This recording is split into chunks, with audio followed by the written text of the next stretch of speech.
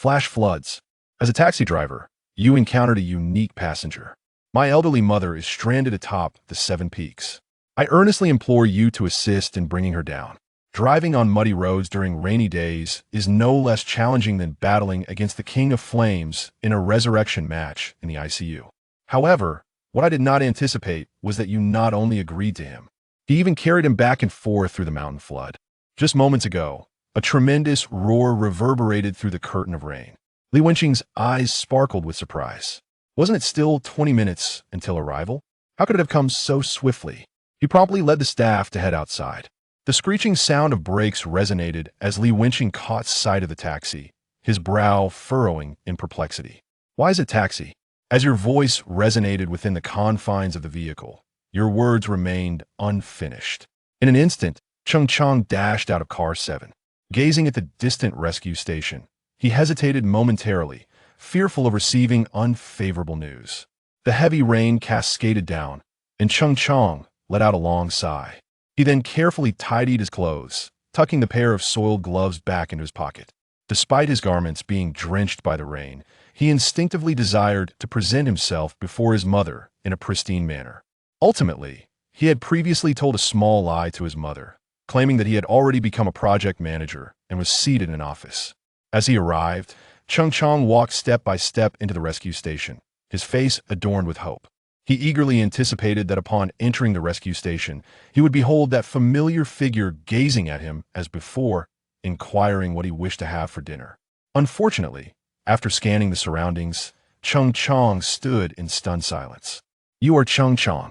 After Li Wenqing followed in, he extended his hand 7 times.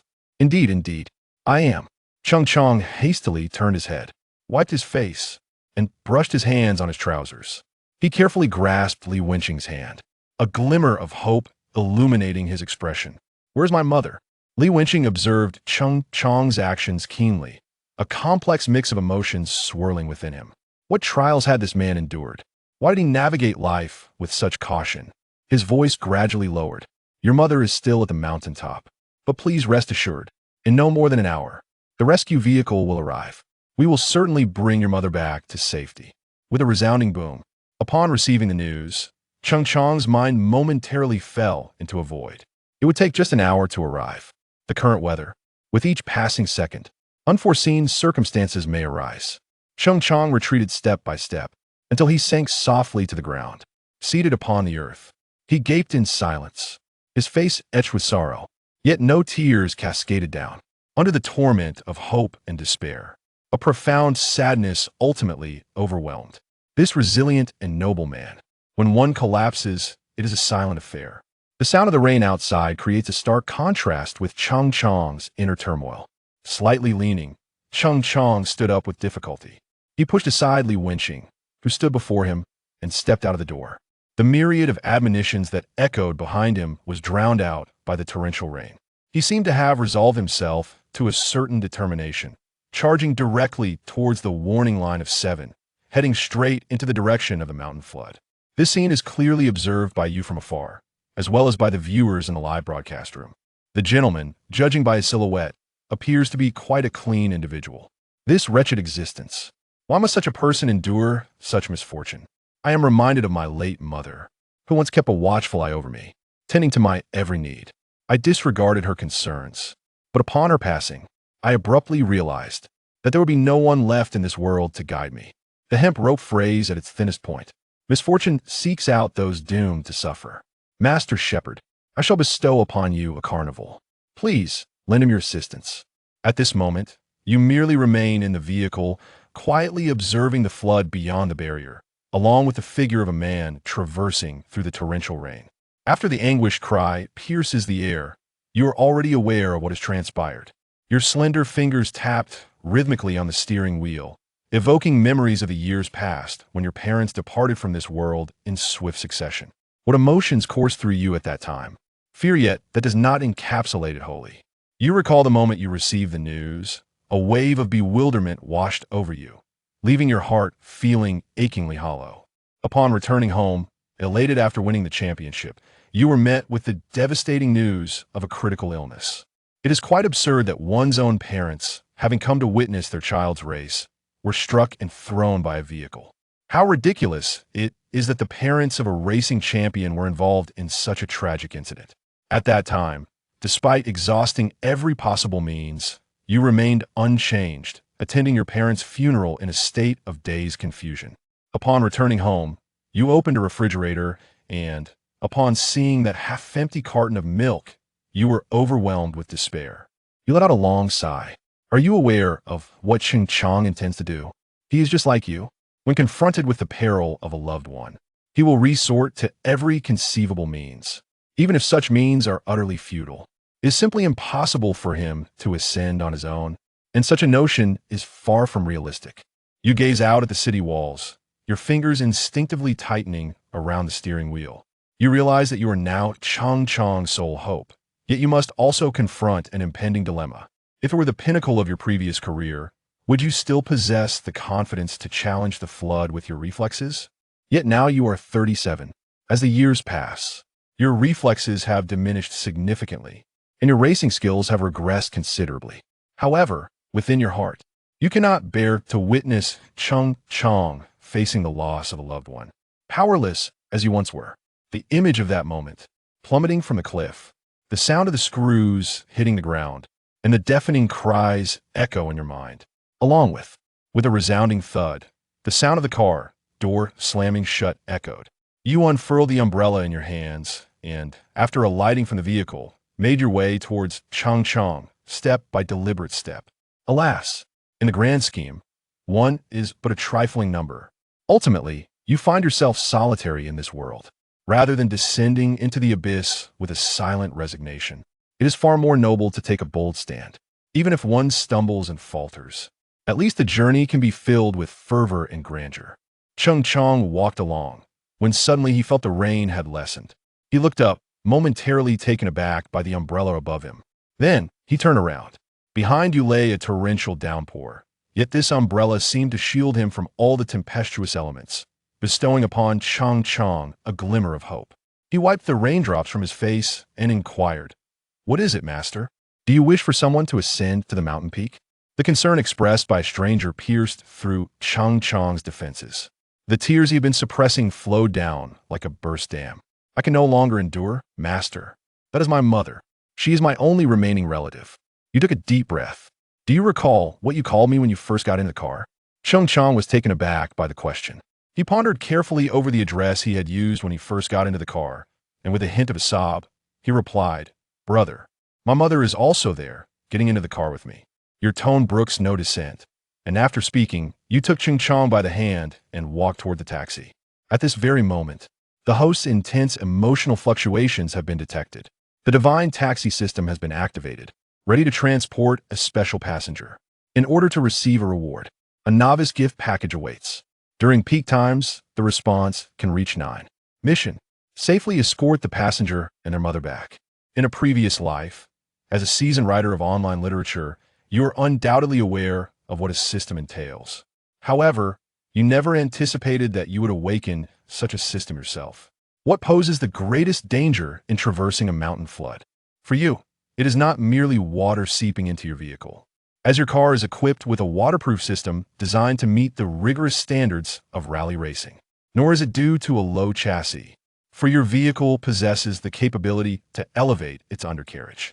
Rather, it is the submerged elements beneath the floodwaters. Driving in a flood, you can never truly discern what lies beneath the waters of a flood. If one were to assert that prior to reaping rewards, your confidence rests at a mere 50, then, upon attaining the pinnacle of reflexes, you can elevate the probability of success to an impressive 99. That one does not signify a lack of confidence. After all, as human beings, we must remain humble, in line with the corresponding rewards for our endeavors. Even someone as seasoned as you can feel a surge of optimism.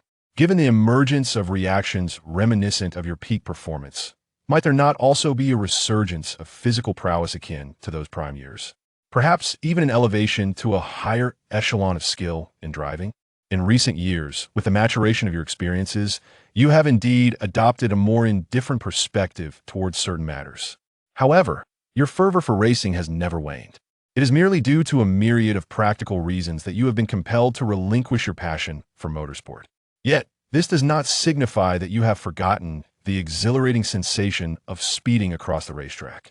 You have never forgotten the terror you felt when plummeting down the cliff. In this lifetime, you must uncover the identity of that individual. Now, it seems you finally have the opportunity. Indeed, it is true that one should strive to perform more good deeds. Upon hearing your words, Chung Chong had no time to express his gratitude. As brothers in their hearts, the two swiftly returned to the car. With a resounding roar, the internal combustion engine remained silent, yet emitted a series of thunderous rumbles. This cacophony resembled a mortal, issuing a declaration of defiance against the impending calamity. Li Wenqing surged forth with an unprecedented speed, racing directly toward the car door. Gazing at your profile, he commenced an elaborate discourse. Have you all lost your minds? With such torrential rain and overwhelming floods, you charge in recklessly. It is simply absurd. Chung Chong, how dare you speak of life so lightly? Is your life worth more than theirs? If misfortune were to befall you, how would I explain it to your families? You, a mere taxi driver, do you truly believe yourself to be a professional race car driver? Even those in that profession would not dare to take such risks. Do you think you're a Schumacher? The saliva that drips from your slender face. The words "I am lonely" remain unspoken in your lips. Chung Chong finds himself in a similar predicament. His only remaining family member is his mother. Regardless of the circumstances, he is determined to give it his all. However, the leader's words do possess a certain validity. He occupies the back seat, silently observing you at the wheel. Should you wish to reconsider, this is the most opportune moment. But after a brief moment of silence, you turned your head and looked at Li Wenqing before speaking with unwavering conviction. Trust me. Li Wenqing was momentarily stunned upon seeing your face. The figure before him gradually merged with the vibrant silhouette he recalled, one that confidently approached the podium. Yet, this image swiftly dissipated, for the person before him lacked that spirited essence. In its stead was a sense of maturity, an air of simplicity, and a hint of melancholy. Taking advantage of Li Wenqing's momentary distraction, Huangju's taxi surged forth like a sharp blade, charging directly towards the 7 security line. Li Wenqing stood in place, gazing at the taxi that rushed by with unstoppable momentum. He murmured to himself, wondering why that person seemed so familiar. Oh well. Li Wenqing shook his head and smiled. Ever since he changed his position, the inner drive that once propelled him forward had long since vanished, replaced instead by a sense of caution and steadiness, akin to a non-stick pan. The words of that taxi driver rekindled the spirit of determination within him after a long absence. He turned to his subordinates behind him and urged, quickly, deploy a drone to follow and observe. Then, prepare another drone to see if it can reach the mountain summit and assess the situation concerning Chung Chong. At this moment, several longtime viewers in a live broadcast room, upon witnessing your audacious plunge into the flood, were instantly invigorated, their enthusiasm rekindled. The host remarked, "I was merely jesting with you. I shall promptly apply for a refund for minors and return to Carnival." The host promised me that if everything proceeds smoothly this time, they would generously fill your old Jetta with premium 98-octane fuel, allowing it to indulge in something of higher quality. Is that agreeable? A mother is never a matter of choice. She carried me in her womb. Moreover, what about the mothers who save others? The host is truly a man. Wait, have you not considered a certain question? What the host foundation is so fragile that it breaks down. At that moment, you pressed a small blue button located beneath the dashboard 7 times. With a beep, the Jetta exhibited a subtle transformation. The mechanism at the center of the wheel hub rotated 7 times, causing the entire vehicle to rise considerably. The audience in the live stream gazed upward as their sights gradually lifted, collectively expressing their astonishment with a flurry of 7 question marks. Goodness gracious! Could it be that Transformers is a documentary? Certainly, you had undoubtedly not traversed the roads in a Transformer. Previously, you made some minor modifications to this Jetta. It merely involved replacing the tires with mountain treads. At this moment, the mountain torrent ultimately reaches a critical point. The surging flood cascades down from the summit, and in an instant, the flow intensifies significantly. Chung Chong, seated in the car, felt a tightening in his heart as he beheld the scene before him. It seemed as though the heavens conspired against them. The vehicle had not been on the road for long, yet the torrent had intensified. Although the issue of the breakdown had been resolved, the accumulation of water around the vehicle remained.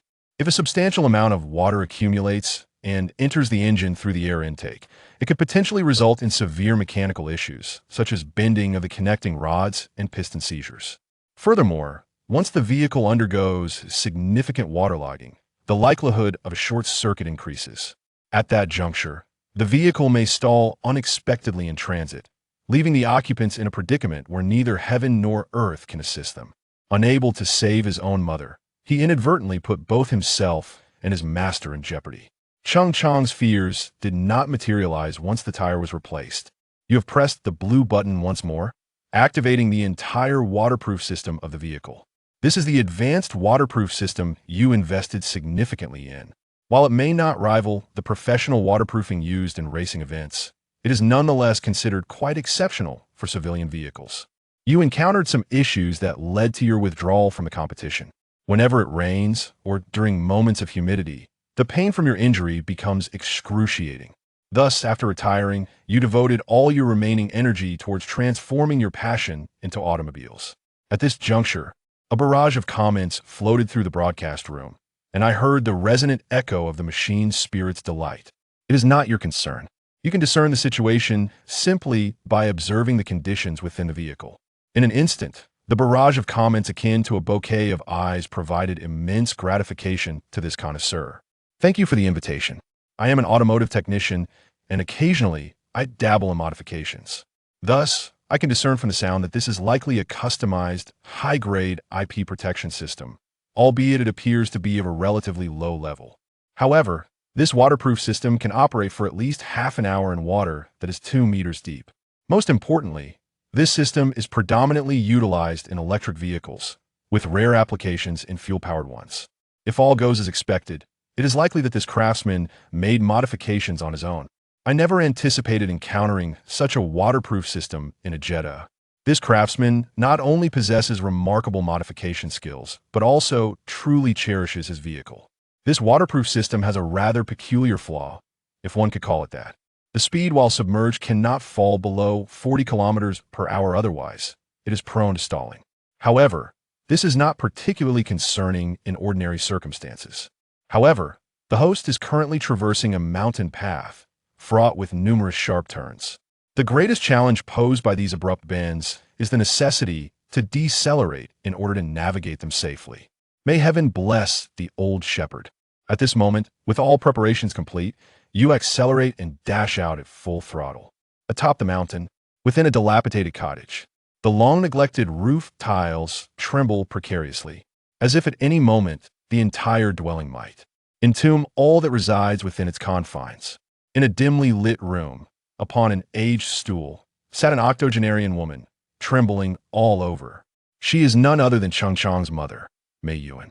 Time has etched its marks upon her visage, robbing her of her beauty and, tragically, taking away her beloved husband. Early this morning, she ascended the mountain, resuming her vegetable picking as usual. Though her body has aged, she understands the importance of staying active, otherwise she risks muscle atrophy. Most importantly, she must not allow her son to perceive her as ineffectual. Moreover, not long ago, my son had finally been promoted to manager level 7. He intended to prepare some of his favorite spinach and gather a selection of wild vegetables from the mountains to present to his boss. Unfortunately, a torrential rain suddenly descended, forcing Mei Yu to hastily return to the shelter of the house. This leaf, Madame Mei is firmly clutching a bag of spinach and a bag of mountain celery. The wound on her hand has long since coagulated, a result of an accidental cut while harvesting the vegetables. The torrential rain outside shows no sign of relenting. Mei Yu occasionally glanced outside, observing the torrential rain. She murmured to herself, "My son must be careful on his way back." Despite the hour, she felt no concern for her own safety. An elderly woman of 80, she had long since cast aside any fears for her well-being. In the remaining days of her life, she harbored but a singular wish, for her son to live in good health. Gazing out at the torrential rain, she pondered the passage of time, estimating that her son should be returning home soon. She wondered if he would be concerned about her absence. Mei Yu tightened her clothes and sat on the chair, staring blankly out the window. However, This could not prevent her body from trembling due to the loss of warmth, nor could it quell her somewhat hazy consciousness. The thunderous roar of the internal combustion engine drowned out the flood. At that moment, you were suddenly enveloped by a profound sense of enlightenment. You realized that it was your own reaction that had taken effect. You incessantly adjust the steering wheel, as if possessing foresight. Confronted with the uneven terrain beneath the deluge, you seemingly anticipate the challenges ahead. With remarkable foresight, you deftly evade the obstacles, mapping out a judicious route amidst the debris. Inside the car, Chung Chong experienced a peculiar sensation. He felt as though he was not traversing through a deluge, but rather gliding along a swift highway. The vehicle was remarkably stable. "Mom, just a little longer. I am on my way to pick you up." At this moment, Chung Chong perceives an ethereal, radiant light emanating from your being. Should his journey proceed smoothly, upon his return home, he will undoubtedly erect a statue in your honor, offering daily prayers. Driving in floodwaters is fraught with peril. Beyond the dangers of waiting and stalling, there lies a grave concern: the bends in the road. Regardless of how sophisticated the vehicle's waterproof system may be, one must inevitably reduce speed when navigating through curves. However, such deceleration greatly increases the risk of stalling the engine. You are undoubtedly aware of the minor issues with this waterproof system. You also aspire to install a professional-grade waterproof system.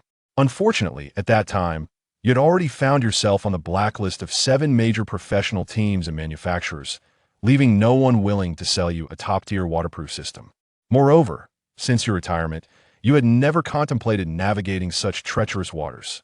After all, who would willingly drive into a flood without cause? Simultaneously, a bend in the road emerged just beyond your line of sight. At this moment, your speed has reached an astonishing 7,140 kilometers per hour. You must maintain this exhilarating velocity. Given the current weather conditions, even a delay of a mere second could lead to unforeseen events. The roar of the engine reverberates through the air. Chung Chong gazed at Su Bai, as if witnessing a scene from a horror tale, his mind buzzing with disbelief. 150 meters, 2 meters, mother. I am coming to see you now. Chung Chong's face had turned an ashen hue. Until this distance, you still have no intention of slowing down. At this pace, Chung Chong felt certain they would plunge down this slope. He could even see the fallen trees at the foot of the mountain. At this moment, you gently pressed the brake pedal, reducing your speed to 71.35 kilometers per hour. Simultaneously, you made a slight adjustment to the steering wheel, tilting it approximately between 0.5 to 2 degrees to the left. This minuscule maneuver caused a slight shift in the vehicle's center of gravity, while also enhancing the traction of the front wheels. This is precisely the fundamental maneuver of a professional race car driver. Such an operation is executed to prevent excessive or insufficient steering angles, involving subtle adjustments. Once the entire chassis is aligned with your anticipated angle, your right foot steadily maintains the throttle at 79.5. With a sharp sound, even while navigating through the water. The tire's friction against the ground resonated. This illustrates the remarkable grip they possessed. Your precise control guided the taxi through the flood, carving a flawless arc. The taxi glided gracefully, skimming the edge of the mountain road. Once the angle of the taxi is properly adjusted, you will press the accelerator firmly. The driving force from the rear wheels propels the entire vehicle out of the curve. Upon completing the drift, the live streaming room is instantly filled with a flurry of comments. I am uncertain as to why the voice of Dai Xia who resonates in my ears. The host presents a request to chauffeur for the boss, inquiring if you might be able to accept the job. The remuneration is negotiable. As for the Jetta, it seems a tad unreasonable not to compensate the host for the advertisement. This display of maintaining speed while navigating the curve truly stirred the audience into a fervor. One must ponder which man has not, in his youth, fantasized about drifting through a bend? Who among us did not dream of becoming the protagonist of the four-wheel drive brothers, racing across the track in a powerful vehicle? Alas, the capabilities of most individuals do not align with such audacious aspirations. Yet, after accomplishing all this, you did not allow yourself to relax. In the early days of racing, navigating these corners at such speed was merely a fundamental skill, hardly worthy of mention. You observe that some stones on the adjacent hillside have become somewhat dislodged. These stones may tumble from a mountainside at any moment, perhaps in an hour, perhaps in the next instant. Contemplating this, you remain silent, merely pressing the accelerator. For in this moment, time manifests the essence of life. Under the relentless onslaught of the torrential rain, the adjacent stone could no longer withstand the pressure. A colossal boulder was abruptly dislodged from the mountainside, taking with it the surrounding earth, as it tumbled downwards in a cacophony of chaos. From the current distance, as long as you exercise caution, applying the brakes now will suffice to halt before this stone. Considering the volume of earth and stones, once you come to a stop, there will be ample opportunity to proceed again, causing at most a delay of 3 to 4 minutes. However, immediately thereafter, a scene that sends chills down the spines of contemporary individuals unfolds. Not only do you fail to halt, but you instead press down harder on the accelerator. As Li Wenqing gazed into the lens of the drone, he was struck by a mix of amusement and exasperation. Is this person truly out of their mind? This individual is nothing short of a lunatic. What difference does acceleration make? Considering the current speed of the taxi, it might be manageable without accelerating. However, should they choose to hasten, the trajectory of a stone would likely align perfectly to strike the taxi. Could it be that this individual, witnessing impending failure, seeks to bring Chang Chang along? This is disastrous. He cannot possibly encounter someone with antisocial tendencies. Can he? Inside the car, Chang Chang had quietly closed his mouth. One of his virtues was that he would never prattle on about matters he did not understand. Even from his perspective, given the current speed, the stone would undoubtedly strike the back seat, precisely landing atop his own head. Will the shepherd conspire against himself? Ching Chong immediately dismissed this notion. If this middle-aged master intended to conspire against himself, he could have simply dashed straight down the curve just now. As the colossal rock loomed ever closer to the taxi, Chang Chong felt as though his heart was about to leap from his chest. Until this moment, you have yet to take any action, still heading straight towards that colossal rock. This familiar scene evokes, in Chang Chong, a profound illusion of reliving his life. Should I go? A tumult of emotions swirls within him. The moment before him starkly contrasts with the recent turn that was adrift, yet now there lies a stone before him. The distance is insurmountable for a halt. Silently, he closes his eyes. Mother, I have done my utmost. Just as the colossal stone was about to descend upon the taxi, Chang Chong abruptly experienced a sensation of weightlessness. Is this what it feels like to have one soul leave the body? Chang Chong savored the moment, acutely aware that this might be a singular opportunity in a lifetime. He silently grasped the handrail with determination. I am at a loss. The sensation of touch transmitted through my hand is a delicate whisper. With a sense of curiosity, Chang Chong opened his eyes. In the next moment, he was taken aback. He beheld the taxi standing askew, and he could distinctly feel the wheel beside him grazing the edge of that colossal rock. Even amidst the torrential rain, Chang Chong could still hear the sound of 2 tires scraping against the ground. Is this still humanity? The imagery from the film abruptly materialized in reality, evoking an intensely surreal sensation. In the realm of live streaming, when the audience witnesses your astonishing prowess, they ultimately set aside their doubts. They exclaim, how could the seasoned driver, who navigates corners at such speed, be a fool? Perhaps the streamer has a chance to ascend to greatness. To speak of nothing else, the streamer's skills are undoubtedly remarkable. At this moment, you are entirely unbothered by the barrage of comments in the live stream. You firmly grasp the steering wheel, continuously adjusting your position. Were this a conventional road, such intense focus and strain on your neck would be unnecessary. Yet this occurs in a mountain torrent. Unlike navigating a bend, this kind of overtaking is something you have scarcely experienced. Thus, even if you regain your peak reflexes, you must remain utterly vigilant. Fortunately, with a resounding thud, after navigating that narrow waterway, you steadily set the vehicle down, and you couldn't help but exhale with relief. To be honest, you've just been grappling, struggling with your own skills, and contending with the sluggishness of this faithful companion. Your old Jetta, which has been by your side for nearly a decade. You have hit the mark. At this moment, the speed has reached an astonishing 7,150 km/h. The roar of the automobile seems to resonate with your spirit. The yellow taxi resembles a valiant warrior, slicing through the curtain of rain as it races up the mountain. Li Wenqing glimpsed the final scene through the now-defunct drone, Su Bai's remarkable overtaking maneuver. The rain intensified, and the drone, lacking a waterproof casing, succumbed to the floodwaters. At that moment, he found himself at a loss for words to articulate the tumult of his emotions. Is this truly human? How can this old Jetta perform so remarkably? He feels a flicker of doubt regarding his lifelong adherence to atheism. Wasn't it agreed that after the founding of the nation, taxis could not be so prevalent? Or might one purchase such a taxi? He too wishes to acquire one. Moreover, while outsiders marvel at the spectacle, insiders discern the intricacies. Li Wenqing, a frequent observer of auto racing, can be considered a semi-expert.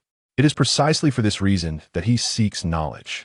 This middle-aged driver possesses a reservoir of expertise in modification techniques that elicits envy from many. Could a dilapidated Jetta be transformed into something like this? If the driver were given another vehicle, Li Wenqing could hardly imagine what it would be like. Perhaps there truly is a chance. How long until the rescue vehicle arrives? Upon hearing this, the staff promptly made contact. The traffic police have just cleared a route, and it is expected to take approximately half an hour. Li Wenqing pondered for a moment. Does the other drone still have a signal? Report to the leader. Some staff members swiftly produced another screen. It remains uncertain whether luck was on their side. But astonishingly, this drone was entirely intact. Our drone had just taken flight, searching for the location of Cheng Chang's mother. Promptly search for individuals and subsequently verify if anyone has been overlooked. It is imperative to prioritize the safety of the populace, particularly regarding their temperature. Any instances of hypothermia must be reported to me without delay.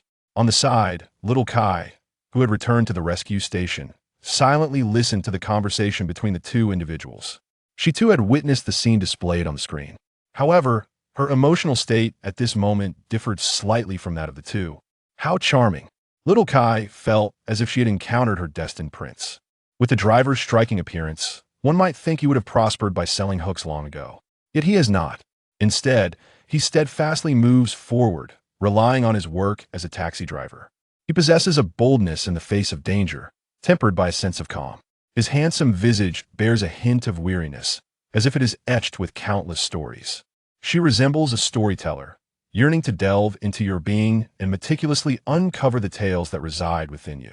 How fervently Xiao Kai wishes for you to channel all your daring spirit in the face of peril upon her. Alas, dear Xiao Kai, it seems you still lack ambition. One must strive diligently to attain success. Summit. The sky resembles a window with a gaping hole. The torrential rain shows no signs of abating. Mei Yuan's consciousness has grown increasingly indistinct. The tiles on the rooftop ultimately succumbed to the relentless assault of the torrential rain. They resembled an elderly soul, teetering on the brink of existence, who, in the twilight of life, radiated a final glimmer of brilliance. Fortunately, the tiles did not descend upon Mei Yuan's head, but rather landed beside her. A sound emerged, startling Mei Yuan, causing her entire body to tremble. Her hazy consciousness began to regain some clarity. No, she could not remain seated any longer. The damaged gaps allowed the rain outside to find an outlet, and it began to pour into the room. Mei Yuan stood up, holding a small stool and shuffling towards the door. Future life must embrace health. Although Mei Yuan has become somewhat muddled, this is merely a consequence of age. Yet she has not reached a state of complete confusion where nothing makes sense. Mei Yuan is acutely aware that today, her chances of survival are precariously slim. She can feel her body growing increasingly frail, the temperature within her diminishing as the relentless rain pours down. She is uncertain of the affliction that plagues her, yet she is certain it is far from benign. Moreover, the dilapidated state of this house, long neglected, leaves her in constant dread of its imminent collapse. She, seizing the moment of clarity, shifted the stool slightly, so that even if she were to be buried, a few excavations would allow her to reach herself, thereby sparing her son, the organization, and the people any additional burden. She couldn't help but reminisce about the myriad experiences of her youth, the joy of her marriage to Cheng Chang's father, the happiness that enveloped her upon Cheng Chang's birth, the sorrow that engulfed her at the passing of his father, and the arduous struggle she faced while shouldering the family's burdens alone. The solace of Chang Chang's growth, coupled with the trepidation of aging, evokes a fear of his children succumbing to his own feelings of emptiness and solitude. As the present unfolds, just before the three passings, everything returns to a serene calmness. These vivid scenes incessantly replay in her mind. Mei Yu smiled faintly, finding a semblance of color in her life. Then, with a sudden thud, the chill of the world enveloped her body, causing her to collapse at the threshold. As she succumbed to the encroaching darkness, she seemed to catch a glimpse of a flying drone, accompanied by a distant, indistinct rumble in her ears. The staff rushed urgently to Li Wenqing's side, having discovered the whereabouts of Mei Yuhan. Before the staff could finish speaking, a look of exhilaration immediately spread across Li Wenqing's face. Thank heavens! It is still here! It is still here! The staff took a deep breath, uttering the latter half of the sentence, yet had already succumbed to unconsciousness. Li Wenqing hastily took over the operation system of the drone and gazed at the images displayed within. In the scene, an elderly woman lies peacefully on the ground, exuding a profound sense of benevolence. How long until the rescue arrives? Li Wenqing rubbed his forehead, striving to calm himself. Given the current weather conditions, it was likely that Mei Yuan had succumbed to hypothermia. If subjected to another half-hour of relentless rain, the most unfortunate outcome could very well transpire. What the taxi driver? Where has he gone? The staff member inquired if 3 minutes was sufficient. Li Wenqing nodded in affirmation. Within 3 minutes, he could manage to receive the lean individual. He immediately notified the medical personnel to prepare accordingly. Before he could finish his words, the staff's fingers transformed into 72. As the staff's voice faded, a deafening roar echoed through the scene captured by the drone. The yellow taxi sliced through the curtain of rain like a bolt of lightning, its roaring engine resembling a ferocious lion piercing through the torrential downpour. With a flawless drift, the vehicle came to a halt right before the entrance. Cheng Chang stumbled down from the vehicle in haste. The exhilaration that adorned his face dissipated entirely upon witnessing his mother lying on the ground, replaced by profound sorrow. Mother! Cheng Chang immediately removed his jacket, trembling as he draped it over her lifeless form. Upon witnessing the spinach clutched in his mother's hands, which she held onto until her final moments, Cheng Chang felt a surge of tears cascading down his face. He perceived his heart as if pierced by 1,000 needles. Yet, this was not the moment for lamenting the inevitable passage of time. After all, by the rhythm of her breath, his mother still lingered in the realm of the living, albeit in a state of hypothermia. Urgency was paramount. He needed to act swiftly to provide her with the necessary treatment.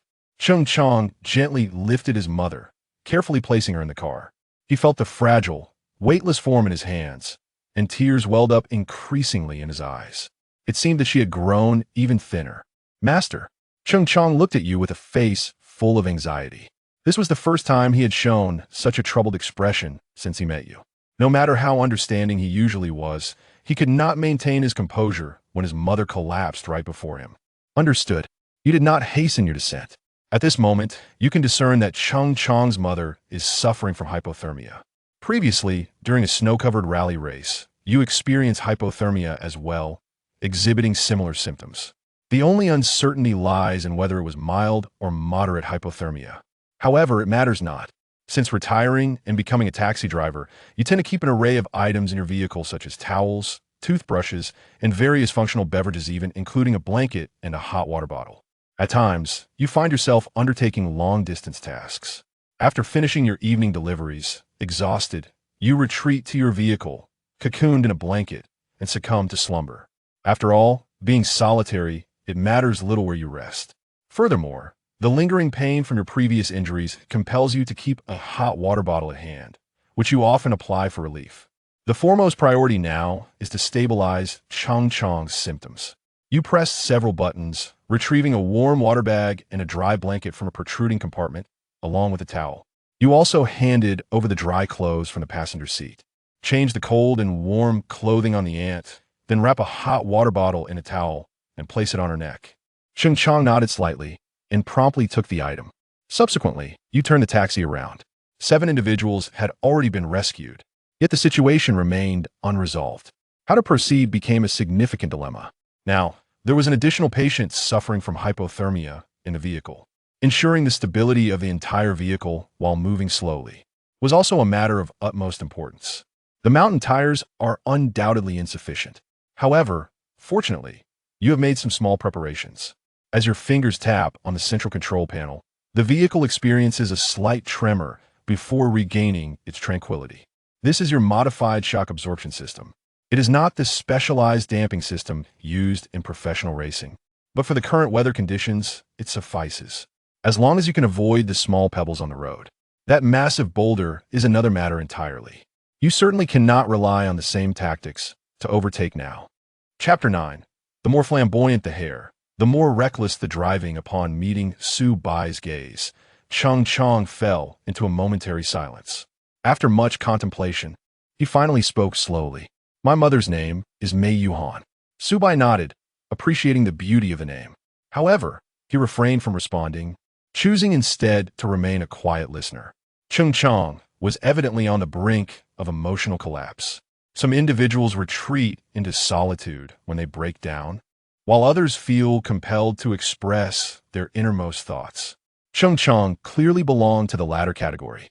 At that moment, this earnest and unpretentious man had reddened eyes, his hands trembling slightly as he struggled to contain his emotions. She was stunningly beautiful in her youth, he continued, a distant look in his eyes. I heard from my grandmother that when my mother married my father, the entire family opposed the union. My father was impoverished at the time, unable to produce a single penny. Yet, my mother chose to sever ties with her family to be with him. As he reminisced about his mother's youthful beauty, a faint smile finally appeared on Chung Chong's face. Fortunately, my mother's judgment proved correct. After she came into our family, my father never once asked her to lift a finger. From cooking and laundry to caring for my younger self, he took on every responsibility. You know, master, in those days, this was quite extraordinary. Yet, my father embraced it wholeheartedly. He often told me that my mother bore the burden of too much pressure by marrying down. If he made her work, what kind of man would he be? Besides, it was no small feat for her to bring me into this world. As he spoke, the smile on Chung Chong's face gradually faded, his tone turning somber. But then, my father passed away due to exhaustion, leaving my mother to single-handedly support our family. At first, she knew nothing, learning everything with great difficulty. She would haggle for half an hour over a few cents at the market, even when her clothes were worn and tattered, all to ensure I could enjoy a piece of candy. Fortunately, I grew up and was able to share some of the burden, and while life was not easy, at least we had enough to eat. However, Chung Chong clenched his fists tightly, but I can feel that my mother's memory is not what it used to be. I am terrified that one day she might forget my name. In a live broadcast room, many viewers expressed their sentiments. Mei Yuhan, such a beautiful name. Your mother will surely be safe. Do not worry. Perhaps your mother is simply aging and experiencing memory lapses. It does not necessarily mean she has Alzheimer's. My father also suffered from Alzheimer's. He passed away just last year. Before he died, he uttered only two phrases. One was my name, and the other was, Zhao Haichun, I love you. Zhao Haichun was my late mother's name. Su Bai listened quietly to Chung Chong's voice, refraining from interjecting. He understood that this condition was known as Alzheimer's disease, a form of dementia primarily affecting the elderly, for which there is currently no effective cure. Silently, he increased the speed of the vehicle. 90 kilometers per hour, 120 kilometers per hour. Even on a downhill slope, he showed no signs of reducing speed. For him, time equates to life. Though Aunt May's temperature has shown slight improvement, her safety remains uncertain. Moreover, the sun is setting.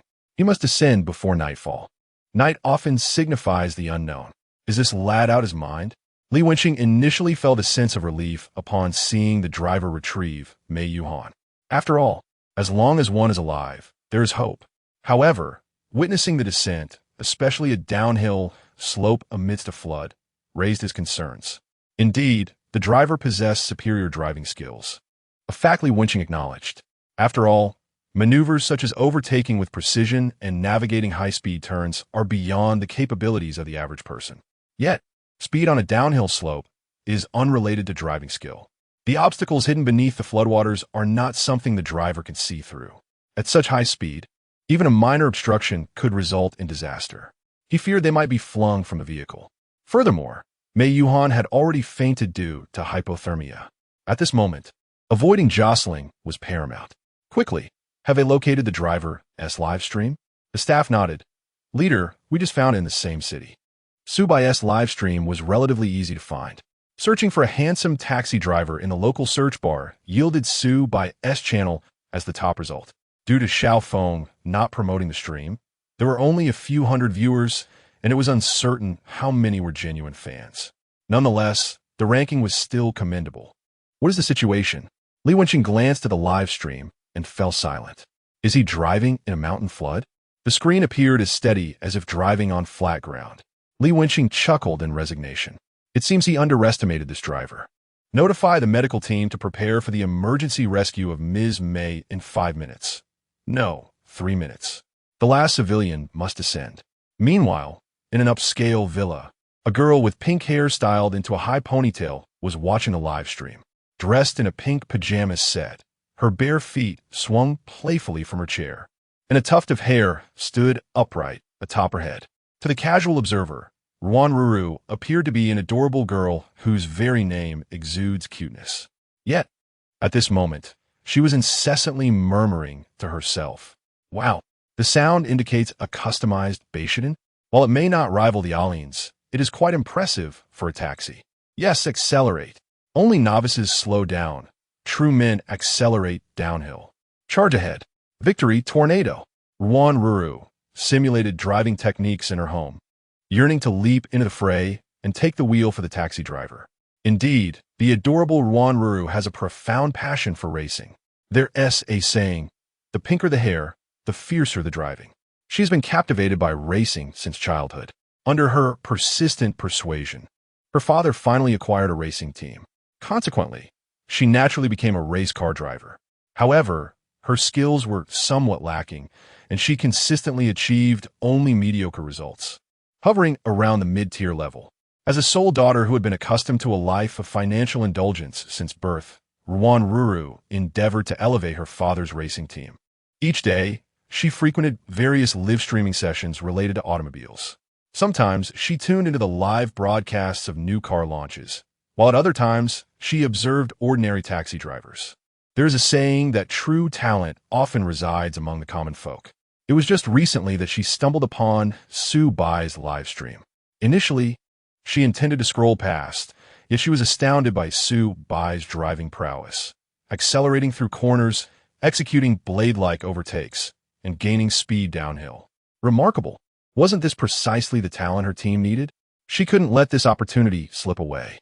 With that thought, Ruan Ruru quickly retrieved her phone and located a contact on WeChat, whose profile featured a prominent character Ruan and bore the note ATM Dad. As the notification chimed twice, her tone softened instantly. Hey Dad, where you up to? Are you short on cash again? The affectionate voice of a middle-aged man responded. Have you already spent the 100,000 I sent you last time? No, Dad. Ruan Ruru replied, her eyes darting with excitement. It's not about me. It's about the team. I just discovered an exceptional talent. Upon hearing this, Ruan's father grew serious. He was a man who believed in doing things well if they were to be done at all. The team had been established for several years, but had remained rather unremarkable. It wasn't a lack of funds. Rather, the pinnacle positions in the racing scene were few and far between. He was not in the automotive manufacturing business and could not compete with others. It's like this. Dad, Ruan Ruru exclaimed, extolling Su Bai's driving skills. You must check out the Douyin 10086 live stream. You'll understand. All right, he replied. Chapter 10. Father, I am your long-lost son. Welcome to the live stream. President Ruan of the Row Racing Team. A dazzling Ferrari effect flashed across the screen, illuminating this modest live stream room filled with only a few hundred viewers. Su Bai, skillfully maneuvering the steering wheel, glanced at the live stream.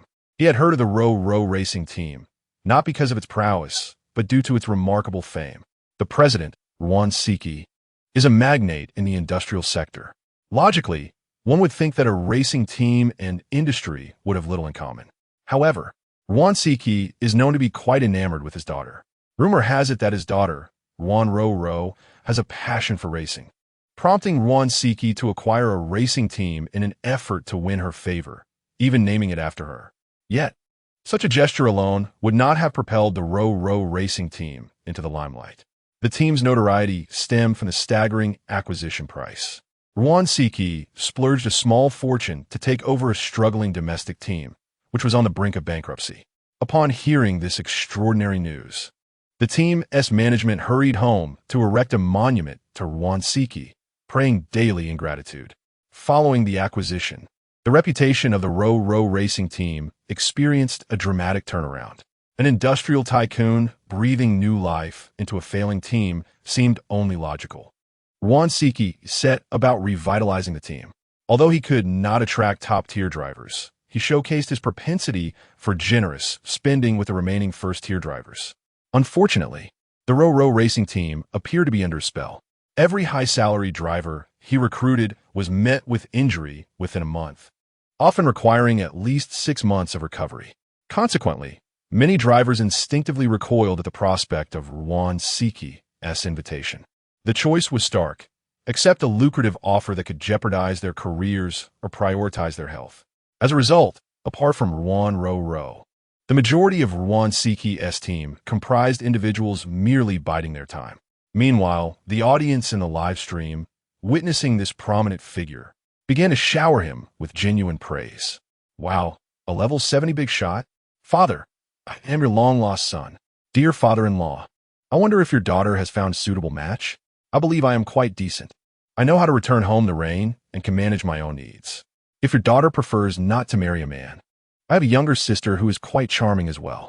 Isn't that Ruan Duo, the one with 100 billion subsidies? Could it be that President Ruan has taken a liking to our old Su? Your insight is truly remarkable. No worries if you don't fancy old Su. You can consider me instead. Faced with the audience's unabashed enthusiasm, Ruan Siki smiled wryly from the other side of the screen. Suddenly, he recalled something and quickly opened his Douyin account to check his privacy settings. Upon confirming that only he could see his activity, he breathed a sigh of relief. He certainly couldn't allow anyone to discover that the esteemed president enjoyed secretly watching lowbrow short dramas. Subsequently, Ruan Siki muted the barrage of comments and quietly observed the live streaming room. Seeing is believing. He was eager to discern whether the taxi driver his daughter spoke of was truly remarkable. If the driver possessed exceptional skills, he would not hesitate to let Su Bai experience the pleasures of wealth. While he could not lure top-tier drivers with money, surely a humble taxi driver would be within reach. After all, it was merely a matter of finances. He had plenty to spare. The roar of the internal combustion engine reverberated, as if it were releasing its final cries of existence. Su Bai glanced at the live stream before focusing his gaze ahead. He was acutely aware of Ruan Siki's intentions for entering his live stream. It was evident that he had received some news about Su Bai's driving prowess and sought to recruit him. Although he held a somewhat favorable impression of the Ro racing team, it was merely lukewarm. Were it not for Ruan Siki's wife being a local from Benhai, and their charitable contributions to some local elementary schools and elderly citizens, Su Bai would hardly have paid attention to such a team. After experiencing the harrowing incident of plummeting off a cliff and the subsequent silencing, Su Bai had come to terms with many things. No racing team was truly benevolent. Even if he were to return to the racing scene, he would not join any team. He intended to establish his own, rather than entrust his fate to others. He preferred to seize it firmly in his own hands.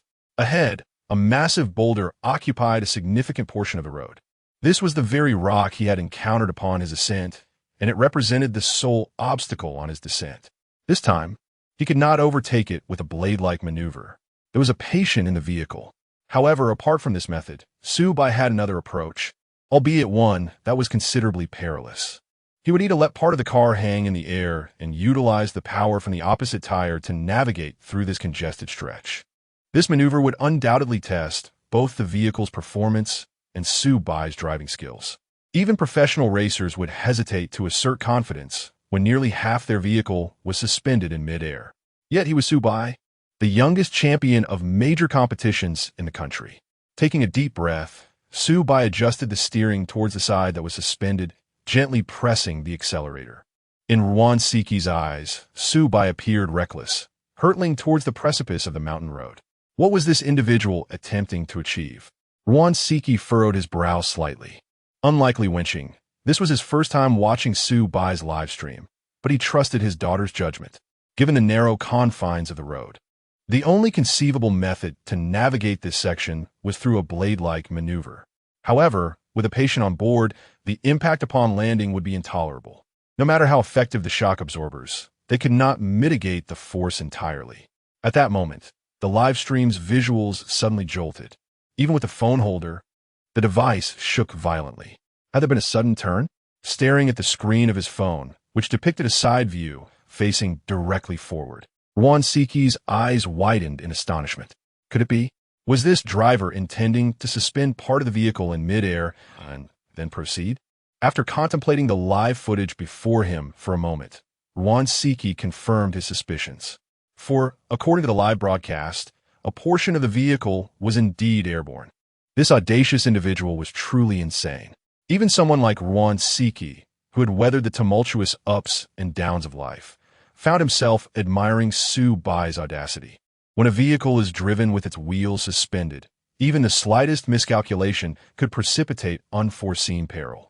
It is imperative to maintain the vehicle's center of gravity and power on the wheels that possess traction. Moreover, this was occurring in water. A madman. This was nothing short of insanity. Yet, rather than display anger, Ruan Siki's face broke into an uncommon smile. What did his team require? Was it not precisely such a madman? One who could disregard his own life in pursuit of greatness. Sometimes, it is only the madman who can elevate a team above the rest.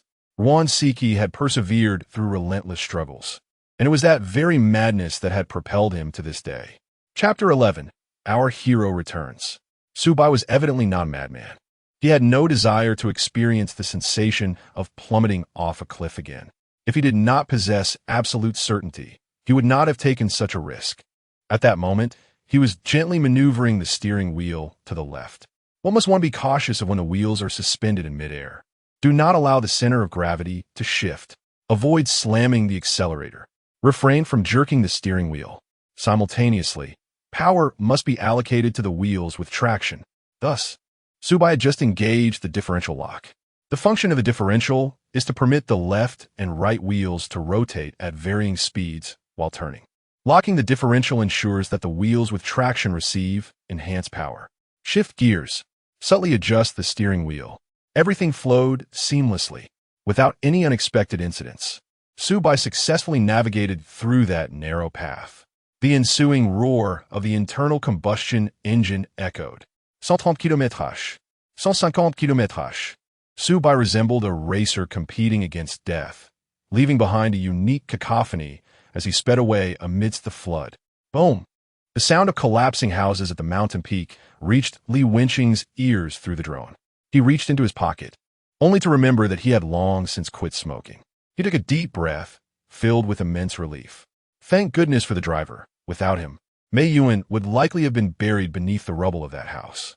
Yet his slightly trembling hands betrayed his emotions. In comparison to the collapse of the houses at the peak, the recent scene was far more terrifying. Li Wenqing admitted that he had never felt such fear, even when the driver had overtaken others with precision. If that driver had merely trembled, 3 lives could have been lost. At that point, he would not only be denied retirement, but might be forced to exit this world altogether. As the top official, he would certainly face consequences. Fortunately, this driver did not disappoint him. Observing the screen darkened by water damage, Li Wenqing shook his head. He placed the drone upon the table and exited the makeshift office tent. He looked at his subordinates, who had been tirelessly occupied all afternoon, now exhausted to the point of sleep while counting numbers and gathering information. He draped his coat over one of them. Upon feeling the warmth, the subordinate immediately awoke. Shaking his head to regain awareness, he asked, "What is it, leader?" Li Wenqing, gazing at the young subordinate whose eyes were already bloodshot, felt a warmth in his heart. It was precisely because of this group of selfless individuals that the nation had persevered to this point. After this situation is resolved, take a few days off. Li Wenqing patted the subordinate's shoulder, saying Now, execute the final task. Immediately notify the medical personnel. Our hero is returning. Yes. Upon hearing this, the subordinate instantly became invigorated. The driver is returning? Incredible. Brother, please take a look at my makeup. Has it smudged? Upon receiving the news, Xiao Kai immediately instructed her colleague to follow her with a camera in tow. Her colleague, exhibiting a look of helplessness, remarked, "Kai, the beautiful one, it's raining now. What kind of cosmetics are you using that wouldn't run? Oh, how the heavens show mercy." Xiao Kai, who typically neglects her hair for days on end, now frets over the state of her makeup. Was that driver truly so handsome? If it hasn't run, then all is well. Clearly, the two were not on the same wavelength. Or perhaps Xiao Kai simply disregarded the words of others. At this moment, she stood at the forefront of the barricade, with the flood looming before her. Behind her, apart from Li Wenqing, a well-prepared medical team and local villagers stood ready. These villagers, having received care from Mei Yuan and Cheng Chong in their daily lives, felt compelled to come out upon hearing that Mei Yuan was trapped on the mountain. The sound of rain cascaded down over the central area. After an afternoon of relentless downpour, the rain finally began to subside. Yet, amidst the throngs of people, not a single sound was uttered. They all waited, anticipating a miracle to manifest. Even though news of the taxi had long gone silent, they held fast to the belief that the yellow taxi would return safely. Suddenly, a distant roar of an engine pierced the air. A bright headlight shone from the intersection. It's back. It has returned. Upon sighting the yellow taxi, the crowd erupted into waves of jubilant cheers. Li Wenqing's tense heart finally eased. The weariness on the staff's faces transformed into a glimmer of relief. Meanwhile, Xiao Kai repeatedly checked her reflection in a mirror she had produced from seemingly nowhere. As the taxi drew nearer, the crowd parted to create a pathway. Moments later, Su Bai deftly parked the taxi beside the medical personnel. "Thank you, driver. Thank you." Cheng Chong expressed his gratitude in simple, heartfelt words. "First, treat your mother," Su Bai replied with a smile. It was only after Mei Yuan was helped out of the vehicle that Su Bai could finally breathe a sigh of relief. He then pressed the accelerator and departed from the scene. Having delivered the passengers, he intended to return and make some repairs to the car. He could sense that despite having modified the old Jetta, several issues still persisted. Additionally, he needed to further examine the system. Meanwhile, a notification chimed. "Congratulations, host, for completing the task. Reward, reaction speed 1. Ladies and gentlemen, I am the reporter Xiao Kai on the scene. We can now observe the taxi driver who risked his safety to rescue a passenger's mother from the mountain flood, parked behind us. Now, let us follow Xiao Kai as she interviews this taxi driver, to uncover the noble qualities that compelled him to save a stranger's mother at the peril of his own safety." A wave of heat swept over the scene, followed closely by the thunderous roar of an engine. Under the dazed gaze of Xiao Kai, the yellow taxi, having dropped off Cheng Chong and Mei Yuan, departed without a moment's hesitation. This sudden development caused a brief glitch in Xiao Kai's not-so-sharp mind. Her previous remarks had been mere platitudes. Though she harbored a fondness for Su Bai, her integrity as a journalist remained intact. She had witnessed too much and understood the complexities of human nature. In this world, where the lofty ideals, to rescue a stranger's mother from a raging flood, is often driven by two motives, fame and fortune. Given the current circumstances, fortune seemed unlikely. Thus, only fame remained. Yet, what was happening now? Hold on, I haven't even interviewed you yet. I haven't given you your moment in the spotlight. Why are you leaving? She was acutely aware that the taxi driver had not provided any frontal footage or images. This was troubling. Could she have genuinely encountered a person of noble character? What to do?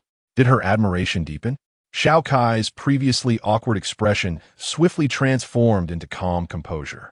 She turned to the camera and flashed a joyful smile. We can see that this taxi driver appears to be a do-gooder who prefers to remain anonymous. It is precisely because of countless individuals like him that our society continues to improve. Chapter 12. A hero, perhaps? As Su Bai settled into his vehicle, he promptly terminated the live broadcast. On his return journey, he opted for the main road instead of the narrow path. The rain had gradually subsided, and the rescue helicopter soared above, heralding the imminent conclusion of the relentless downpour that had persisted for nearly a day. After locating a service area to pause, Su Bai began to review his rewards. Reaction Ability 1. Upon receiving the system's reward, a refreshing sensation enveloped his mind. Moments later, this invigorating feeling dissipated. When Su Bai opened his eyes to survey the world anew, he noticed subtle changes. If he had previously been akin to a person with 300 degrees of myopia, now his vision was not only restored but had surpassed expectations, reaching an astonishing 5. 2. Everything around him appeared vividly clear, though this reward seemed unremarkable at first glance.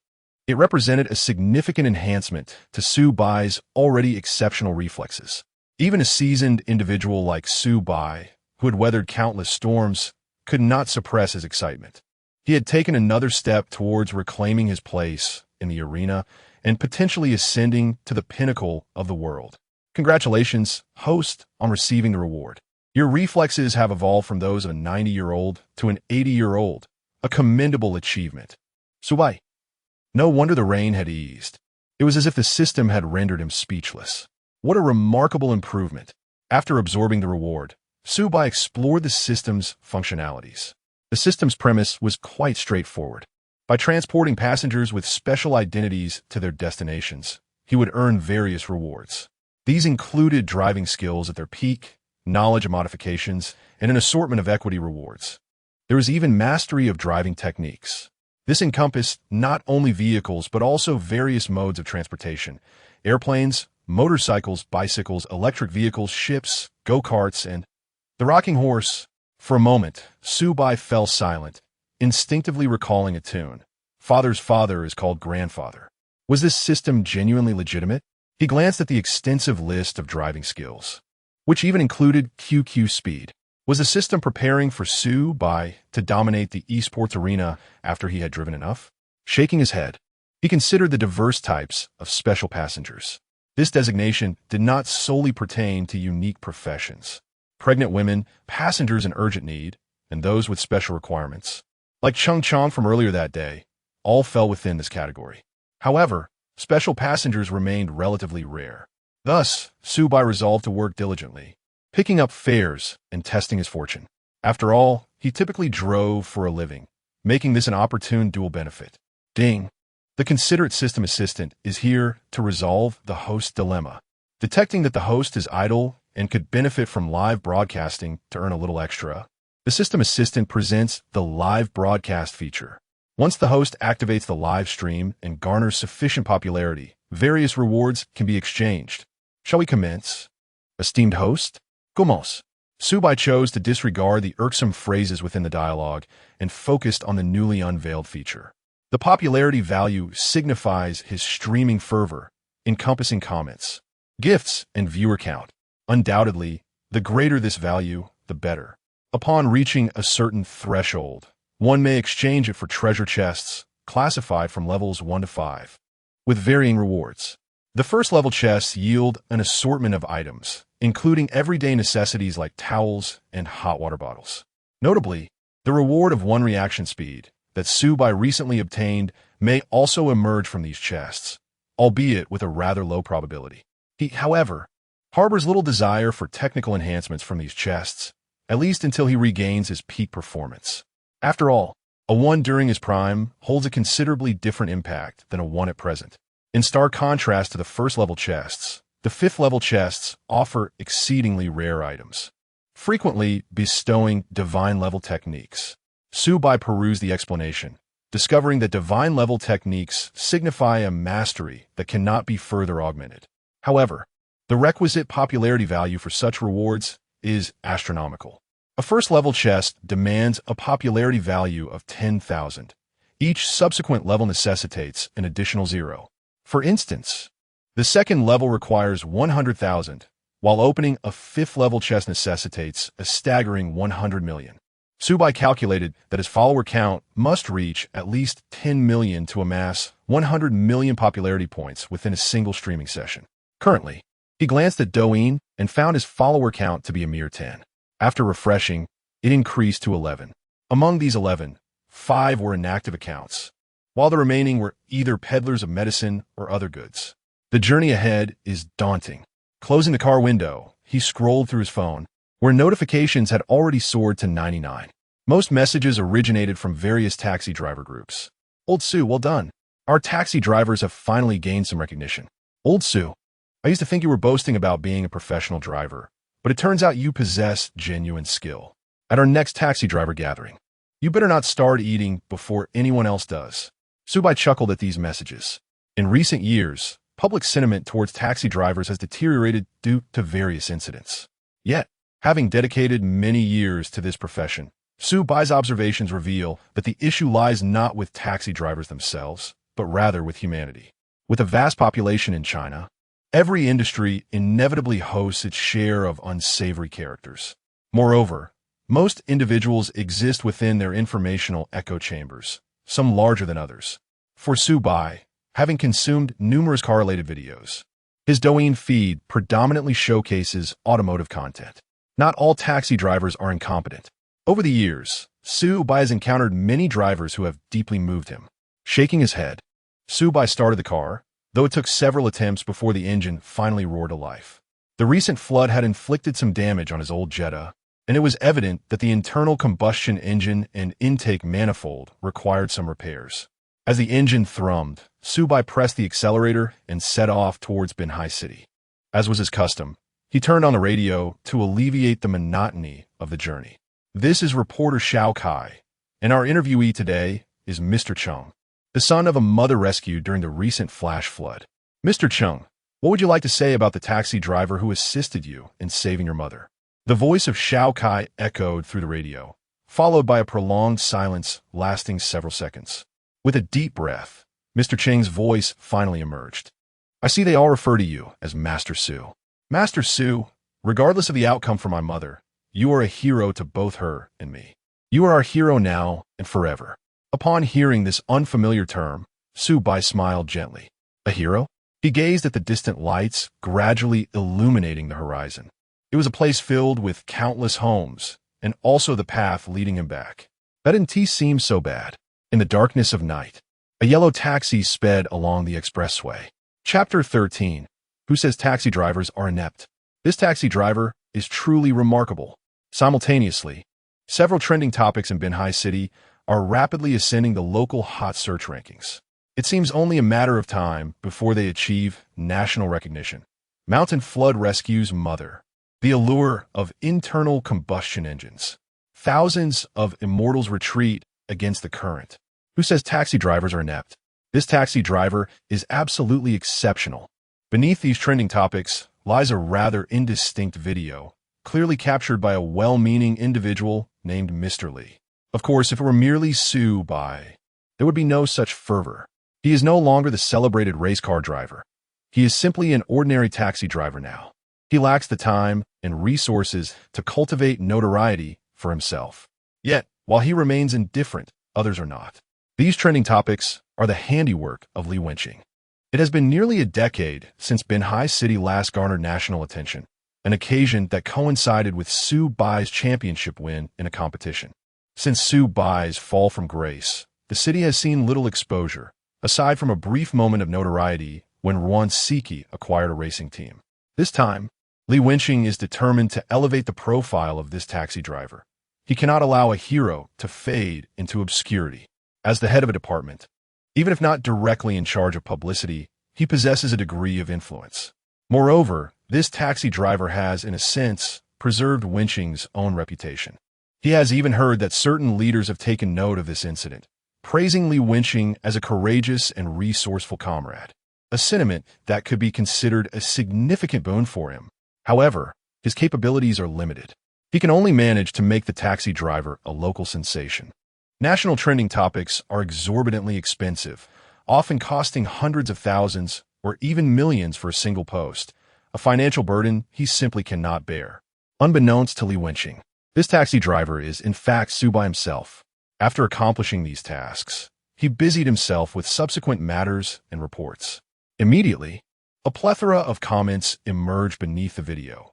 The Cadillac couldn't catch her, yet the taxi against the current managed to save the elderly mother. Such trending topics are the ones that resonate with the public. Unlike the trivialities of celebrities' minor injuries or marital escapades, this is truly uplifting. Fantastic. The original poster is an assassin. We are saved. I can assure you that this trending topic will not escape in high. Even if it makes it to the overall leaderboard, it will only linger briefly. The internal combustion engine remains silent, merely roaring in its relentless manner. Truly, it is the venerable Jetta that proves its worth. This is our own taxi driver from Binhai. Most comments are filled with praise. In contrast to the current murky online environment, such positive and uplifting videos are indeed rare. Yet inevitably, the sentiments expressed by netizens came to fruition. This video lingered on the overall leaderboard for a mere few seconds before being overshadowed by a trending topic of a celebrity tripping on the red carpet. However, within those fleeting seconds, the event caught the attention of many discerning individuals, such as Xiao Feng, various authoritative media outlets, and Ruan Siki. Ruan Siki possessed both the means and the resources to elevate this trending topic to the forefront.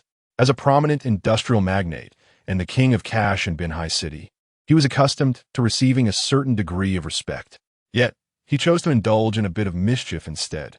His intention was to discreetly engage with the taxi driver before he garnered fame, for he believed that such a treasure should not be easily unveiled to others. At that moment, Ruan Siki was in his executive office, sipping tea while awaiting information. For a local entrepreneur of Binhai, acquiring details about a taxi driver was a trivial endeavor. Before long, his secretary, impeccably attired in a sharp suit, delivered the information on Su Bai. Notably, to prevent any unnecessary speculation from his wife, all of Ruan's secretaries were male. Mr. Ruan, the secretary announced. Yes, just leave it here, Ruan Siki responded, tempering his playful demeanor in the presence of others. Once the secretary departed, he eagerly seized the documents on his desk. However, after perusing just a few pages, his brow furrowed in discontent. It was not that the information was too comprehensive. Rather, it was alarmingly scant. Name, Su Bai. Date of birth, April 1st, XXXX. How peculiar. His secretary had been by his side for over a decade, undoubtedly competent enough to uncover more than just a name, especially when this individual was currently gaining notoriety. The scant details indicated one clear thing. Someone was concealing this person's information. This revelation piqued Ruan Siki's interest. To think that a mere recommendation from his daughter led him to uncover such a significant scoop. His curiosity ignited. He repeated the name Su Bai, attempting to recall any pertinent details from his memory. Perhaps I should consult Old Wu. Ruan Siki promptly searched his contacts and found a number noted as the Binhai informant, dialing it without hesitation. Hello, Old Wu, it's me, Lao Ruan. Is it wrong to call you if there's nothing pressing? Just checking in on you. However, I do have a matter to inquire about. Do you happen to know someone by the name of Su Bai? Soon a night passed. Unbeknownst to Su Bai, his video had attracted considerable attention from many quarters. He arose early as usual, pressed his clothes, and started his taxi. Today he decided against picking up passengers, opting instead to visit an auto repair shop to select some parts. Last night, he had conducted a brief inspection. Despite the modified waterproof system, his internal combustion engine and intake manifold were experiencing issues. Given Su Bai's reservoir of knowledge, repairing the vehicle was well within his capabilities. However, his old Jetta had been discontinued, rendering many parts unobtainable. Furthermore, even if he wished to purchase them, certain individuals were unwilling to sell to him. In the entirety of Binhai City, this solitary auto repair shop possesses the components for the Jetta and maintains a close acquaintance with Su Bai. Once inside the vehicle, Su Bai perused his notes to retrieve a certain individual's phone number, someone he had known even before his rise to fame. However, upon glimpsing the contact's designation, his heart raced unexpectedly. Didi was a note Su Bai had assigned to this person. This individual possessed profound automotive knowledge, effortlessly articulating the merits and demerits of various models and parts, and even exhibited an exceptional photographic memory. Yet, this person had a quirk that could hardly be regarded as a flaw, his propensity for loquacity. It was unclear where he garnered his information, but he seemed to be acutely aware of every piece of gossip circulating in Binhai City. With a sigh, Su Bai dialed the number. Hearing two beeps before a boisterous voice, akin to his own age, resonated from the other end. Hey, Lao Su, you finally decided to call me. I thought I would burst. You won't believe what happened last night. The air of banana media has changed girlfriends again. Su Bai, feeling a twinge of exasperation, held the phone at a distance and replied, Lao Wu, are you at the shop? I need to get my car repaired. I'm at the shop. Hurry over. When you arrive, I'll fill you in on all the details. Chapter 14. Brother, I can only describe you with 4 words. 30, perhaps? Ruan Siki stared with bloodshot eyes, evidently having spent the night in restless contemplation. Old Wu, who usually grasped every matter, was surprisingly ill-informed about this particular situation. However, the knowledge he possessed surpassed that of Ruan Siki himself. Old Wu assisted Ruan Siki in uncovering Su Bai's age, 30. Upon receiving this revelation, Ruan Siki's mind bust. The age of 30 in the grand tapestry of life is typically regarded as prime. Alas, in the realm of racing, 30 equates to the twilight years of an octogenarian or nonagenarian. Yet, while a 30-year-old can still drive, those in their 80s or 90s may no longer possess that ability.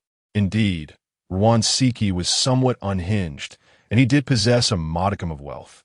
Nevertheless, regardless of his eccentricities as a businessman, he was acutely aware of the need for prudence.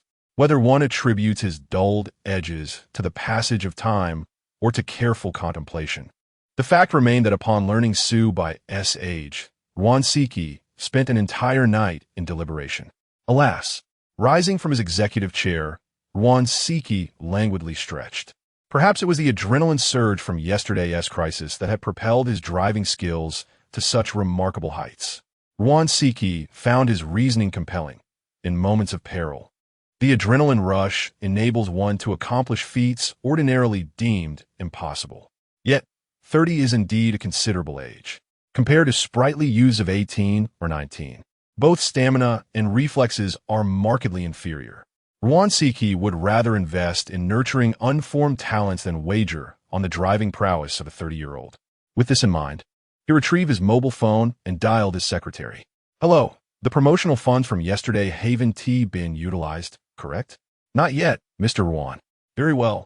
Let's hold off on that expenditure for now. Understood, Mr. Ruan. As a secretary, he refrained from unnecessary inquiries, functioning merely as a conduit for executing the directives of his employer. After terminating the call, Ruan Siki rubbed his temples. It appeared he would need to continue his search. Initially, he had hoped to have discovered a promising prospect, but alas, the venture had barely commenced before collapsing. Nevertheless, he could still peruse the live broadcasts of this driver. He found it rather entertaining to observe others navigating the roads and picking up passengers. First, let me call my dear aunt. Ruan Siki hesitated for a moment. Clearing his throat, he located the contact noted as aunt in his memo and dialed the number. Hello, Ro. Here's the situation at Old Wu's auto repair shop. Su Bai arrived in his old Jetta, pulling up outside the establishment. Old Wu, whose full name was Wu Yin, had, like Su Bai, lost both parents at a young age. Su Bai surmised that when Wu Yin's parents chose his name, they likely intended to evoke a sense of steadiness and reticence. However, the outcome had diverged from their intentions, as Old Wu not only spoke abundantly, but also became a well-known know-it-all in the vicinity. Lao Wu and Su Bai are of the same age, both 30. Their acquaintance blossomed before Su Bai embarked on his career as a professional racing driver. At that time, he was merely an individual devoid of wealth, connections, or any significant background, who once financed his participation in minor competitions. Su Bai's knowledge of car modifications was rather limited then, prompting him to frequently seek Lao Wu's assistance in repairing his vehicle. As time passed, their camaraderie deepened. Even after Su Bai's retirement, Lao Wu remained the sole provider of modification parts for him. Noticing Wu Yin waiting outside, he adjusted his attire and drove the car into the garage. My goodness, Lao Su, you finally arrived. Despite being 30, Lao Wu retained the exuberance of a bright and cheerful young man, his demeanor lively and spirited. Su Bai shut the car door and plopped down on the sofa, casually grabbing an apple. Aren't you Lao Wu? Who are you? Su Bai scrutinized the washed apple, a glint of suspicion in his eyes. Could Wu Yin really wash apples for him? Unless he was no longer Wu Yin's father. Wu Yin also picked up an apple. Isn't this a warm welcome for a great hero? The treatment must be a bit better. To his astonishment, Lao Su, even at 30, still possessed such skills. His cornering and overtaking were nothing short of impressive. Brother, I can only describe you with 4 words. Incredibly impressive. Get lost, Su Bai retorted, taking a hearty bite of the apple. As a man of few words, he was no match for Wu Yin, the social butterfly. How about it, Lao Su? Do you feel the thrill of those bygone days? Interested in hitting the track again? Hitting the track? Su Bai paused momentarily. Let us wait and see. Hey, if you're called fat, you still catch your breath. At your age, dreaming of the racetrack? Wu Yin patted Su Bai's shoulder. Su Bai smiled faintly, choosing not to respond. Indeed, returning to the racetrack at 30 was akin to a far-fetched fantasy. However, Su Bai was no ordinary man. He firmly believed that one day he would reclaim everything he had lost. By the way, guess who called me yesterday? Wan Siki. Hey, you little rascal. Do you have a knack for divination? Wu Yin took a bite of his apple, crunching loudly. Wan Siki immediately inquired about you. I was thinking you, the elder, might be experiencing a second spring. Guess what? I simply mentioned your age, and the topic was swiftly changed. This old fellow, unable to recognize greatness. Wu Yin felt a flicker of annoyance. He could tolerate jests about his brother, but not from others. Nonetheless, even the eloquent Wu Yin found himself at a loss in this situation. He could empathize with Wan Siki. At 30, age indeed weighed heavy. Su Bai nodded in agreement. It was only natural for Lao Wu to know Wan Siki, given his extensive connections in Binhai. Ultimately, the outcome was as Su Bai had anticipated. Let us not dwell on that matter. Allow me to share the gossip from last night. As Wu Yin was about to embark on another lengthy discourse, Su Bai swiftly covered his mouth with his hand, urging him to focus on repairing the car first, as he had work to attend to. Upon hearing the muffled sounds, Su Bai released his grip. Wu Yin turned around, picked up his tools, and began to examine Su Bai's old Jetta with utmost seriousness. His extensive knowledge of various vehicles was indeed a boon from Su Bai's past endeavors, as he had meticulously sifted through myriad cars to source the best parts when funds were scarce. Wu Yan's whimsical nature did not diminish his diligence while at work. After a brief interval, he had thoroughly inspected the vehicle and let out a sigh. When did it break down? Su Bai pondered for a moment before replying. After we descended the mountain. From my experience, it likely malfunctioned while we were midway down.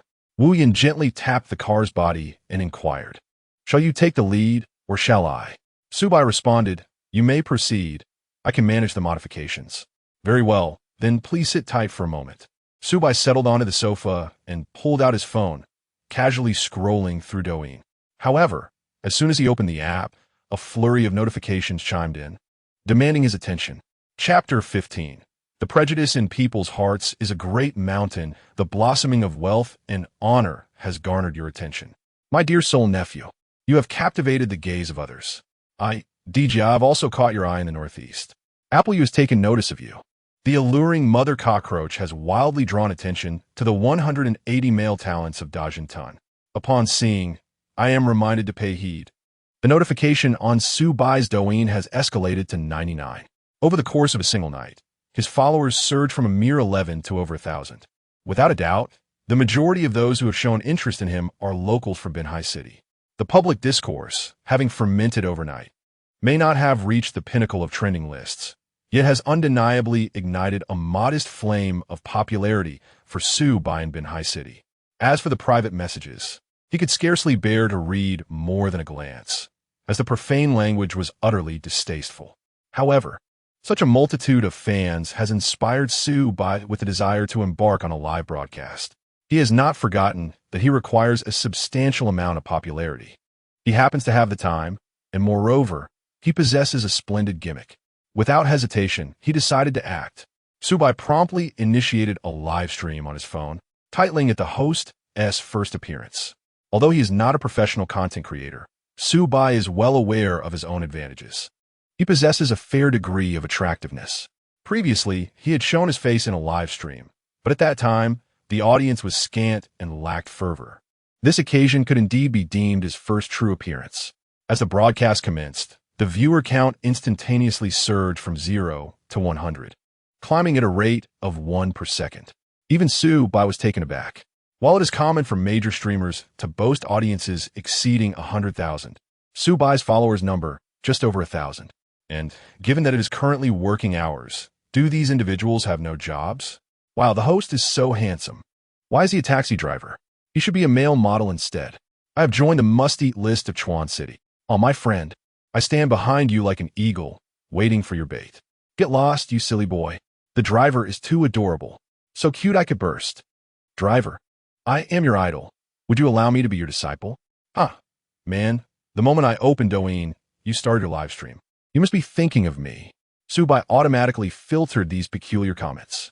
For reasons unknown, he felt that his live stream was veering into rather strange territory. Nevertheless, it mattered not. Su Bai had already achieved his objective. In just these few minutes, he had garnered over 100 popularity points, all without receiving any gifts. However, he resolved that his persona in the online realm would embody an aloof demeanor.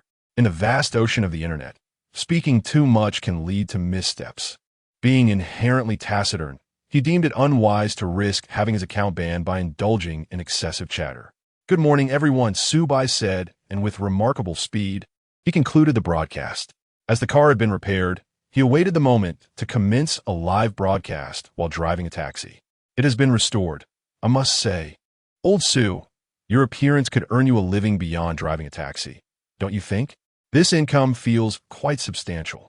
Su Bai shook his head, choosing not to delve further into the topic. Is the car in good condition now? No issues, my ancestor. Wu Yan had long been subdued by Su Bai's disposition. He had lost count of how many times he had repaired this old Jetta for Su Bai. To put it bluntly, this car was nearly as old as he was. Have you not considered replacing it? Must you persist in driving this decrepit Jetta? It is different. This vehicle is a second-hand car I acquired when I retired. It has accompanied me for many years and has become dear to me. Very well, but please refrain from engaging in any heroic acts reminiscent of mountain flood rescues. Do not pretend to be a hero. You cannot save everyone. Prioritize your own safety. Understood. The roar of the internal combustion engine resumed its familiar tumult. With a press of the accelerator, Su Bai departed from Wu Yan's repair shop. Time slipped by fleetingly. Over the course of 4 days, despite Su Bai's constant roaming around the city, he encountered no extraordinary passengers. However, he did earn a considerable amount of money. Daily, he would host live streams, and some locals from Binhai City would intentionally wait at certain spots for him to pick them up, which constituted a decent income. Take care. Master, have you truly considered any side ventures? I have money, the passenger in the back seat inquired, her voice sweet and delicate. Su Bai regarded the passenger before him, pausing for a moment. In terms of her demeanor and appearance, he could only think of 2 words: youthful vigor and regularity. No, I'm a law-abiding citizen. What a pity. The passenger shook her head, alighting from the vehicle with a look of disappointment. This was Su Bai's first ride of the day, and he had anticipated it to be such a demanding one. From the city center to the outskirts, a whole hour and a half of driving. After deducting fuel costs, he netted over 100. Quite splendid. Su Bai gazed at the endless plains ahead, and his spirits lifted momentarily. Beep. The sound from his phone drew his attention immediately. Master Su, Chung Chong has sent you a banner. I noticed you weren't around, so I left it at the company's front desk. Whenever you have time, feel free to come by and collect it. By the way, he also asked me to convey a message. He wishes to thank you in person whenever you are available. All right. In recent days, aside from the financial gain, Su Bai's most notable experience was the marked improvement in many people's attitudes towards him, reminiscent of the feelings he had when he first gained fame. In contrast to his quiet retirement, during which he was surrounded by good-hearted individuals and flattery, the 20-year-old Su Bai had never experienced such praise from so many. He admitted that he had indeed felt a bit elated at that time. However, now, Su Bai could only smile at the shift in their attitudes. He was not one to feign superiority. Su Bai was merely an ordinary man. He graciously accepts the praises and compliments of others, albeit no longer losing himself in them as he did in his youth. Suddenly, after placing his phone aside, Su Bai spotted an unexpected figure on the adjacent street. It was none other than the female passenger from the previous day, the one he had humorously mentioned wanting to repay in kind. Isn't that the same female passenger from that day? The elderly man beside her must be her guardian, perhaps? How quickly she has shifted affections, just a few days prior. She seemed fond of the older Sue. How could she switch so easily? This man appears old enough to be my grandfather. While I concede that the female passenger possesses a certain allure, this seems excessively desperate, does it not? Some seasoned viewers recall this female passenger quite vividly. Not to belabor the point, but she does have a touch of beauty. Yet, Su Bai merely cast a fleeting glance before driving away. He is not governed by his baser instincts. Their encounter was fortuitous, and Su Bai refuses to view anyone through a lens of prejudice. The biases nestled within the human heart are burdensome. Su Bai has consistently trained himself to refrain from applying conventional judgments to others. Each individual grapples with unspoken challenges in their lives. Furthermore, judging by the body language of the female passenger, the elderly gentleman does not seem to be her guardian, but rather a family member. Su Bai simply hopes that both can lead healthy lives in this world. However, just as Su Bai's vehicle passed the enchanting lady, a loud shout resonated from behind. "Driver!" Instinctively, Su Bai glanced at the rearview mirror, only to find the jovial elderly man had suddenly collapsed onto the ground, while the beautiful passenger looked back at him with an expression of acute concern. Chapter 16. Mission: safely transport Fong Tianxia's guardian to the hospital. Given the state of this elderly gentleman, it is highly probable he is experiencing a sudden heart attack. We're in the suburbs, and there are no vehicles available at the moment. The nearest hospital in the city center is at least 2 hours away. By the time the ambulance arrives, this elder may very well have departed from this world. Without a moment's hesitation, Su Bai swiftly shifted gears and reversed the vehicle. Regardless of the nature of the task, it is an intrinsic human quality to assist those in need, and Su Bai felt compelled to aid this elderly man. "Master, my guardian is having a heart attack. I implore you to save him. I have money. I will pay whatever it takes to ensure his survival," pleaded the beautiful passenger. Fong Tianxia. At that moment, all remnants of her previous composure, which she had displayed while teasing Su Bai days earlier, had vanished. Her eyes were red-rimmed, and her face was etched with urgency. The comments on the live stream reflected the diversity of opinions. Case closed. Indeed, he is her guardian. I knew it. If his identity were legitimate, why would he be wandering in the suburbs during the day? I'm not so sure. The concern on that beautiful lady's face does not seem feigned. Let us observe further. Brother, if I had a guardian who could pamper me, I wouldn't just be anxious. I'd be crying my heart out. Su Bai remained indifferent to the barrage of comments. He stepped out of the car and, alongside the distressed woman, assisted in lifting her guardian into the vehicle. After securing him with a seatbelt, Fong Tianxia arranged her guardian comfortably, and a notification chimed in Su Bai's mind. Mission: safely transport Fong Tianxia's guardian to the hospital. Reward: nitrogen system. To save a life is more meritorious than constructing a 7-tiered pagoda. Young man, give it your all. I have faith in you. As expected, Fong Tianxia proved to be a rather extraordinary passenger. However, the reward: nitrogen system? Su Bai wondered if it referred to the same nitrogen system he had in mind. If that were indeed the case, the reward would perfectly address the inadequacies of his aging Jetta's performance. Virum, the newly installed internal combustion engine, roared to life with renewed vigor. 70, 100, 180. The yellow taxi darted down the expressway like a bolt of lightning. He was now approximately 2 hours from the city center hospital. While the golden treatment window for heart attack patients is theoretically 120 minutes, which translates to 2 hours, this is merely a guideline. For heart attack victims, every passing minute heightens the risk. Ideally, effective treatment should be administered within 30 minutes. However, prior to that, some emergency measures could be undertaken. Do you know CPR? Su Bai's abrupt inquiry caught Fong Tianxia off guard. Cardiopulmonary resuscitation? Yes, Su Bai replied, glancing in the rearview mirror at the increasingly cyanotic elderly man. You must perform CPR on him immediately. Upon hearing this, a look of despair crossed Fong Tianxia's face. Master, is it still useful to do this now? Is there enough time left? In her previous panic, she had been solely focused on rescuing her guardian, neglecting the critical aspect of time. After all, they were in the suburbs. The distance to the central hospital is at least a 2-hour journey. The taxi driver, pressing the accelerator to the point of smoke, may not even make it in time. While the expressway is manageable, once we enter the city, any traffic congestion would leave us at the mercy of fate. Rather than allowing the Godfather to suffer in torment, it is more humane to depart swiftly. Will you do it or not? I will, Fong Tianxia nodded. She had specifically attended a CPR course during her previous holiday. Unfortunately, her profession necessitated such knowledge. Then proceed. Su Bai's voice resonated with a calm authority. Your responsibility is to perform the procedure. Whether we reach the hospital is my concern. Understood. Upon hearing Su Bai's almost commanding tone, Fong Tianxiao inexplicably felt a sense of reassurance. She immediately commenced CPR. Fortunately, the backseat of Su Bai's car could recline, providing ample space for her to work. Although there was a defibrillator in the vehicle, it could easily lead to fatal mishaps if handled by someone untrained. As Fong Tianxiao initiated CPR, Su Bai quickly tapped on his phone. After a few rings, a voice came through the receiver. Hello, this is Binhai City Central Hospital. Hello, I am a taxi driver. License plate number Bin XXXXXX. I have a patient experiencing a sudden heart attack, accompanied by a young lady. The patient's complexion is gradually turning purple. We require urgent assistance.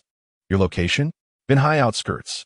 The nurse on the other end paused upon hearing this location. If she recalled correctly, the outskirts were at least a 2-hour drive from the central hospital, even under optimal conditions. Given the current time, even if the driver accelerated, it would take an hour and a half, coinciding with the peak lunchtime traffic. If congestion were to occur, their arrival time would be uncertain. She glanced at the hospital director, who had just emerged from an all-night surgery, and immediately informed him, Please hold on. Director, we have a patient in urgent need of care for a heart attack. The director turned upon hearing the news, then dispatch an ambulance immediately. But he claims to be in the outskirts, and all our ambulances are currently out. The nurse's tone was despondent. As a nurse, despite having witnessed numerous farewells and tragedies, she still felt a pang of sorrow in such circumstances. The situation was already glaringly evident. It was likely the patient would not receive timely treatment. Unless, of course, immediate measures were taken, such as CPR. But was that feasible? Although CPR knowledge is widely promoted, most individuals have never practiced it, with their demanding daily schedules. Who has the time or energy to dedicate to learning CPR? Upon hearing the mention of the outskirts, the director was similarly taken aback. He calculated the distance in his mind. Even if the ambulance and the driver were to head towards each other, the journey could at most be shortened from 2 hours to 1 hour and 20 minutes, assuming all conditions were ideal. Given the recent change of seasons and the heavy downpour yesterday, the ambulance had been in operation since midnight, without respite. Now, as he began to coordinate, it would still require half an hour. Nevertheless, saving lives is paramount. He firmly believed that one must never abandon any patient until the very last moment. As the director picked up his phone to send a message, he simultaneously answered a call from the hospital. This driver, given the current scarcity of medical resources, we will need at least half an hour before an ambulance becomes available. Half an hour? That should suffice, came the calm voice of Su Bai, as the vehicle's speed continued to escalate. Sufficient? The director paused, then a thought struck him. Was there someone capable of performing CPR in the vehicle? A glimmer of hope appeared on the director's face. Are you administering CPR? Well done, my friend. Check the patient's condition every 2 minutes. I will expedite the ambulance to meet you. Remember, director, I meant half an hour is enough to reach the hospital, Su Bai remarked, glancing at the speedometer, which now read 200. What? The director and the nurse, upon hearing this revelation, struggled to maintain their composure. Half an hour to travel from the outskirts to the hospital? What ist? Chapter 17 Xiao Feng. I truly deserve this. Yes, half an hour. Su Bai estimated that, if everything proceeded smoothly, half an hour would suffice. Following this, the phone line fell into several seconds of silence. After a while, the dean took a deep breath. All right, driver, is there anything we can assist you with? The priority is to expedite the rescue. Thank you. The dean could sense Su Bai's sincerity. Thank you for understanding our situation. I also extend my gratitude on behalf of those who, thanks to your actions, were able to receive timely medical assistance and survive. With that, The dean ended the call. A nurse beside him whispered, "Dean, do you think it's possible? What good does it do to ponder the possibility now?" The dean sighed. His eyes, bloodshot from hours of intense surgery, reflected his exhaustion. "What we must do is to perform our duties to the best of our ability. The rest is left to fate." As a dean, not only must he possess exceptional surgical skills, but he must also continuously soothe the emotions of the patients. He was uncertain whether the taxi driver had spoken loudly enough for others to hear, nor could he ascertain if the patient's family or friends were listening. Nevertheless, to err on the side of caution, he needed to instill confidence in the companions of the patient. Notify the staff to prepare for emergency care. The dean rubbed his temples and yawned. "Dean, how is your health?" "I'm fine," he replied with a nonchalant smile. "If the taxi driver can arrive in half an hour, what harm is there in me performing another surgery?" As long as he could arrive in that time frame, he believed he could save the patient. "Go prepare." The dean turned and stepped into his office, feeling somewhat fatigued, and decided to take a brief rest in the meantime. In the taxi, "Host, please command me fiercely. The host is so handsome. I adore you." "Ah, driver, please do command me with vigor even at night. I wondered why it suddenly got dark. Turns out the bitter tea from upstairs fell on my head. Hang it on me." The joys and sorrows of individuals do not resonate with each other. Outside the screen, people were facing life and death, while inside, they continued to jest about Su Bai. Did everyone hear that clearly? We heard it. Fong Tianxia gazed at her godfather's now flushed face, unable to hold back her tears any longer. Yet, she could not entirely ease her worries. A myocardial infarction does not merely resolve with autonomous breathing. A heart attack can lead to cardiac arrest, and vital organs, especially the brain, heart, and kidneys, may have already sustained damage due to ischemia and hypoxia.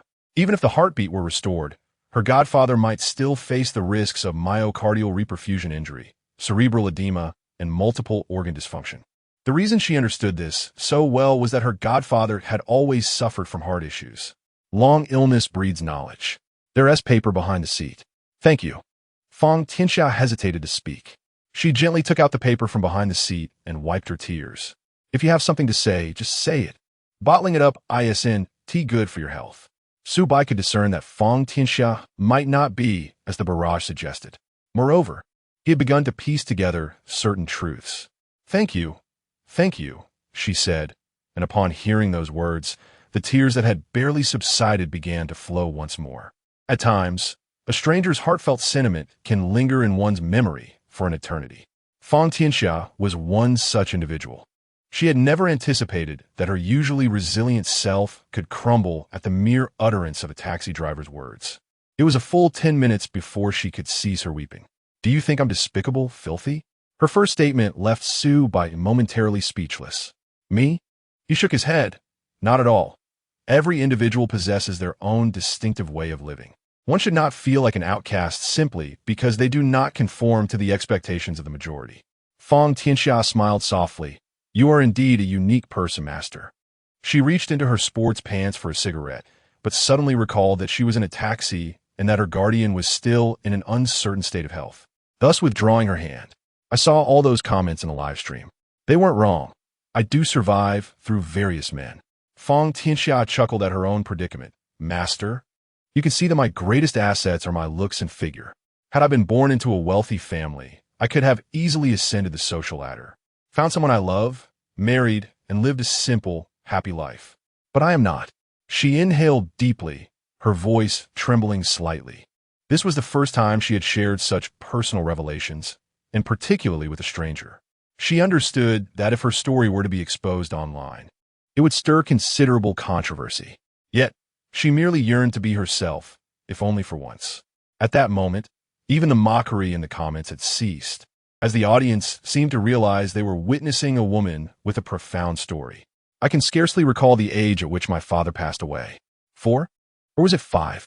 My mother vanished shortly after my birth. Subsequently, my father's close friend, my guardian, took on the responsibility of caring for me."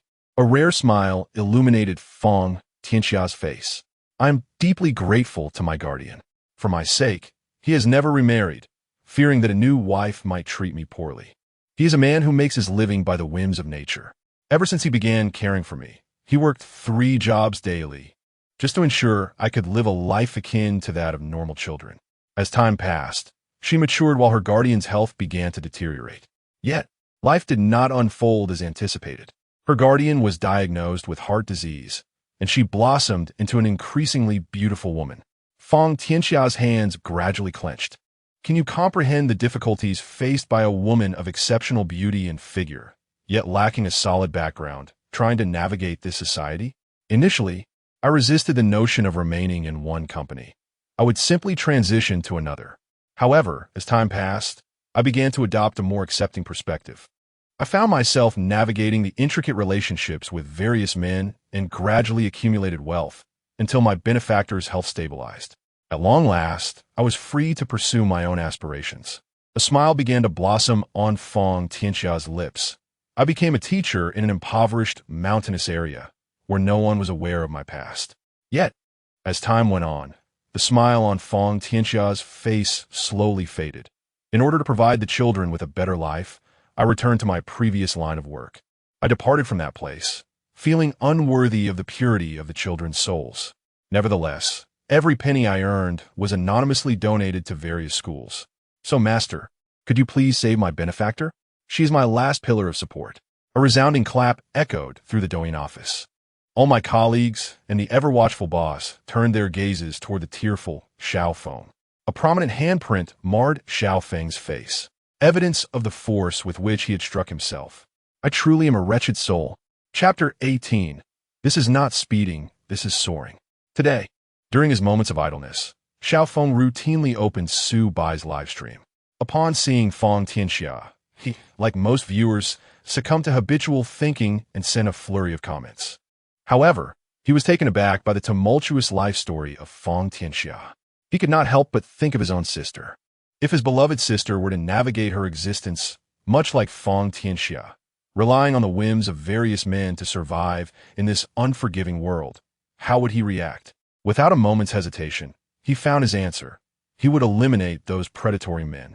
His fingers danced swiftly across the keyboard. I apologize, dear lady.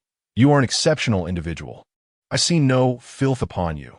Only the relentless challenges life has thrown your way, and the filial piety you harbor for your benefactor. Ms. Fang's experiences remind me of a saying. The prejudices in one's heart are like an insurmountable mountain. Ms. Fang, I have learned much from you.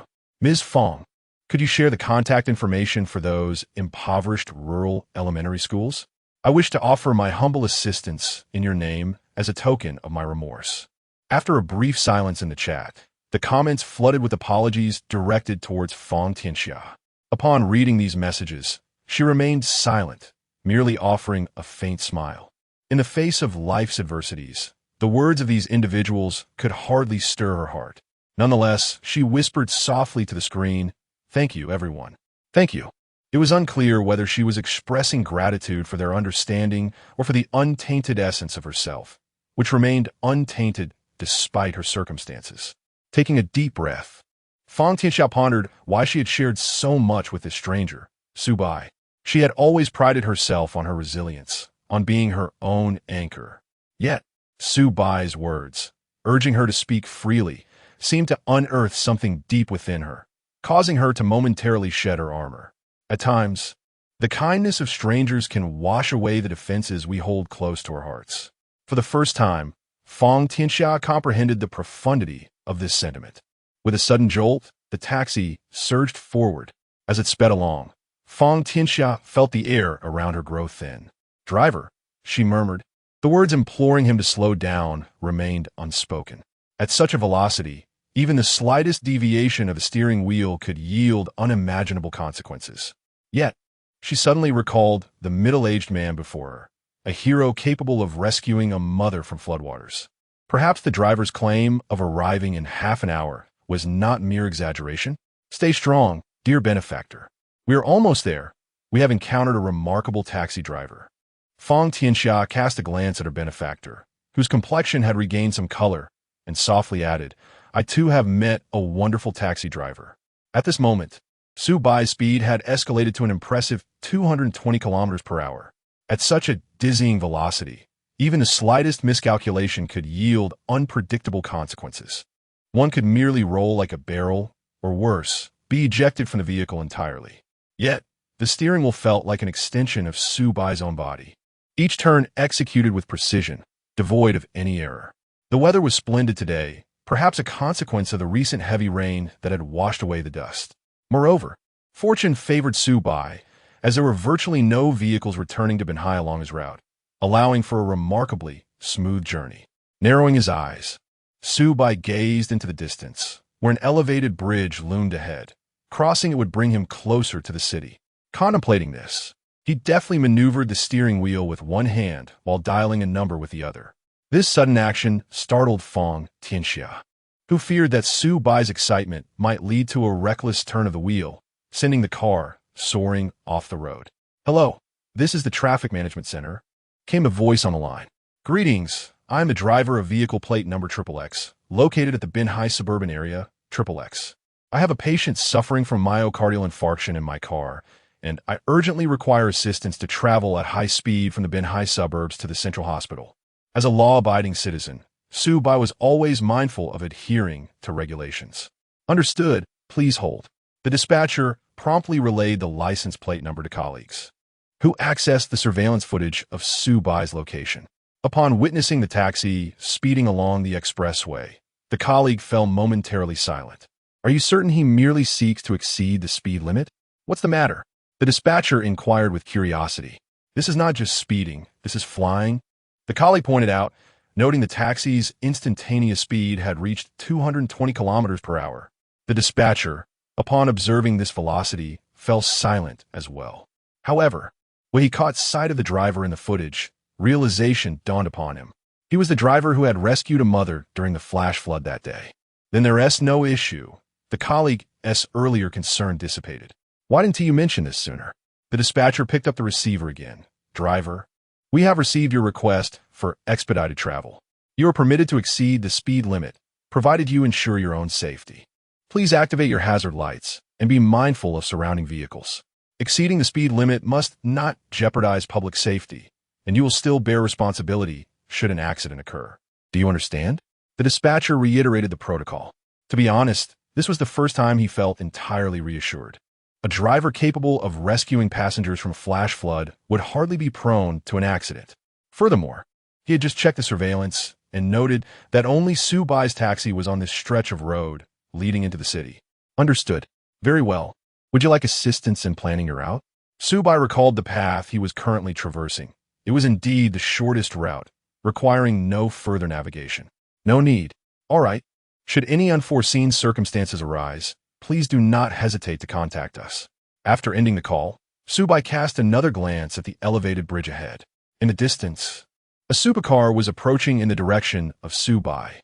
However, this was of no concern to him. With a swift engagement of the gears, he accelerated, pressing down on the gas pedal in one seamless motion. The speedometer surged to 230 kilometers per hour. This was not Su Bai's limit. Rather, it was the maximum speed attainable by this taxi. After all, it was merely a Jetta, and no matter how extensively Su Bai modified it, certain enhancements remained out of his reach, deliberately so. Whoosh! A red Ferrari zipped past him. Inside the car, Ruan Ruru instinctively turned her head to glance at the taxi beside her. The sheer speed of the vehicle made it impossible not to draw her attention. Huh? Why does that figure seem so familiar? Due to the rapid pace, she could only catch a fleeting glimpse of the silhouette, failing to discern it clearly. Oh well, it surely can't be Su Bai. Chapter 19. The utmost praise among men with a low hum. Ruan Ruru unleashed all her pent-up frustration on the accelerator. At this moment, the car's speed had soared to an impressive 200 kilometers per hour, despite being a professional race car driver, having even clinched a few minor awards, mostly funded by her father's financial backing. This speed represented the very limit of her steady control. Though she had achieved a fleeting speed of 250 kilometers per hour during a race, that was merely a momentary burst. Hence, she took notice of the taxi, not out of astonishment at its speed. After all, many modified taxis could reach such velocities, but rather at the remarkable steadiness with which the driver maintained that pace. Regrettably, it was not Su Bai behind the wheel. "Dear Aunt, Please forgive your father, she muttered under her breath. Beside her, Ruan Siki, an ardent fan of rustic shore dramas, clutched the door handle tightly, trembling as he spoke. Although they were exceeding the speed limit, vehicles of their kind typically enjoyed a degree of leniency. As long as the infraction was not egregious, it would likely go unpunished. As for why Ruan Siki found himself in his daughter's car, it was simply because he had failed to fulfill a promise to her. In the Ruan family, regardless of whether one was a tycoon or a billionaire, one must own up to their mistakes. This was his way of apologizing to his daughter. At such high speeds, Ruan Siki felt as though he were on the verge of suffocation. Upon witnessing her father's condition, Ruan Ruru's ire dissipated significantly, and she gradually eased off the accelerator. For days, she had been persistently trying to persuade her father to recruit Su Bai into their racing team. Regrettably, her usual charm and coaxing had proven ineffective this time. Her father remained resolute in his disapproval. Frustrated, she had impulsively selected a Ferrari from the garage and whisked her father away. As the speed diminished, Ruan Siki finally exhaled in relief. He pulled out a tissue from the car to wipe the sweat from his brow. My dear daughter, it's not that your father is unwilling. It's simply that Su Bai is rather too old. He's already 30. Sweetheart, as a racer, surely you understand what 30 signifies? Our family's wealth does not come easily. He is different, Ruan Ruru thought, feeling like a love-struck fool blinded by infatuation. She could not quite grasp why she so desperately wished for Su Bai to join her team. Perhaps it was instinct? Observing her daughter's inclination to accelerate once more, Ruan Siki quickly conceded, All right, my dear, I promise to consider it. Can we observe for a while longer? Dad, there's a saying, it's easy to add flowers to a brocade, but difficult to provide timely assistance in the snow. Can we really compare signing Su Bai now with signing him after he gains fame? My dear, I will agree to observe for 1 month, at most 1 month. If Su Bai performs well, I promise I will sign him, all right? With a huff, Ruan Ruru's anger finally subsided. How could she not comprehend her father's concerns? She understood better than even her own father what turning 30 meant in the world of motorsport. While many elite professional drivers could still exhibit remarkable performance at that age, how many individuals on the globe could claim the same? Their success was the result of rigorous training, meticulous dietary management, unwavering discipline, and unshakable confidence. And what of Su Bai? An ordinary taxi driver, his physique was merely satisfactory, nothing more. His face bore the marks of life's struggles, devoid of the spirited tenacity he once possessed. Apart from his looks, he was, one might say, utterly lacking. Yet, Ruan Ruru was resolute in her desire to have Su Bai join her family's racing team. She harbored an unsettling feeling that if she failed to invite him this time, it would haunt her for a lifetime. Nevertheless, with her father's words in mind, she resolved to wait a month. Such a span of time was not overly burdensome. What shall we have for lunch? She pondered. Hey, a new hotel has opened in the suburbs, and Dad has already reserved table. They serve your favorite sweet and sour pork. Thank you, Dad. After witnessing this, Ruan Siki finally felt a sense of relief. At long last, his anger dissipated. He couldn't help but commend his own quick wit. What he had just said was partially true. A month was indeed a realistic time frame. If Su Bai demonstrated the prowess of a professional driver within that period, he would certainly be offered a princely sum. But was that feasible? Ruan Siki shook his head. The time was too brief, unless a miracle occurred. A sigh echoed in his heart. Virum! The roar of an engine thundered past. A yellow taxi sped along the national highway. The words Binhai City loomed into Su Bai's view. Fang Tianxia finally relaxed her grip on the handle. Today was indeed a lucky day. Encountering a driver like Su Bai had kept her godfather in high spirits throughout the journey, with no unexpected incidents arising. Hang in there, godfather, we're almost there. She gazed at the approaching Binhai City, her heart brimming with hope. Yet, Su Bai did not ease his focus. The stretch of the national highway ahead was the simplest part, merely requiring speed. The segment through the city, however, posed the greatest challenge. It was precisely 9:30 a.m. In the capital. At this hour, many workers were heading to their jobs. As expected, when Su Bai's taxi entered the city, an endless line of vehicles stretched before him. Traffic jam. Oh no, how long will this take? Didn't T. Lao Su just call the traffic police? Bro, the call was indeed made, but do you think driving in the city is the same as on the national highway? You can never predict when an elderly person on a bicycle will suddenly change lanes. And you'll never know if a curious child might dart out from the blind spot between two cars. A friendly reminder, even with prior notice, you will be held fully responsible for any traffic accidents. Indeed, my friend, while driving in the city, I never dare to exceed a speed of 40. Even when others honk at me. The barrage of comments in the live stream began to educate viewers about pedestrians who treat the road as their personal domain. At that moment, Fang Tianxia, seated in the back, let out a startled gasp. Having encountered no unexpected obstacles along the way, her face began to turn an alarming shade of purple, and her body started to convulse.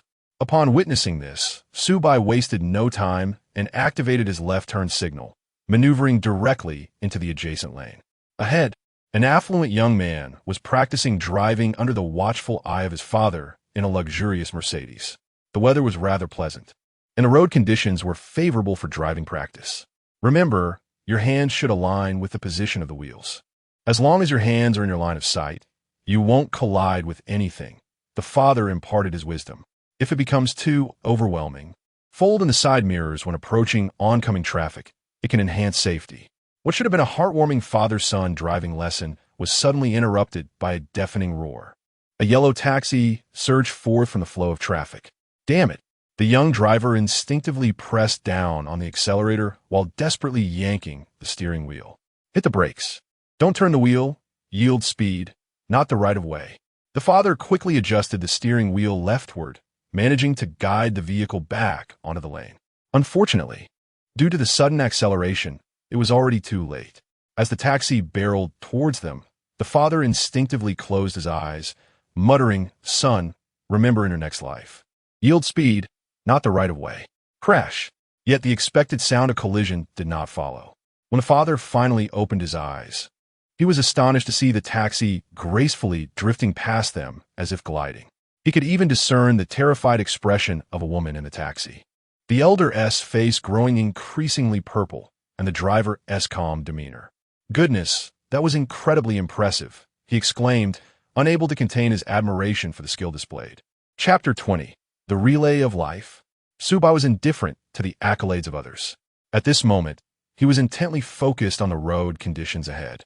Naturally, as a professional driver, he possessed the fundamental knowledge of steering smoothly at high speeds.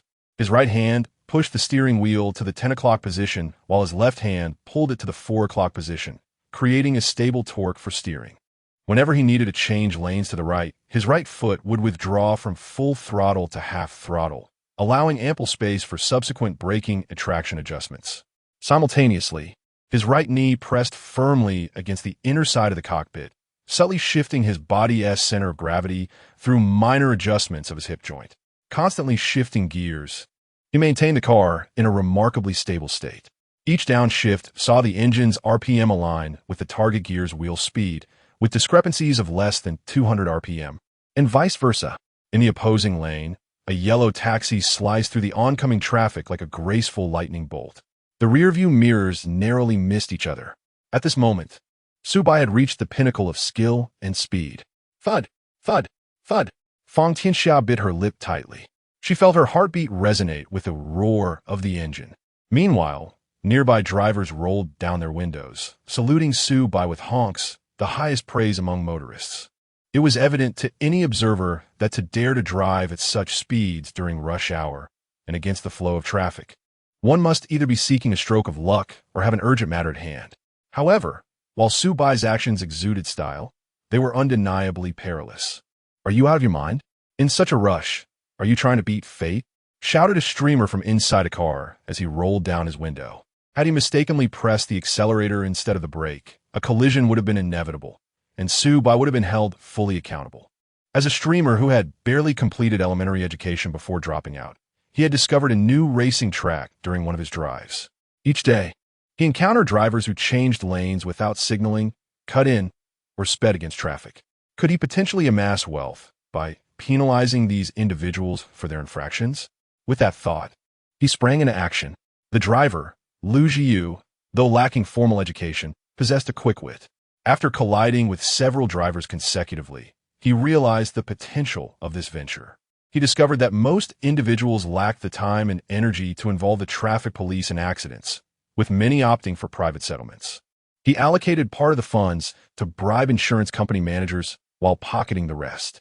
Although each incident yielded only 3 or 500, the frequency of his collisions compounded his earnings significantly. While some individuals genuinely misunderstood traffic regulations, others were merely in a hurry. Yet, Lu Jiu remained indifferent to their circumstances. Fearless, he would not reduce his speed, even accelerating to collide with any driver who attempted to cut in, regardless of whether they signaled. Through this method, Lu Jiu accumulated over $600,000 in profit within a year, after deducting repair and bribery expenses. As his wealth grew, so too did his avarice. Initially, he had no aspirations of live streaming, but with money, anything seemed possible. After experiencing the sweet taste of success during a live broadcast, he transformed streaming into his daily routine. This phenomenon, which resonates with many, has indeed garnered significant attention. Has this driver lost his mind? That speed must be over 200 miles per hour. That is not driving, that is flying. Seriously, who drives over 200 in the city? Is this person seeking revenge on society, or is he under the influence? Streamer, this kind of individual must be recorded and shared online. My sister was killed by a reckless, speeding driver. Such people deserve nothing less than condemnation. Upon seeing this news, Lu Jiu's mind began to race with ideas. While he had garnered enough attention, he had yet to reach the stature of a major streamer. He needed a surge of popularity that could catapult him to fame. As he pondered how to elevate his visibility, an opportunity presented itself. Speeding and driving against the flow, all he needed to do was capture it on video and post it online, followed by a moral critique. Wouldn't that generate the desired buzz? After a moment's reflection, Lu Jiu swiftly grabbed his spare phone. One step back leads to anger, yet stepping back further feels like a loss. Friends, lend your support to the streamer as I hold this reckless taxi driver accountable. No sooner had he spoken than a flurry of gifts flooded the screen. In reality, many drivers have, to varying degrees, been infuriated by such reckless behavior, including speeding and weaving in traffic. Typically, people would endure such annoyances for various reasons. But this was the online realm. Moreover, with Lu Jiu leading the charge, as he watched a cascade of monetary gifts pour into his pocket, a rush of adrenaline surged through him. He recorded the video, saved it, and posted it online in one seamless motion. Simultaneously, he tagged the traffic police of Binhai City. Comrades, if this situation goes unchecked, how can Binhai aspire to be a civilized city? While Lu Jiu was dreaming of overnight fame, inside the taxi, Su Bai remained oblivious to being broadcast online. As a law-abiding citizen, he had filed a report and, during his violation, had not caused any traffic accidents. At that moment, he was merely focused on driving. In the back seat, the elderly man's complexion had turned a deep shade of purple. Fang Tianxiao was tirelessly performing CPR, but to no avail. Master, under immense pressure, she could not help but urge him on. At most 5 minutes, Su Bai estimated the distance.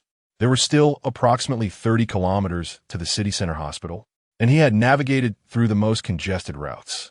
Ahead lay a grand bridge, the road conditions favorable. With a thunderous roar, the taxi sped across the bridge, carrying the hope of life. At the city center hospital, the joy of new life and the sorrow of life fading resonated within its walls, akin to the cycle of existence. At that moment, outside the hospital, Director Kai, accompanied by a multitude of medical staff, stood at the entrance. His eyes were bloodshot, and the few remaining strands of hair on his head danced stubbornly in the wind. It is evident from the sheer volume of hair that Director Kai is indeed a prominent figure. Meanwhile, Xiao Kai had already set up her equipment, eagerly awaiting the opportunity to interview Su Bai. As for how she knew Su Bai would arrive, her name hints at her distinguished background. She is the daughter of the director of the city center hospital. Today, she had intended to bring breakfast to her father while sharing stories from the previous day, never anticipating that she would encounter him in person. At the hospital entrance, a throng of patients' relatives began to murmur at the sight of the commotion. Goodness, what is all this fuss about? Rumor has it they are here to save a patient. Is that patient a relative of the director? Upon hearing the accent, it was clear that the individual was from out of town. He had casually inquired, but was met with a fierce glare from a local family member, who was ready to deliver a sharp retort. Don't speak nonsense. Director Kai treats all patients equally. The outsider chuckled awkwardly and offered a cigarette. Then what is this about? The local took the cigarette, but withdrew his hand. The patient is coming from the suburbs. Suburbs? What of it? Is he some important person? Not quite. The local shook his head. It's just that the taxi driver claimed he could make it here in half an hour. Half an hour? The outsider gasped, trembling slightly and burning himself on the cigarette. It's over 100 kilometers from the suburbs to here. Is he flying? Who knows? The local promptly changed the subject. Under normal circumstances, a regular driver wouldn't manage it, but if it's that driver from yesterday, it just might be possible. How much longer? Director Kai, invigorated by the wind, inquired of a nearby nurse. Director, there are 5 minutes left until the half-hour mark. 5 minutes? Good. Director Kai nodded. He hoped more than anyone that the driver would arrive on time, as half an hour represents the optimal window for cardiac intervention, potentially saving a life. But could he truly make it? Director Kai himself was uncertain, but had steeled himself for whatever lay ahead. An ambulance was en route, transporting a pregnant woman towards the hospital. Even if the driver failed to arrive within 5 minutes, the ambulance would head in his direction to minimize time lost. The wailing siren of the ambulance echoed from afar. Still not here? Director Kai sighed. First, transfer the pregnant woman and ensure a smooth handover. Immediately contact the driver for an update on his location. With that, Director Kai proceeded into the hospital to prepare for surgery, ensuring that the patient experiencing a heart attack would receive immediate care. At that moment, a honking sound followed closely behind the ambulance's siren. With a screech, a yellow taxi came to a steady stop at the hospital entrance. Chapter 21. A chance encounter and a helping hand. Gratitude beyond measure as the taxi came to a halt. Fong Tianxia swiftly opened the door. Doctor, I implore you, save my father. Upon seeing the doctor before her, all the pressure that had been weighing on her dissipated. Tears flowed uncontrollably from her eyes. Rescue him. Director Kai had no time to marvel at Su Bai's speed. Before him stood a pregnant woman and an elderly man suffering from a heart attack, both in dire need of immediate surgery. The nurses and medical staff, already prepared, rushed forward. They took Fong Tianxia's godfather from her arms and received the perspiring pregnant woman from another ambulance. At that moment, the color had completely drained from her godfather's face. Dad, Fong Tianxia finally uttered the long overdue word she had yearned to say for many years. Throughout her life, she had held on to the notion that the term father could only be directed at her biological father. For years, she had been unable to overcome the emotional barrier within her. Yet, witnessing her godfather's pallor, she finally shattered the walls she had built around her heart. Memories from years gone by echoed in her mind, ultimately culminating in that single utterance, Dad. Dad, you will recover. You must. Fong Tianxia closely followed the medical personnel as they entered the hospital. A new life was on the verge of arrival. Yet it also heralded unprecedented peril for the expectant mother. The elderly man, in critical condition from a heart attack, seemed to be nearing his end. Would they emerge from this ordeal unscathed? Su Bai believed they would. Having safely delivered his passengers to their destination, the remaining matters were no longer his concern.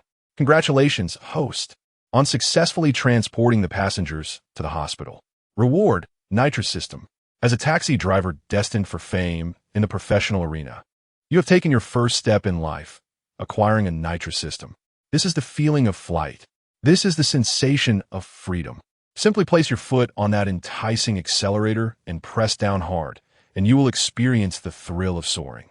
Then, thud, you may meet your end. Cough, cough. Gust ist. A friendly reminder from the system. Driving is splendid, but do avoid speeding. Su Bai had grown accustomed to this rather peculiar system. With a hum, his taxi departed from the hospital. He needed to find a secluded spot to install the nitrous system onto his old Jetta. However, just before leaving, he faintly heard someone behind him calling his name, along with cries of "Wait for me! Wait for me!" Oh, Xiao Kai resembled a girl abandoned by Cad, pitiful, lost, and helpless. She had believed she would surely get the chance to interview Su by this time. alas, with two patients in urgent need of assistance at the entrance. She had not rushed forward immediately. She thought to herself that surely Su Bai wouldn't leave so promptly. Would he?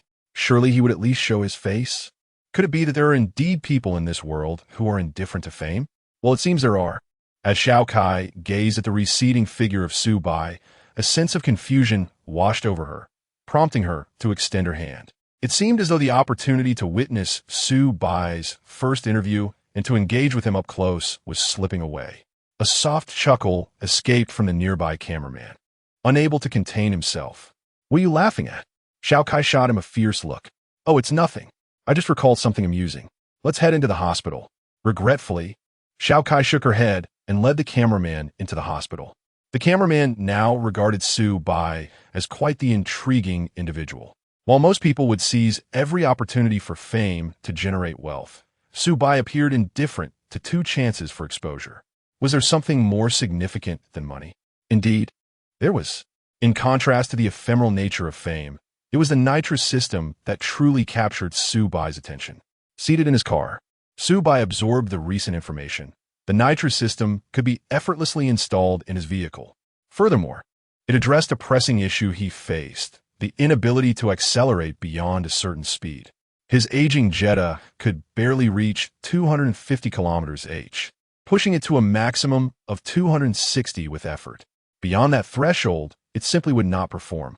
However, with the nitrous system, he could shatter the 300 km/h barrier and soar to 350. A hint of joy flickered across Su Bai's typically stoic expression. The speed he once achieved as a race car driver was now within reach again. A notification chimed, redirecting Su Bai's attention to the live stream.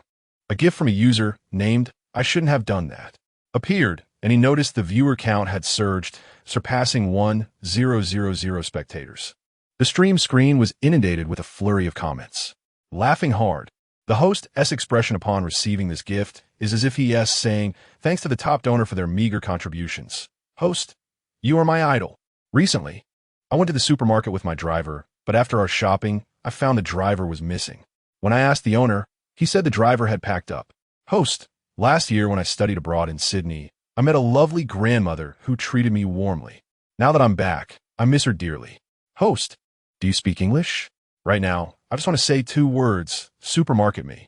My grandfather also suffered a sudden heart attack, but unfortunately, the hospital was too far away. He didn't have a driver as wonderful as old Sue.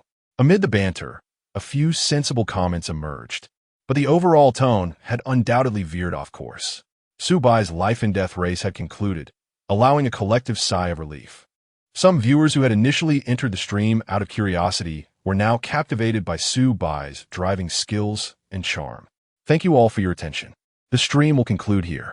As he spoke, Su Bai casually ended the broadcast, suddenly recalling something important.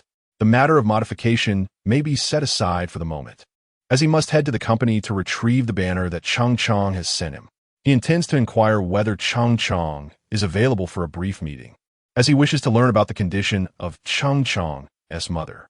This particular live stream has bestowed upon Su Bai nearly 10,000 in popularity. He is now quite close to redeeming his first-level treasure chest. Buzz. After completing his passenger drop-off, Su Bai no longer felt the need to rush. He relished the moments spent at red lights or waiting for passengers, observing the myriad of lives around him. Some individuals leisurely sipped their tea.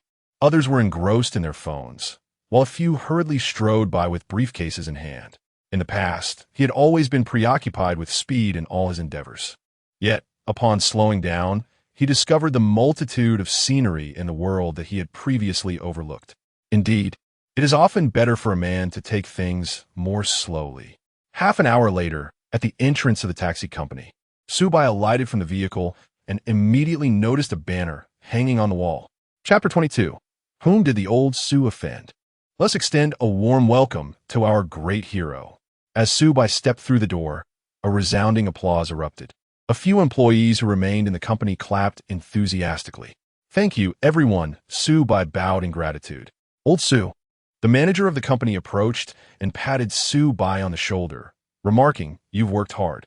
It's no trouble. The safety of the passengers must always be our foremost priority," Su Bai replied. Indeed, well said. The manager turned to the surrounding employees, saying, "Everyone must earnestly learn from old Su's spirit. Understood?" "Understood," they replied, before dispersing. After finishing his words, the manager patted Su Bai on the shoulder with an approving look before departing. Regardless of Su Bai's feelings about this formality, it was better than not being acknowledged at all. Just like during the New Year, giving a gift to a leader may not guarantee remembrance, but failing to give one will certainly ensure you are remembered. "This is Chung Chong's phone number," a young woman from the front desk said, swaying slightly as she approached. Her cheeks flushed. How had she never noticed how handsome Su Bai was before? Su Bai, disregarding the tumult within, accepted the number and thanked her. Every face before him bore what appeared to be genuine smiles. Yet, how many were truly sincere? Su Bai recalled that just a few days prior, these individuals had not shown him such warmth. Ah, the nature of humanity. Su Bai shook his head, retrieving his phone to dial Chung Chong's number. "Hello, is this Chung Chong? Who is this?" Chung Chong's voice on the other end sounded somewhat hoarse, clearly indicating he and T slept in several days. "I am the driver from that day, Su Bai." Half an hour later, within a quaint CF, 2 cups of unsweetened, lightly iced American coffee were served by the waiter. The server paused for a moment, gazing at Su Bai's face, yet chose not to speak and departed. He felt an odd sense of familiarity with this person, as if he had encountered them somewhere before. "Ugh, this is truly bitter," Chung Chong remarked as he took a sip of coffee. A person of his stature would certainly not frequent such an indulgent place if not to express gratitude to Su Bai. 12 for a cup of American coffee. That amounts to 24 for 2. How many groceries could that buy? Who doesn't have their own struggles in life? Su Bai gulped down a sizable sip. Indeed, Chung Chong nodded, savoring the lingering flavor of the coffee. "Thank you, Master Su. Just a small effort." Su Bai waved his hand dismissively. "How is your mother doing?" "Alas," Chung Chong sighed, his eyes glistening with unshed tears. "She has been saved. Her health is stable." But Chung Chong pulled out his phone and opened a video. A graceful female voice echoed, "Chung Chong, who is Chung Chong?" "Chung Chong is your son." "Son? I have no son." "You do have a son. Your son's name is Chung Chong." "Oh, I have a son. What is my son's name?" "Chung Chong." "Mother, repeat after me." "Chung Chong." After uttering these words, the entire video began to tremble violently before abruptly halting its recording. Across from him, Chung Chong's eyes brimmed with tears. "Master, the doctor said my mother has been suffering from Alzheimer's disease. The heavy rain merely exacerbated her symptoms." "Master, can you understand? Just a few days ago, my mother could still chat with me, and now, just a few days later, she cannot even remember my name." Su Bai let out a long sigh. Indeed, was this fate unavoidable? Was there anything he could do? As Chung Chong's first special passenger, Su Bai was determined to assist him within his capabilities. "Master, I have created a Douyin account to share snippets of my life with my mother, hoping to earn some money to alleviate her condition. Could you possibly help me by sharing my first video? Just once would suffice." Faced with the gravity of his mother's situation, Chung Chong ultimately broke his principle of never troubling others and made his request. "All right," Su Bai nodded, following Chung Chong's Douyin account and subsequently sharing his first video. "Thank you, Master, thank you," Chung Chong exclaimed, attempting to kneel before Su Bai. In an instant, Su Bai rose to support him. A man should not kneel. "It is but a small effort on my part, and such grand gestures are unnecessary." Once Chung Chong regained his footing, Su Bai embraced the trembling man, who was now in tears. "Everything will be all right. Everything will be all right." Chung Chong wiped his tears, took a sip of coffee, and attempted to calm himself. After a moment's reflection, Su Bai pondered that his share might not garner enough attention, so he pointed to his phone. "Shall I start a live stream?" "Sure." He then initiated the live stream. The instant it began, nearly 1,000 viewers flooded into the room, evidently having awaited his broadcast. Su Bai cut to the chase. "I hope everyone can help share my first video." Shared. "Host, is there still time to share the video?" "You should check the trending topics online. We cannot compete with those bots." "Trending topics?" Su Bai was somewhat perplexed. Could it be that his life-saving video had been posted online by a well-meaning individual? Unlikely. After some contemplation, he shook his head. Since his retirement, every time he had trended, it was due to some scandal. Whether it was rumors of spending the night with female fans or allegations of having 2 illegitimate children. Absurdity, as he was perpetually single. Meanwhile, Cheng Chong was oblivious to these comments. A thought sparked in his mind, illuminating his expression. Master, I recently encountered some good fortune. I have a girlfriend now. Oh, this revelation instantly captured Su Bai's attention. Clearly, indulging in his own gossip was less thrilling than that of others. Just a few days, and Cheng Chong found himself a girlfriend. She's a nurse. Cheng Chong's eyes glowed with happiness as he recalled her. She does not mind my work or family circumstances. She wishes to strive alongside me. Laughter ensues as the revelation dawns that Cheng Chong has found a significant other while the host remains unpartnered. Lao Su, come to our Chuan city. I can assure you that the moment you land, your single days will come to an end. Although, I cannot guarantee whether your partner will be of the male or female persuasion. Host, do take a moment to check the trending topics. At this juncture, Xiao Feng persistently urged Su Bai within the livestream. Alas, he resembled a mere dung beetle, weak and overlooked, on the verge of being disregarded. Earlier that morning, a startling piece of news surfaced on the trending lists of various social media platforms. Speeding, wrong-way driving. One must ponder, when will Binhai City take action against these unscrupulous drivers? Accompanying this news was a clear video, featuring the license plate of Su Bai's taxi. However, due to the angle from which it was filmed, coupled with Fong Tianxiao obscuring Su Bai, his visage remained unseen. As a devoted new fan of Su Bai, he naturally took the lead in the charge. Regrettably, mere fists cannot contend with the multitude. After only a few encounters, he found himself outmatched. The sheer ferocity of the online trolls proved overwhelming. Xiao Feng found himself rather perplexed. Given Lao Su's level of notoriety, it was evident that such a trending topic could not have gained traction so swiftly without external influence. Surely, unseen hands were at play behind the scenes. What transgressions had Lao Su committed to incur such ire? Chapter 23. Let the bullets fly for a while. However, as a new fan of Su Bai, Xiao Feng was evidently unaware of his past experiences. At this moment, Su Bai was indifferent to the barrage of comments. Congratulations on finding a girlfriend so quickly. Indeed, Lao Su, I didn't expect it either, Cheng Chong chuckled. Just then, a melody resonated in the air. I gazed longingly. Above the moon, Cheng Chong glanced at his phone, a look of apology crossing his face as he turned to Su Bai. Look, my girlfriend is calling. I must take this. Go ahead, Su Bai replied. As Cheng Chong exited the CAF, Su Bai promptly rose to settle the bill. After all, his circumstances were somewhat more favorable than Cheng Chong's. Alone, he thought, as long as I'm fed, my family will not go hungry. Cheng Chong had a sick mother and a newly acquainted girlfriend, which undoubtedly entailed considerable expenses. If he could lend a hand, he would. Before long, Cheng Chong returned. He approached the cashier. Master, I need to head to the hospital. I must take my leave. Let us gather again when we have a chance. After completing the payment, he added, I wish your mother a swift recovery, and may you and your girlfriend soon achieve lasting happiness. Cheng Chong paused at these words, inhaled deeply, and bowed to Su Bai. Thank you, Master.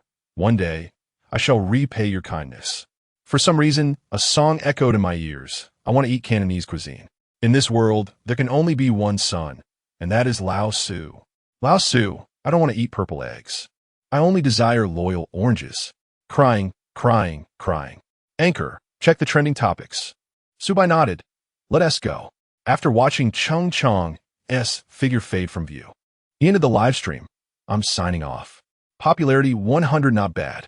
Su Bai had not anticipated acquiring 100 points of popularity within just a few minutes. While modest, even the tiniest morsel is still sustenance. He then departed in his old Jetta, intending to examine his engine. Traffic Division of Binhai City. The anxious operator addressed Captain Wong. Captain, do we really not need to issue a statement to clarify the situation? Moreover, there is pressure from above. Captain Wong calmly sipped his tea. Pa, look at you so anxious. The current heat hasn't even peaked. He shook his head. Haven't you heard the saying, let the bullets fly for a while? I've had my eye on this user, Lu Jiu, for quite some time. It is impressive that there are still people who use their real names online in this era. We have already submitted this information to the Public Security Bureau. We will wait for irrefutable evidence to make arrests. When the time comes, we shall issue a statement to clarify, ensuring the best impact while simultaneously promoting Binhai City. Furthermore, Old Wang's demeanor finally took on a serious tone. We must restore the reputation of this taxi driver. His handling of the situation was nothing short of exemplary. We cannot allow a hero to suffer in silence. There were, in fact, more words that Old Wang had yet to convey to the operator. How could he be oblivious to the pressure from above? Despite merely holding the position of a traffic squad leader, he was acutely aware of the multitude of eyes scrutinizing him. When such incidents occur, the wolves and tigers with a scent of blood inevitably pounce. Does he think he lacks connections? The operator was momentarily taken aback by Old Wang's words. Goodness, there are so many intricacies involved. No wonder Old Wang is the captain. After all, the operator is just a mere cog in the machine. So, Captain, shall we disregard this? Disregard it. Let us proceed with our duties. Understood. The operator respectfully exited the office and closed the door. One must learn. The pursuit of knowledge is endless. Nighttime. After leaving the CAF, Su Bai picked up a few more passengers along the way. To his surprise, he secured a significant fare of over 200. After dropping off the passengers, he installed the newly acquired nitrous system in an empty service area. There were no dazzling lights, nor the exclamatory wow. Golden legend. Su Bai felt a subtle tremor in his vehicle, signaling that the installation process was complete. Externally, there was no alteration. It remained his familiar yellow Jetta. However, once Su Bai pressed the accelerator, he sensed a remarkable transformation. If this car had previously embodied a feeble elder, it now resembled a robust youth of 18. Bursting with boundless energy, the power was ample, the acceleration sustained, and the speed exhilarating. The time to reach 100 kilometers per hour had improved from 5 seconds to a mere 2. This was no longer a Jetta. It was a supercar. Virum. The engine erupted with a furious roar. The revitalized engine felt invigorated. Spotting an abandoned road, Su Bai drove onto it. 100 kilometers per hour, 200 kilometers per hour, 300 kilometers per hour. The howling wind rushed in through the window. A yellow taxi sped through the desolate road. Seizing the moment, Su Bai also initiated a live stream titled, Late Night Veteran Driver, Join Me for a Joyride. Instantly, over 1,000 viewers flooded into the stream. Let me see. What's this joyride about? Oh, Lao Su, I thought you meant reckless driving. Turns out it's just this. This car, with its notably rounded headlights, must be a delight to drive, and the accelerator's power is ample, allowing for seamless maneuvering. Yet, one must not be too hasty. It's essential to gauge the engine's response, sometimes pressing the accelerator deeply, sometimes easing off to extract the engine's optimal performance. Not to be rude, but you should probably talk more about the car. Host, the online community is almost ready to tear you apart, and you still have a leisure to stream? Upon reading this comment, Su Bai pulled over to the side of the road. It suddenly dawned on him that there was something he had forgotten to do. From the break of day, a persistent reminder echoed in his mind to check the trending topics, and he was eager to uncover the truth behind the matter. Su Bai opened the trending searches on Douyin. To his astonishment, several entries related to him dominated the charts. I cannot help but ponder in broad daylight. What drive a lawless driver? Is this a distortion of humanity or a failure of the law? Is Binhai City truly to be shrouded in darkness? 3 consecutive trending topics, all linked to Su Bai, with one even ascending to the national rankings. The videos accompanying these topics were all posted by an individual named Lu Jiu, clearly capturing Su Bai's taxi from a rear angle. Moreover, the video thoughtfully displayed Su Bai's speed at that moment, 225 kilometers h. Glancing through the comments below, it was no surprise that the majority were vitriolic, centered around his parents and extending to his ancestors. The vituperative remarks were utterly unbearable. Furthermore, these online detractors exhibited a certain cunning, refraining from mentioning Su Bai's alleged reckless driving and speeding, perhaps aware that he might have filed a prior report. Instead, they escalated the discourse to a critique of Binhai City's civility. Although a few fans who had witnessed Su Bai's live broadcast from start to finish endeavored to defend him, Their voices were quickly drowned out by an overwhelming tide of condemnation. Chapter 24. The unforeseen consequences. Despite the multitude of vile remarks, Su Bai remained utterly unperturbed. It was laughable. He had no chance of being selected. He had no relatives to support him. Amused by his own dark humor, Su Bai chuckled. During the years he spent in obscurity, he had witnessed far greater spectacles. It was a time when even the eggs in one's household seemed to tremble, and passing earthworms were split in half. Anyone even remotely associated with the name Su Bai would find themselves besieged by countless trolls. Several individuals sharing his name suffered from unwarranted misfortunes as well. This time, Su Bai was almost certain that there was a hidden instigator behind it all. However, it likely wasn't those from the previous convoy who harbored ill will towards him. After all, he was merely a minor figure in the small coastal city. It was simply a matter of political rivalry. Who would have thought that one day, he too would become a victim of such baseless accusations? With a smile, Su Bai closed his phone, initially expecting something of great significance, and found himself amused by the triviality of it all. That night, a gentle breeze swept through, accompanied by the moonlight, as some people reveled in the night's embrace. With dreams of a promising future, Su Bai drifted into slumber. The following morning, the scandal regarding Su Bai's alleged reckless driving intensified, with individuals venting their ire on the official website of the coastal city. A crowd of onlookers also flocked to witness the spectacle. Fortunately, various factions managed to contain the incident within the limits of the coastal city. Even when a few trending topics made their way onto national lists, they quickly faded into obscurity. Huaxing Industrial Company, Limited Father, aren't you going to intervene? Ruan Ro stormed into the office. However, upon seeing Ruan Siki's weary countenance, her anger dissipated immediately. Welcome, Ro. Ruan Siki mustered a smile, gesturing to the sofa opposite his desk. He had gone a full 24 hours without sleep, even though his vitality was somewhat greater than the average person.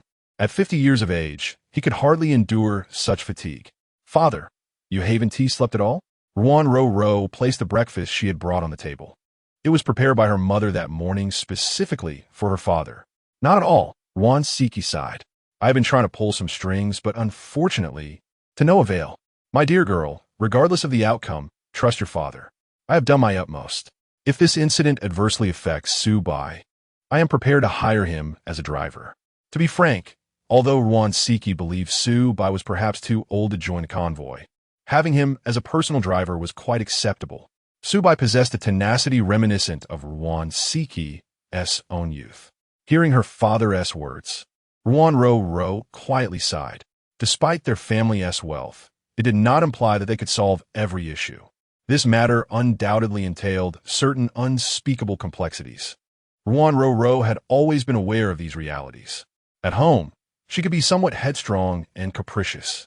However, it is precisely because this is at home that she can truly be herself. Outside, Ruan Ruru maintains a commendable reputation. Never mind, Dad, I can understand you. Ruan Ruru opened her phone, intending to browse some videos to alleviate her mood. Yet, as she unlocked her device, she noticed an alert from her local area. Dad! Ruan Ruru immediately sprang to her feet, handing her phone to her father. The official account of the Binhai Traffic Brigade had just released a news update. Recently, our department has observed a fervent public reaction regarding incidents of speeding within the urban district. After 2 days of investigation, we are now ready to disclose our findings to the community.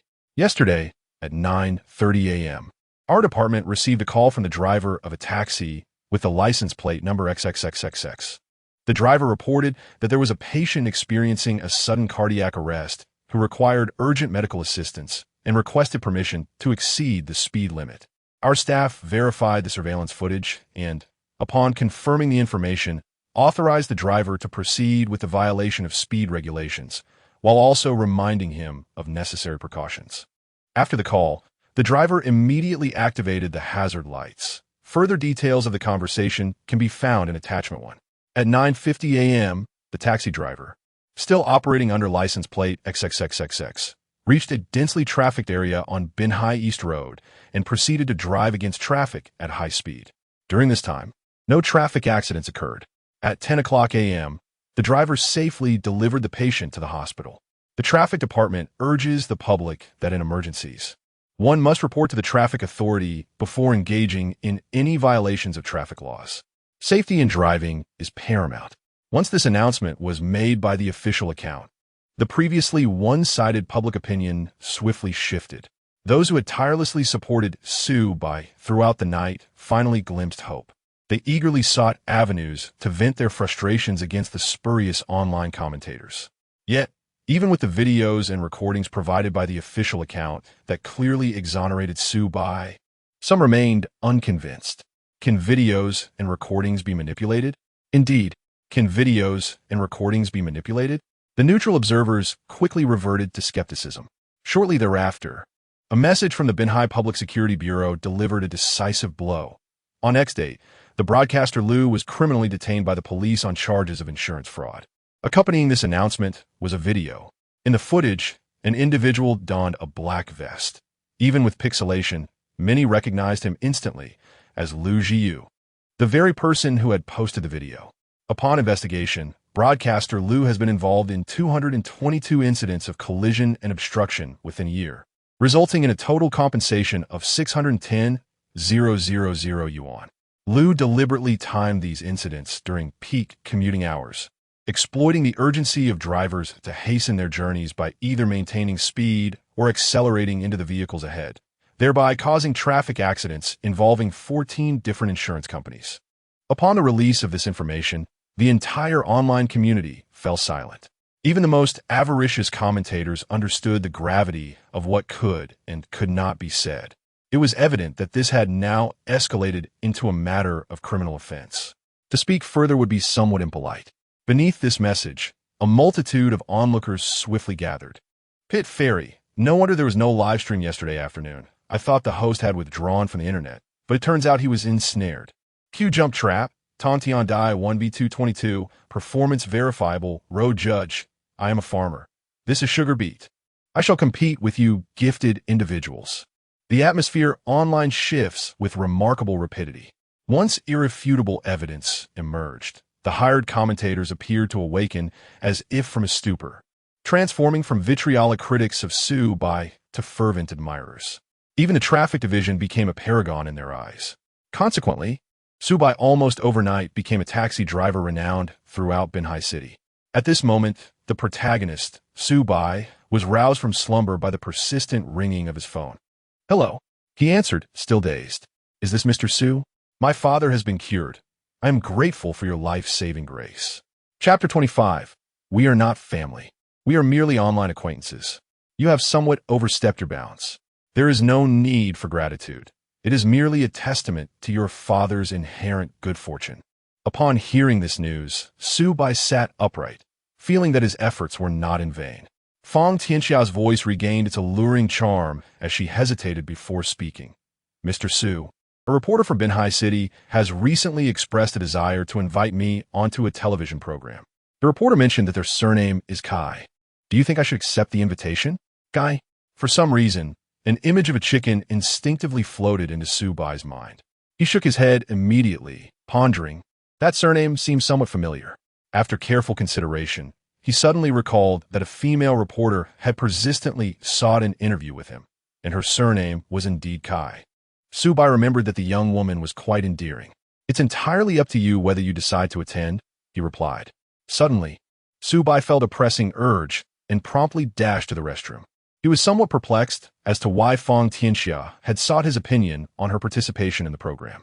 Well, it was equally perplexing for Fang Tianxia to realize that she instinctively thought of Su Bai when faced with a dilemma. After ending the call, she contemplated her decision and dialed Xiao Kai. She resolved to participate in the interview program. She had witnessed yesterday's events and felt compelled to defend Su Bai's reputation. With a quick shake, Su Bai adjusted his attire, feeling accomplished after attending to his personal matters. A delightful day was about to commence. While brushing his teeth, he opened Douyin, intending to pass the 3 minutes of mundane time. However, as soon as he accessed Douyin, his phone froze momentarily. After what felt like an eternity, the app resumed normal function, only to be inundated with a cacophony of notifications. "Have I been boxed in?" Su Bai mused as he skimmed through the messages. Most were invitations to join broadcasting companies or requests to participate in various programs, interspersed with peculiar comments like, "Hey brother, I have something good for you." Then, Su Bai stumbled upon something even more exhilarating. His follower count had surged to 10,000. Remarkably, this had all transpired within a single night. Had public opinion shifted? He opened the trending topics in his city and, as expected, the top story was about Lu's imprisonment, followed by an announcement from the transportation department. These two pieces of news had undeniably elevated Su Bai's profile within Binhai City. However, he remained indifferent to such matters, focusing instead on the third trending topic, Fang Tianxia, a woman who, despite being mired in adversity, stood strong and independent. She had finally emerged victorious. Su Bai briefly perused the comments below, noting that most of the onlookers were fervently discussing Fang Tianxia's experiences. How can someone like her be fit to be a teacher? The discourse revolves around a singular point: whether an individual with such a rich tapestry of romantic experiences is truly suitable to assume the role of an educator. However, from Su Bai's perspective, notoriety can indeed be advantageous. Even infamy holds its own merit, at least given Fang Tianxia's current prominence. She is poised to lead a life that is not only more prosperous, but also imbued with greater happiness than before. She has finally liberated herself from a life of compromise, now possessing both the financial means and the energy to pursue her passions. Is that not sufficient? Su Bai rinsed his mouth, expelling the foam of toothpaste, and opened his phone to reply to Lao Wu's message. He had received a staggering number of friend requests, totaling 99, yet he paid them no mind. Such is the nature of fame. It attracts those eager to seize the opportunity to acquire your contact information, as if having a connection with you were a cause for universal celebration. For Su Bai, a handful of genuine friends suffices. Today, once again, brimmed with hope. With a renewed spirit, Su Bai embarked on his day, driving his taxi to commence his work. Time flowed like water, and the incident that had once caused such a stir gradually faded from the digital landscape after a week of reflection. People resumed their daily routines, though the discussion of that public outcry lingered in light-hearted banter during meals. Su Bai continued to work diligently, and the benefits of his newfound notoriety soon manifested in his daily endeavors. In recent days, his vehicle was never devoid of passengers. Some specifically awaited Su Bai, yearning for his service, while others trusted solely in his driving prowess, opting to summon him from the ride-sharing pool. A curious event unfolded during one of his live broadcasts when an unexpected guest entered the stream. "Oh no, the host has truly gained fame," one viewer exclaimed. "What is the matter?" Another inquired. Even those selling dubious wares have arrived. With the audience's prompts, Su Bai suddenly realized that his top supporter was a user with a profile picture of a woman, named VXXXXXX. It is well known in the streaming community that a peculiar phenomenon exists. The measure of an individual's popularity can often be gauged by the presence of certain sellers among their supporters. Regular viewers understand that those who are either currently popular or on the verge of becoming so will invariably attract a few such individuals to their ranks. At times, Su Bai cannot help but exclaim, each profession has its own expertise. The proficiency of these individuals may be uncertain, yet their discerning eye is undeniably astute. Over the past few days of live streaming, Su Bai has accumulated a commendable popularity value of 10,000. Despite having just over 10,000 followers, the number of viewers in each live session has never dipped below 3,000, a rather formidable ratio indeed. After attaining this popularity value, Su Bai did not immediately unlock the level 1 treasure chest. Presently, he lacks nothing essential, so he chose to retain it for the time being. In the future, should a pressing need arise, he may tempt fate. "Master, I have been your loyal fan for 10 years. How can you still charge me?" 34. Shall I pay via scan code or cash? "Scan code, please." After the passenger settled the 34, he exited the vehicle. Previously, he had watched the live stream, believing that the driver's persona of being money-driven was merely an act. Little did he know it was genuine. Once the passenger departed, Su Bai shook his head in resignation. What is the matter with being famous? Does fame grant one the privilege of not charging for services? That would be sheer folly. Upon hearing the notification of funds arriving in his wallet, Su Bai lifted his gaze toward the front. On the roadside, a well-dressed gentleman, clad in a crisp suit and clutching a bouquet of flowers, anxiously glanced at his watch. He waved his hands incessantly, yet not a single taxi came to a halt. Let us speculate. Could this gentleman be a sycophant? TSK. Seems to be one indeed. Oh no, he is approaching Su Bai. Su Bai observed as the man, upon noticing him, hurriedly jogged over. Master, is it possible to reach Cloud City in 2 hours? Chapter 26, Answer Me. Look into my eyes. Meanwhile, in the capital city, at the editorial office of the People's Daily. As a national newspaper, it not only disseminates policy news daily, but also meticulously sifts through a plethora of submissions from across the nation to select uplifting stories for publication, either in print or on the official online platform. Editor-in-Chief, the young editor Xiao Zhang gently knocked and entered. What is it? The editor-in-chief removed his glasses and rubbed his eyes. Despite the coveted nature of his position, those close to him were well aware of the burdens he faced daily. The influx of peculiar submissions often left him feeling overwhelmed. Editor-in-Chief, I recently discovered an intriguing individual. Xiao Zhang presented a report from Binhai City concerning an incident involving Su Bai. Oh, the editor-in-chief, piqued with interest, picked up the document formatted in Sim-Sun font, size 3, with 30-point line spacing, printed double-sided on A4 paper. A cursory glance revealed compelling details that captured his attention. The report meticulously chronicled Su Bai's recent actions in Binhai, including a heroic rescue of his mother from a flash flood and the timely transportation of a cardiac patient. It even detailed the identities of Cheng Chang and Fang Tianxia with precision. Undoubtedly, these commendable deeds painted a picture of an exceptional driver worthy of recognition. However, as the editor-in-chief, he understood that matters were not so straightforward. Investigate this driver's background, he instructed. The People's Daily could not afford to chase fleeting trends like lesser tabloids. As a prestigious national publication, it was never short of noteworthy stories. Therefore, every piece of content that graced its pages or official channels underwent rigorous scrutiny.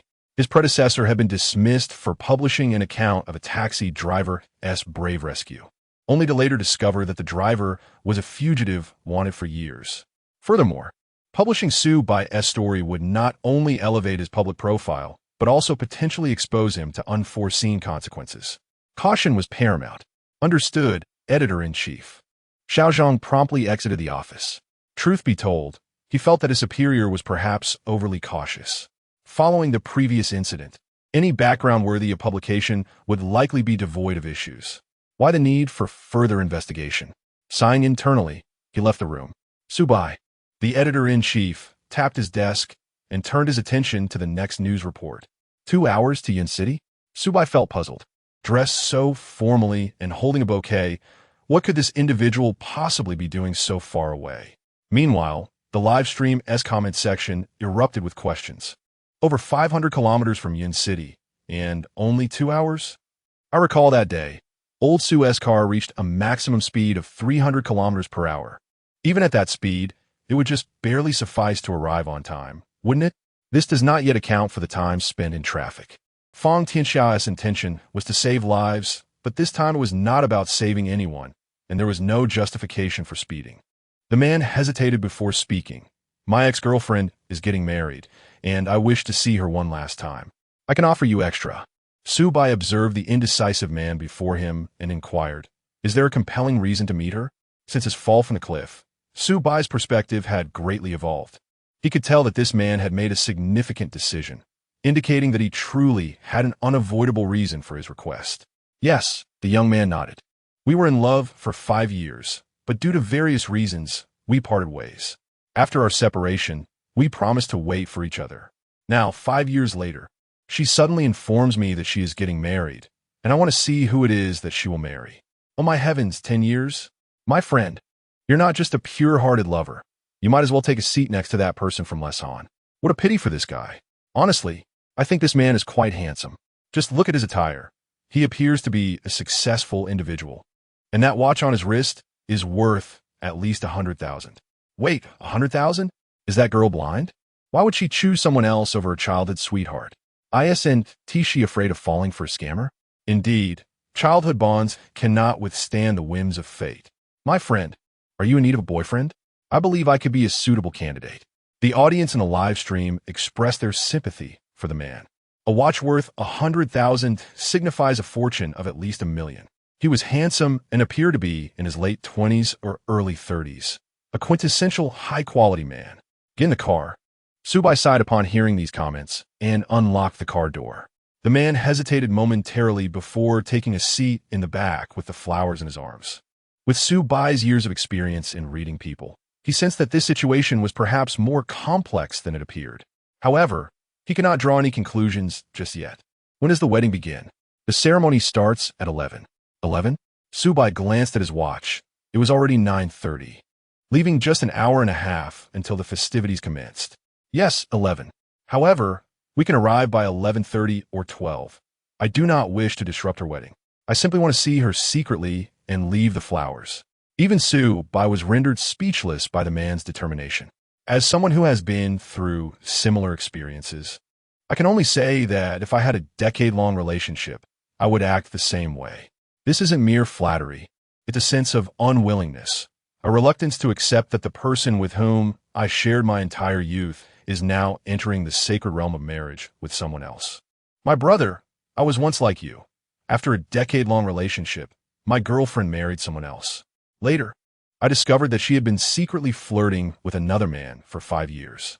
From that moment on, I worked tirelessly, and on the day of her wedding, I arrived in a luxurious car to attend.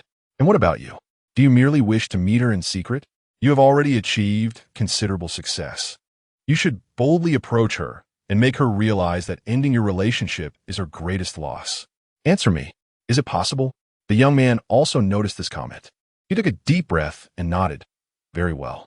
A bittersweet smile spread across his face. But over 500 kilometers, not even an hour and a half will suffice.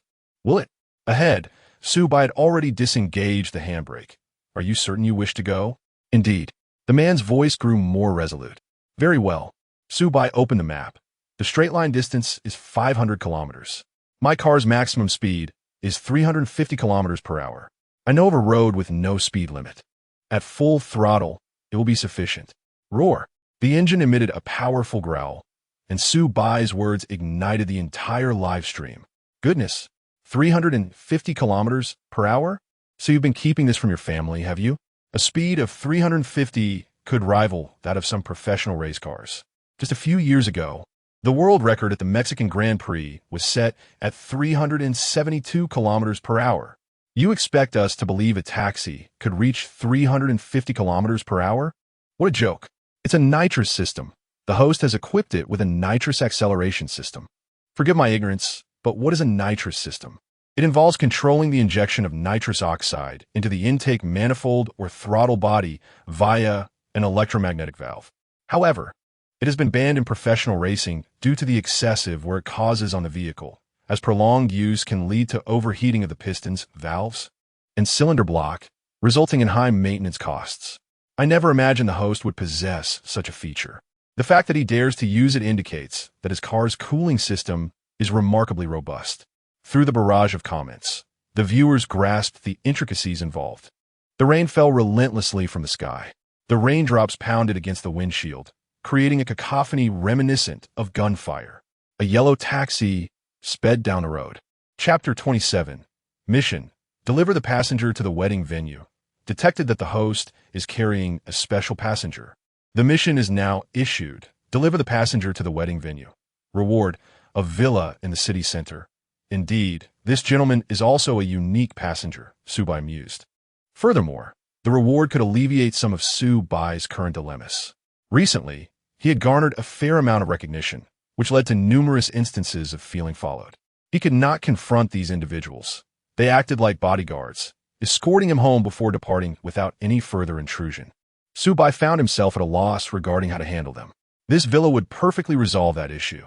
He had lived in a villa in the city center for several years before selling it to cover the costs of a breach of contract. The most vivid memory he had of that villa was its security. The villa district in the city center is a prime area where individuals of various statuses reside, or those maintained by wealthy patrons. The importance of security to these residents is evident. Living there would ensure Su Bai's privacy, and the likelihood of encountering passengers of special status would significantly increase. A true twofold advantage. Even Su Bai could not suppress a flicker of joy on his face. Upon regaining his focus, he gazed ahead at the long-abandoned road. This was where he had last come to test his vehicle's speed. Originally, it was intended for the construction of a national highway. Unfortunately, a landslide in the last century had devastated the village below, compounded by significant incidents that resulted in personnel changes. Those who should leave did so, those who should be reassigned were, and thus, the road was left to decay. Abandoned mud and tools lined the sides of the road, as if narrating the tale of its former glory. Caw, caw, caw. The crows perched on the branches called out mournfully. What was once a symbol of prosperity had transformed into a harbinger of misfortune. Buzz. A car sped past. Startled, the crows took flight.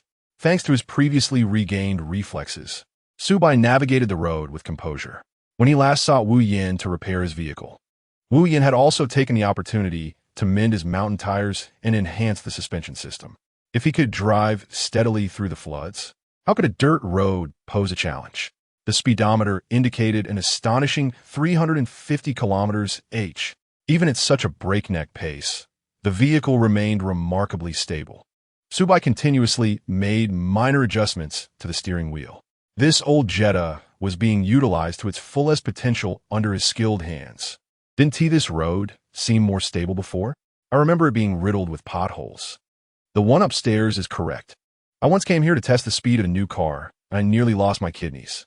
Old Su's technique is becoming increasingly adept. I first learned of this road from you all.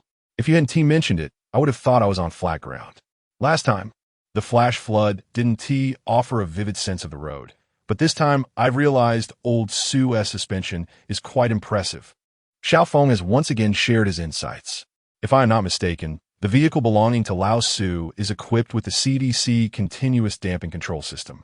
This system is characterized by its ability to monitor road conditions in real time through sensors, adjusting the damper valve openings to achieve an infinitely variable switch between soft and hard damping. Such technology is utilized in vehicles like the Buick Regal. While it may not compare to professional damping systems, it is quite impressive for a taxi to be equipped with such damping capabilities. After Xiao Feng hastily typed his thoughts, a sense of disappointment inexplicably washed over him. What a pity. With Lao Su's skills, he certainly deserves a superior damping system. If only he could be recognized. Even if the latest fourth-generation magnetorheological suspension is out of reach, a Mercedes-Benz Magic Carpet chassis would suffice. However, every time he attempts to promote Su Bai, the response from the CEO is to wait for further news. Sigh. Xiao Feng could only exhale a resigned breath. Su Bai observed the barrage of comments in the live stream and raised an eyebrow. He had seen this individual, known as Dong Wang, several times before. The name is indeed fitting. Merely through the stability of some sounds and the live broadcast visuals, he could ascertain the nature of his damping system. Indeed, Su Bai's damping system is the CDC. It is not that he does not wish to upgrade to a more superior damping system. It is simply that he cannot procure one. He can only acquire the damping systems of mainstream vehicles, while the more advanced options are utterly out of reach. Nonetheless, these are sufficient. After all, he used to drive a fully manual assembly vehicle and still achieved considerable results, didn't he? The gentle rain continued to patter against the car windows. Within the vehicle, aside from the sound of the windshield wipers, the only other noise was the roar of the engine. The man in the back seat gazed quietly out at the scenery. He had previously driven his girlfriend to this very place. Oh, now she was his ex-girlfriend. This tranquil locale, with its beautiful views, often attracts couples seeking a thrill. Feng Xiao, when we marry in the future, shall we bring our children here? Memories flooded his mind. Feng Xiao seemed to envision the girl who once held his hand under the sunset, turning back to speak of their future together. He could even recall the scent of the laundry detergent she used. All right, Nan Yin and I. We must live in a grand house in the future. Nan Yin and I. Is that the name of your ex-girlfriend? A soft voice interrupted Feng Xiao's reverie. He rubbed his somewhat moist eyes and, after a moment of silence, replied, Yes.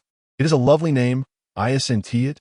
Indeed, like the gentle clouds of the sky, and the sweet notes of the jade phoenix. Upon hearing this, Feng Zhao's eyes brightened. Master, actually no, it comes from the Chusi? When I have nothing to do, I enjoy reading. Feng Zhao suddenly opened up. When we first met, I researched for quite a while before discovering it was from Chusi. Li saw. Would you like to hear more? Su Bai Awakening. Feng Zhao, unusually silent for a moment, finally spoke. We have attended the same school from elementary through university. On a rainy night during our university years, I confessed my feelings to her. Subsequently, we studied together, sought employment together, and rented a modest abode. However, when it came to discussing marriage, complications arose. Su Bai remained silent, listening intently. My parents believed I had a promising future and suggested we wait. Her parents, on the other hand, deemed my family impoverished and opposed the union. Feng Zhao's voice quivered with emotion. Fortunately, we at that time believed that love could conquer all. We made a pact that 5 years later, we would present our best selves, indifferent to the opinions of others, and marry openly. I exerted myself tirelessly in my career, consuming a bottle and a half of liquor while facing clients, enduring a hospital visit for a gastric bleed without surrendering.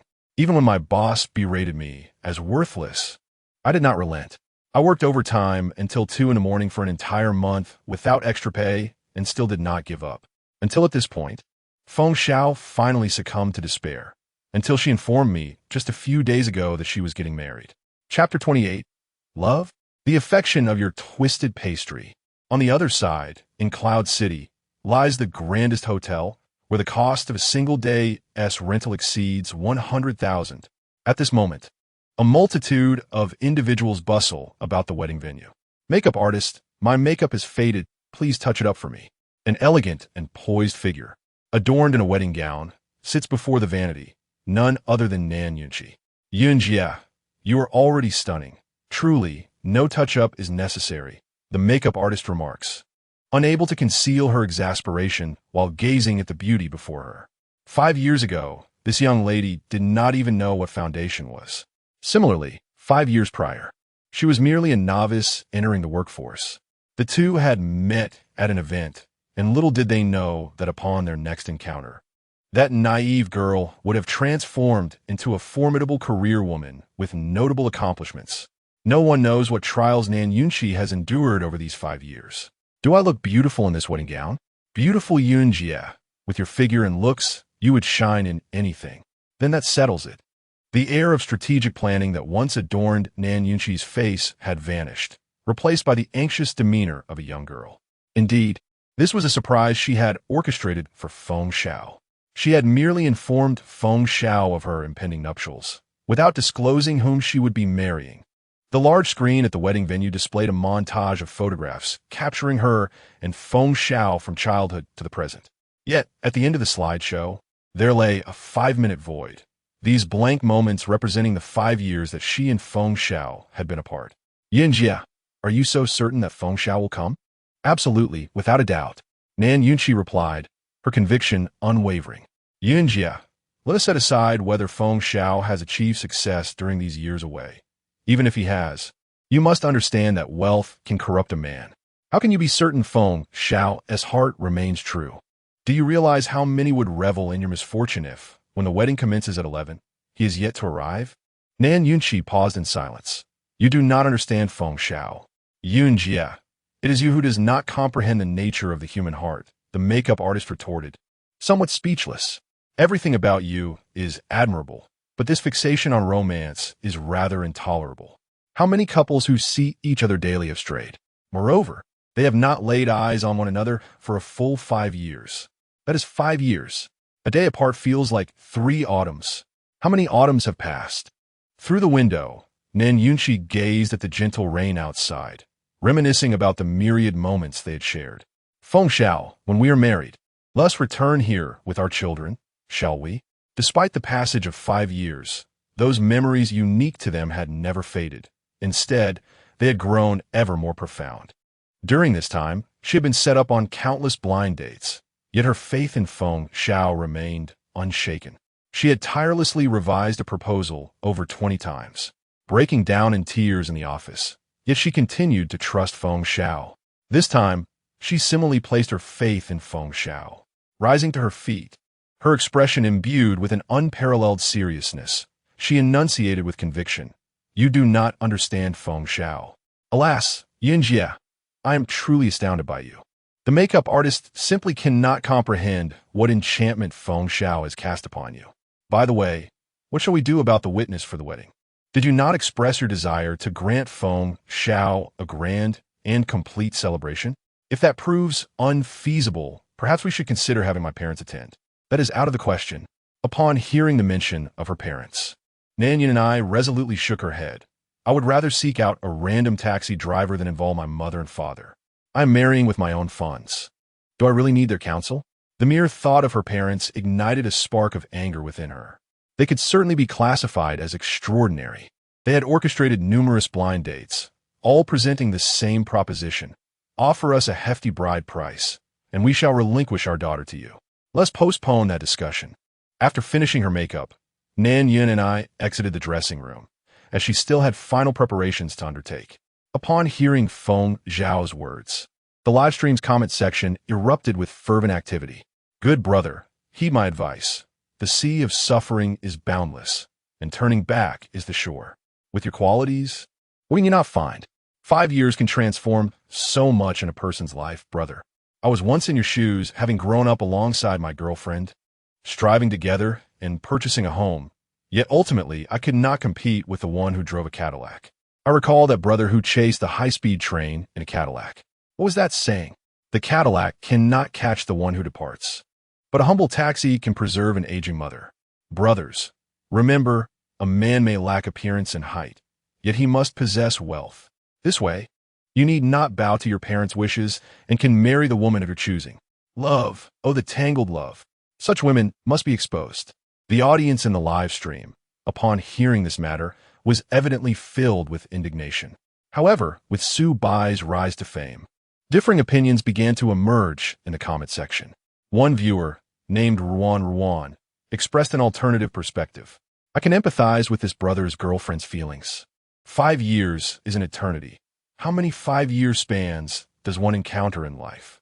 I once had a boyfriend, or perhaps a husband, not unlike this brother.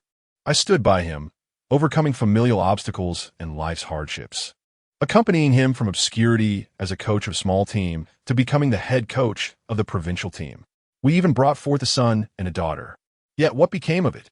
After he gained fame, he pursued a married woman. That woman is neither as beautiful nor as shapely as I. She pales in comparison. I pleaded desperately, but all I received in return was my husband's cold declaration: I no longer love you." Through the screen, the audience could almost perceive the desolation and self-mockery etched upon this remarkable woman's face. Indeed, how many 5-year spans does life truly offer?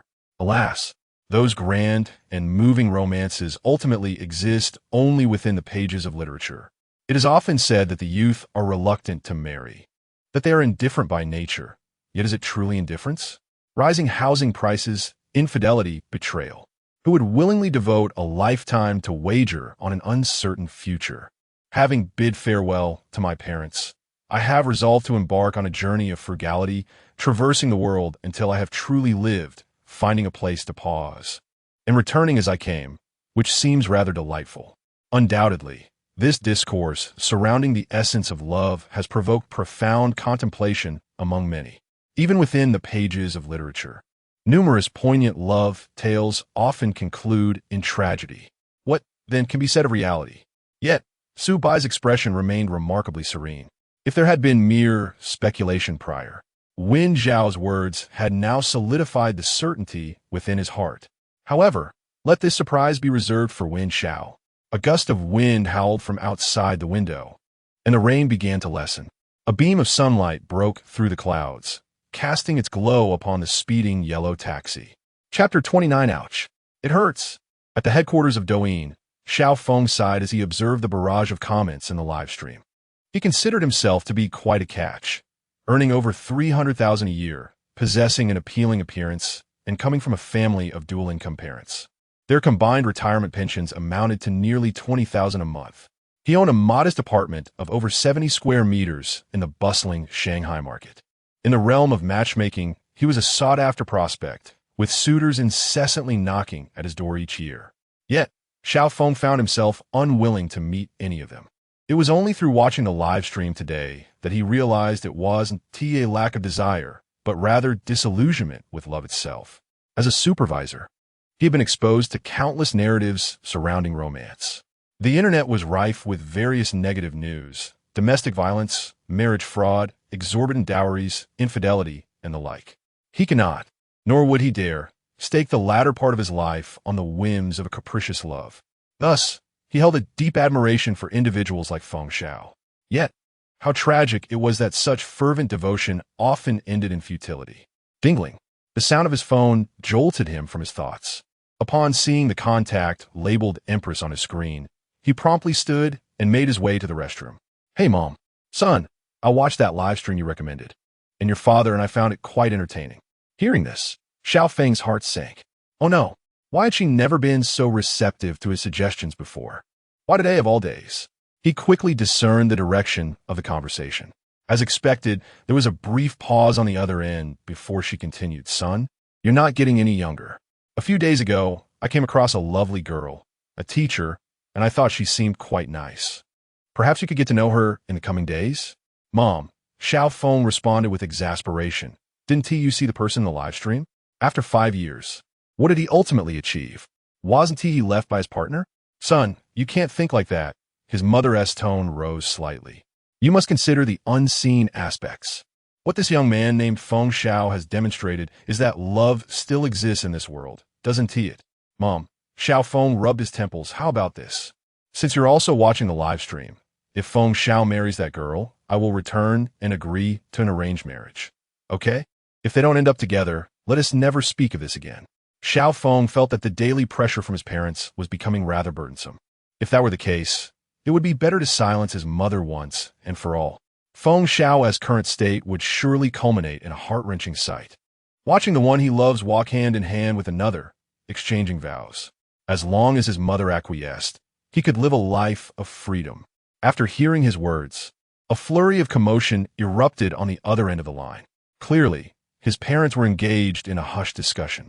5 long minutes passed, and Xiao Feng's legs grew weary from squatting. Just then, the ringtone of WeChat pierced the air. He glanced at the screen to find a contact named Dreamweaver. "What the heck? Boss?" At that moment, the voice of Xiao Feng's mother resonated on the other end of the line. "Mom, my boss is looking for me." It settled. Without waiting for a reply, Xiao Feng promptly hung up. The thought of no longer facing the pressures of marriage brought him an unexpected sense of joy, even making his movements during mundane tasks feel remarkably carefree. "Hey, boss, could you come to my office?" "Of course, boss." Xiao Feng fastened his trousers and hurried towards the executive office. The sun pierced through the dark clouds, casting its glow upon the taxi. Occasionally, a few birds chirped merrily by the roadside. Everything seemed detached from Su Bai. He could already glimpse the grandeur of the city ahead. Yin City was nearing.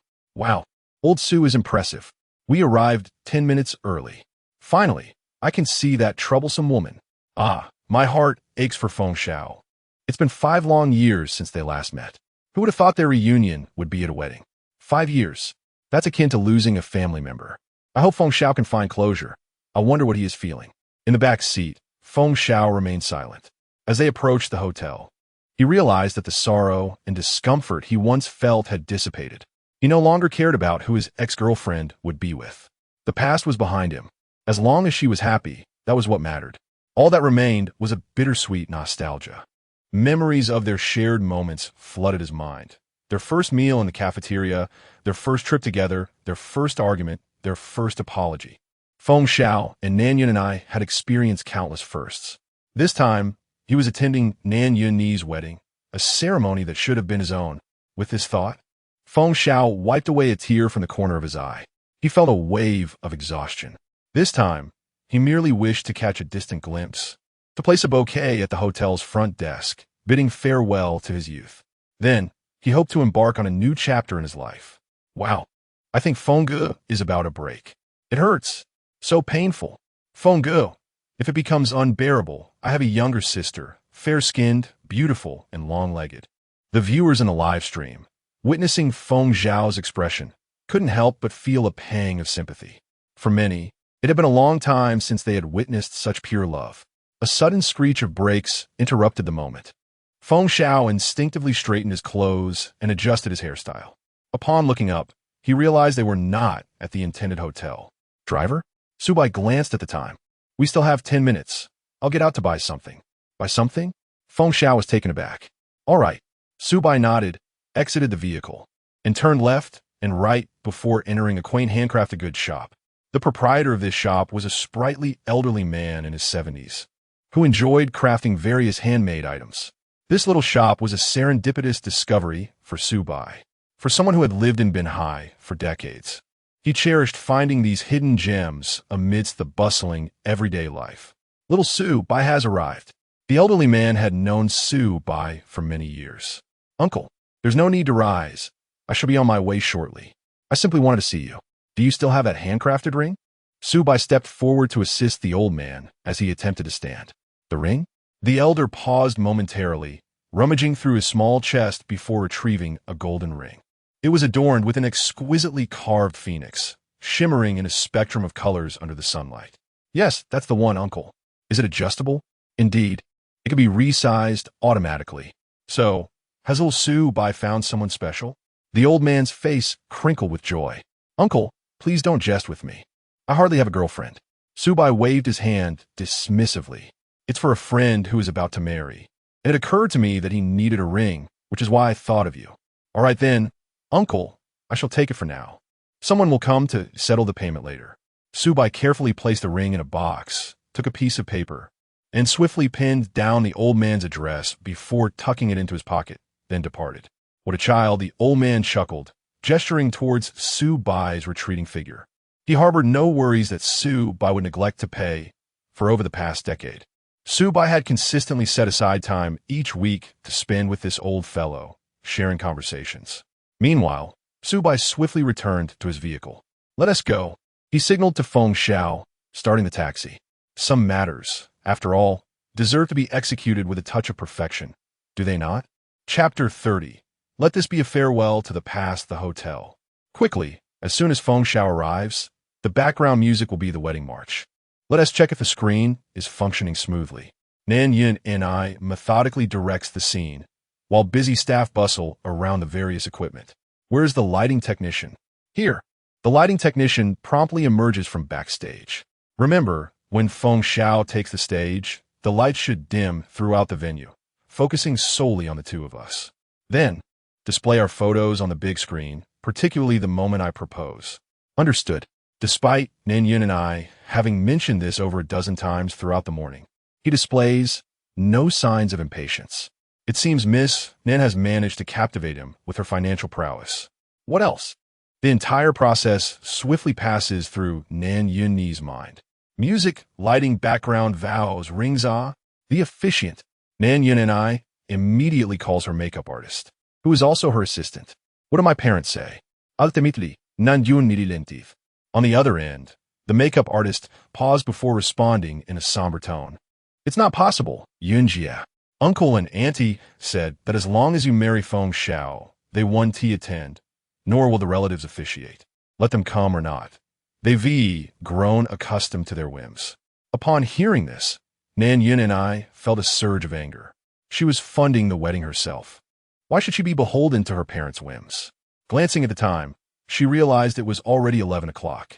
After a moment's hesitation, she inquired, Has Feng Xiao arrived?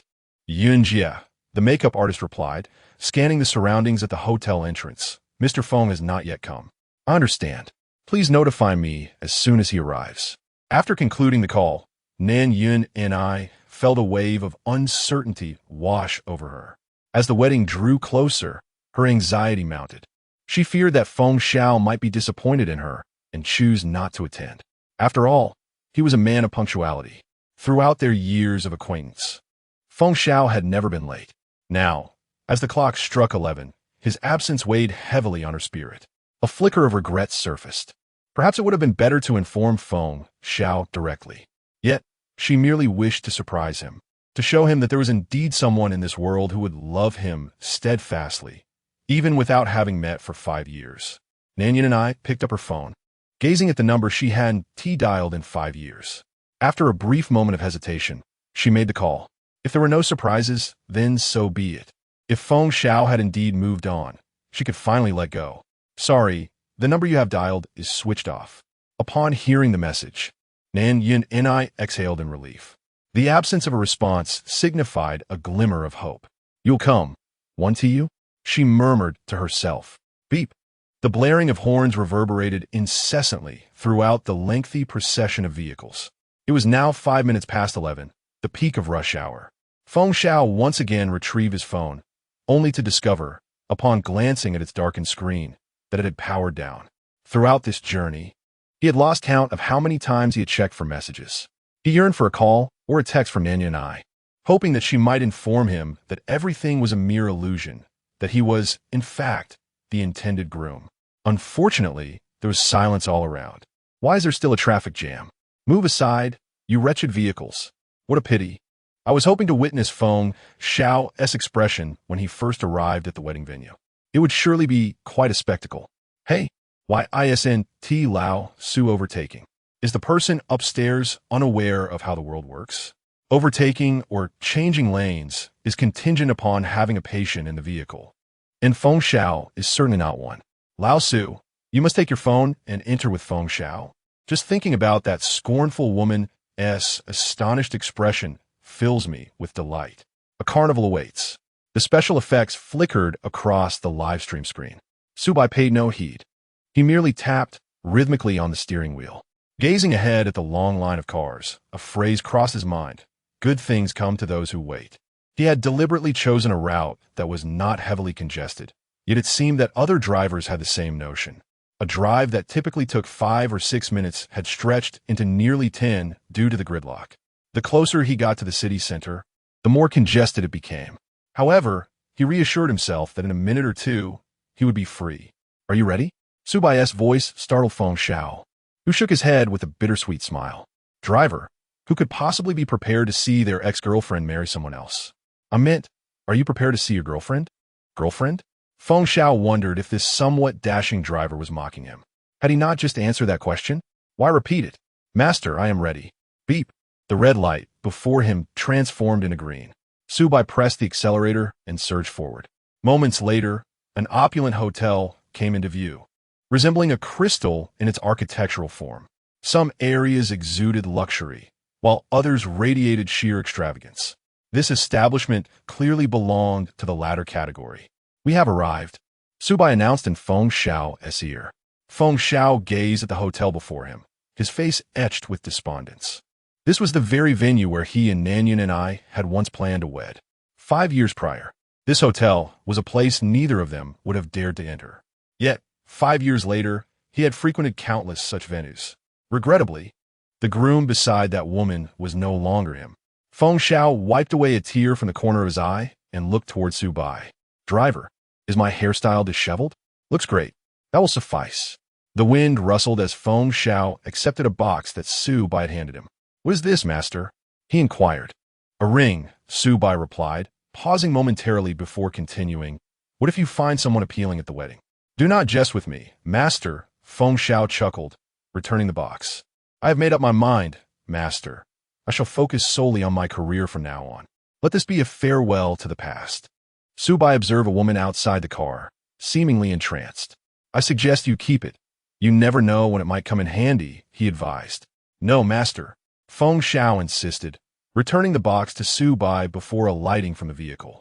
He straightened the creases in his clothing and grasped a bouquet of flowers. Master, please wait here for a moment. When I return, I would appreciate it if you could take me back. I shall settle the payment then. As Feng Xiao spoke, the previously entranced woman hurried into the hotel, her expression one of astonishment. Very well, I shall await your return, Su Bai replied. Feng Xiao nodded and began to make his way toward the hotel, step by step. Chapter 31. My world, every bit of it is you in a hotel. As time progressed, the expression on Nan Yunqi's face shifted from anticipation to disappointment, and ultimately to fear. Clad in her wedding gown, she sat despondently upon the wedding platform, repeatedly dialing a number. Sorry, the number you have dialed is unavailable. The same disheartening message echoed time and again as the clock ticked from 11 to 11:15. Are you truly not coming, Feng Xiao? Nan Yunqi's eyes were now red-rimmed. 15 minutes had elapsed. Yet the figure she had longed for over the past 5 years did not appear at the entrance. Do you no longer love me?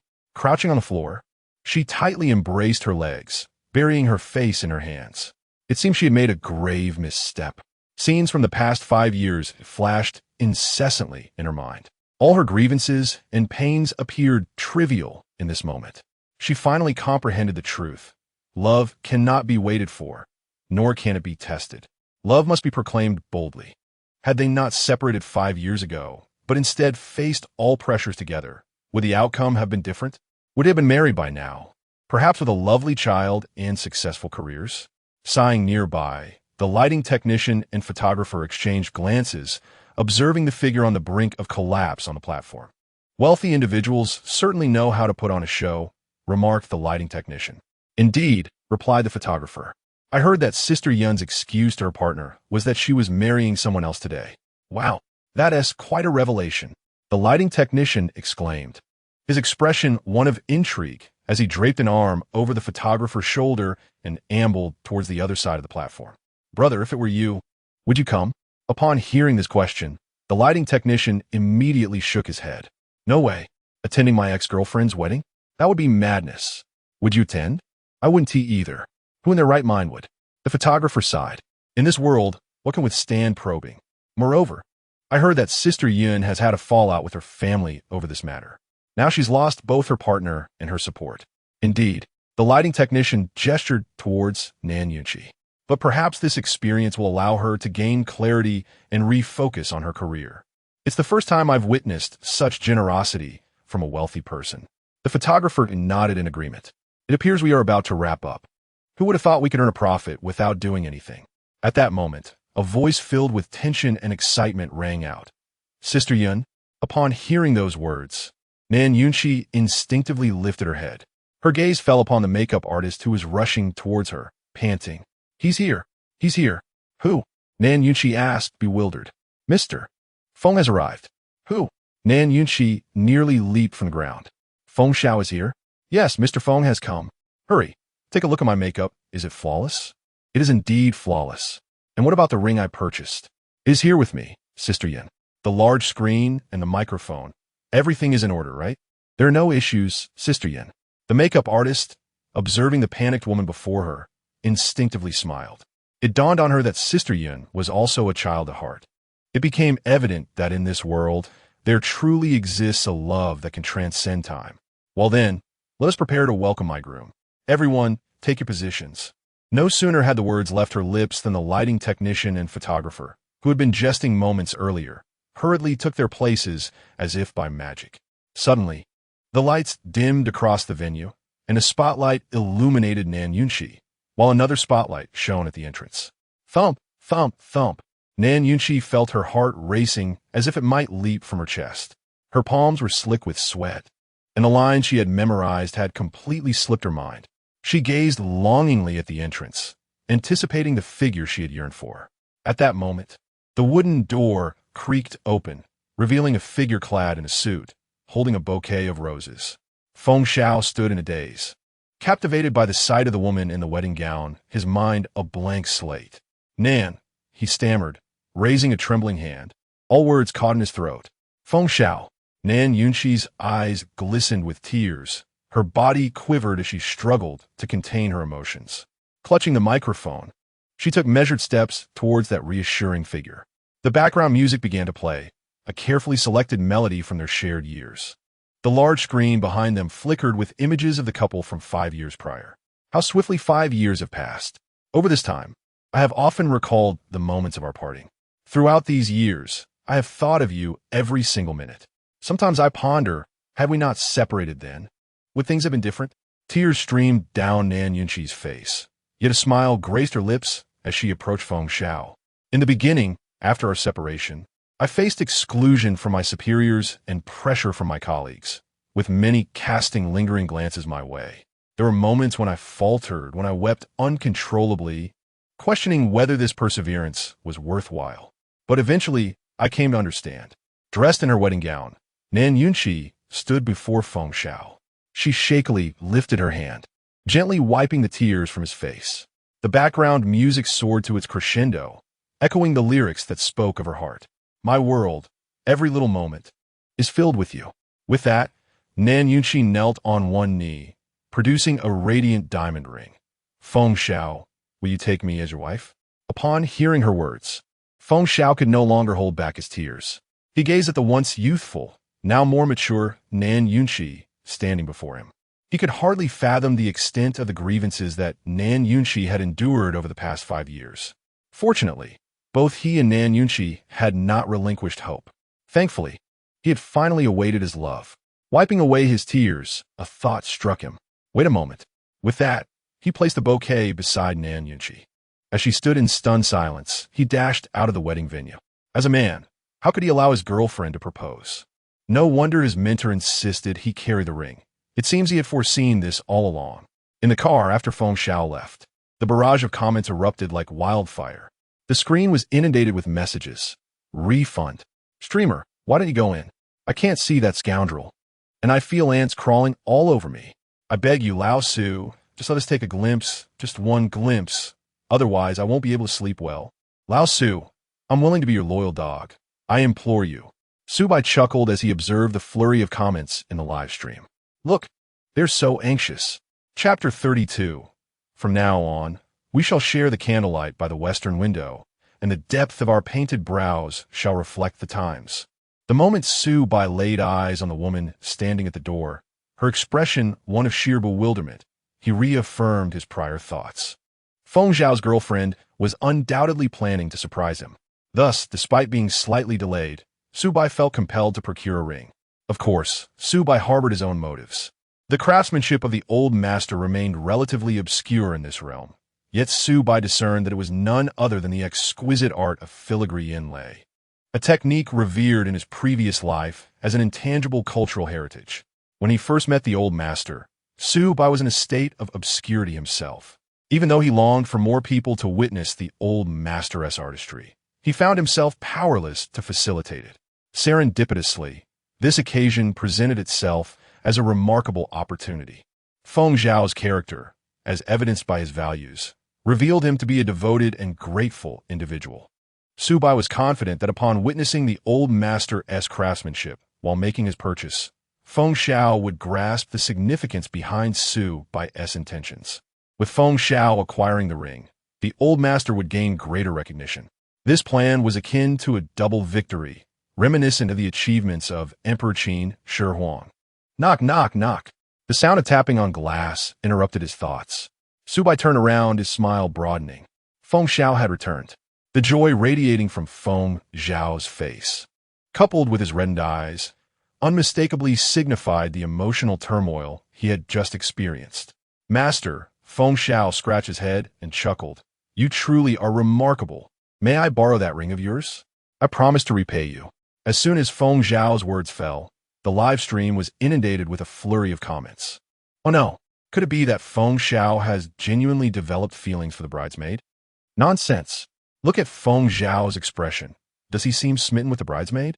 His smile has been askew this entire time. Guys, I just thought of a scenario. What if Feng Xiao's girlfriend sent him a message intending to surprise him? Oh, you might be onto something. It is indeed a possibility. Goodness, could it be that the groom at today's wedding is actually Feng Xiao? I'm about to cry. Does this imply that old Su anticipated this all along, hence the ring purchase? Why can I accept this? Did old Su consider us mere pawns all along? Woof woof. I'm willing to be old Su's pawn. Su Bai glanced at the comments, a smile gracing his face. He presented the ring, placing it into Feng Xiao's hand. Go forth, pursue your happiness. Thank you. Feng Xiao solemnly accepted the ring box. Though he had never seen what lay within, he trusted Su Bai's judgment. Just as he was about to depart, a thought struck him. At the wedding venue, he had noticed that aside from the staff, only he and Nan Yun and I were present. If it remained as such, it might feel rather desolate. Moreover, there was no officiant. Since that is the case, Master, may I request you to be our witness? Feng Xiao hesitated for a moment. Could you also bring your phone? I wish for more people to witness our wedding. Me? Su Bai pointed to himself. Goodness, he's going to be the witness? Yes, master. Without your guidance along this journey, I would not have arrived on time or experienced all that has transpired. Very well. Su Bai nodded, exited the car, and followed them inside, phone in hand. At the wedding venue, after Feng Xiao left, Nan Yin and I stood there in a daze. Why did he leave so suddenly? Could it be that my preparations were too abrupt and frightened him? Sister Yun, do not overthink it, the makeup artist comforted. Mr. Feng is not that kind of person. He must be out preparing something. Upon hearing this, Nan Yun and I instinctively sighed in relief. Yes, he must be out preparing a surprise for me. Sure enough, 5 minutes later, Feng Xiao hurried back, accompanied by someone holding a phone. Junni. The affection in Feng Xiao's eyes was palpable. He gently brushed Nan Yun's hair aside. Close your eyes. Obediently, she shut her eyes, a premonition rising within her, and tears welled up. Yun and I. As Feng Xiao knelt on one knee, he gazed at his breathtakingly beautiful girlfriend, who was to be his future wife. Over the past 5 years, we have endured much confusion, hesitation, and uncertainty. But all that is behind us. In the future, no matter what we encounter, I will always be by your side. Therefore, Miss Nan and I, will you marry me? Feng Xiao gently opened the box. Nan Yun's eyelashes fluttered, slowly revealing her eyes. A vividly crafted phoenix appeared before her. The phoenix, entirely made of gold, gleamed with the mastery of the sculptor in every feather. Its flawless construction clearly indicated it was carved from a single piece of gold. As Nan Yun and I beheld the ring, named Phoenix Dance in the Sky, she was overcome with emotion. I do. Woohoo! The excited makeup artist exclaimed. Immediately, ribbons erupted from both sides, and the background music shifted to Tao Ji's Today You Marry Me. All the staff in the venue cheered joyfully, offering their heartfelt blessings to the embracing couple. Wow! Quickly, let me do something to liven up the occasion for the newlyweds. Damn it! Are we bringing the dog over for a cheer? Oh, I want to cry. They have been through so much. In my excitement, I slapped the dog beside me, which looked utterly confused. No way, when my boyfriend proposes, I must have a ring like this. It is stunning. Comments flooded the live stream, filling the screen. Su Bai looked at the newlyweds with a joyful smile. How wonderful this is. By the way, as the wind rustled, Feng Xiao turned to Su Bai, introducing him to his wife. This is Master Su. He then proceeded to enlighten Nan Yun and I regarding Su Bai's identity and the events that had transpired along their journey. I wish for Master Su to be our witness. What do you think? Of course, Nan Yun and I replied, her gaze fixed on the taxi driver before her, a sincere gratitude illuminating her face. Had it not been for this master, her fate with Feng Xiao might have unfolded quite differently. As the wedding march commenced, Su Bai ascended the stage step by step. He observed the myriad expressions of gratitude, excitement, admiration, and curiosity among the guests below, and took a deep breath. The ancient verses echo, the osprey's call. Upon the river islet, the couple encounters each other in the fields, their hearts entwined by the clear stream. Upon meeting the gentleman, how could one not rejoice? Today, with a cup of wine amidst the peach and plum spring breeze, one crafts the 10 years of lamps in the night rain of the rivers and lakes. From this moment forth, let us share the candlelight by the western window, and let the subtle hues of the painting of the songbird blend with the passage of time. Chapter 33. At last, I can cross the street with grandmother openly. Meanwhile, at the headquarters of Douyin, Xiao Feng arrived at the president's office. Knock, knock, knock. Guomin. Boss, did you call for me? Have a seat. The president stood up and personally poured a cup of tea for Xiao Feng. Boss, allow me to handle it. Witnessing this scene, Xiao Feng felt a wave of anxiety wash over him, as memories began to flicker in his mind. The boss pouring tea must have some ulterior motive. He even recalled the time he wet his pants as a child, yet he couldn't remember any recent missteps that might have offended the boss. Could it be that he was caught slacking off? But that couldn't be right. He had slacked off before. The president, observing Xiao Feng's expression, seemed to find no deceit and nodded in satisfaction. Very well. You passed the first test. Xiao Feng, you have been with our company for a few years now. Haven't you? Indeed, it has been 2 years, 6 months, 2 hours, and 30 minutes. Ah, Consider yourself a valuable asset. I've noticed your recent performance has been commendable, and I wish to promote you. Boss, I still need to hone my skills in this position. Upon hearing this, Xiao Feng was drenched in sweat. Their essay saying that describes working with a boss akin to romantic relationships. Many things must be interpreted inversely, especially in his case, where the work was plentiful, yet the hours were limited, 9 to 5, with no overtime. Navigating the relationship with the boss felt like a daily battle. Even so, he was somewhat perplexed. Come on, just say what you need to say. Why the tea and the talk of promotions? Is the company going under? Or are you planning to leave? Heaven forbid, do you have a terminal illness? Boss, you cannot leave us. If you do, where will I find such a wonderful job? Well, that is commendable. The boss once again displayed a satisfied expression. You passed the second test. I've noticed that Su Bai seems to be quite popular lately. I wish to sign a contract with him. You've been following his live streams? I would like to hear your thoughts. Here it comes. Xiao Feng understood that all previous pleasantries were mere formalities, and this was the true test of the day. He couldn't fathom why the boss's demeanor had shifted so dramatically, nor did he need to.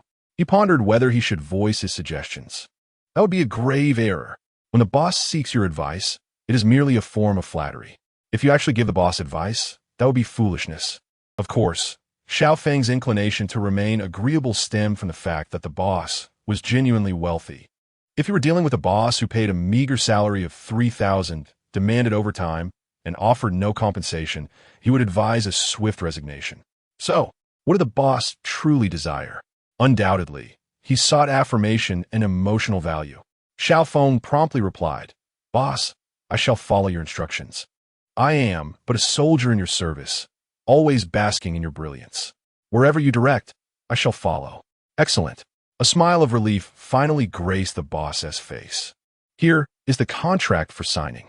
You are to head to Binhai immediately and ensure Su Bai is signed. First class on the plane, travel expenses covered. Understood. Xiao Feng exited the office, contract in hand, disregarding the 20-plus calls from his mother. He was overwhelmed with excitement. Could it be that teacher Su was finally about to achieve fame? He felt as though he had unearthed a hidden treasure, now finally recognized by the public. Elation, thrill, anticipation surged within him. A chance encounter with his idol on official business. What a delight. The CEO watched Xiao Feng's departing figure with a wry smile. Despite his apparent idleness, Xiao Feng's professional acumen was undeniable. In the past 2 years, Douyin had not encountered any public relations crises. So, let him be idle if he must. He returned to his desk, recollecting the phone call he received earlier that morning. An insider had revealed that Su Bai had garnered attention from higher-ups. Was this a blessing or a curse? Arriving at the designated location, Su Bai pointed towards a narrow alley. Turn left and walk straight for 3 minutes. Then take a right. There's an elderly gentleman's shop. That's where I made my purchase. All right, Master Su, thank you. Let us hang out together sometime. After handing Su Bai 1,000, Feng Xiao took Nan Yunqi and exited the vehicle. A grand wedding had just concluded. After a sumptuous feast, Su Bai ushered Feng Xiao and Nan Yunqi back to Binhai. They were there to obtain their marriage certificate and to settle the payment for the rings. Binhai City held significant sentiment for the couple, as it was where they attended university and where their love blossomed, making it a poignant place for their official union. Meanwhile, Su Bai ended his live stream, having reached a popularity rating of 20,000, sufficient to redeem 2 first-tier treasure chests. Simultaneously, a notification chimed in his mind. Wasn't it exhilarating to attend someone else's wedding? Congratulations on safely delivering your passengers to the wedding venue. Reward, a villa in the city center.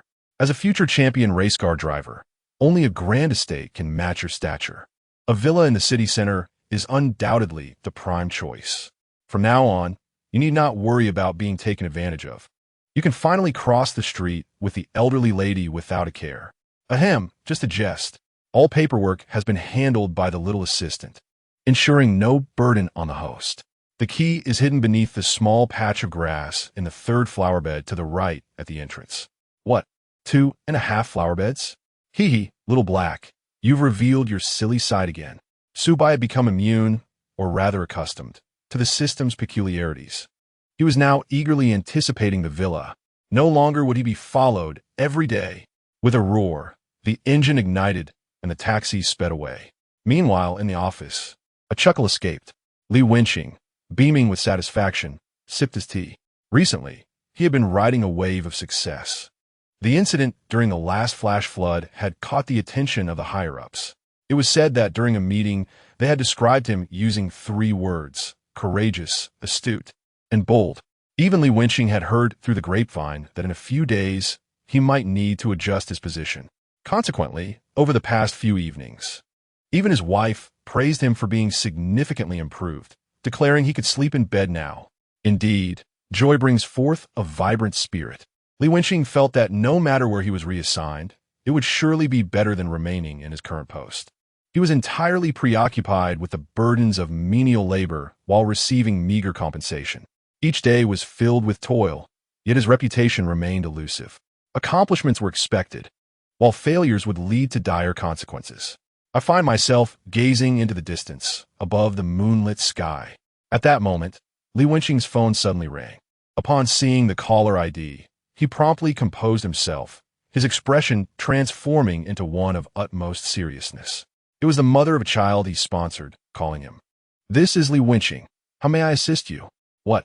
Upon hearing the sobs emanating from the phone, Li Wenqing immediately rose from his seat. "A terminal illness? Please wait for me at the hospital. I will be there shortly." Chapter 34.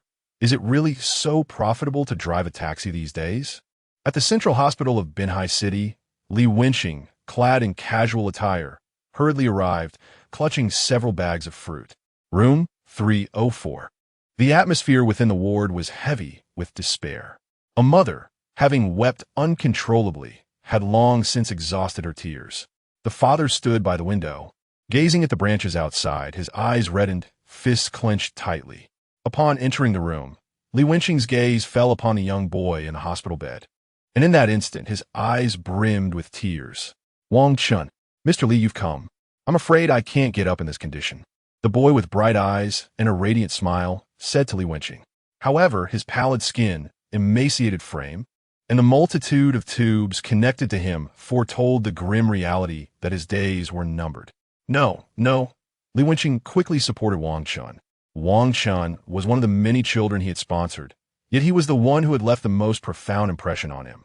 In Li Wenqing's days of prosperity, other sponsored children would often seek to ingratiate themselves with him upon learning of his status.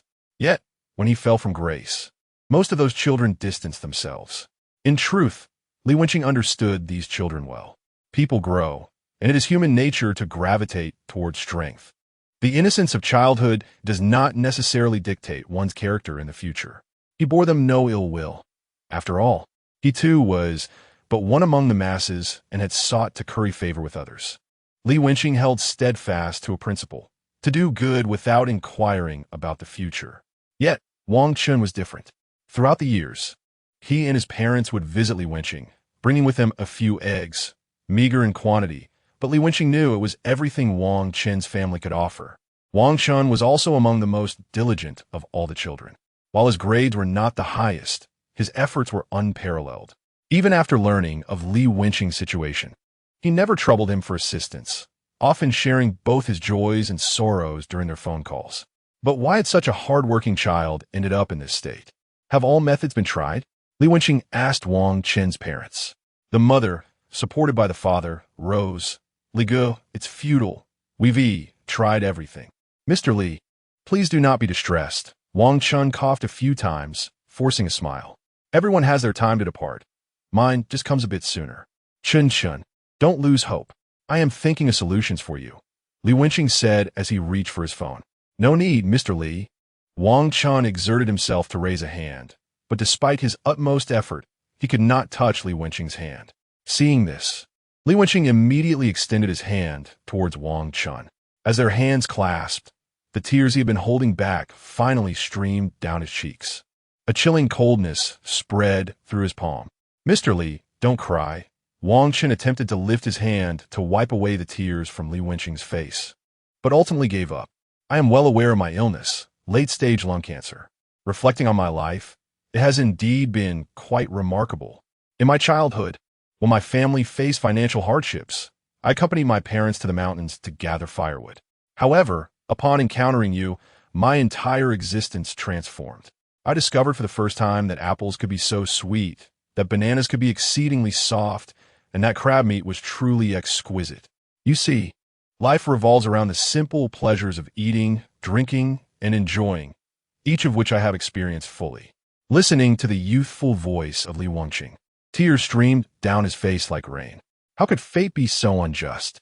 Why must a mere 22-year-old, who has just entered society and has yet to fulfill his ambitions, endure such suffering? Why, when he had just glimpsed hope, must he be dealt a heavy blow? Wiping away his tears, Li Wangqing turned to Wang Chun. Chun, do you have any unfulfilled wishes? Speak to your father, and I shall find a way to assist you. Wang Chun pondered, memories from his brief 22 years flashing through his mind, from the joy of receiving his first new garment to the excitement of tasting cherries for the first time. He recalled the moment he became the first college student in his village, celebrated by all, and the confusion and panic upon learning of his lung cancer, ultimately leading to acceptance. It seemed he had no regrets in life. No. Suddenly, a long-buried childhood dream resurfaced. Fatherly, if possible, could I experience racing? Wang Chun murmured softly. He was uncertain if this modest wish could be granted, considering that race car drivers were typically quite busy. Very well, Chun. I shall arrange it for you immediately. Upon hearing Wang Chun's request, Li Wangqing promptly stood and exited the room. Outside, Director Kai arrived swiftly after receiving the news. Directoli. They exchanged a handshake. How long does Wang Chun have? Li Wangqing inquired. Director Kai sighed. No more than a week at most. A week? Hearing this, Li Wangqing felt a pang in his heart. As the head of the organization, he could utilize his connections to reach out to professional race car drivers. Yet the process seemed cumbersome. Race car drivers were either training or competing daily. Even if he extended an invitation, the procedures would take several days, compounded by the travel time to the coastal area. Given Wang Chun's current health, he could not afford to wait that long. Thus, a figure instinctively emerged in Li Wangqing's mind, someone nearby with excellent skills. He quickly took out his phone. Hello, this is Li Wangqing. I would like to get in touch with the driver who rescued people during the mountain flood. Meanwhile, Su Bai drove his old Jetta to the villa district in the city center. Even though he had resided there for some time in the past, he couldn't help but exclaim, how wonderful it is to be wealthy. As he arrived, the security guard at the entrance peeked out at the taxi driver. Good day, sir. Are you here to pick someone up? Entry into this area is restricted. You may park in the designated area for picking up passengers. As a security guard in a prestigious residential community, he would not engage in the absurd mockery often depicted in stories about taxi drivers. To put it bluntly, he is merely a security guard, and he does not consider himself superior simply because he works in a villa district. Unlike certain individuals who might behave in an arrogant manner, he understands that everyone is merely performing their duties, so there is no need for undue hardship. Su Bai glanced at the guard and nodded. It is no wonder that a guard in a villa community possesses such decorum. I'm not here to pick anyone up. I'm a resident, he stated. A resident? The guard quickly recalled the various inhabitants of the estate. Mr. Wang's mistress, the starlet's paramour. Despite racking his brain, he could not remember any resident who operated a taxi. Suddenly, the guard recalled that a villa had changed ownership that very morning. Please hold on. He hurried back to the security office to check the recently updated owner information. Indeed, the owner of Villa Number 1 was none other than Su Bai. My apologies. Our server has just been updated. Upon confirming the information, the guard returned swiftly. We have noted your license plate number. Here is my phone number. You may contact me for any assistance, as I am available 24 hours a day. Do you require help with parking? Thank you, but that won't be necessary. Su Bai glanced at the card in the guard's gloved hand and accepted it. Truly professional, he then drove into the community. After discarding the gloves he had been wearing, the guard donned a fresh pair. He observed the yellow taxi and shook his head, pondering, is driving a taxi truly this lucrative these days? Chapter 35, she is to meet Su Bai at the pinnacle. Upon entering, Su Bai parked his car in the underground garage of his residence and subsequently located the key in the flower bed, as indicated by the system. With the sound of the door creaking open, he stepped into Villa Number 1 of this downtown villa district. The moment he crossed the threshold, his brows arched in pleasant surprise. The overall decor exuded a charming vintage style, radiating an aura of elegance. One could only wonder at the cost of such a villa. Su Bai slipped off his shoes and ventured further into the house. The interior was impeccably clean, clearly having been tidied up not long ago. He comfortably settled into the sofa, switched on the television, and tuned in to Binhai satellite television. If his memory served him correctly, this evening marked the premiere of Fong Tianxia's show. Welcome to the brand new program Xiao Kai Interviews on Binhai satellite television. I am your host, Xiao Kai. The female presenter on the screen was indeed the journalist who had expressed interest in interviewing Su Bai multiple times. Today is our inaugural episode, and we are honored to have Ms. Fong as our guest. Ms. Fong, please greet our audience. As the camera panned, Fong Tianxia, clad in a graceful qipao, appeared on screen. Paired with her subtle makeup, even Su Bai found himself stealing a few glances. Of course, it was merely an appreciation of beauty. One could not deny that Fong Tianxia possessed an admirable foundation. A little grooming could leave a lasting impression. Moreover, with her adoptive father's condition now stable, she radiated an indescribable sense of relaxation. Hello everyone, I am Fong Tianxia. Thank you, Ms. Fong, for gracing our program. As you may have noticed, there's been a mixed bag of opinions regarding you online recently. What are your thoughts on this? Upon hearing this question, Su Bai felt a surge of interest. Ever since the broadcast of that live video, it had sparked widespread discussion. One faction argued that one should judge a gentleman by his actions rather than his heart, while another insisted that the noble profession of teaching should remain untarnished. Yet, Fong Tianxia, at the center of this media storm, had never responded to these evaluations. After a moment of contemplation, Fong Tianxia finally spoke. Everyone possesses their own thoughts and perspectives, and I am merely an ordinary person. I will focus on being my best self. The rest is for future generations to judge. Thank you for your response, Ms. Fong. Xiao Kai, adhering to the interview format with robotic precision, proceeded to pose several more questions, most of which revolved around public opinion. It was not until she glanced at her cue cards that a spark of genuine curiosity appeared on her face. Ms. Fong, may I ask how you would evaluate the taxi driver from that day? Even as a host, Xiao Kai's eyes gleamed with intrigue. The desire to gossip is innate to the people of Huagua, despite the possibility that Fong Tianxia might be a rival in love. It did not deter her from indulging in the drama. The driver? A reminiscent smile flickered across Fong Tianxia's face, accompanied by a trace of joy that she herself had not fully recognized. As the foremost admirer of Su Bai, Xiao Kai astutely perceived the presence of a formidable rival. How vexing! She scrunched her nose, casting her gaze upon Fong Tianxia's exquisite cheongsam. Dreadful! She was already at a disadvantage from the very beginning. Upon returning home tonight, she resolved to indulge in soybean milk and papaya. She, too, aspired to attain a pinnacle worthy of Su Bai. The driver was an intriguing individual. Fong Tianxia involuntarily smiled, remarking, "He is the most extraordinary person I have encountered. He harbors none of the mundane prejudices that afflict others. He possesses an uncanny ability to see beyond appearances and grasp the essence of matters, rendering him utterly captivating." Upon hearing her words, Su Bai silently switched the television channel, feeling an unexpected flush of embarrassment. Indeed, his skin was not sufficiently thick. Just then, a phone rang. Su Bai glanced at his device, noting an unfamiliar number from Binhai City. "Hello? May I speak with Master Su?" Upon hearing the familiar voice, Su Bai paused momentarily. Was this Li Wenqing? What did he possibly want this late hour? Is this Director Li? Yes, it is I, Master Su Li Wenqing. I require your assistance regarding a matter of some urgency. Li Wenqing swiftly recounted the situation concerning Wang Chun. Master Su, if this is too much for you, feel free to decline. This call was never meant to be placed. Given Wang Chun's limited time, it is highly likely he did not finish his sentence. Yet Su Bai understood the implication. Wang Chun was likely to perish in his vehicle. Despite the widespread mourning expressed online for those like Wang Chun, who met an untimely demise, would the sentiment remain if it were to occur in his own car? Su Bai was certain that most would find it unbearable. Without hesitation, Su Bai agreed. No problem. When shall we proceed? He held no reservations. Being solitary, he believed that if he could help fulfill a young man's dream before his untimely departure, he He would not consider his career as a racing driver to have been in vain, even if his own fame had waned. Really? Li Wenqing nearly leaped with excitement. He had indeed seen the potential in Su Bai. Once he ascended in the department, he vowed to reward Su Bai handsomely. I will handle the venue. I will send you the address either tonight or by tomorrow morning, so I shan't disturb your rest. All right, Su Bai replied before hanging up.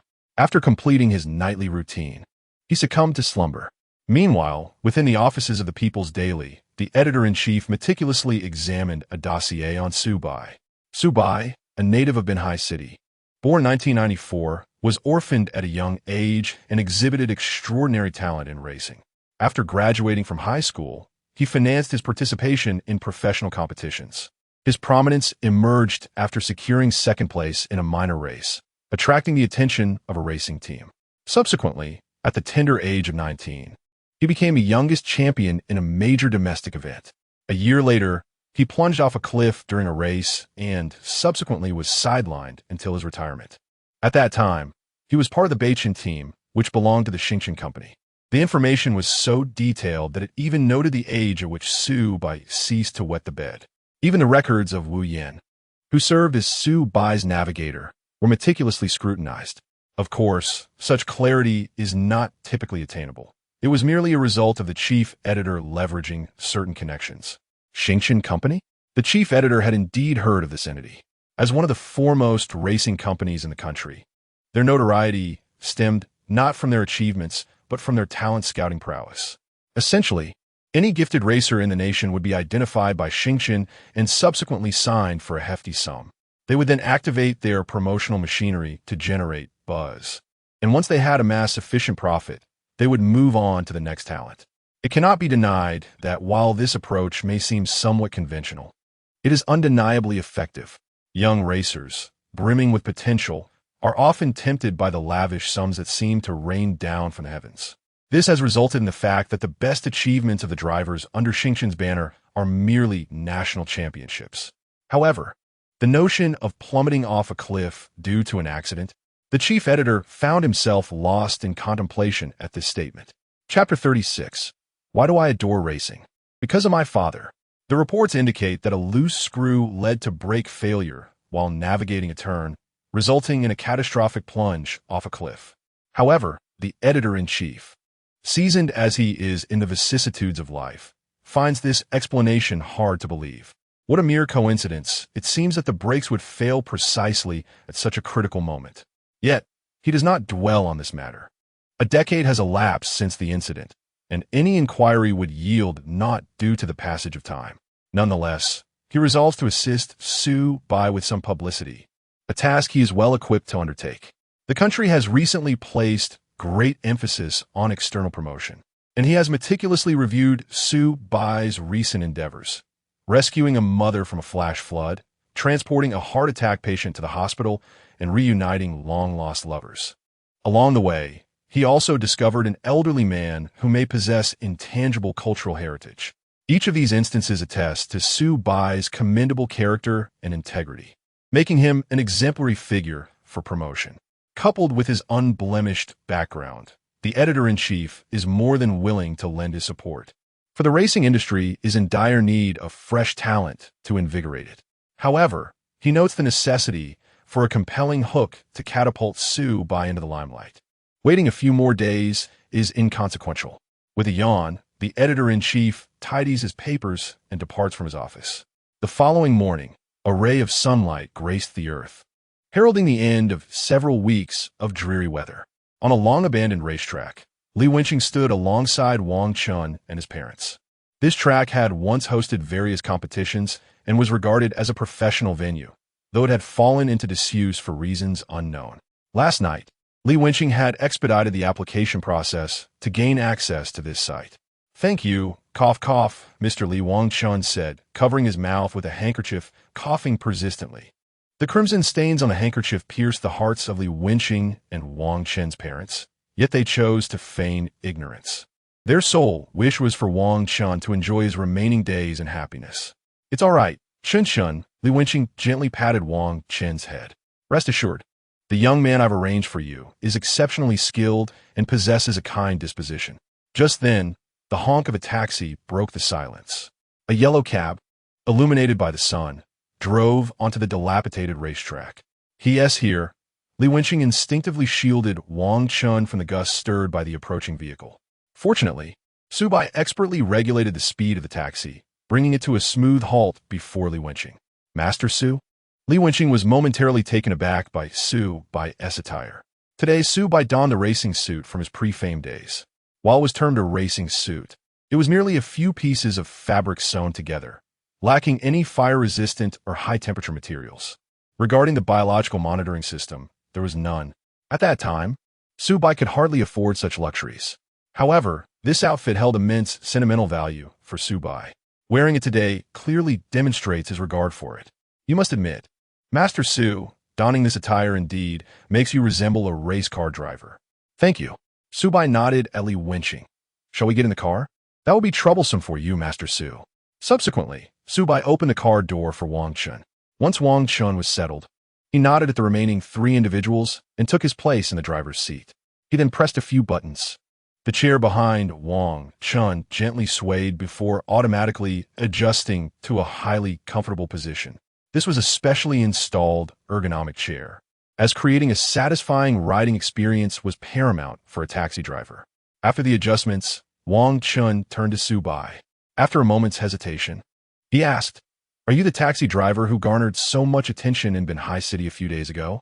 Wang Chun wasn't entirely sure, given that the taxi driver had only ever been seen from behind, never revealing his face. Su Bai smiled gently. "Indeed, that would be me."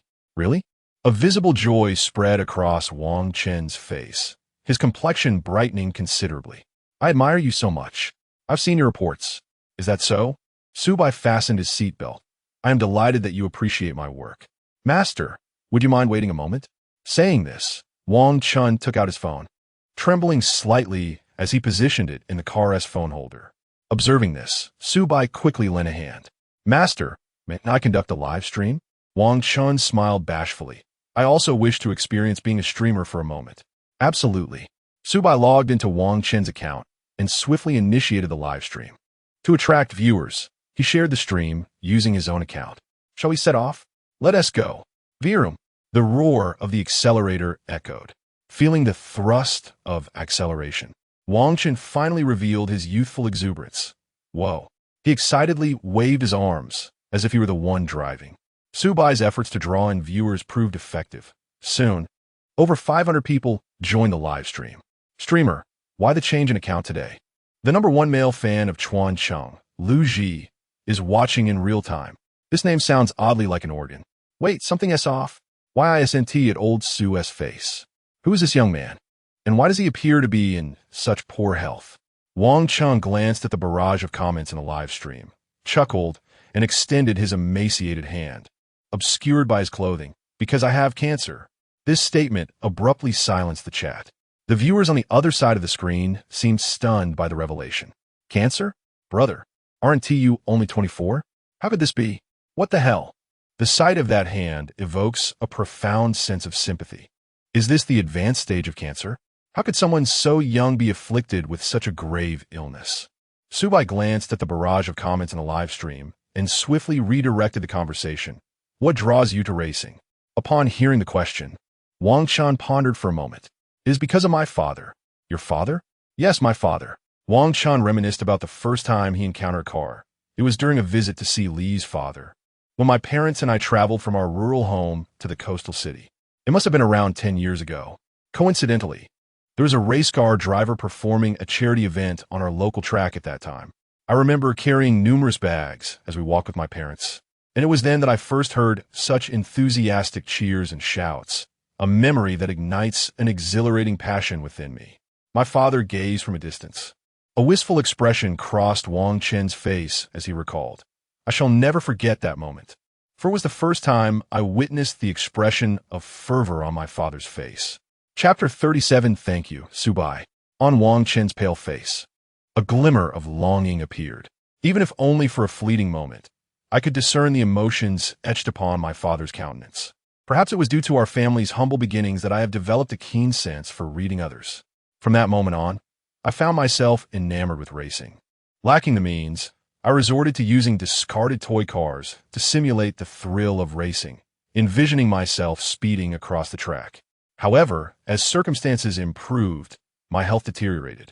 Wang Chun turned to Su Bai, who was silently driving beside him. By the way, Master, you bear a striking resemblance to that driver from back then. Is that so? Su Bai chuckled lightly, neither confirming nor denying the statement. More than just a resemblance. It is him. Fate truly possesses a mischievous side. He never anticipated that a charity event a decade ago would ignite a passion for racing in a child. Yet, 10 years later, he had become a taxi driver, transporting that very child to experience his first, and perhaps last, race. Virum. The engine roared to life. Ahead lay a curve. Su Bai's speed surged to 200 kilometers h. It wasn't that he couldn't go faster. He feared for Wang Chun's fragile condition. Woo! Wang Chun exuberantly waved his fists, reminiscent of the exhilaration he felt as a child when he first received a toy race car. Master Su, this is bound to be the happiest day of my life. Virum. Su Bai pressed the accelerator fiercely, allowing the engine's thunderous growl to mask his choked voice. He had never realized that what seemed commonplace to him was so immensely precious in Wang Chun's eyes. Directly ahead lay a curve. Wang Chun, do you know how a professional racer navigates a turn? Wang Chun pondered for a moment, slowed down, then sharply turned the steering wheel. For someone who had hardly driven, Wang Chun believed that was how one should approach a turn. No, Su Bai shook his head. Watch closely. I will teach you this once. Upon hearing this, Wang Chun's eyes sparkled with intense curiosity. As they approached the turn, gently tapped the brakes. Su Bai lightly pressed the brake. Downshift. With deft precision, he shifted from fourth gear to second. We must utilize the engine to reduce speed while keeping the RPM within a reasonable range to maintain power. With each instruction from Su Bai, Wang Chun mimicked the actions, as if he too held a steering wheel, clad in racing apparel on the track. When we begin to drift, we must quickly steer outward. Since this is a left turn, we first steer right. Wang Chun's hands swiftly gestured to the right as if gripping an invisible wheel. Excellent. You possess quite the talent. Su Bai observed Wang Chun's complexion gradually reddening, his eyes glistening, then immediately countersteer to control the slide. Instantly, Wang Chun returned the steering wheel to its original position. Screech. The sound of drifting reverberated as the yellow taxi carved a graceful arc around the bend. I could drift now. Master, I could drift. Indeed, you are remarkable. Su Bai replied with a gentle smile. During the drifting process, we must maintain a steady throttle, making subtle adjustments to the steering wheel and throttle to control the vehicle's posture. For instance, as we approach the edge of the track, what should we do? I know this, Master. Lightly tap the brakes. Wang Chun's right foot delicately grazed the brake pedal, and the car's center of gravity shifted, quickly regaining balance. Now we are exiting the turn. Gradually straighten the steering wheel while increasing the throttle, utilizing the traction of the rear wheels to align the vehicle and complete the power transition. A powerful surge pushed Wang Chun back into his seat as he pressed the accelerator firmly. He gazed ahead at his parents and Li's father, who awaited him with beaming smiles, a look of bliss illuminating his face. Thank you, Master, Wang Chun said, tears glistening in his eyes, for helping me realize this dream. Coughing slightly, Wang Chun's complexion shifted from rosy to ashen, the crimson at the corners of his mouth starkly alarming. Thank you for not hesitating to grant my request when Li's father called you. And thank you for allowing me to experience what it feels like to be a race car driver for the first time. May I kiss this car? Su Bai observed the three individuals rushing toward the taxi, their faces awash with sorrow, and blinked repeatedly, yes. Thank you, Master. Wang Chun cautiously unfastened his seatbelt, smoothing out the wrinkles in his clothing, trembling as he leaned forward, seemingly expending every ounce of his strength. Noticing this, Su Bai instinctively wanted to assist, but Wang Chun immediately waved him off. In the hospital, he resembled a porcelain doll, dependent on others for every need. This time, he wished to manage on his own, like a normal person. Why? Why must such a young life be denied mercy from the heavens? My pillow is soaked with tears, dear heavens. Please let Wang Chun survive. Wang Chun, you'll be healthy. The audience in the live stream began to comprehend the gravity of the situation as they fervently prayed. When Wang Chun's pale lips touched the car's surface. A joyous smile finally graced his face. "Master, you're a good person." At that moment, the car doors swung open abruptly, and Li Wenqing and Wang Chen's parents were already in tears. "So, are you all right, son?" "Mom." Wang Chen felt as though his strength had completely drained. Once assisted from the vehicle, he lay feebly in his mother's embrace. He looked at Li's father and his own parents, yearning to reach out and touch his mother's face. But no matter how hard he tried, his hand would not rise. Witnessing this, Li Wenqing immediately placed Wang Chen's hands upon his parents' faces. "Li Dad, Mom." Wang Chen's voice grew ever softer. "I have never harbored resentment toward you. Life has been exceedingly arduous, and I find myself struggling to endure. Mom and Dad, in the days without me, please take good care of yourselves. Mr. Li, you are a truly good man. Thank you. And do not let the ingratitude of those children bring you sorrow. Life, after all, is fraught with numerous tribulations. You must promise to live on in good health." "Very well. I promise you, I promise." Li Wenqing gazed at Wang Chen, who was barely clinging to life and could no longer contain her tears. Meanwhile, her parents were on the verge of fainting from grief. "Dad, Mom, I love you. Farewell." With that, Wang Chen summoned the last vestige of strength to glance at Su Bai. His lips moved slightly, and then he fell silent. Yet Su Bai's heart felt as though it had been struck by a heavy hammer. He understood Wang Chen's words. Thank you, Su Bai. Chapter 38. Is this merely an invitation to a streamer, or have I unwittingly found myself a paternal figure? Had he always been aware of his true identity? Indeed, for a diligent young man, endowed with strength and integrity, how could his memory falter? Moreover, Su Bai had undeniably carved a significant impression in Wang Chen's mind. "Son." When Wang Chen took his last breath in his mother's arms, she instantly succumbed to unconsciousness. His father, with eyes reddened from weeping, was engulfed by a profound sorrow. There exists no greater tragedy than a parent bidding farewell to their child. The grief was palpable upon his parents' faces. Li Wenqing stood by, fists clenched tightly. He had embraced Wang Chen as his own son. He too wished to weep, to scream, yet his position forbade such expressions. Someone must attend to the arrangements for Wang Chen's final rites. Is this what death truly resembles? Alas, Wang Chen departed with a smile upon his face, a testament that he had not relinquished hope in life. My condolences. In quick succession, the comments flooded the screen, filled with expressions of sorrow. Su Bai remained rooted in place, bowing slowly towards Wang Chen, a gesture of reverence for life. 3 days later, Wang Chen's funeral was held as scheduled. Clad in a somber Zhongshan suit, Su Bai accompanied Wang Chen on his final journey. Upon exiting the hall, an unexpected notification resonated. The weight of life is beyond the reach of words. Some depart this world as if a feather, while others carry the burden of a mountain. The demise of a youthful life makes way for another to emerge. The cycle of life and death is unending.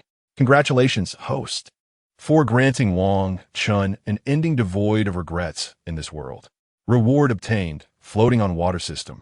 The floating on water system? Truthfully, Su Bai would have preferred to forego this reward in exchange for Wang Chen's continued vitality. This was the most precious reward he had ever received. Yet it came at the cost of a vibrant life extinguished.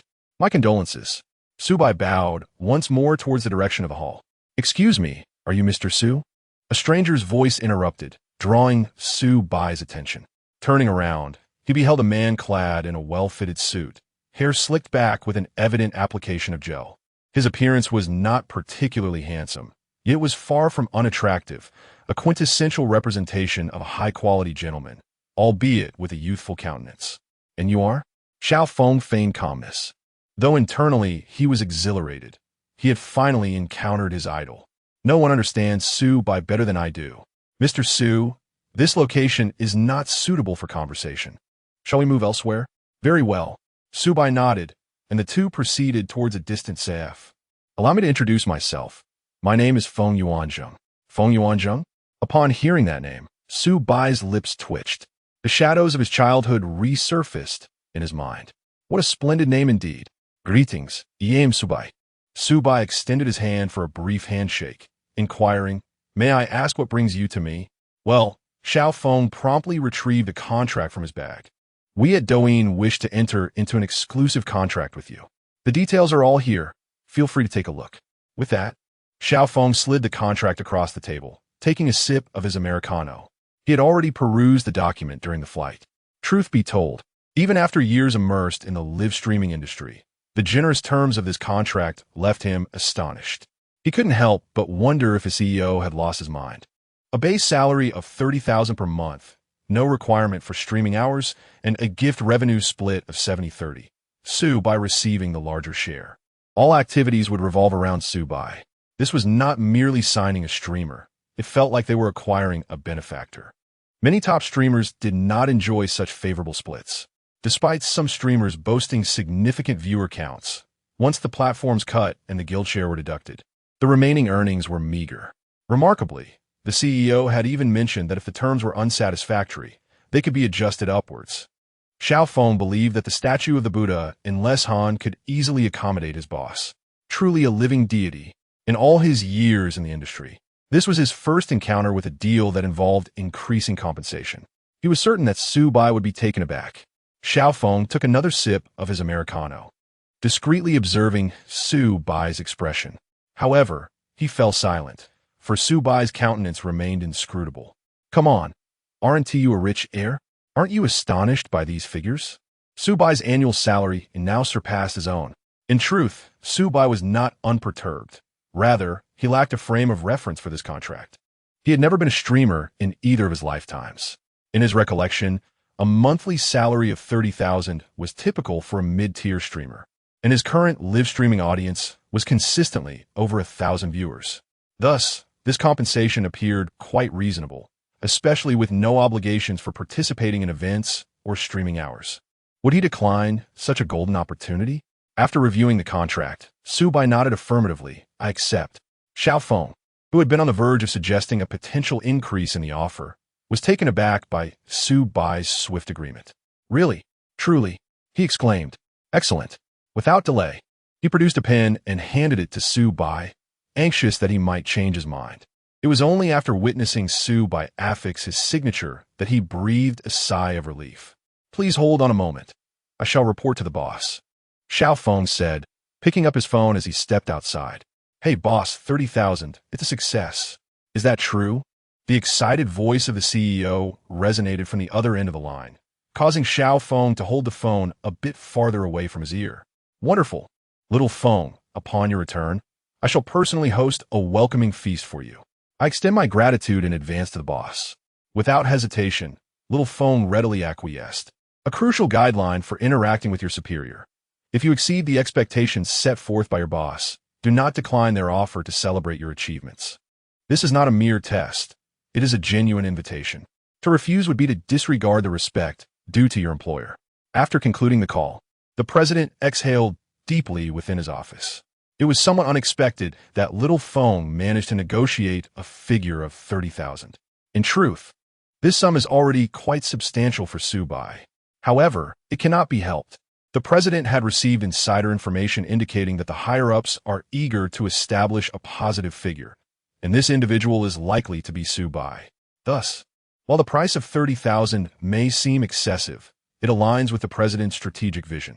The essence of this contract transcends the monetary value. It offers a base salary devoid of obligations, no requirements for live streaming hours, and any activities will revolve around Su Bai. To put it plainly, even if Su Bai were to do nothing for an entire month, lounging at home, Douyin would still be obligated to compensate him with 30,000. Is this agreement worthwhile? The president hardly wavered in his affirmation. Indeed, it is exceedingly valuable. Douyin is not yet the largest live streaming platform nationwide. It still trails behind the likes of Slowhand. Whether it can ascend to become the premier platform for short videos and live streaming is contingent upon Su Bai's forthcoming performance. Chapter 39.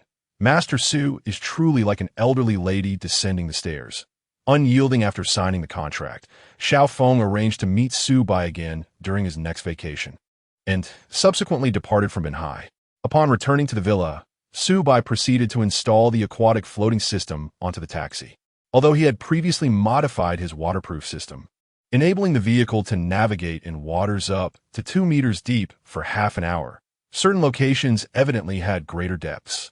After the installation, Su Bai felt a significant reduction in the vehicle's overall weight.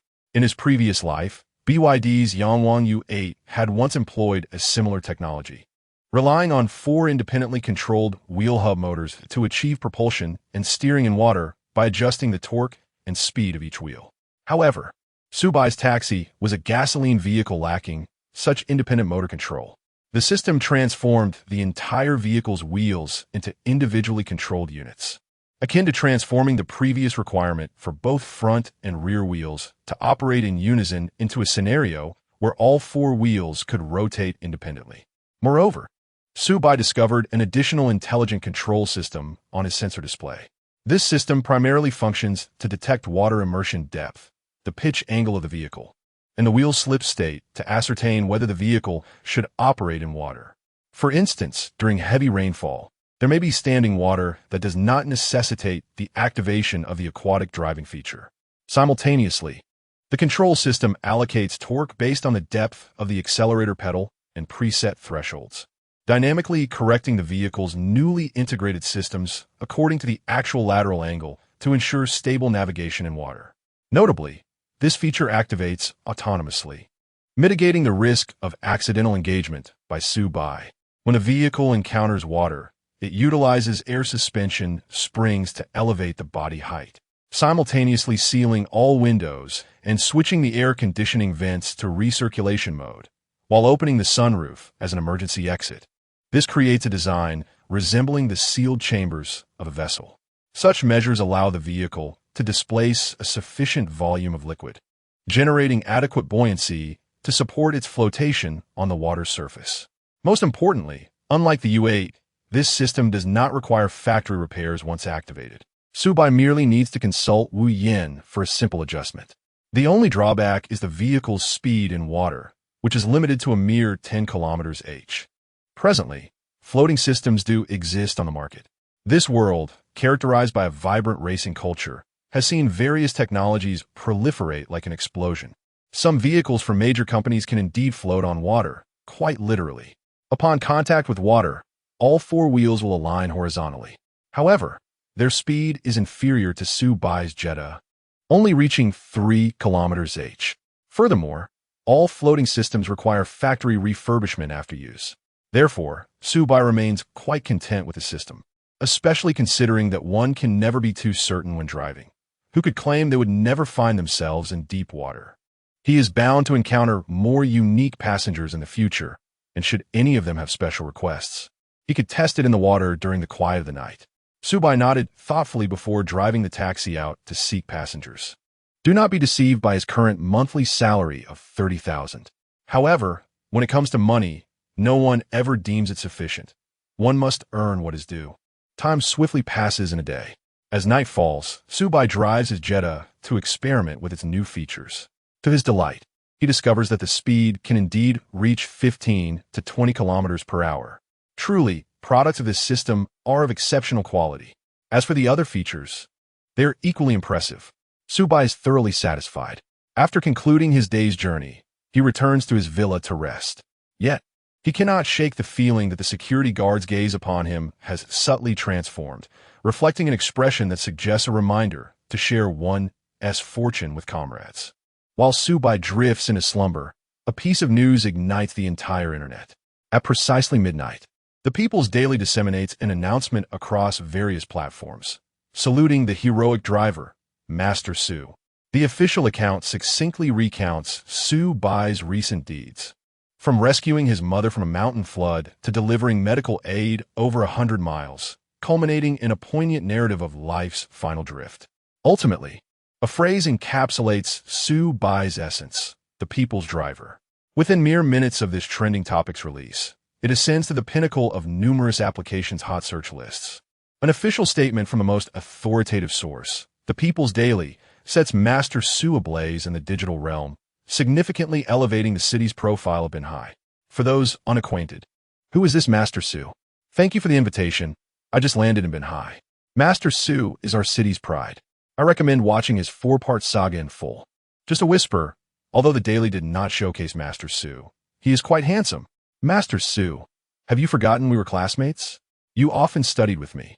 Perhaps the heat has made you forget. Crying, I have pursued Master Su before. Sincerity and humor proved futile. He remarked that given my appearance, only as a wealthy heir could I have a chance. Oh, and by the way, I am male. Oh, why are there no trolls here to berate Master Su? Indeed, if someone could commit such an act, it would be akin to an elderly lady entering bed. This truly amuses me. Having watched all the videos, I can only say, Master Su is like an elderly lady descending the stairs. Undeniably impressive. In the comment section of the People's Daily, ill-conceived remarks are relatively sparse. The majority of responses to Su Bai are favorable. After all, any reasonable individual would refrain from making derogatory comments under such a prestigious official account. However, normal comments do not guarantee the absence of irregularities. At this moment, the president of Weibo gazes with melancholy at the woman laboring beneath him. His phone has not ceased ringing since midnight, and the caller ID remains unchanged. Chun Fugue? No one could have anticipated that the president of Xingchen Company would bear such a simple name. Much like how most would find it hard to believe that a bandit might be named Zhang Muji, people are more inclined to believe that he is named Zhang Matzi. And Chun Fugue is no exception. Of course, Chun Fugue refers to himself as Chun Tian in public. The name Chun Tian resonates well with his status and identity. When it comes to the rise of Chun Fugue, even the president of Weibo harbors a sense of envy. Unlike the typical presidents of commercial empires, who ascend through relentless effort or familial connections, Chun Fugue is devoid of any such background. His current position is primarily attributed to sheer luck or perhaps a stroke of benevolence.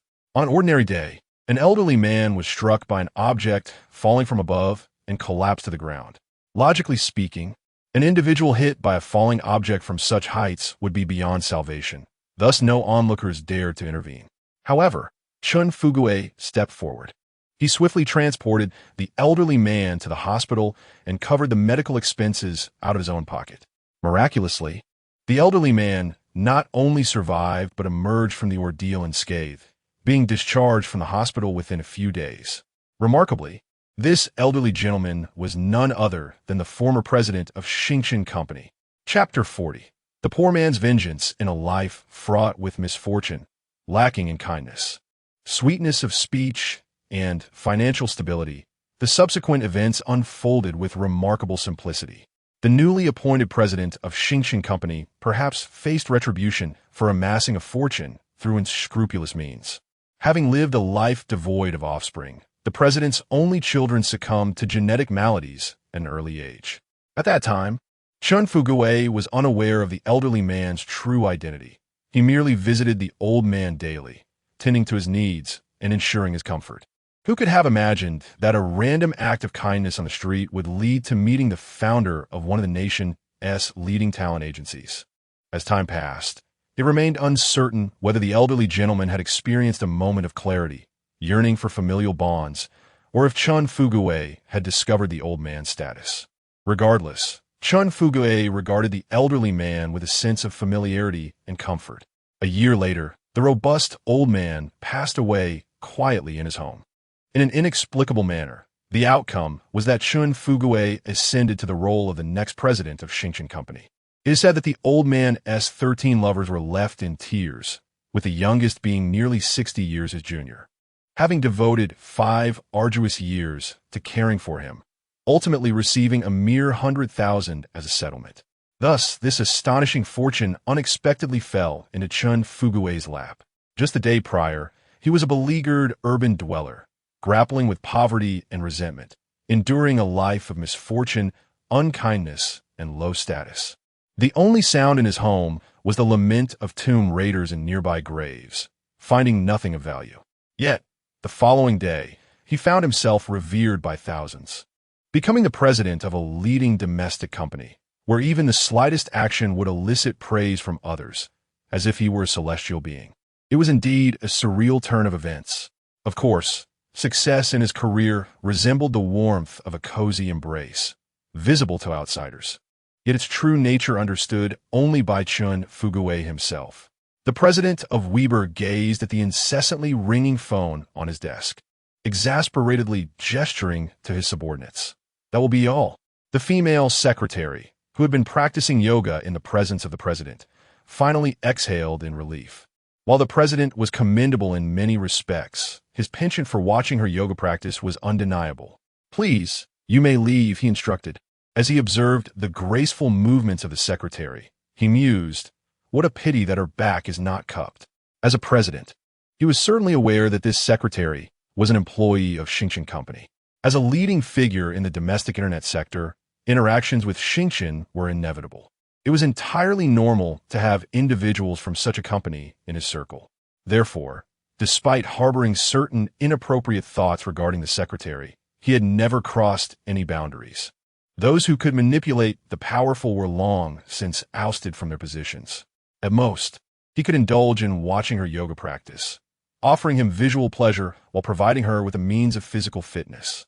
The president composed his features into a socially acceptable smile, bright and cheerful, as he answered the phone. "Hello, Mr. Chun."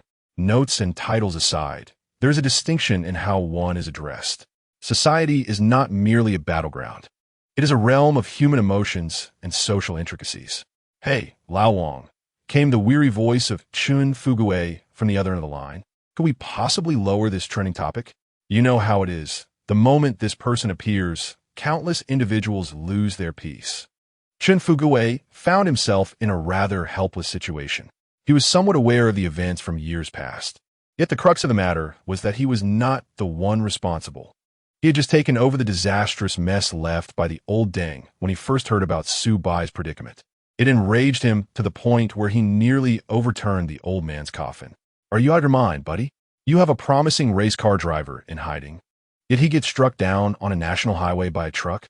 He bitterly regretted his decision a decade ago to showcase his benevolence by rescuing that old man. Who could have anticipated that such a wealthy individual would attempt to extort him? The demand was a staggering 100,000. For heaven's sake, even if he sold every last part of himself, he might not gather that sum. There was no alternative. He had cared for that old man diligently for an entire year. Then, fortune struck unexpectedly. Dear friends, who understands the plight of a 22-year-old suddenly thrust into the helm of a vast commercial empire? There's a saying, one should wear pants that match their abilities. Did Chun Fugue possess such capabilities? He honestly believed he did not. Yet, having arrived at this juncture, who would complain about a lack of funds? Thus, his first decree upon assuming office was to lift the ban on Su Bai. However, he soon discovered that despite his title as president, he was surrounded by individuals who were not aligned with him. An airborne president had encroached upon the slices of many pies. Consequently, at the shareholders' meeting, his words were met with indifference. It was later revealed to him that his shares did not secure the absolute controlling interest of over 67%. In many subsequent matters, he was merely a figurehead. There's a saying, one's position dictates one's perspective. At his level, numerous issues were not about personal contemplation, but rather about safeguarding the interests of various parties. This led to the unfortunate reality that he reaped no benefits from good fortune while shouldering the burden of all misfortunes. Over the years, he had borne the brunt of nearly all public controversies as the visible face of the current presidency. Of course, in the past decade, he had accomplished some feats. The company had inevitably split into two factions, yet his influence was but a minority. This too was hard-won through his utmost efforts. Lacking any systematic support, he was not the type to command reverence simply by his presence. The 22-year-old, having survived a decade in this company as president without being struck down by misfortune or transported to another world, had already achieved remarkable success. Just like this phone call today, had he not been pressed by others, he truly would not have wished to make it. Lao Wang, the president of Weibo, chuckled softly. "Boss Chun, do not fret. This buzz will undoubtedly persist for a while, as you are well aware of the reasons. There is little I can do." "All right." Chun Fugue sighed, rubbing his temples. "I understand." Having spoken, he promptly hung up the phone. TSK, wealth indeed. Whether one truly possesses, it will reveal itself in the face of this challenge. Old Wang sipped his tea, reveling in the misfortune of others. The following morning, the sounds of ride-hailing cars echoed throughout the city. The bewildered workers were compelled to leave their homes, making their way to small eateries that opened as early as 2 or 3 in the morning to prepare breakfast. Grabbing a pancake stuffed with sausage and egg, they hurried towards the subway station. With each hurried bite, the pancake felt like a battle in their mouths, scorching hot and eliciting hisses of discomfort. Yet despite this, it brought a fleeting joy to most of the workers, as it served as a small reward for the arduous day of labor that lay ahead. On the road, a yellow taxi slowly departed from the Villa district. The security guard performed his daily greeting and handed the coffee delivered by the courier to Su Bai, who was then sent off with a watchful eye. Su Bai took a sip of his coffee. After all, he could now be considered a middle-class individual with a monthly salary of 30,000. Ordering a coffee through delivery felt like a small indulgence. No longer did he need to feel pain by the delivery fee or stand in line at the CAF. Su Bai anticipated that today would be just another ordinary day. However, shortly after stepping outside, he spotted an anxious individual clad in racing attire, who halted his vehicle. "Master Su, could you kindly take me to the competition venue in the suburbs? Special passenger detected. Please ensure the passenger arrives at the competition venue on time. Reward, peak driving skills." Huh? Is luck truly on my side these past few days? Chapter 41. With a 2-year-old child above and a 7-year-old son below, come on up, Su Bai nodded. This individual evidently recognized him. It was uncertain whether he had intentionally awaited Su Bai's arrival or if it was merely a chance encounter. Earlier that morning, upon opening his phone, Su Bai was greeted with a flurry of messages akin to the joyous celebrations of the new year. Countless blessings flooded in, even from those who had only met him once, now addressing him as a brother. It truly resonated with the old adage, in poverty, one is overlooked in the bustling crowd. In wealth, distant relatives emerge from the mountains. Following the coverage by the Renren Daily, Su Bai's notoriety surged significantly. Although it may not have reached a national level, it was undeniable that nearly everyone in Binhai City recognized him. Particularly after he commenced live streaming, his prominence became palpable. In an instant, the number of viewers in Su Bai's live stream surpassed 1,000, and it continued to escalate at an astonishing rate of 100 per second. "Food's ready. My electronic pickled vegetables have arrived. Excuse me, is this the live stream of Master Su from Renren Daily? Master Su, you are so handsome. Qianbei, please go out with me. Thanks for the invite."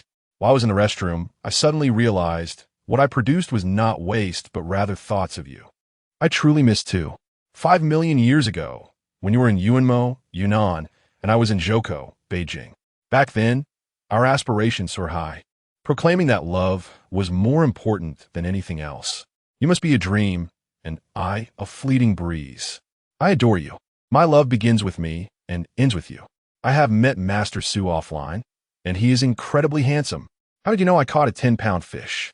At some point, Su Bai's live stream had taken on an almost surreal quality. It was filled with declarations of affection from enamored viewers and lost souls seeking guidance. However, Su Bai had grown accustomed to this. With fame comes a diverse audience, and he was indifferent to their eccentricities.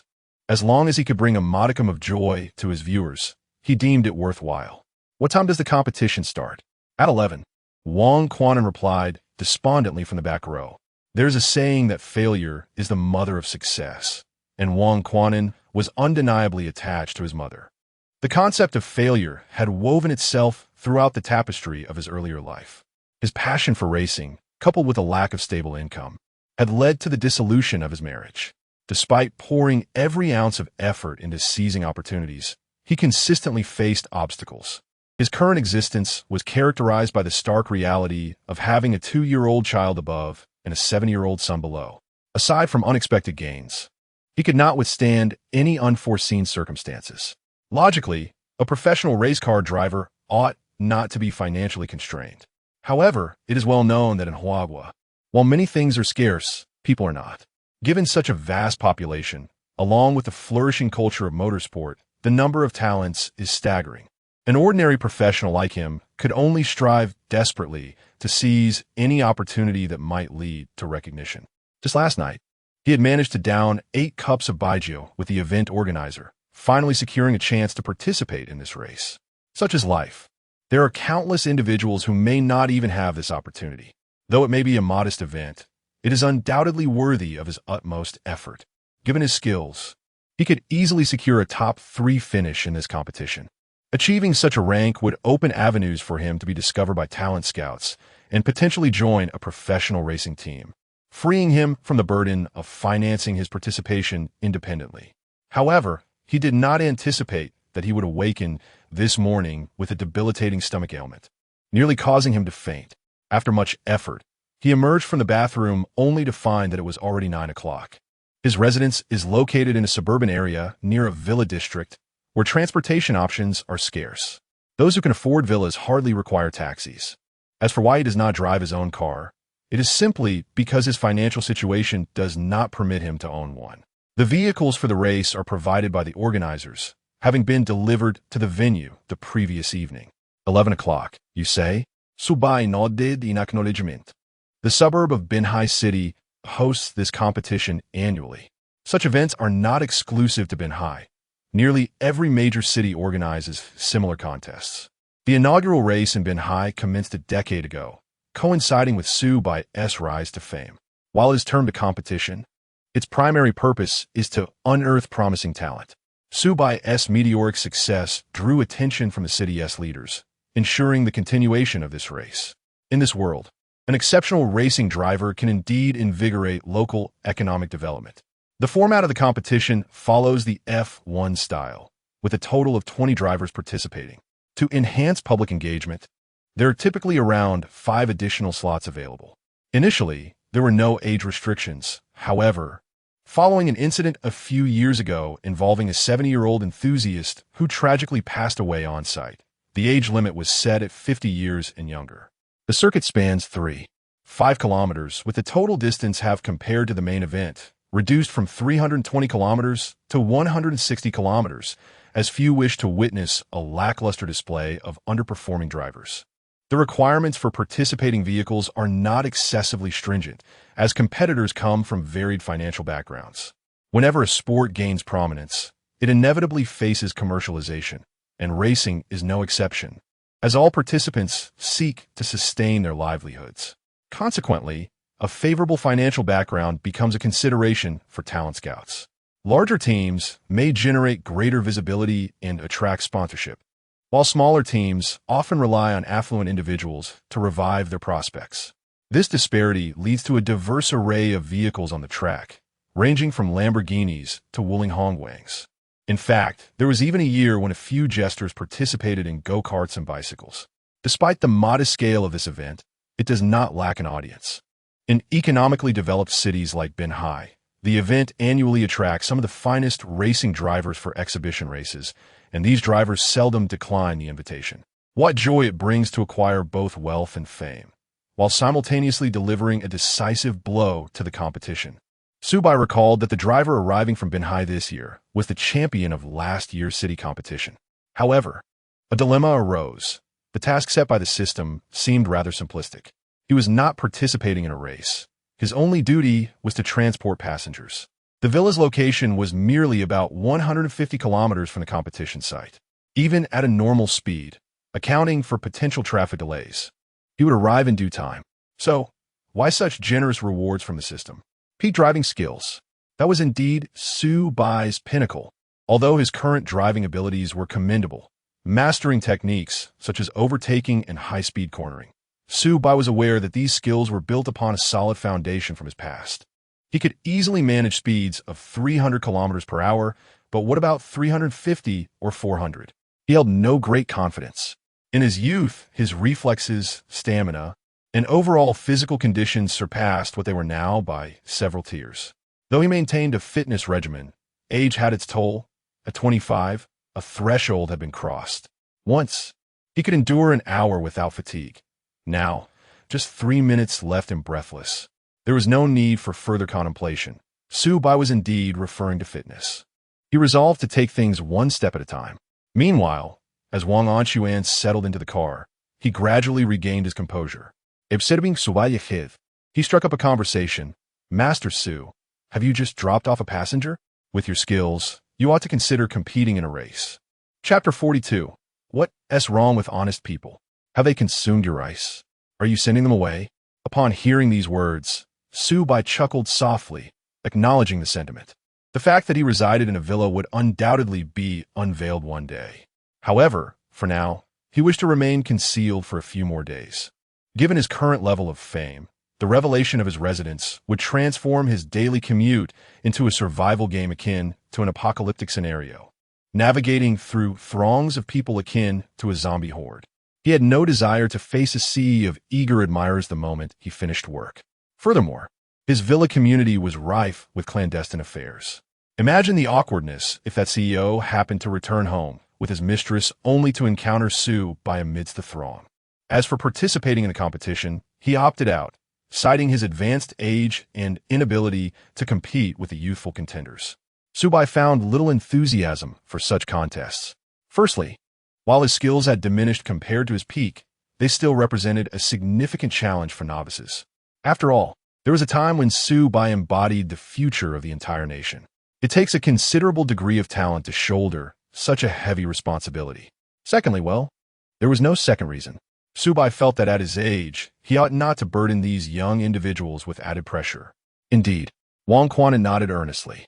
Observing his demeanor, the live stream chat erupted in laughter. Hilarious. Master Su is being polite, and he actually seems to have taken it to heart. This kid clearly just learned about Master Su, with Su Bai's driving skills, aside from that champion. Isn't it a dimensional blow for everyone else in this small competition in Binhai City? Even if Master Su drove an old man-esque vehicle, he'd probably outpace them. This fellow appears to be thoroughly worn down by life. With that emotional intelligence, he is just a pure, honest man. What is wrong with honest people? Have they consumed your ice? Buzz. A yellow taxi sped along the racetrack, carrying Wang Quan's hopes towards the competition venue. The competition site was already a cacophony of voices, less than 2 hours before the event was set to commence. A portion of the participants had brought their families along to support their loved ones, hoping for a chance to ascend to greater heights. Another group comprised scouts from various racing teams, their eyes constantly scanning the participant information, memorizing the appearances of affluent competitors for a strategic advantage. Meanwhile, a third group consisted of racing enthusiasts, fans of the champions, and a cadre of pure spectators. The fervent racing aficionados and die-hard supporters of the champions required no introduction. As for the spectators, they were eager to see if this year's Binhai City competition could yield any surprises. The previous year's spectacle, featuring bicycles and go-karts simultaneously on the track, remained a fond topic of conversation. This year, would there be even more extraordinary events? For instance, they had heard whispers of former cyclists who planned to compete in a modified tricycle. As the echoes of Dad's dad, his grandpa, resonated throughout the venue, excitement began to swell among the crowd. At that moment, a figure was surrounded by a throng of team managers. He was none other than Lin Han, the champion driver of this exhibition race. His name undeniably bore the mark of a protagonist, and indeed, Lin Han's life unfolded like that of a leading character. Born into a wealthy family in the capital, he was the sole heir, lavished with affection from his family. Yet, Lin Han did not become spoiled. Instead, he exhibited remarkable composure and intellect from a young age, showcasing exceptional talent in racing during his elementary school years. After officially debuting at the age of 18 last year, he emerged like a dark horse, clinching the championship at the city race of Binhai, becoming the youngest champion in the history of national city races. Some even claimed that Lin Han might be the first Chinese driver to secure an F1 championship. As for why, despite the multitude of Chinese participants, no one had yet achieved an F1 title. Well, one could draw parallels to football, which has seen years of struggle without a World Cup appearance. Regarding why Lin Han, a native of the capital, would come to compete in Binhai, it was simply because he had been unable to participate in larger events last year due to his age. His primary motivation for competing in Binhai today, aside from winning his first championship, was that a certain someone here was his uncle. Brother Lin, here is my business card. Brother Lin, this is a local specialty from Binhai. Please take it back and enjoy. The team managers crowded around Lin Han, eager to seize the moment. The natural order of ambition drives individuals upward, and who wouldn't he aspire to manage a prominent racing team? For them, what seemed an insurmountable challenge was merely a matter of a word for Lin Han. given his family's stature and his own burgeoning potential. Who wouldn't he wish to extend their regards to him? Moreover, even if one could not become a team manager, an opportunity at Lin's company would suffice. Lin Han graciously declined their kind overtures with a smile, not out of disdain for their humble aspirations, but rather because he deemed it unnecessary. Those with genuine ability would hardly settle for managing such small teams. Those who approached him were primarily seeking to capitalize on his success. Just then, a casually dressed figure finally pushed through the crowd. Make way, make way. If someone steps on my big toe, I want to take responsibility. Upon seeing this figure, a smile finally graced Lin Han's face. Uncle, you've arrived. Oh, my dear nephew. Li Wenqing exclaimed as he maneuvered through the throng alongside Lin Han. It's quite crowded here. Let us talk upstairs. He gestured towards a private room on the upper floor. Indeed, Li Wenqing was Lin Han's uncle. Otherwise, how could he have become the third highest-ranking official in Binhai a few years ago? Why, after enduring numerous challenges, was he merely reassigned rather than imprisoned? There were many intricacies at play. Before long, the noise surrounding them subsided. Uncle, you've put on quite a bit of weight lately, Lin Han remarked playfully. Joy brings vitality, Li Wenqing replied with a smile. Li Wenqing modestly waved his hand. Are you about to receive another promotion, uncle? Shoo, keep your voice down. Li Wenqing playfully covered Lin Han's mouth, though the corners of his lips were nearly reaching the sky. There's a saying that rings true. Only in the presence of truly impressive individuals can one display arrogance. Lin Han's compliment was worth more than 100 from others. After all, he was the champion of Binhai City. Lin Han, seeing through yet not exposing Li Wenqing's boastfulness, remarked, by the way, uncle, Binhai has gained quite a reputation lately. Li Wenqing, well aware of what Lin Han was referring to, replied, Ah, you mean Master Su? Believe it or not, I have quite a good relationship with him. Indeed, Lin Han chose not to puncture Li Wenqing's bravado and instead glanced downwards, asking, Is Master Su not attending this competition? Lin Han held a deep respect for Master Su, admiring not only his driving skills, but also his character. He himself could not assure that at the age of 30, he would still possess such remarkable driving ability. Moreover, given the severe flooding, he wouldn't dare take his jet up the mountain. He isn't here, Li Wenqing shook his head. The situation is rather complicated. Chapter 43. Wang Quanin yearns for wealth and comfort. All right, uncle, I understand, Lin Han replied with a hint of regret. He had been contemplating whether he could engage in a friendly competition with Master Su. Although the outcome was predetermined, it would be his first experience racing alongside taxis on the same track. A thrilling thought indeed. By the way, how is your mother doing recently? The two then drifted into casual conversation. The drivers were preparing the venue.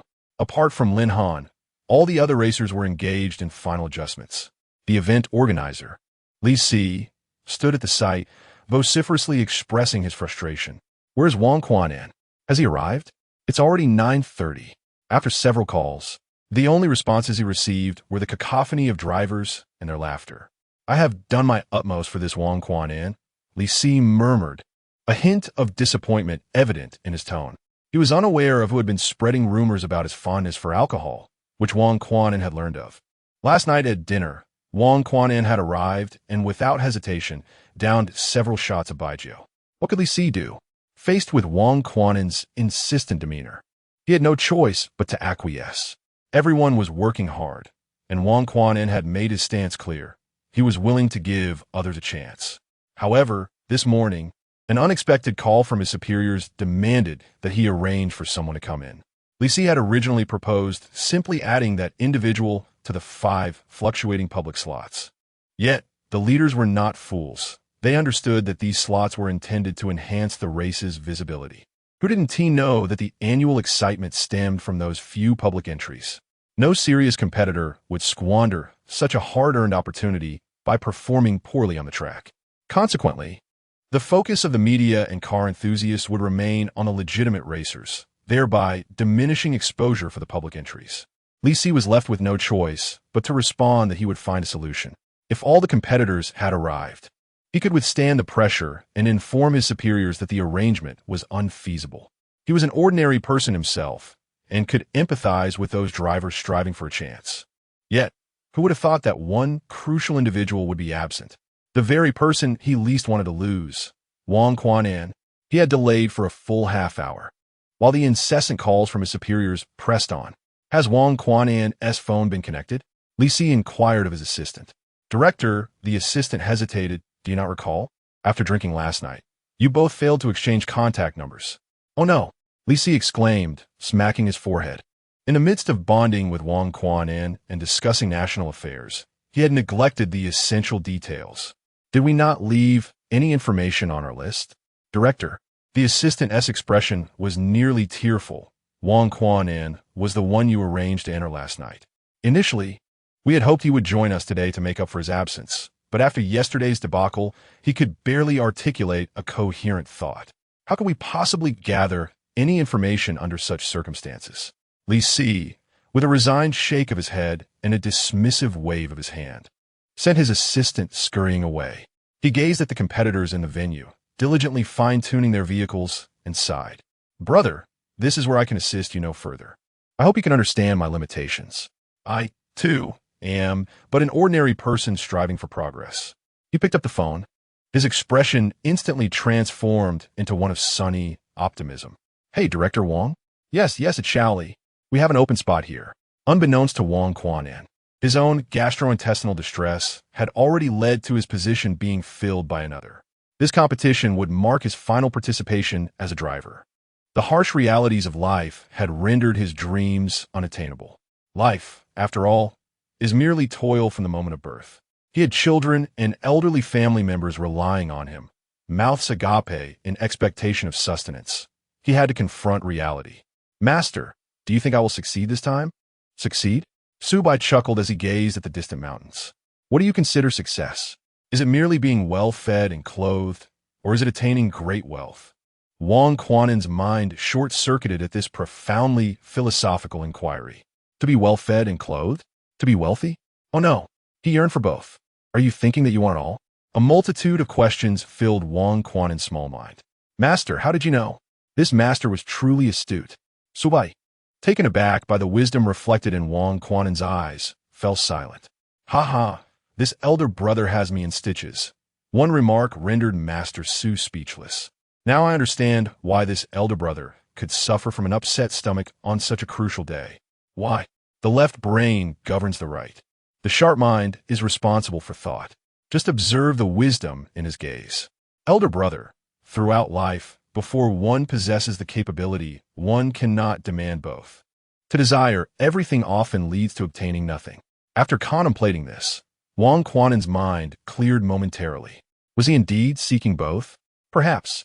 His circumstances dictated that he could not afford to relinquish any opportunity.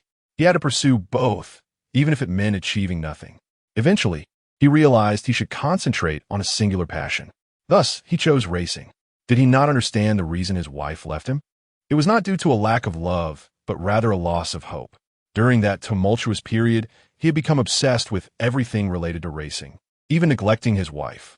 It was only when she calmly announced their divorce that he discovered the most precious thing was not the sport itself, but the person who stood by him, willing to face everything together. Regrettably, by the time he comprehended the situation, it was already too late. Brother, Su Bai gazed into the distance where flocks of swallows soared. Life is a relentless endeavor, often measured by its duration. Yet it fails to acknowledge the cyclical nature of prosperity and decline, where gains and losses are difficult to quantify. Persevere, and success shall be yours. Oh my Master Su, I have attained enlightenment. Indeed, Master Su is truly deserving of his title. Though I may not grasp his words, they resonate with profound wisdom. Wang Quanan observed the comments streaming across the screen, nodding in agreement. Will he succeed? Certainly. He has relinquished everything. Once he gains fame this time, he will undoubtedly strive to reclaim his wife. Contemplating this, Wang Quanan subtly directed his gaze towards Su Bai's hands. While time remains, he ought to discreetly acquire some skills. It must be said, beneath the mantle of renown, there are indeed no pretenders. Master Su possesses remarkable talent. Although his current speed is not particularly swift, merely at 90, there is an instinctive grace in his technique that offers much for him to learn. Chapter 44. Detecting the fervent inner desires of passengers. A special mission has been issued at the racing venue. As the race time approaches, the atmosphere at the scene grows increasingly vibrant. Dressed in athletic attire and donning sunglasses, Ruan Siki has also arrived at the competition site.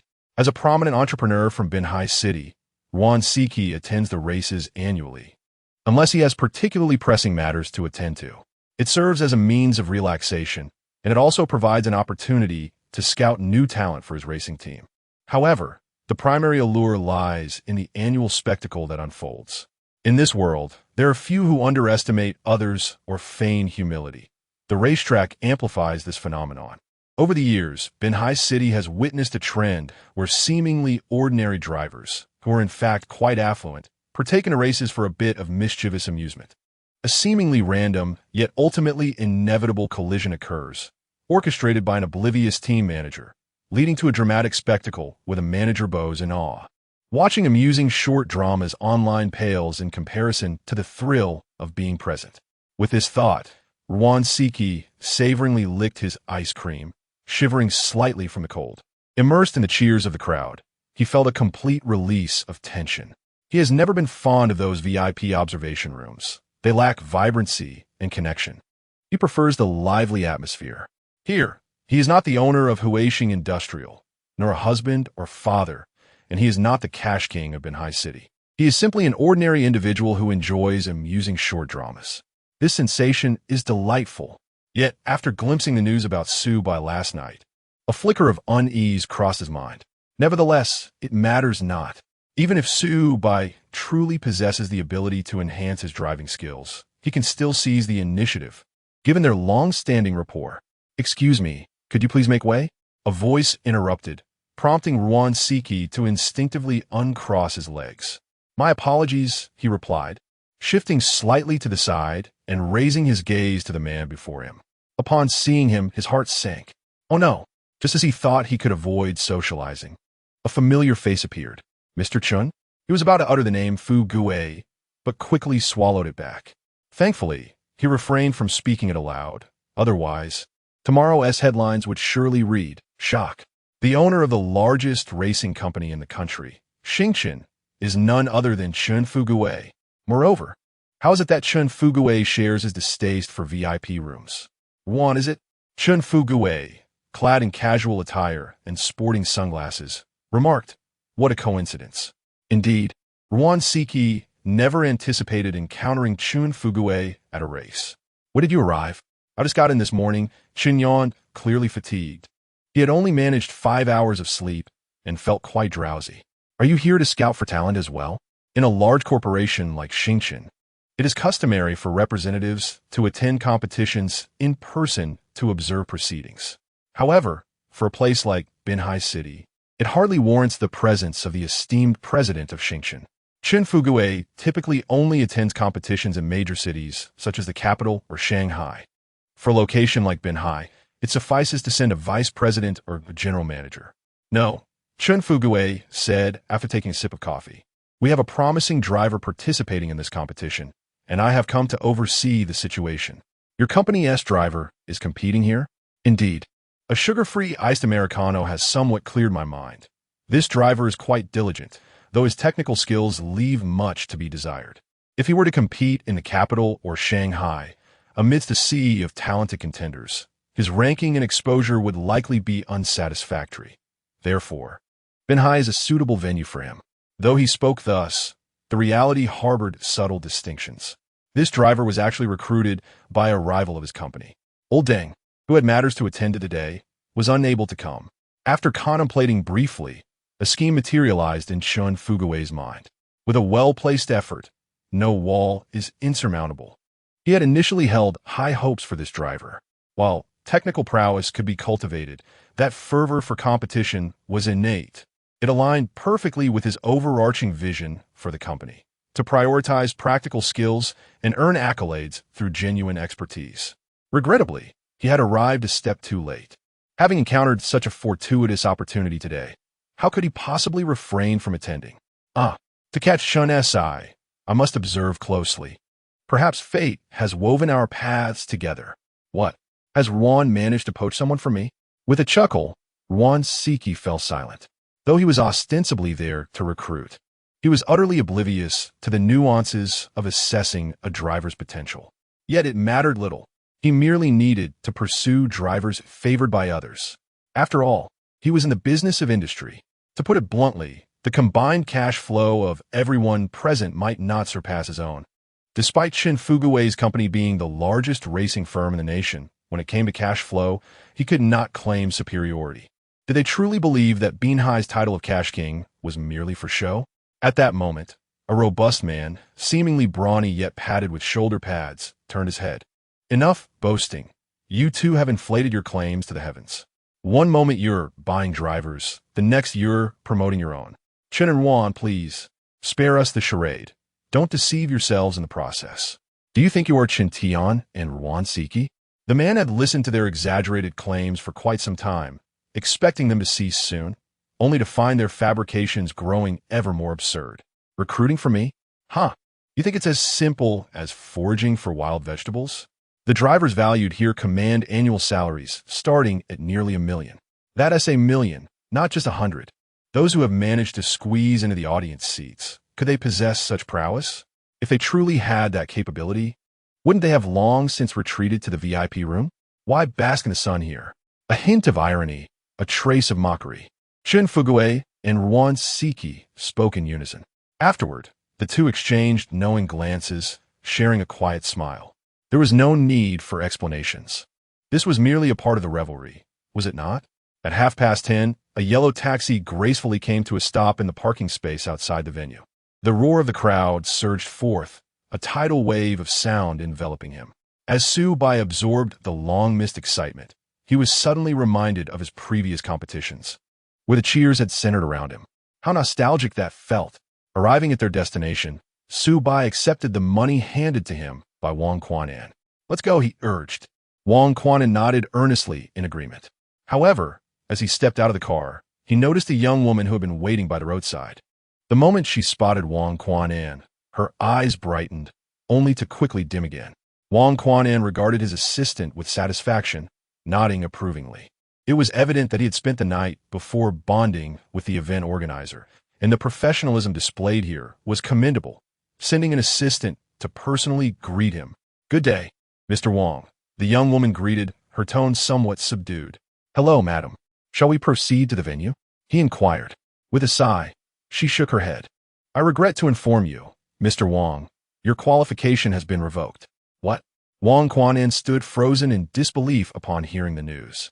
Meanwhile, within the car, Su Bai heard the system's notification sound, but it was not the familiar reward tone. Detected the passenger's intense inner desire. Issuing a special mission. The host may choose Option 1. Depart immediately. Reward of peak driving skills. Option 2. Transport the passenger to victory in the competition. Reward of peak driving skills and 1 level 2 treasure chest. Chapter 45. Will 350 take the turn? Then let's give it a try. Upon reading this prompt, Su Bai experienced a moment of epiphany. No wonder this task was so effortless, and the rewards so generous. It was all waiting for him here. Without hesitation, Su Bai opted for the second choice, to carry the passengers and seize victory. Previously, Su Bai had thought it inappropriate to use his advantage over the less fortunate. However, it must be said, this was a level 2 treasure chest. A level 2 treasure chest required a staggering 100,000 popularity points. As it stood, Su Bai had merely amassed around 30,000 popularity points. The number of viewers in his live stream consistently hovered between 5,000 and 6,000. He estimated that he would need to broadcast for at least 3 to 4 days to reach the coveted 100,000 popularity points. 3 to 4 days may not seem like an extended period, but that was time he had painstakingly earned. It was incomparable to something given freely. Indeed, for Su Bai, triumphing in this city-level competition was akin to receiving a windfall. Even if there were no more competition slots available, there still remained 5 fluctuating slots for viewers. Did there not? Subsequently, Su Bai rolled down the car window and gazed outside. Why has my slot been revoked? Wang Quanan's eyes brimmed with tears as he struggled to accept this harsh reality. The opportunity he had worked so hard to attain had been snatched away without warning. Mr. Wang, please remain calm, the female assistant sighed. The director has been making every effort on your behalf. Unfortunately, you arrived just a moment too late. She proceeded to recount the sequence of events to Wang Quanan, detailing how the event director had fought for him and the ultimate compromise that ensued. However, she deliberately omitted any mention of the leadership's involvement, instead stating that the originally appointed driver had returned. As she noticed, Su Bai seemed to be live streaming in the car. Yet, the unexpected circumstances soon reached the ears of the live stream audience. Utter nonsense about the original arrangement. It must have been a call from the leadership. This organizing committee is a farce. If there was already a driver, why didn't they simply refuse Brother Wang outright, giving him hope only to plunge him into despair? One cannot entirely fault the organizers. Had this gentleman not delayed, none of this would have transpired. As an event planner myself, I empathize with the organizing committee. I suspect there was no original slot. It was likely a sudden call from the leadership. You have no idea the pressure he has been under. True, if I were in his position, I might have acted similarly. It's unnecessary to offend the leadership over a mere acquaintance. But what about Brother Wang? Will he just return empty-handed? After hearing the account of events, Wang Quanan understood the situation all too well. One improbable coincidence. He happened to arrive late, and coincidentally, the originally designated driver had returned. Nevertheless, they were all adults. Speculation was one thing, but articulating it was another. For the sake of his future, he had no choice but to swallow his grievances. Thank you, I understand now. Wang Quanan felt an inexplicable sadness enveloping his heart, despite his relentless efforts. Why did life continue to toy with him so mercilessly? Should he truly abandon his racing career? He glanced at the venue a mere 300 meters away, where drivers were beginning to take their places, the cheers rising in waves. Originally, a portion of that applause was meant for him. He intended to turn away, but suddenly he spotted a familiar figure in the stands, standing with a banner bearing his name, scanning the arena as if searching for something. Upon seeing his ex-wife, all the grievances he had bottled up surged forth. His wife. So, she had always been supporting him. At that moment, he longed to rush to her side and embrace her tightly. Yet, he restrained himself. He had not yet achieved success, and he could not provide her with a life of happiness. Why should he subject her to this ordeal? You should go back. Thank you for coming to explain. He managed to force a smile at his female assistant before returning to the taxi. Let's go, driver. Wang Quanan gazed longingly through the window at the racetrack. This might be his final visit to this place. He had yet to contemplate what he would do after leaving racing. Sales? Driving? Something else? Do you desire to win? To have everyone cheer for you? At that moment, a voice almost siren-like echoed in his ear. This question struck a chord within Wang Quanan, igniting a burning desire in him. He instinctively replied, yes. Very much. Even as a participant would suffice. All right, I will assist you. Wang Quanan noted, well, he suddenly realized, staring blankly at Su Bai. Driver, you will help me? How will you assist me? Are you going to compete? Yes. You plan to race against those cars in a taxi and win? Yes. What on earth? Wang Quanan's intellect surged as he considered the absurdity of the situation. He wanted to check if Su Bai had a fever, given the nonsense he was spouting. This was a taxi. Wang Quanan had only learned of Su Bai's illustrious past the night before. He had watched only snippets, not the entire story. Even though he knew Su Bai's taxi was modified, how fast could it possibly go? 300? 350? Pushing it to 350 kilometers/h was the limit.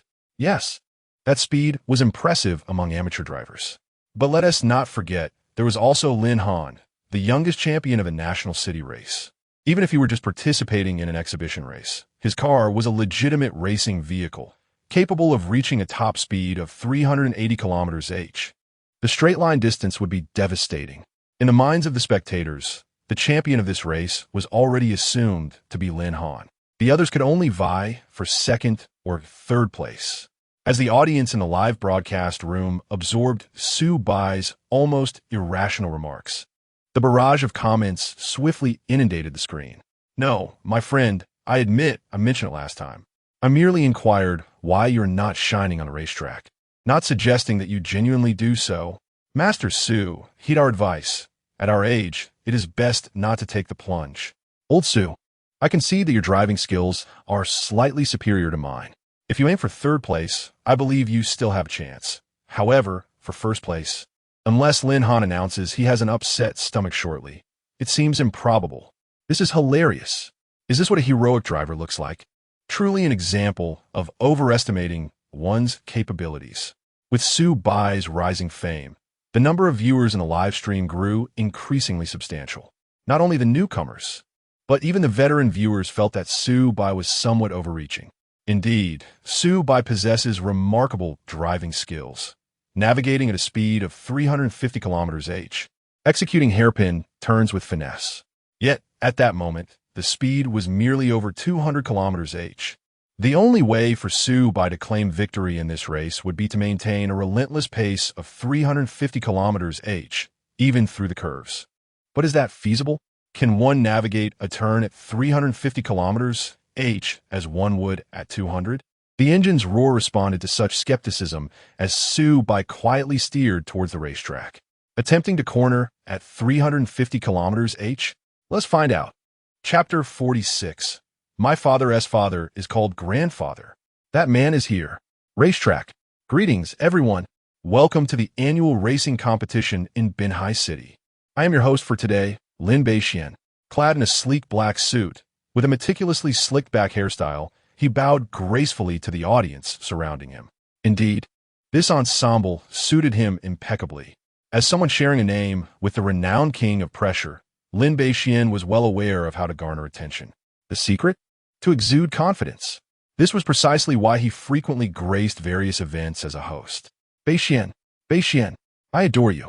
Lin Beixian surveyed the crowd, pleased with the 500 he had spent on hired cheerers, who had incited a wave of enthusiastic supporters. Excellent. I shall certainly enlist your services again. Now, dear audience, let us dispense with the trivialities. A self-assured smile graced Lin Beixian's face, enchanting several older ladies in the crowd. Next, let us invite our contestants to the stage. Of course, he elongated his voice purposefully.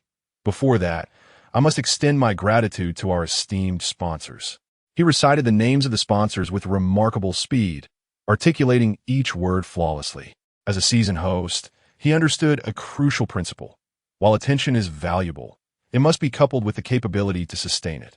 This maneuver undoubtedly elicited a chorus of applause from the audience.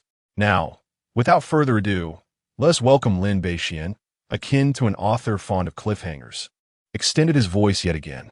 However, this time it was not intentional. He had astutely spotted two individuals concealed within the crowd. Two individuals he had never anticipated. Although they were swathed in layers of clothing, they were far from escaping Lin Beixian's discerning gaze. He had meticulously memorized the appearance of every CEO from major corporations. Introducing these two, however, could easily provoke their disdain. Yet, he remained unfazed. How does one leave a lasting impression? Aside from being adored, one could also be regarded with disdain. Nevertheless, being remembered signifies opportunity. Lin Beixian grasped this truth. Let us welcome Mr. Ruan Siki, president of Huaxing Industries, and Mr. Chun Tian, president of Xingchen Corporation. A resounding cheer reverberated throughout the racetrack. The atmosphere of the competition surged to new heights with the overwhelming applause. As prominent entrepreneurs hailing from Binhai and the heads of the nation's largest racing companies, the names Ruan Siki and Chun Tian resonated powerfully in the region. A vast assembly of spectators rose, their curious gazes scanning the crowd, save for one individual. The stout man suddenly broke into a sweat, his mind racing with fervent prayers to every deity he could recall. He recalled, with a faint sense of disbelief, that he had perhaps just mentioned two individuals indulging in ostentation. Had he neglected to consult the almanac before stepping out today? It was quite improbable that he would ever encounter these two remarkable figures in his lifetime. Yet today he had likely met both. Not only had he met them, but he had also scolded them. How could such extravagant fortune transform into overwhelming despair? Trembling, he turned to glance at the two individuals behind him, his expression ashen. What was the purpose of living if it led to such a fate? Let it be obliterated. For the two who had just been apologizing to him now stood upright. The host was commendable, attentive, observant, and well-versed in the dynamics of popularity. Indeed, quite impressive. Both Ruan Siki and Chun Fugui bore no ill will. On the contrary, They recognized Lin Beishuan's merits. It must be said, a true magnate is unmistakably distinguished. Subsequently, they simultaneously removed their sunglasses. Hello everyone, I am Ruan Siki. Greetings, I am Chintian. A thunderous cheer erupted as these figures, often seen on television, graced the crowd. Mr. Chun, Mr. Ruan, I wish to bear your progeny, exclaimed one enthusiastic individual. Bosses, look at me. I know to carry an umbrella in the rain, can use the restroom independently, and I eat when hungry. May I join your esteemed company? As soon as he finished, the atmosphere shifted dramatically, resembling a direct recruitment event for executives. This was indeed a genuine boss. Fortunately, most attendees remained composed, and the fervor gradually subsided. Now, let's warmly welcome today's contestants with applause. Lin Beishian began to introduce them one by one, according to the roster. However, for the majority of the audience, many drivers' names were quite unfamiliar, as most participants were newcomers. Established racers were preoccupied with preparing for city competitions. Nevertheless, the audience offered them enthusiastic applause. It took courage to stand here, and that alone was deserving of respect. Next, let's extend a hearty welcome to the youngest city competition winner in the nation, the most promising contender for the F1 championship, Mr. Lin Han. Lin Han, Lin Han, Lin Han. A more fervent cheer erupted than when Ruan Siki and Chun Fugue had made their appearance. In this world where racing culture thrived, Lin Han's name clearly held greater allure than that of the two bosses, especially since this was the very place where he had secured the city championship, Bin Hai. Lin Han waved to the crowd, offering a warm smile. Thank you all for your support. He then settled into his vehicle, having opted not to bring a navigator today. The visibility on this track was excellent. He deemed his own capabilities sufficient and preferred to allow his navigator to rest at home. Now, let us welcome the final group of contestants. At this point, even Lin Beishian could not suppress a smile. The official drivers had been introduced, and now it was time for the 5 floating slots, commonly known as the wildcard group. However, this year, only 3 individuals had arrived. Let us extend a warm welcome to our first guest of the day, Ms. Bai Jia. As her introduction concluded, a resounding neigh echoed from outside the arena. There she appeared, clad in a suit of armor, riding a magnificent steed with an ancient 4-wheeled cart in tow. Who dares to claim that a single rhyme lacks merit? Who asserts that a horse-drawn carriage is not a vehicle? This spectacle undoubtedly elicited hearty laughter from the audience. Yet, the surprises did not end there. Next, let's welcome Mr. Ma Chao. Ma Gao. Ma Gao. Mr. Ma Chao entered, maneuvering a go-kart from his childhood, swaying precariously. Standing at an impressive height of 6 feet 3 inches, his muscular frame made the cart creak under the strain. Would this contraption truly withstand the pressure? Finally, we present last year's master of entertainment, Li Bei. Before he even arrived, his presence was heralded by a thunderous, echoing lyric that filled the arena. Daddy's daddy is called Grandpa. Dressed in a Teletubby costume, the reigning champion of entertainment carried a speaker with him. Perched on a wobbly rocking horse, he undeniably captured the attention of the entire venue. He traversed the space like a victorious general surveying the territory he had long fought to conquer. Laughter erupted, resonating throughout the arena. However, as the mirth subsided, Lin Beishian's expression turned grave. Now let us. Just then, a voice crackled through Lin Beishuan's earpiece. Upon receiving the message, a delightful smile illuminated his face. He realized that a torrent of attention was surging towards him, because that man was on his way. Chapter 47. What? Master Su is still at the starting point. I apologize, everyone. Lin Beishian held the microphone, an expression of regret adorning his face. There's been a minor interruption in the competition. I have just received word that a new friend has just arrived. Observing the bewildered expressions on the faces of the audience, a smile gradually emerged at the corners of his mouth. Now, let us extend the warmest applause to welcome the heroic driver, the solitary valiant soul amid the mountain torrents. The fearless rescuer who traverses 100 miles to deliver medical aid, the renowned figure of Bin Hai City, the illustrious Mr. Su, gracing our competition venue. Buzz. No sooner had the words left his lips than a resounding roar filled the air as a yellow taxi made its entrance into the competition arena. After a brief moment of astonishment, the audience erupted into the loudest cheers heard since the commencement of the event. Mr. Su! Mr. Su! Mr. Su! The synchronized chant of Mr. Su reverberated throughout the entire venue. Who has recently garnered the most fame in Binhai City? Undoubtedly, it is Su Bai. In recent days, propelled by various trending topics and media coverage from Binhai City, an increasing number of residents have come to know of Su Bai's exploits. Just last night, the People's Daily provided the final boost. In an instant, Su Bai's momentum reached its zenith.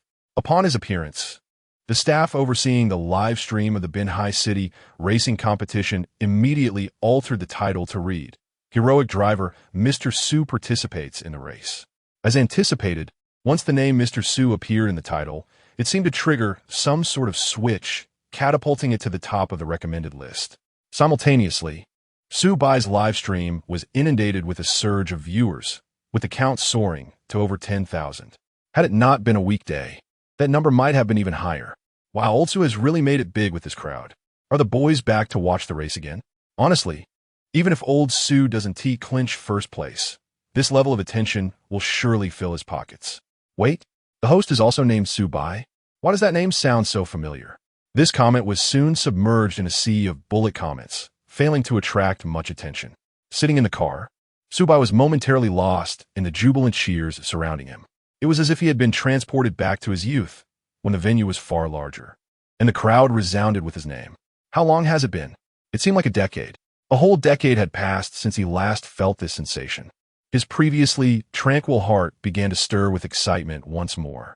How long it had been since he experienced such fervent passion. In addition to Mr. Su, let us also extend the warmest applause to welcome Mr. Wang Quanan, the navigator of Mr. Su. How could Lin Beixian, with his astute nature, forget about the co-pilot? He knew that whether it was Wang Quanan or Li Quanan, both would gain recognition after today. Wang Quanan! Wang Quanan! In the crowd, a woman holding a banner cheering for Wang Quanan shouted the loudest. A smile lit up her face, but her eyes brimmed with tears. Quanan, can you hear them? They are all welcoming you. And within the car, Wang Quanan was brimming with excitement, nearly overwhelmed by it. Is this what it feels like to be the center of everyone's attention? Even if Master Su does not clinch the championship today, this journey is already a fulfillment in itself. After regaining his composure, Wang Quanan no longer harbored hopes of Master Su winning the title. With Lin Han towering over him like a mountain, the prospect seemed bleak. Nonetheless, he was immensely grateful to Su Bai, for he had indeed reaped benefits from Su Bai's fame. "Are you Master Su?" Lin Han inquired, as he lowered the window of his Ferrari to gaze at Su Bai. This car was his first Ferrari, purchased in Tokyo last year upon reaching adulthood. After modifications, it housed a BMW S72.6, 1 LV12 naturally aspirated engine, tuned to deliver a power output of 680 horsepower and a torque of 703 Nm. It could reach a top speed of 380 km per hour, with a closed test achieving 400 km/h. The vehicle featured a lightweight design, weighing in at 900 kilograms and could accelerate from 0 to 100 in just 1.5 seconds. Upon seeing the Ferrari, Su Bai immediately contemplated its specifications, nodding in acknowledgement. "Well then, Master Su, you should step on the gas," Lin Han declared, giving a thumbs up, his youthful face radiating excitement. After all, he was still a child at heart, and Su Bai was one of his few idols. How could he not be thrilled to compete alongside his idol? Su Bai, resembling an emotionless nodding machine, responded with a brief nod before rolling up the window. What followed was the most intense and exhilarating formal competition of the day. "Please, all unrelated personnel, exit the venue," Lin Beixian announced, swiftly leaving the area himself. The remaining staff departed in an orderly manner. According to the regulations of F1 racing, numerous personnel assist the competitors, including a 30-minute inspection, tire installation 5 minutes prior, and a warm-up process before the race. Prior to the official start, a green light would illuminate, signaling all cars to complete a warm-up lap before returning to the starting grid with engines running. However, this novice selection race had fewer stipulations. Positions, everyone. The sounds of engines roared, and various cheers filled the air. As the starter pressed the green launch button, a series of red lights illuminated ahead, indicating a 5-second countdown. 1 group, 2 groups, 3 groups, 4 groups, 5 groups. The countdown concluded. Fortunately, the drivers and spectators participating in this race were well acquainted with the F1 rules. Understanding that the countdown did not signify the commencement of the race, a manual press of the launch button by the starter was still required to ensure no false starts. After approximately 1 second, the starter pressed the launch button again. The race had officially begun. We could see Lin Beixian adorned with a prominent commentator's badge. Due to excessive wind pressure, karting driver Ma Chao cleverly opted to wait in place, avoiding this stretch of turbulent wind. However, this also signifies that Lin Beixian shook his head with considerable regret. His go-kart, which barely reaches a speed of 20 kilometers per hour, has lost its eligibility to contend for a top 3 finish. Ha ha ha. Lin Beixian's commentary elicited a wave of laughter from the audience. Who among them is unaware that this go-kart is merely for amusement? Splendid. Esteemed viewers, we can observe that at the very moment the race commenced, Mr. Lin Han surged ahead into the lead, showcasing exceptional performance. It appears that the reputation of Mr. Su has indeed placed some pressure on Lin Han. Right from the start, the positions were swiftly established. Lin Han's Ferrari undoubtedly clinched first place, as it accelerates from 0 to 100 kilometers in a mere 1.5 seconds, allowing him to take off significantly faster than his competitors. In the past, he might have eased off at the start, but this time, Mr. Su has also joined the competition, eager to challenge the currently renowned taxi driver. In second place is a driver from the Xingchen company, trailing Lin Han by a narrow margin, determined to exhibit his true prowess in this contest. As for our Mr. Su, Lin Beixian paused, gazing at the vehicles ahead, only to suddenly freeze in astonishment. For he did not see that yellow taxi among the top 5, or even the top 10. He quickly shifted his gaze back to the starting point, his face betraying an exaggerated expression of surprise. What do I see? Mr. Su is still at the starting line. Chapter 48, The Traction Brake. Master Su employed the traction brake. At this moment, Su Bai's yellow taxi was stationed beside a go-kart. In the passenger seat, Wang Quanan was exchanging intense glances with a towering figure, a man standing at nearly 2 meters tall. Su Bai refrained from immediately joining the leading pack for 2 reasons. First, his unwavering confidence in his driving skills. Second, the need to avoid collisions. Despite the event being styled after an F1 race, it was not an authentic F1 competition. The initial pole positions adhered to a semblance of order. But as the race progressed, chaos ensued.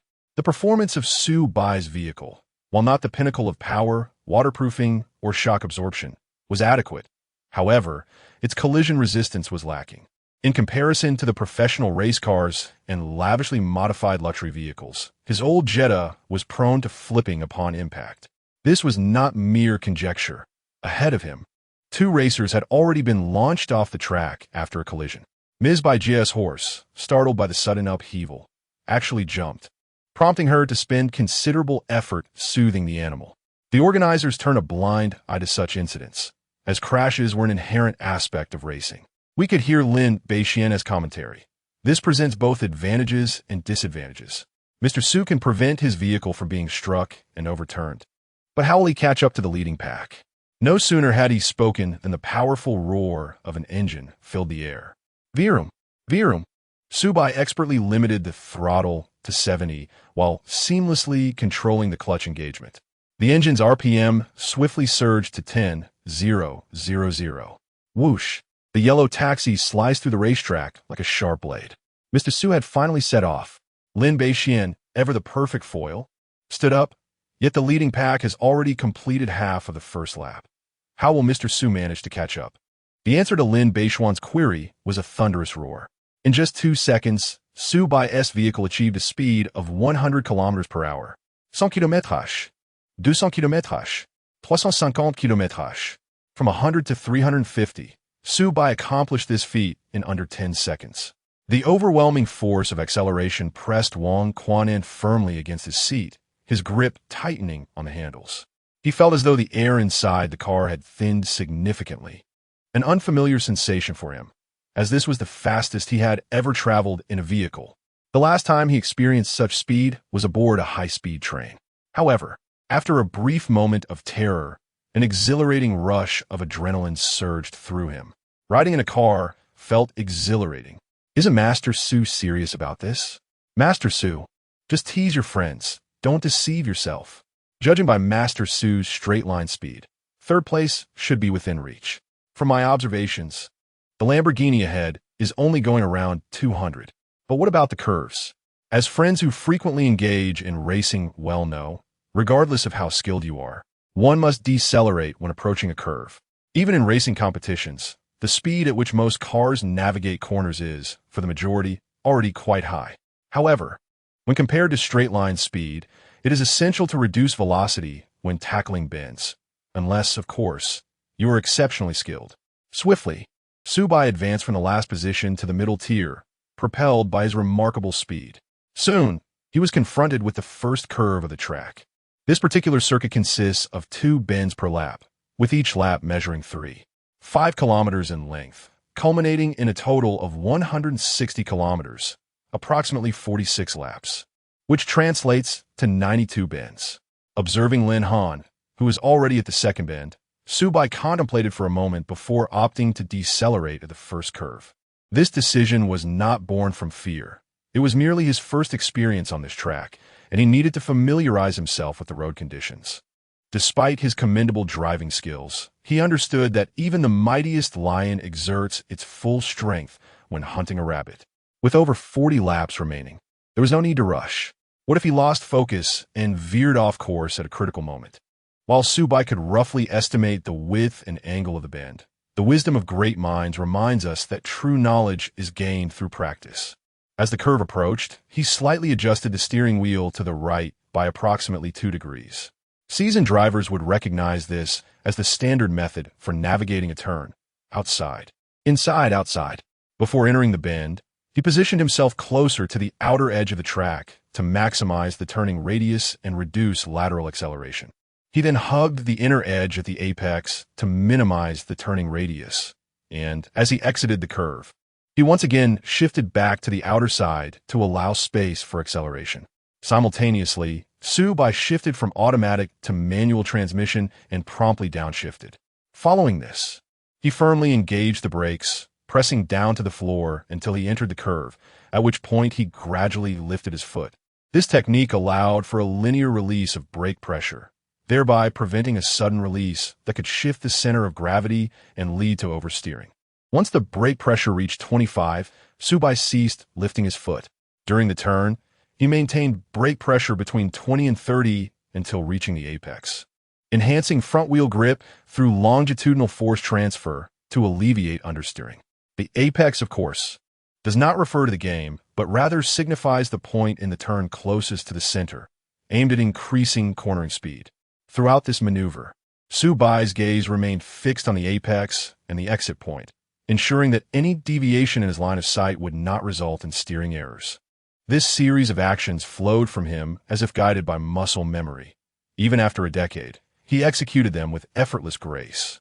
Such prowess left Wang Quanan, who was observing, utterly astonished. "Incredible," he exclaimed, suddenly feeling akin to a frog confined to a well, believing initially that his driving skills surpassed those of Master Su. Yet, that recent display of technique, while he could replicate each individual step, eluded him when attempted in succession. Is this what it means to be a master? As the saying goes, in real life, I can commend your skill, but online, I can only suggest more practice is required. As Su Bai navigated the curve, an influx of viewers suddenly flooded the live stream. Wasn't he supposed to maintain speed? Why is he slowing down? Does he really dare to compete? He should go home and drink milk. Is this the reckless taxi driver who endangers passengers with his reckless overtaking? I think he is just average. Clearly, some individuals had enlisted a horde of trolls. A barrage of disparaging comments targeting Su Bai filled the chat. However, this did not distract Su Bai in the slightest. Upon achieving peak reflexes, he discovered something remarkable. While driving, he effortlessly entered a state of flow. The cacophony around him faded entirely, and his focus narrowed solely to the curve ahead. On the commentary platform, Lin Beixian, who had been closely monitoring Su Bai, stood up in excitement. It's the trajectory break. Lin Beixian's voice rose with enthusiasm. Master Su has employed the trajectory break. Chapter 49, Ruan Siki. I truly find myself in a precarious position. What an eye-opener. What exactly is trail breaking? Beside him, the starter adeptly played the role of a foil. Lin Beixian cast a knowing glance at the starter, indicating that he would soon be rewarded, and spoke aloud. Trail braking refers to the technique of maintaining partial brake pressure while entering a turn, rather than completely releasing the brakes beforehand. The essence of this maneuver lies in enhancing cornering speed, optimizing vehicle balance, and improving handling agility. This technique is one of the fundamental skills for racing drivers. Yet it is not merely a basic action. It is a sophisticated skill that requires extensive training to master. For instance, when entering a turn, one should reduce braking force, typically retaining about 20 to 30 pressure, and must only fully release the brakes near the apex of the turn. Throughout this process, continuous dynamic adjustments of the steering wheel, brakes, and throttle must be synchronized. In numerous city-level competitions, I have observed that even some champions have seldom employed this technique. However, another competitor present, Lin Han, is well-versed in it, having undergone a systematic training from a young age. I was genuinely astonished that Master Su, a taxi driver, could also possess this skill. Nonetheless, Lin Beixian felt a twinge of regret. He initially believed that Master Su could navigate the turn without slowing down, yet he opted for a more cautious approach. Through Lin Beixian's elucidation, most of the audience learned about this technique for the first time. Many were aware that one should decelerate when entering a turn, apply the brakes, and then accelerate out, yet few knew what to call this process. It is akin to how many understand that skin on the hands and feet wrinkles while bathing, yet remain unaware of the underlying reasons. To know the phenomenon is one thing. To comprehend its rationale is another. What is your perspective? In the audience, Chun Fugue, after hearing the explanation, turned to Ruan Siki. Not bad. Ruan Siki leisurely held a cup of milk tea in one hand while the other discreetly typed on his phone behind his back. Chunmi, quickly contact Su Bai's manager. If there's no manager, you should fly to Banhai right now. We must secure Su Bai at the earliest opportunity. Ruan Siki sipped his cool milk tea, yet his heart felt anything but cold. He had spent his days hunting geese, only to be pecked in the eye. He questioned himself. He had never made a misstep in his life, or else he could not have attained his current position. Yet unexpectedly, his first significant oversight was a monumental one. What a precarious position to find oneself in. Had he listened to his girl and secured Su Bai before he rose to fame? Would his racing team not have had the chance to pursue the national championship they had never won? Would his team not be in a different position than merely being a retirement team? But who could have anticipated that a taxi driver, who had never participated in a racing competition, could possess such reflexes at 30? Is there truly a professional driver at the age of 30? Ruan Siki could hardly fathom what might transpire if he were to undergo more rigorous training. Beside him, Chun Fugue naturally took note of Ruan Siki's subtle gestures. Yet he was left powerless, akin to a eunuch in a brothel, merely a spectator. In Huagua, any motorcade might intersect with Su Bai, yet their colossal star company found itself devoid of such an opportunity. A decade ago, they had inadvertently crossed paths with misfortune, although it bore no direct relation to him. The fact remained that he was the head of Star Company now. Even if the internet was not as developed back then and racing culture lacked its current fervor, the repercussions of that event, along with any information pertaining to it, had been meticulously erased by the company. However, as long as Su Bai retained those memories, there was little that could be done. Nonetheless, whether driven by personal interest or public duty, he sincerely hoped for Su Bai's success. On a personal level, he considered himself a fan of Su Bai. On a professional one, the better Su Bai performed, the greater leverage he would possess to challenge the entrenched figures within the company. Day by day, they clung to outdated practices, occupying a position without contributing. It was evident that Master Su had flawlessly navigated the curve. Utilizing the advantages of this turn, Master Su had gradually caught up with the leading pack. Lin Beixian's passionate commentary resonated through the air. After maneuvering through the curve, Su Bai mentally assessed the situation. The previous turn was a quintessential 130R curve, characterized by a radius of 130 meters. He realized that traversing this turn at a speed of 350 km/h was unfeasible. This was not indicative of Su Bai's lack of skill, but rather a limitation imposed by the current materials available. Theoretically speaking, when negotiating a turn, it is essential to employ the diffuser and venturi channels beneath the car to create a low-pressure zone underneath, generating a downforce equivalent to 3 to 4 times the vehicle's weight. To achieve a speed of 350 km/h, a downforce exceeding 8,000 kilograms must be generated via ground effect diffusers. Unfortunately, Su Bai's car could not accommodate this requirement, not due to the car itself, but because, at present, no manufacturer could produce such materials. The pinnacle of current F1 racing allows for a maximum cornering speed of 340 km/h. Even disregarding all external factors and solely considering the disparity in ground effect, Su Bai's vehicle could at best maintain a cornering speed of 320 km/h. Furthermore, during a turn, tire pressure should be maintained between 101, 3 bar, with the temperature gradient of the tire surface kept at 120 degrees at the center and 100 degrees at the edges. Moreover, at a speed of 350 km/h, the tires must endure a lateral acceleration of at least 5G. Currently, Su Bai's tires could withstand a maximum of 4 to 5G of lateral acceleration.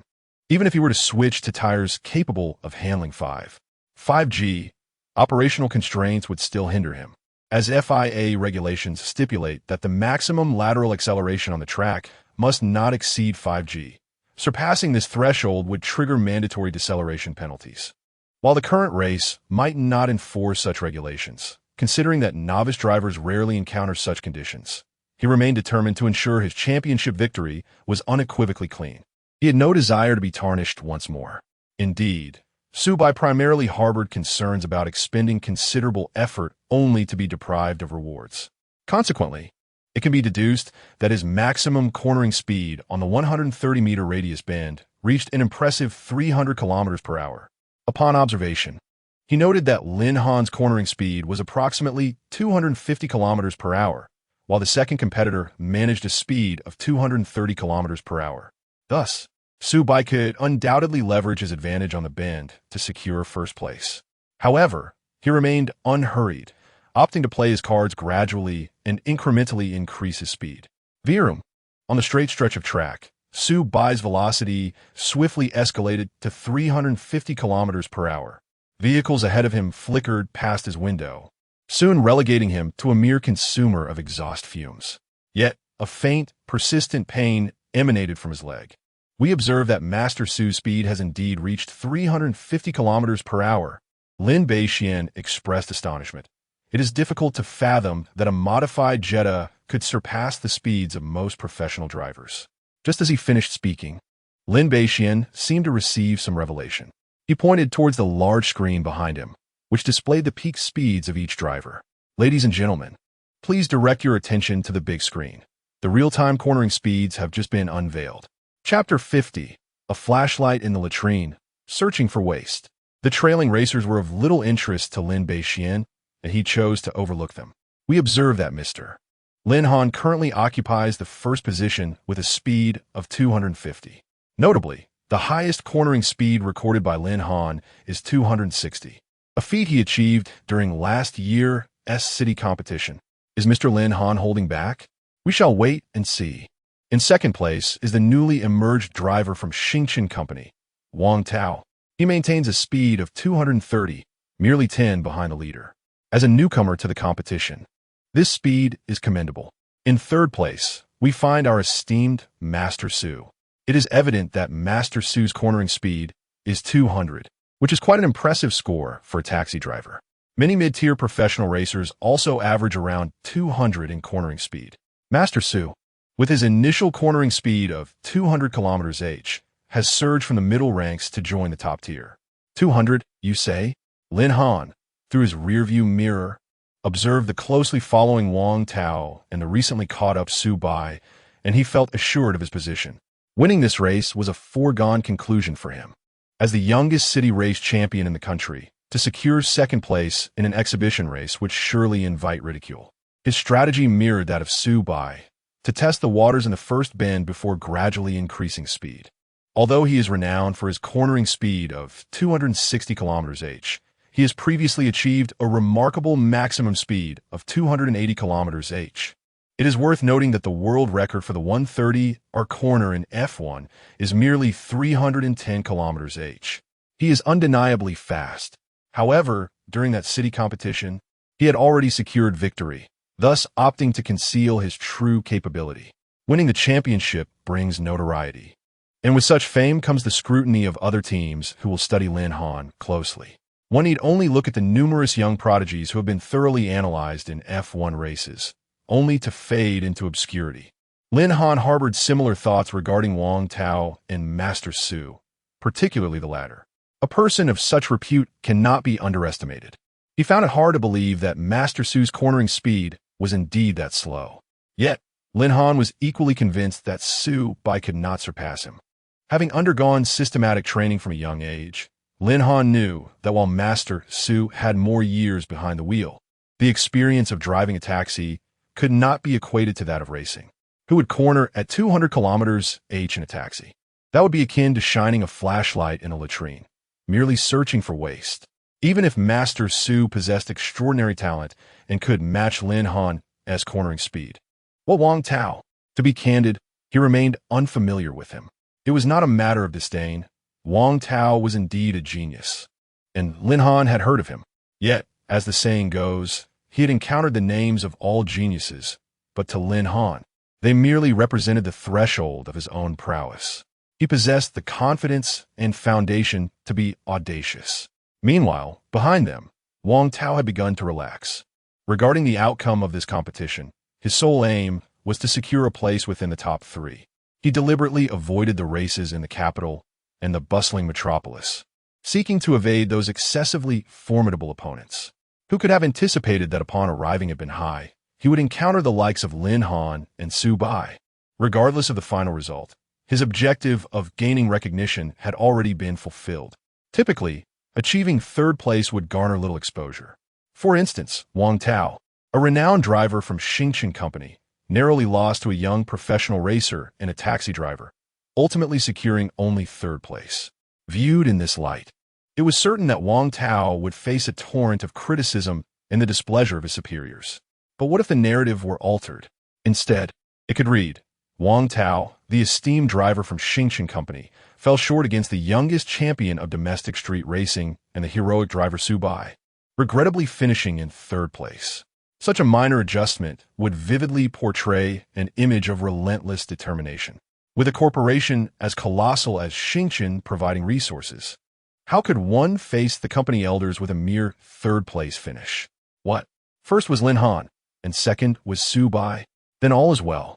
As for how to handle the wrath of his superior, no matter. It is well known that the company is divided into two factions. Had it not been for his own boss discovering him, he would have long desired to follow General Chun. General Chun is handsome, youthful, affluent, considerate of his subordinates, and has a temperament as stable as a machine. Who would T wish for such a boss? Even if he cannot become a subordinate, he could still sell his own charms. Ah, General Chun, my allure, you stand behind me like a majestic eagle. In the audience, Chun Fugui inexplicably shivered. How strange. On such a hot day, why does it feel so cold? What is wrong, General Chun, catching a cold? No. Chun Fugui shook his head. I feel as though something peculiar is watching me. I happen to know a rather formidable master. Would you like a recommendation? Ruan Siki observed Chun Fugui with an expression of curiosity. As time progressed, the race gradually reached its midpoint. It became evident that the top three competitors had established a significant lead over the remaining drivers. Lin Beixian observed the tightly contested trio of Lin Han, Wang Tao, and Su Bai on the track. The cornering speeds of Lin Han and Wang Tao seemed synchronized, both steadily increasing at a rate of 0. Sankayamash. Lin Han's speed had surged to 258 km/h, a mere 2 km/h shy of his record.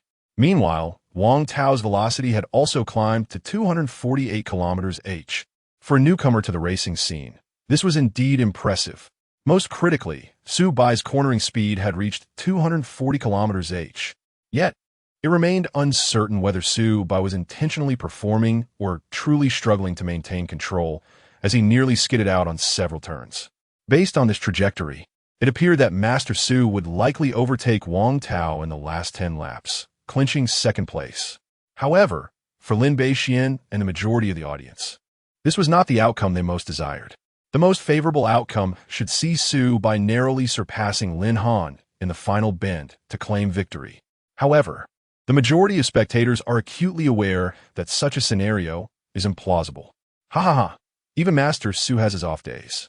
Master Su, we all recognize your earnest efforts. Do not push yourself too hard, Master Su. 30 is indeed the age for bold ventures, safer racing. It would be wise to focus on driving instead. This arena is not suited for you. Nonsense. Longtime viewers know that Master Su is simply concealing his prowess. Oh dear, could it be that someone is genuinely emotionally invested in the live broadcast? Is there really a Su filial son among us? In the live stream, the voices of seasoned viewers are gradually drowned out by an increasing number of newcomers. Meanwhile, inside the car, Wang Quan gazes at the perspiring Master Su with a sigh. Master Su, perhaps it is time to concede. He perceives that Master Su's legs appear to be giving him some trouble. Su Bai remains silent, not anticipating that his legs would suddenly ache in such weather. A pain so piercing it feels unbearable. The recent near misses of veering off the track were indications of Su Bai's struggle. Yet, would he concede? No. In Su Bai's perspective, the notion of surrender has never existed. It is nearly time. Su Bai's whispered resolve emerges. He fixates on the approaching curve and presses down hard on the accelerator. The car's speed escalates dramatically from 240 km/h. Chapter 51. Impossible, absolutely impossible. During the mid-stages of the race, any unusual reaction is sufficient to capture one's attention, especially in the fierce competition for the top 3 positions. What do I see?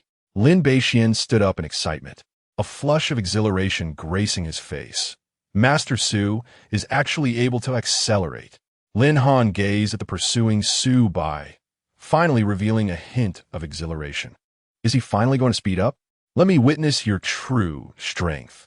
He pressed the brake, shifted gears, and controlled the throttle with finesse. As a professionally trained driver, the skill of trail braking was second nature to him. What do we witness? Lin Beixian's eyes widened in disbelief. Lin Han's cornering speed has surged to 265 km/h. He has shattered last year's cornering record. Wait, Master Su is closely tailing Lin Han's car. By heaven, Lin Beixian exclaimed, utterly astonished by the spectacle before him. Yet the audience remained oblivious to his outburst, their eyes fixated on the scene and the large screen. On the screen, Su Bai's real-time cornering speed also reached 265 km/h. Wang Quan sat in the driver's seat, watching the ever-approaching leader, feeling as if his very soul was about to escape. Could it be that today he truly has a chance to stand atop the highest podium? He glanced at Wang Tao, who brushed past the taxi, their side mirrors nearly touching, and caught the faint, unspoken acknowledgement in Wang Tao's expression. Wang Tao felt a sense of helplessness. He had believed himself to be the lesser of 2 options, not realizing he was the pivotal point between them. Although he had come to terms with the prospect of securing 3rd place, he couldn't help but aspire for 2nd or perhaps even 1st. Who wouldn't want to strive for greatness? Yet he never anticipated that Master Su could still accelerate.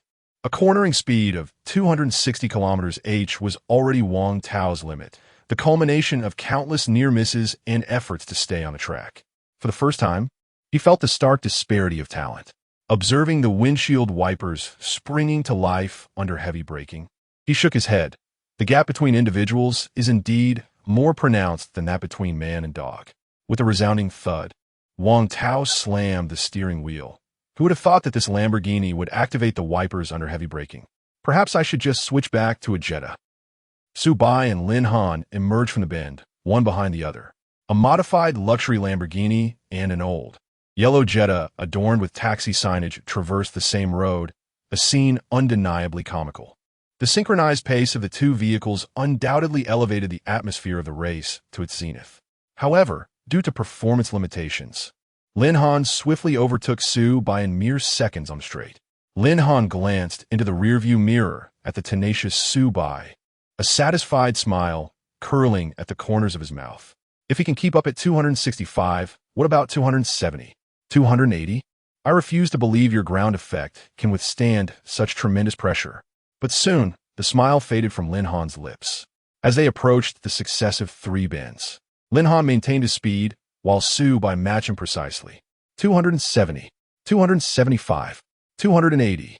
Su Bai clung to Lin Han's vehicle like an indomitable pest. Lin Han even experienced a fleeting illusion that Su Bai's car might be accelerating.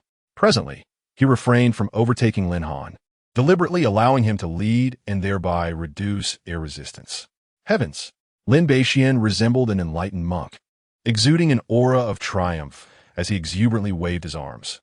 We can see that Master Su is still accelerating. He can accelerate even further. To be candid, at that moment, I found myself deeply intrigued by the Jetta brand. This was no mere Jetta. It was a marvel of engineering. Upon uttering this, Lin Beixian swiftly altered his demeanor, addressing the camera with utmost seriousness. To the owner of Jetta, if you are still among us, do remember to settle your advertising fees upon hearing this news. The audience erupted in laughter at Lin Beixian's antics, enveloping the entire venue in a jubilant atmosphere. However, this merriment did little to uplift Lin Han's spirits. As the number of bends dwindled, his smile faded correspondingly. Though his vehicle was equipped with ground effect devices, maintaining a speed of 280 through the curves was beyond the tolerance of any car. He began to wonder if Su Bai's car was constructed from stainless steel. How else could it endure so fiercely? At present, there remained 10 bends. Based on the current situation, he believed he could secure first place without difficulty. Despite their equal speed through the turns, his vehicle's acceleration and power surpassed those of Su Bai's, even if they were neck and neck in the bends. Returning to a straightaway would allow him to extend his lead. He calculated swiftly. Given the current circumstances, Su Bai would need to maintain a speed of at least 290 kilometers h through each of the remaining 10 bends. But was that achievable? Absolutely not. He had convinced himself that he was taking Su Bai seriously enough. If Su Bai managed to reach 290 in a single bend, he might still entertain the possibility. Was there truly a hidden master among the common folk? Furthermore, 2 decades ago, someone had indeed achieved a cornering speed of 290 kilometers h at the 130 or turn in an F1 race. Now, 20 years later, it seemed almost ordinary for Su Bai to accomplish the same feat in a modified Jetta. Yet, if he were to maintain that speed through all 10 bends, it was a whole different matter. Setting aside the question of feasibility, even if it were to be realized, Su Bai's tires and chassis would not withstand such demands. Cornering was not merely a matter of braking, accelerating, and steering. One must also consider aerodynamics, materials, and the structural pressures involved. During high-speed turns, it was entirely plausible for the vehicle to falter before completing the maneuver. The heat resistance of the tires, the strength of the ground effect diffuser, and the chassis' ability to endure the immense lateral forces were all critical factors. After contemplating these aspects, Lin Han's heart finally found solace. In his line of sight, the bends loomed ever closer. Brake, accelerate. Lin Han executed his commands in one fluid motion. Upon completing the maneuver, he fixated intently on the apex, the point closest to the heart of the bend. Yet, to Lin Han's astonishment, a startling scene unfolded before him. The roar of Su Bai's engine did not echo forth. As they approached the curve, Su Bai's actions mirrored Lin Han's almost perfectly. They braked at the same point, released the brake at the same moment, and turned the steering wheel in unison. Their synchronization was reminiscent of a meticulously choreographed performance, akin to the dance of a shadowy figure who had been granted a second chance. However, this time, why was Su Bai still braking as he reached the apex? It was crucial to accelerate past this point. Failing to do so could result in careening off the track. Could it be that Su Bai had relinquished his ambition? Meanwhile, within the confines of his car, Su Bai was drenched in sweat. A sharp, pulsating pain coursed through his nerves, reminiscent of the agony experienced during a migraine. akin to a throbbing, ingrown toenail striking the edge of table. Despite the excruciating discomfort, Su Bai remained remarkably composed as he focused on the apex. 1 meter, 5 meters, 10 meters.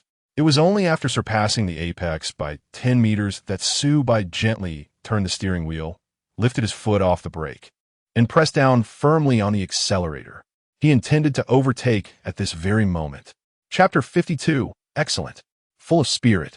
What is the purpose of delaying the apex point? It serves to extend the radius of the turn, thereby reducing lateral acceleration and minimizing the risk of accidents for Su Bai, whose vehicle's material is insufficient. Seasoned drivers, accustomed to navigating bends at speeds of 300 km/h, should understand that this technique can effectively enhance cornering speeds by 8 to 12. Moreover, Su Bai's vehicle has consistently remained on the outer track, not by choice, but because it is the only solution for overtaking in a curve.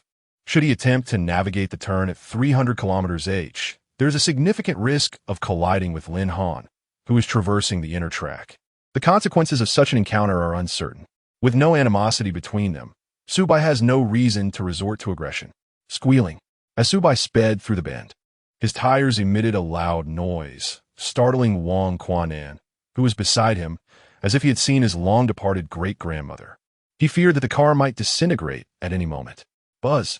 Exiting the turn, Su Bai leveraged his speed advantage to accelerate more swiftly, even with a mere 20 km/h edge. This allowed him to execute his first overtaking maneuver in the race. When the large screen updated Su Bai's real-time speed to 300 km/h, the entire venue fell into a hush. What am I witnessing? Lin Beishuan's mouth hung agape, large enough to accommodate an egg. This time, his astonishment was genuine, not feigned. After a brief moment of stupor, he regained his composure, and his body trembled with excitement. Ladies and gentlemen, Lin Beishuan inhaled deeply. We are witnessing a miracle. The record for cornering speed in Huagua has been shattered today, in Binhai City, by a taxi driver. Master Su has broken the 5-year standing record of 290 km/h for cornering speed in Huagua. Let us extend our congratulations to Master Su. As soon as he finished speaking, the crowd erupted into thunderous applause. It is worth noting that in F1 racing, the world record for cornering speed at the 130R corner is merely 310 km/h, a record set just last year by the Red Bull racing team. Although Master Su's cornering speed is still 20 km/h shy of the world record, it signifies hope. The people of Huagua have always been diligent and ambitious. Master Su's achievement undoubtedly provides direction for many racers ahead. Feeling the fervent cheers of the crowd, Lin Beishuan wiped away the tears at the corner of his eyes. Of course, these were not tears of sorrow, but tears of exhilaration. He envisioned an overwhelming surge of attention directed towards him. The event in which the cornering record was broken was under his auspices. Henceforth, whenever someone reflects on this race, they will surely hear his name. Master Su in life. I am your devotee. In death, I shall be your spirit. Lin Beishuan resolved to be a loyal follower of Master Su from that day forward. As Su Bai appeared ahead of Lin Han was not angered. Rather, a profound sense of joy radiated from his countenance. Has someone finally achieved this? Lin Han was not the archetypal villain found in domineering CEO narratives, one who resorts to a vendetta upon witnessing others surpass him. At this moment, he felt a glimmer of hope for the future of Huagua. A guiding light had finally emerged before the racers. Once the competition concluded, Master Su's vehicle materials and technology would undoubtedly be dissected frame by the online connoisseurs. Lacking detailed footage? No matter, as long as a recording is available. Each individual could experiment and deduce the intricacies. What he needed to do was merely to master these techniques, followed by incessant practice, until he could, like Master Su, transform these skills into instinctive prowess. In this light, Master Su had truly become the master. Given Master Su's selflessness, how could he possibly feel resentment? Moreover, the race had yet to reach its conclusion. Master Su, I am ready to be earnest. Lin Han resembled a protagonist from a cherished childhood animation, boldly confronting the formidable antagonist time after time. Time flew by swiftly. For the audience, such an exhilarating and intense competition should not have reached its final lap so quickly. Yet for Lin Han, the seconds dragged on interminably. 10 full turns. Master Su navigated all 10 bends at a speed of 300. From the outset, they had been evenly matched, but now he found himself merely trailing in Su Bai's wake. No, it was worse. With the gap now half a lap, even drafting with a luxury he could not afford. He could only watch helplessly as Su Bai's vehicle inched closer to the finish line. Resignation washed over him. He could only sigh in defeat. In the passenger seat, Wang Anquan watched the approaching checkered flag with his heart skipping a beat. Could it be that Master Su was truly on the verge of claiming victory? After more than 20 years of hard work, was he finally destined to stand upon the podium? 10 meters, 5 meters, 3 meters. As the yellow taxi drew nearer to the black and white checkered flag, the audience rose to their feet, collectively holding their breath. Undoubtedly, this race would be etched in the memories of many, to be recounted in old age, boasting to grandchildren about how their grandparents once witnessed a Jetta outpace a Lamborghini. Buzz, as the flag bearer brought down the checkered flag with force. The yellow vehicle crossed the white stripe that marked the finish line. The big screen illuminated with Su Bai's results. The race concluded. A thrilling number appeared on the screen, igniting the entire venue. Let us extend our heartfelt congratulations to Mr. Su Bai, who, with a time of 30 minutes, 11 seconds, and 514 milliseconds, claimed this year's championship. The average speed was an astonishing 320 kilometers per hour. The lap record stood at 1 minute, 30 seconds, and 673 milliseconds. This announcement set the arena ablaze with excitement. In the current Formula One races, the single lap record during qualifying was set at last year's Japanese Grand Prix by the Red Bull Racing Team's Verstappen, clocking in at an impressive 1 minute and 983 seconds on the Suzuka circuit. The domestic record, however, belongs to Wenqi of the current Xingxin Company Su Bai Chuan Racing Team, who also achieved a remarkable time of 1 minute and 913 seconds last year. Su Bai is less than 3 seconds away from this national record, and only a mere 4 seconds shy of the world record. This accomplishment was achieved despite Su Bai's vehicle not being equipped with top-tier materials and configurations. Although this event may not be an official F1 race, the record has undoubtedly etched Su Bai's name into the memories of all. A Jetta, a miracle. At this moment, all doubts, mockery, and skepticism transformed into a unified chorus of cheers resounding throughout the venue. Su Bai, Su Bai, Su Bai. Wang Quanan, seated in the passenger seat, sat in stunned silence, absorbing the overwhelming applause. Until this moment, it felt as if he were still dreaming. Meanwhile, Su Bai finally exhaled a sigh of relief. It was as if the system could sense Su Bai's struggles, for the notification sounds grew considerably louder. Congratulations, host, for leading the passengers to victory. Excellent.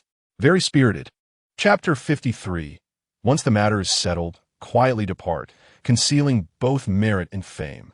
Congratulations, host, for receiving a reward. Wait, what was the reward again? Let me check. I found it. Congratulations, host, for obtaining a reward. Peak driving skill, intermediate treasure chest.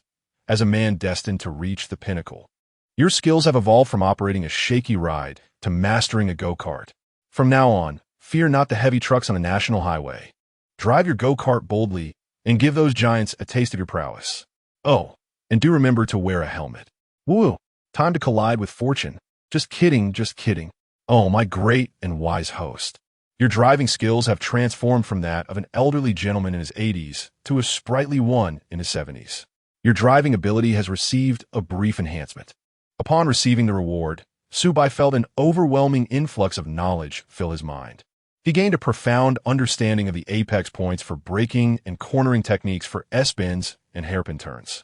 These were skills he once possessed, but the passage of time had dulled them. Now, they returned to him. As for the treasure chest, Su Bai decided to open it at home. For now, his priority was to leave this place swiftly. His primary motivation for securing first place was the reward bestowed by the system. He felt there was little need to ascend the podium for such a minor competition. After all, there's a saying, in poverty, one should focus on personal virtue. In wealth, one should share with others. There were those here who needed that podium more than he did. Get out of the car, Su Bai instructed. Wang Quanan, startled by his words, instinctively asked, "What about you, Master Su? I need to use the restroom." "Oh, all right, Master. Do remember to return promptly. We still have awards to collect." I will. As soon as Wang Quanan exited the vehicle, Su Bai pressed the accelerator and sped away. Once the matter was resolved, he departed quietly, concealing both merit and fame. On the racecourse, as time slipped away, the competition approached its conclusion. When Ms. Bai Jie crossed the finish line with her horse, and the cart, moving at an astonishing speed of 8 kilometers per hour, crossed with one wheel lost. The familiar shout of Grandpa echoed closer.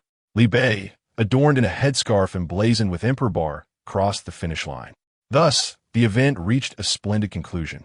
The dynamic performances of the entertainment group garnered enthusiastic applause from the audience. The results for the formal category were equally predictable, with Lin Han claiming second place and Wang Tao securing third. Even though Lin Han did not emerge victorious, Wang Tao ultimately achieved third place, and no one could deny their impressive displays. There was little they could do, after all, when faced with the extraordinary talent of Su Bai.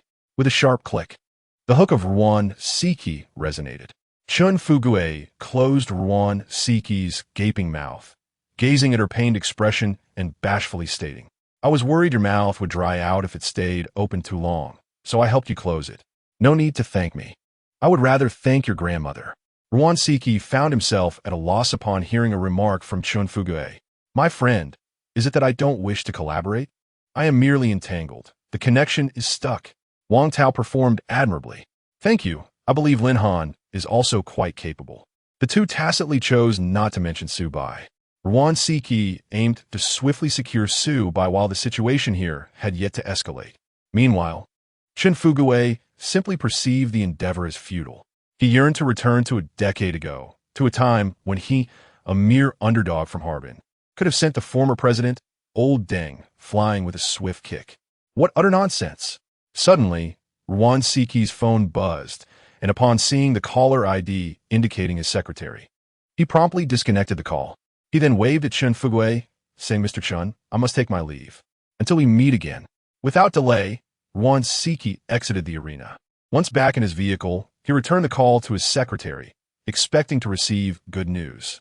However, the secretary's next statement left him momentarily stunned.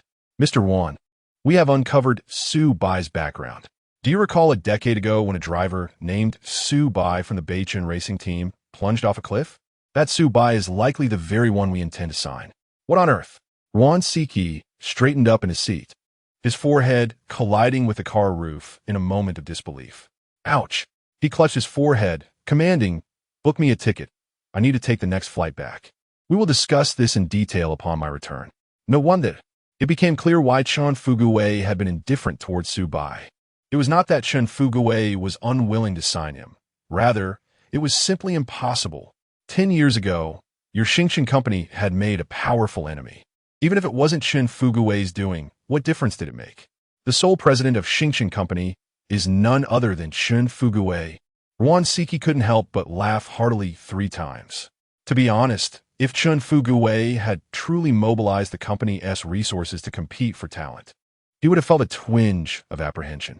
After all, Xingchen Company is the largest racing firm in Huagua. As someone in the industrial sector, he could hardly compete on a professional level. But now he could confidently launch a financial offensive. Driver to the airport. Let us congratulate Mr. Wang Tao for securing third place. I invite Mr. Chen Tian to present the award to Wang Tao.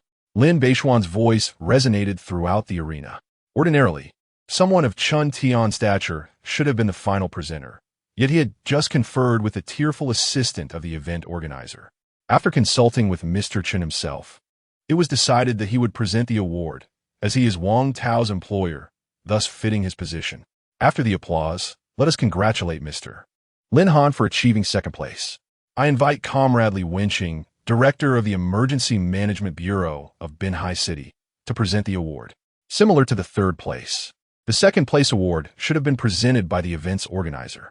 As for why he was absent, please refer to the previous 7 paragraphs.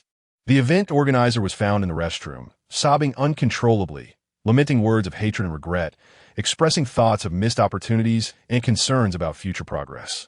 Her eyes were swollen from crying, and out of concern for her image, she chose to retreat.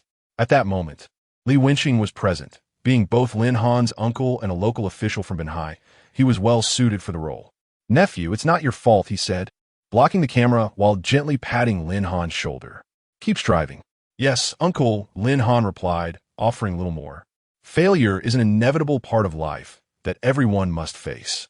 Having experienced an exceptionally smooth journey thus far, he accepted that one failure was not detrimental. He would simply strive harder in the future. And now, let us warmly welcome Mr. Su Bai and his navigator, Mr. Wang Quanan, to the stage to receive their award. The crowd erupted with enthusiastic cheers of Su Bai. Su Bai, Su Bai. However, after 3 full minutes of applause, there was still no sign of Su Bai. Only Wang Quanan, visibly anxious, made his way to the podium alone. Lin Beixian waited until the applause subsided before waving his hand. He had known all along that Su Bai had departed. Nevertheless, the applause and cheers were necessary. Who knows if Mr. Su was watching the live broadcast? We have just received word that Mr. Su has left due to health issues. Let us extend the same warm applause and cheers to welcome Mr. Wang Quanan. Wang Quanan, Wang Quanan. Standing on the stage, Wang Quanan felt his anxiety dissipate as he absorbed the cheers directed at him. Excitement surged within him, and he longed to exclaim, "My beloved, behold the empire I have built for you." Next, we invite a mysterious figure to present an award to Mr. Wang Quanan. "Please close your eyes, Mr. Wang," Lin Beixian said with a mysterious smile as he approached, covering Wang Quanan's eyes. Meanwhile, a lady with a warm smile approached from the other side of the award podium. Chapter 54. This wave is the frog pattern on the tadpole. As the figure of the lady appeared, the entire venue fell into a hushed silence. In her gaze, the onlookers discerned pride, honor, and a hint of sorrow. The keen instincts of the spectators alerted them to the anticipation of a significant revelation. When Wang Quanan's ex-wife positioned herself before him, Lin Beixian gradually withdrew his hand. "Mr. Wang Quanan, please open your eyes." Instinctively, Wang Quanan inhaled deeply. He had already begun to piece things together, but it was only upon catching a whiff of the familiar fragrance that he truly confirmed her identity. His eyelashes fluttered, and he slowly opened his eyes. Upon seeing the figure he had yearned for, his eyes brimmed with tears. Wife. He had waited a full 189 days to utter this term of endearment. Tears flowed uncontrollably. He leaped down from the podium and embraced the woman before him tightly. Wife. A series of sobs ensued. All the grievances and heartaches found release in that familiar embrace. "Quanan, I'm here." Li Feng, Wang Quanan's wife, gently patted his back. She did not reject his call of wife. By accepting this term, she signified that the past was behind them. She refrained from uttering cliché reassurances like "don't cry." Sometimes, a man needs a pillar of support and a channel for his emotions. There is nothing frightening about expressing feelings. What matters is the ability to rise again afterwards.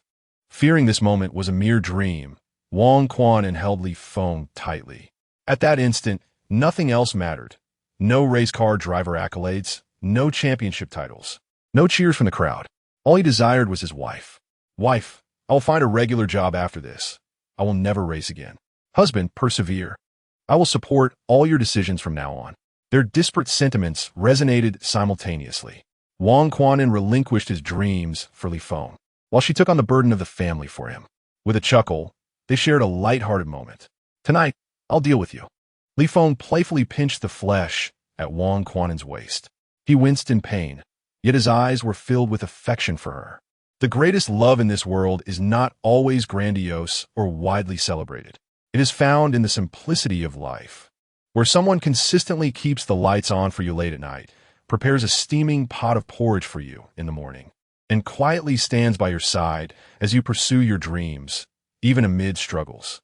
Let us congratulate this couple on their reunion. Lin Beixian clapped sincerely. He could jest with drivers and joke about results, but he would never trivialize love. What is love? This is love. With a bang, ribbons erupted from either side of the podium, reminiscent of those at a wedding celebration. Thus, the competition reached a splendid conclusion.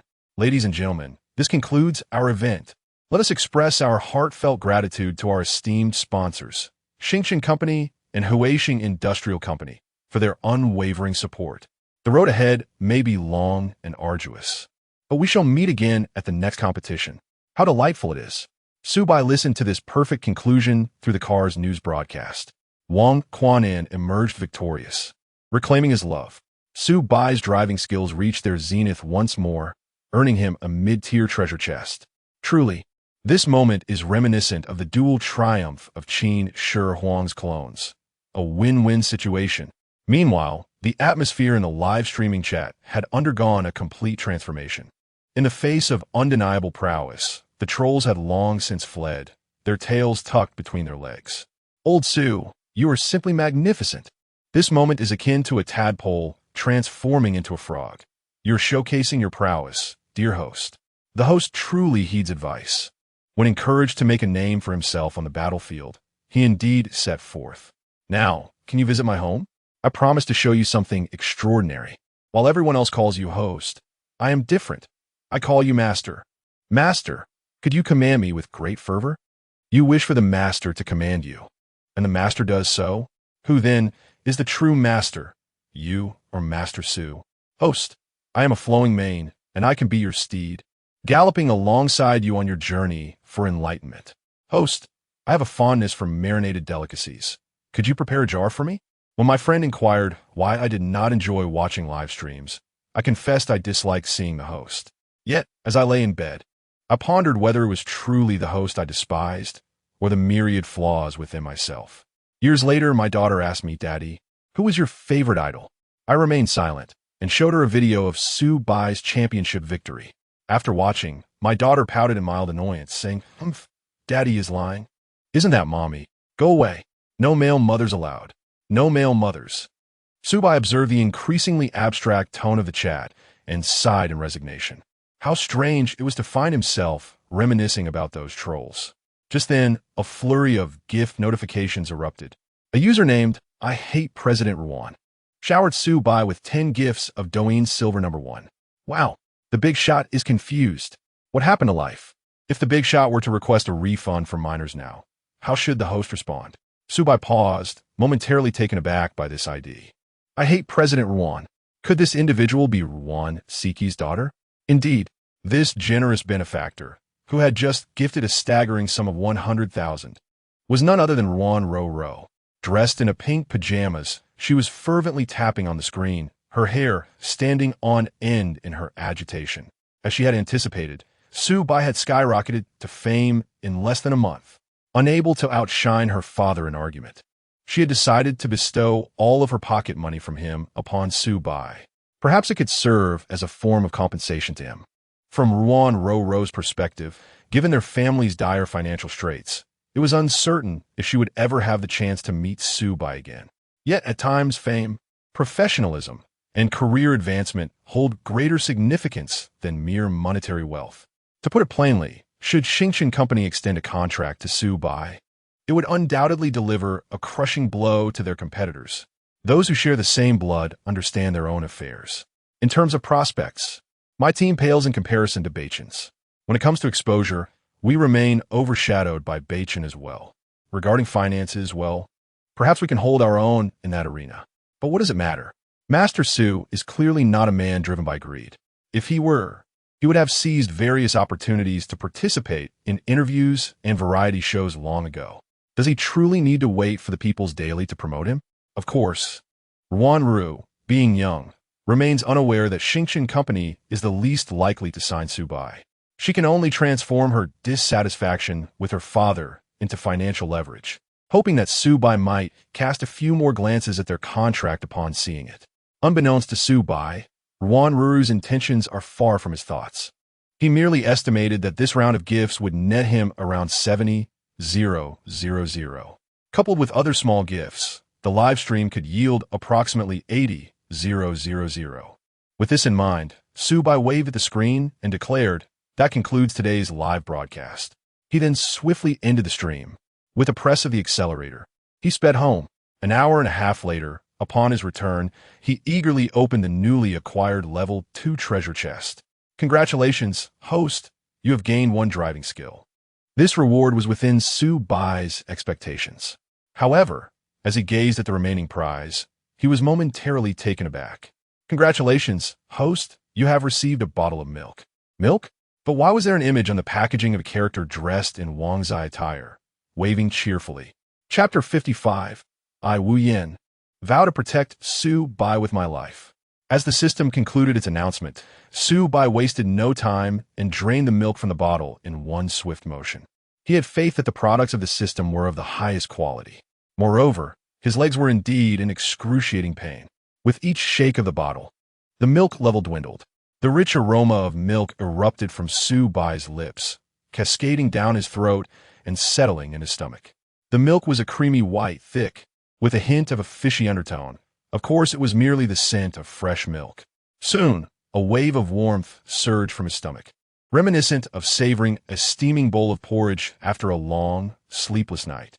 This soothing sensation gradually permeated through his limbs and into every pore of his body. A pleasant relief seemed to radiate from every part of him, as if each cell was celebrating. The pain in his legs vanished almost instantaneously. This sensation arrived swiftly, yet departed just as quickly. After taking a moment to attune himself to his body, Su Bai exhaled deeply. It felt exhilarating.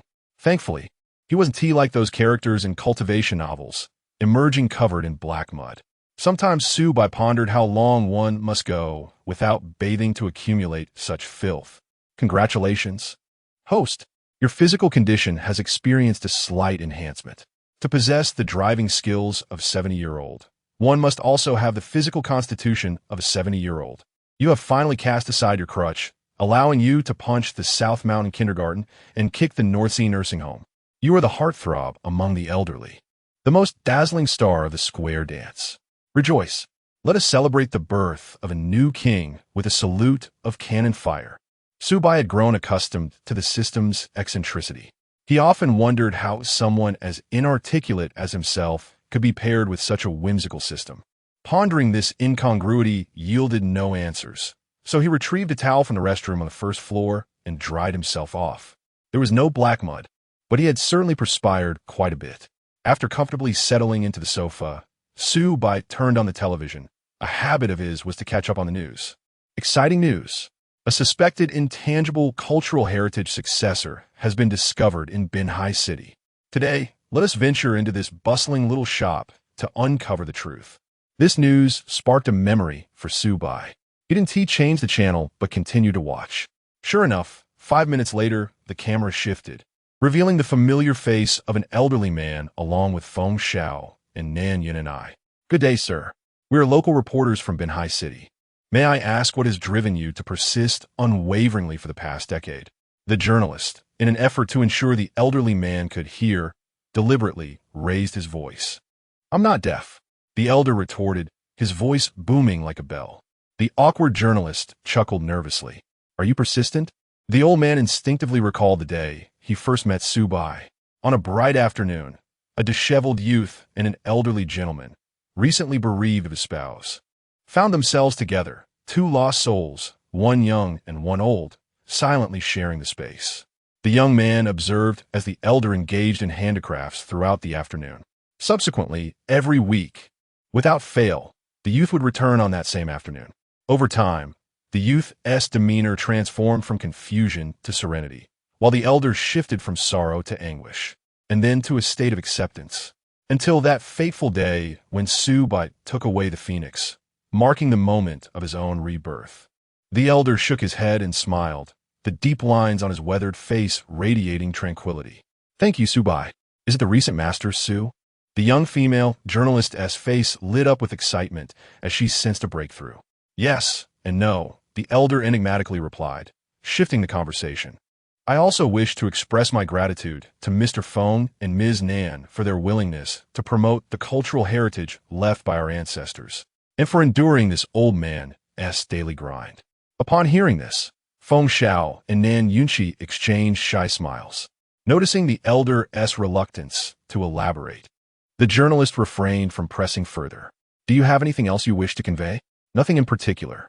Each generation has its own mission, and my experiences may not resonate with the youth. With a click, Su Bai switched channels, feeling a sense of joy as he saw that the elder had finally reached a moment of clarity. New broadcaster Ms. Fong recently achieved a new high in viewership, with a cover of the only one that drew over 100,000 viewers. Su Bai clicked to watch. The video featured Fong Tianxia singing, and to his surprise, she had a lovely voice. This is like a crooked little chair, PFF, a perfectly balanced stool, PFF, dang ziki. Moreover, her live streaming style exuded a grand elegance. With the alluring demeanor she once possessed, now replaced by an air of confidence. Clad in a well-fitted suit and sporting a sharp bob, had it not been for Su Bai's vivid memory, he would hardly have recognized her as the passenger who had once demanded compensation. The screen was filled with comments. "Sister, look at me. Ms. Fong, the lilies of our hometown are blooming. Sister, step on me." Indeed, those who rise unstained from the mud are rarely simple individuals. Quite so. Real emotions on the competition stage. A true depiction of deep marital affection. The cover of this news featured a poignant image of Wang Quanan and Li Feng embracing beneath colorful ribbons. Su Bai nodded in satisfaction. Perhaps in the time that remained, he and these passengers would not cross paths again. They were merely transient figures in each other's lives. Yet, they were individuals he had once assisted, and they had undeniably brought him benefits, allowing Su Bai to experience a myriad of people and their stories. He was not one easily moved by sentimentality. Yet, witnessing the joy of these individuals brings him a sense of solace. In comparison to the deceased Wang Chun, they are indeed fortunate. Sigh. Su Bai exhaled deeply. The mere thought of Wang Chun unsettled him. Such a youthful life. The expression of gratitude uttered before the extinguishing of life was a weight too heavy for Su Bai to bear. It encapsulated the profundity of existence. Dingling. The sudden ringing of his mobile phone interrupted Su Bai's reverie. He glanced at the screen, recognizing Wu Yan's name, and promptly answered the call. "What is the matter?"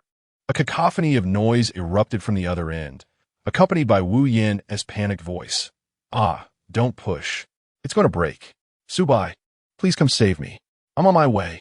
Su Bai hastily hung up, a rare look of urgency spreading across his face. Wu Yan had been his friend since childhood and remained one of his few companions. The fact that Wu Yan had taken the initiative to call him indicated that it was no trivial matter, especially since he was pleading for help. Was Wu Yan being threatened? Virum.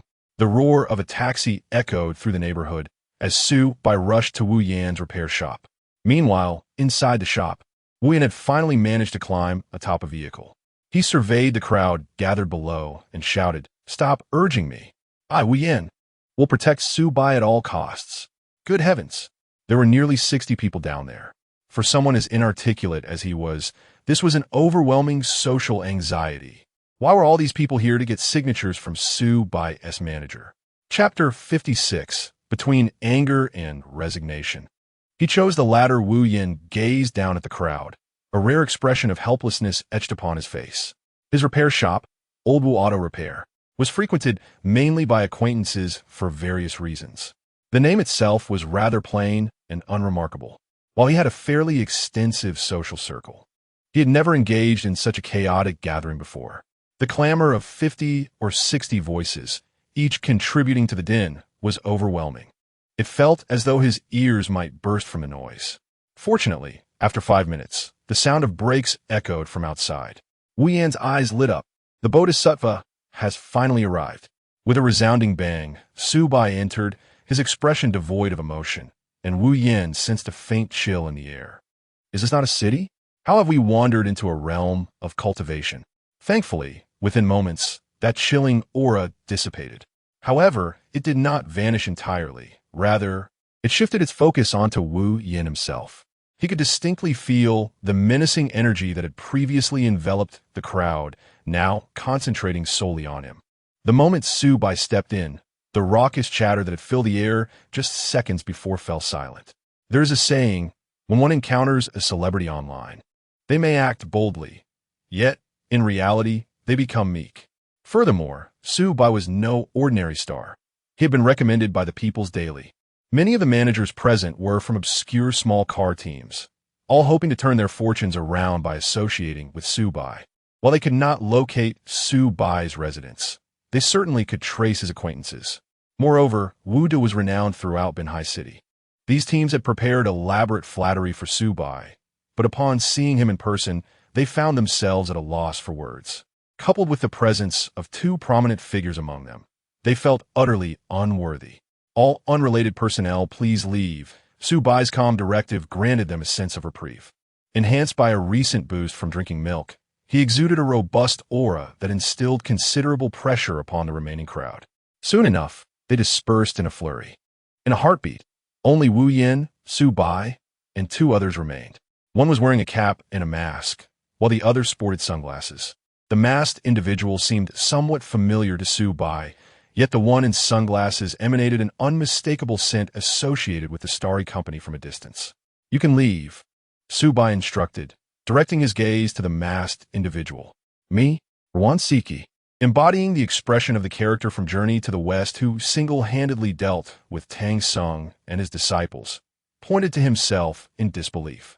After much contemplation, he had personally come to Binhai without returning to the company, fearing that if he left and returned, Su Bai might be intercepted by others.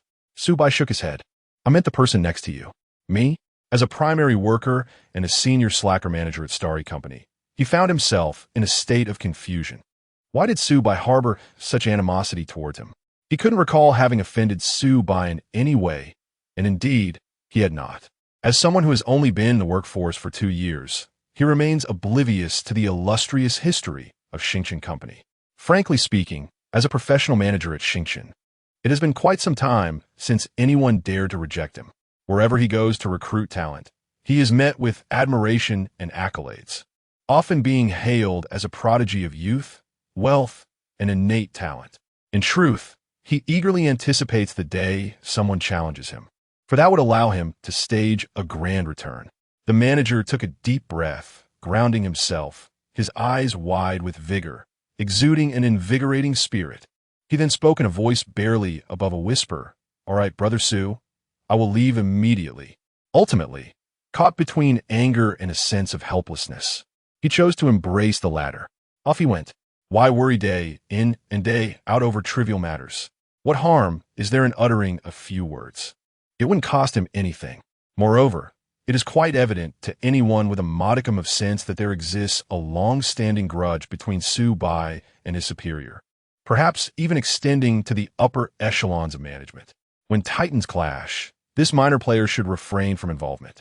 He would return to report to the company, allowing the senior executives to grapple with the ensuing headaches. Su Bai cast a surprised glance at the older gentleman. As the last of the crowd dispersed, leaving only Ruan Siki, he finally revealed his true self. The journey had been exhausting, carefully concealing his whereabouts. At that moment, a victorious smile graced Ruan Siki's face. With Xingchen Company departed, he remained as the sole victor. This was his moment of triumph. As a notable figure in Binhai City, Su Bai was familiar with Ruan Siki, prompting a softer tone in his response. "I regret that I cannot join your convoy. You understand the reasons." Ruan Siki had anticipated that Su Bai would decline. After all, anyone who has experienced a fall from grace carries psychological scars. However, he was determined to win Su Bai over with his abundant charm and resources. Casting a glance at Wu Yin beside him, he recognized that the success of this venture hinged entirely on Wu Yin. Should this deal come to fruition, he would reward Wu Yin handsomely. Conversely, if it failed, he would still ensure Wu Yin was well compensated. After knowing each other for so many years, Wu Yin still pretended to be unaware of Su Bai's background. Ruan Siki had uncovered the truth. Wu Yin had been Su Bai's navigator during that fateful incident. Notably, Wu Yin had an undeniable penchant for wealth. Ruan Siki was confident that if he could not sway Su Bai, he could certainly persuade Wu Yin, the psychic. Once Wu Yin agreed, given their personalities, a few well-placed words from him would surely persuade Su Bai. Then, Ruan Siki extended a finger, clearly indicating that the figure was 1, with zeros to be added as one saw fit. After all, no matter how many zeros one has, without the 1, it holds no significance. With a gulp, before Su Bai could respond, Wu Yin spoke up, proposing a figure, an annual salary of 1 million. That was the same amount he and Su Bai earned at their peak. However, Ruan Siki shook his head, stating, for each appearance, it's 1 million per person, and the champion's salary is separate. Clearly, they had underestimated their financial prowess. Moreover, as a businessman, Ruan Siki prioritizes commercial interests above all else. The price he offers signifies that the benefits derived from the two individuals surpass this amount. A gulp echoed once again. This time, Wu Yin was genuinely intrigued. He cast a furtive glance at Su Bai, who remained indifferent. He silently clenched his fist. Did he cherish wealth? Undoubtedly, Wu Yin did. Who does not love money? Yet, at this moment, there were far more precious things to protect, namely, the bond he shared with Su Bai. Upon sensing his peril, Su Bai immediately rushed over. What difference would it make for him to reject Ruan Siki on Su Bai's behalf? What Su Bai disdained, Wu Yin would never desire. I, Wu Yin, vow to safeguard Su Bai with my life. Damn it. The fire ignited within him. I heed Brother Bai's words. Upon hearing this, Su Bai felt a warmth envelop his heart. To be honest, whether Wu Yin went or not, he would not obstruct him. A true brother resides in one's heart. He wished for Wu Yin's well-being. Nevertheless, when Wu Yin uttered those words, Su Bai still felt a comforting warmth within. Mr. Ruan, you have heard. Thank you for your kindness. Ruan Siki observed Wu Yan's demeanor and sighed internally. How infuriating. Why did he not possess such a friend? That was bothersome. As Ruan Siki departed, Wu Yin collapsed onto the ground. My precious money. Su Bai chuckled at Wu Yin and dashed outside. He snapped a photo of Old Wu's shop and subsequently posted a dynamic update on Douyin. Old Wu Auto Repair Shop. Su Bai is the trusted spokesperson. A decade of personal experience. You deserve to have it. He attached a selfie with the auto repair shop and a full picture of the shop's name. He even thoughtfully included the address in the post. Despite being friends with Wu Yin, their essay saying that rings true. Brothers should settle accounts clearly. Given Su Bai's current popularity and fame, he was confident that by this time tomorrow, Old Wu's shop would be bustling. After all, this was Su Bai's inaugural promotional video. Moreover, what could be better than being one's own boss rather than working for someone else? Chapter 57 Master. May I inquire if you wish to apply for a credit card? Su Bai replied, I do not possess credit. Wu Yin observed Su Bai's actions and chuckled softly, as an unspoken understanding lingered in the air. Old Su, drive the car in. I shall inspect it. Wu Yin had also watched the live broadcast of the race today. He was quite familiar with Su Bai's vehicle. He was aware that the tires could hardly withstand sharp turns at such high speeds without sustaining damage. Su Bai nodded in agreement. Since Wu Yin had no pressing matters, it was indeed an opportune moment to examine the tires. Goodness, your tires are quite worn down, Wu Yin remarked, peering through a magnifying glass and giving them a few taps. Due to the high-speed cornering, the excessive heat and friction had caused some areas to deteriorate. Fortunately, the damage was not extensive. Otherwise, the car would likely have been rendered inoperable on the track. I recently acquired a new batch of tires. Would you care to try them? Su Bai responded. My friend, such phrasing could easily raise flags with the reviewers. However, it was indeed time for Su Bai to replace his tires. Given his driving style, they might fail at any moment. Watching Wu Yin diligently change the tires, Su Bai glanced at his long-neglected popularity score. Popularity score, 205, 324, not bad. He could already redeem a level 2 treasure chest. Yet, after some contemplation, Su Bai decided against it. Having already savored the benefits of a level 2 chest, the skill boost had deepened his understanding of various driving techniques. The bottle of Wangzai milk had significantly enhanced his physical condition, even alleviating his leg ailment considerably. Since he lacked any urgent needs, he preferred to save up for 1 million in hopes of trying for a level 3 treasure chest. Subsequently, Su Bai began scrolling through Douyin. After a day of fermenting, the name Su Bai had evidently stirred considerable waves across the internet. The People's Daily had praised him, the champion of Binhai City, alongside all his previous endeavors, which had propelled his fame to its zenith. Among the trending topics, Su Bai came across an intriguing headline. National champion when Chi's sharp commentary on Su Bai. Unimpeachable. As a driver under the auspices of Xingchen Company, participating in variety shows to generate traffic was also part of the job. When Chi was a contestant heavily promoted by Xingchen in recent years, currently recognized as the most formidable driver in all of China. Previously hailed as the most likely contender for the F1 championship, Lin Han was often referred to as Little Wenqi. Although Wenqi had participated in F1 races, his performance had not met expectations. Moreover, he possessed a pristine background and a commendable personal life. Handsome, kind-hearted, a gentleman, poised, humble, and courteous. He not only had a passion for philanthropy, but also frequently financed the training of talented, yet financially challenged children in racing.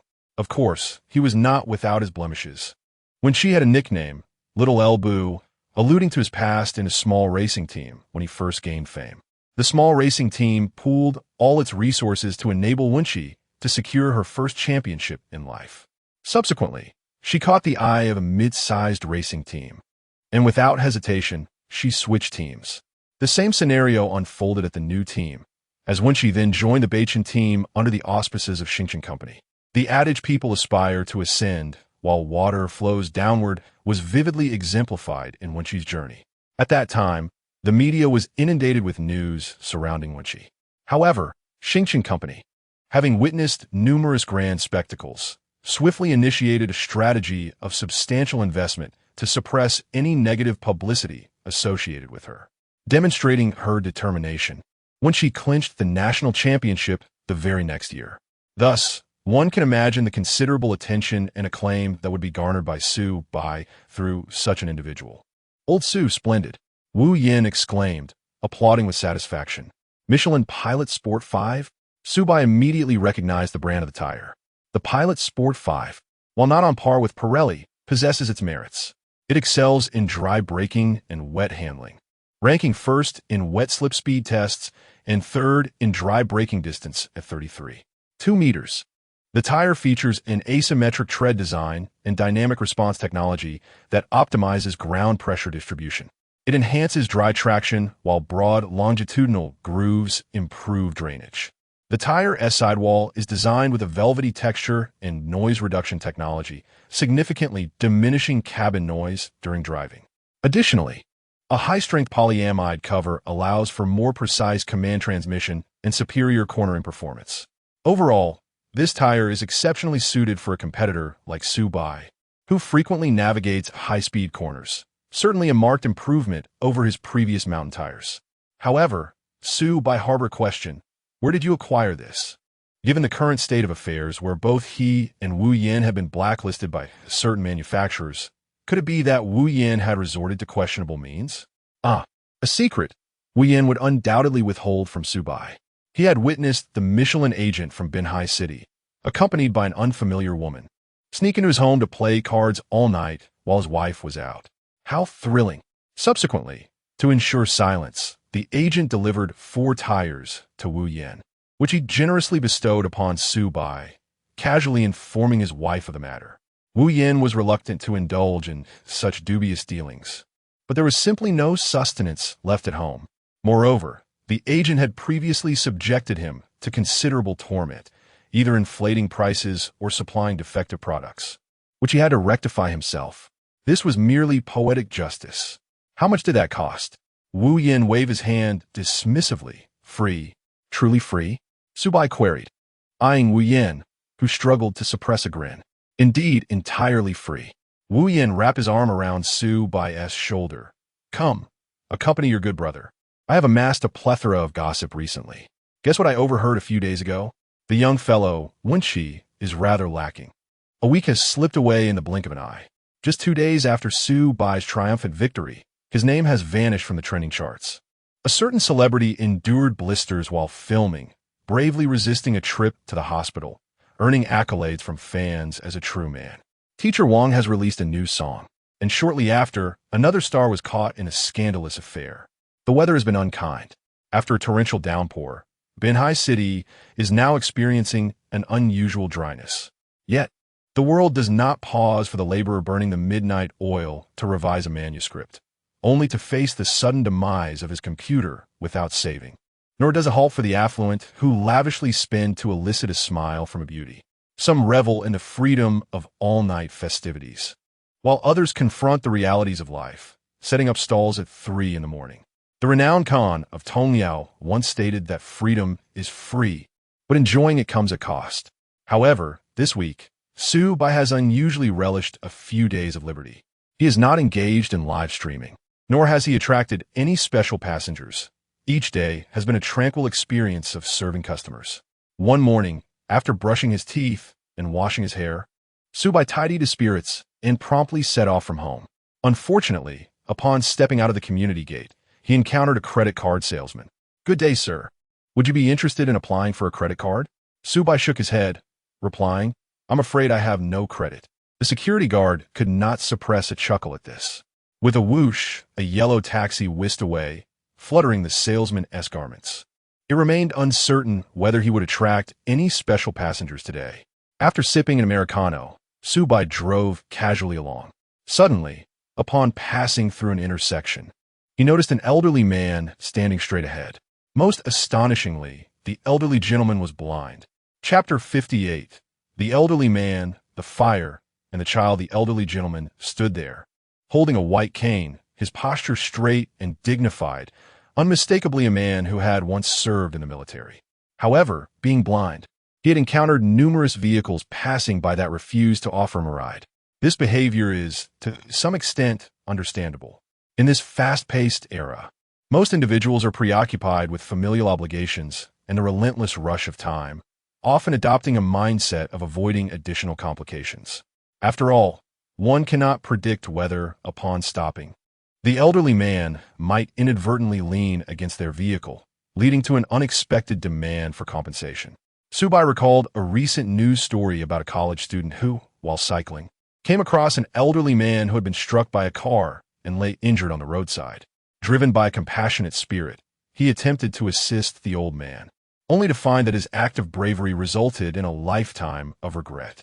Upon arriving at the hospital, the elderly man's relatives, without discernment, unleashed a barrage of accusations, claiming that the student was responsible for the accident.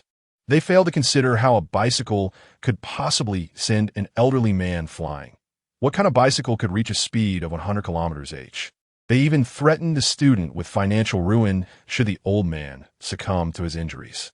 Fortunately, the elderly man sustained no serious harm, and after reviewing the surveillance footage, the student's innocence was established.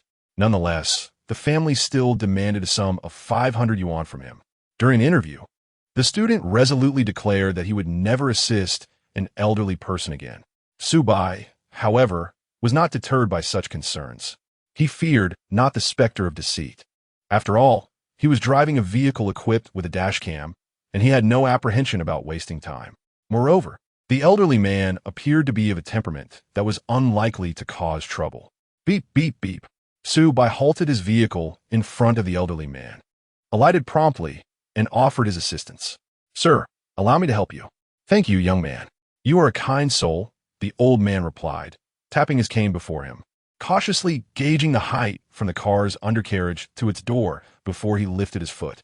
Su Bai instinctively shielded the top of the vehicle with his hand to prevent any collision. Only after the elderly man was safely seated did Su Bai return to the driver's seat and initiate a live stream. Given Su Bai's current standing, he aspired to make a meaningful contribution to society, hoping to raise awareness for vulnerable groups. He was aware that some might argue, how can you discriminate against the blind? They are not a marginalized community. We should view them through a lens of normalcy. In a populous nation like China, there are always individuals seeking to express their uniqueness and exceptionalism. It is indeed important to perceive the blind with a sense of normality. Yet one cannot deny the objective truth that they belong to a vulnerable segment of society. As soon as the broadcast commenced, a multitude of viewers flocked to Su Bai's live stream. Liu Ruan, a freshman at Qingbei University, watched under his real name. It has been 7 whole days without seeing Master Su. It feels like the spirit of Mai is crawling in Sakura Island. There are 5 kinds of kings in the world: Red King, Black King, Diamond King, Club King. And anyone who does not know my sweet Su Bao will surely bring me sorrow, okay? This morning at 4 o'clock, I ventured out with friends to witness the sunrise. While they all brought tents, I did not. They looked at me in astonishment, inquiring how I would manage. Without hesitation, I retrieved my phone and displayed a photo of Su Bai, and a tent was promptly erected. The familiar formula still lingered in the air, accompanied by the well-known scent. In an instant, a multitude of abstract enthusiasts flooded Su Bai's live stream. At times, Su Bai pondered how his appearance seemed to appeal to both genders. "Sir, where are you headed?" "My home is at the first intersection on Bin Hai Road. Take a left, and you'll find a small bungalow at the very end." "Very well, sir." As a seasoned driver in Bin Hai City, Su Bai had some recollection of that location. It was a place that perfectly encapsulated two contrasting lifestyles. A neat row of spacious ground-floor apartments stood in the center, inhabited primarily by those affluent individuals yearning for a carefree life. Adjacent to them, a haphazard collection of bungalows existed, home to those dissatisfied with their compensation from relocation and others surviving on meager welfare. The elderly gentleman's residence occupied a position that was somewhat in between. Life was not particularly prosperous, yet one could sustain themselves through their skills. However, life was not thriving either. Recently, Bin Hai City had been experiencing an unusual drought, prompting a warning from the radio host for citizens to remain vigilant against fires. This weather has indeed been quite harsh, young man," the elderly man remarked upon hearing the news, eager to engage in conversation. "Indeed, sir. The temperature has fluctuated dramatically between day and night lately." "Isn't that so?" The elder shook his head. "How old are you this year?" "I am 30, sir." "30? You say?" The elder chuckled, a proud smile gracing his face. "My son is also in his 30s. "30s?" Su Bai inquired with curiosity. "May I ask how old you are, sir?" Observing the elder's youthful visage, Su Bai guessed he must be at least 80, given his movements. The elderly man cautiously leaned back against his chair. "I am 88 this year." 88? Su Bai was genuinely astonished. "So, you must have had your son when you were 50. Indeed, age brings strength. You must be wondering why my son is so young at my age." The elder seemingly read Su Bai's expression and lamented. "In my youth, I was preoccupied with fighting the Japanese. It was only when I finally had time to spare that I discovered I was burdened with injuries and ailments, which delayed my life for several years." Upon hearing this, the comments in the live stream shifted dramatically. "Wow, is the old man really that impressive? Host, please read my message to the elder. We are grateful for his hard work, which has granted us such a wonderful life. Salute." "Wait a moment. I know the place where the elder resides. The conditions aren't great. Logically, someone like him shouldn't be living there. Is there some hidden truth? Am I the only one puzzled as to why the grandfather, despite his difficulties, is out alone? Where's his son?" Su Bai activated the reading mode. Certainly, he chose not to read the last two comments. In today's society, the phenomenon of elderly individuals being neglected has become increasingly prevalent. This has led to a flourishing of nursing home businesses. However, quality establishments remain scarce, with monthly fees often exceeding $10,000. For many families, this is simply unaffordable. An ever-growing number of seniors find themselves in a state of utter dependency, devoid of support or care. Those in good health fare somewhat better, while those with physical ailments often face verbal and physical abuse from their children. As the saying goes, no filial child remains by the bedside of a long-suffering parent. Yet, those children seem oblivious to the sacrifices made by their parents, who taught them to use chopsticks, and who tirelessly soothed them through sleepless nights and troubling times, ensuring their safe growth. Of course, not every elderly person finds themselves in such dire straits.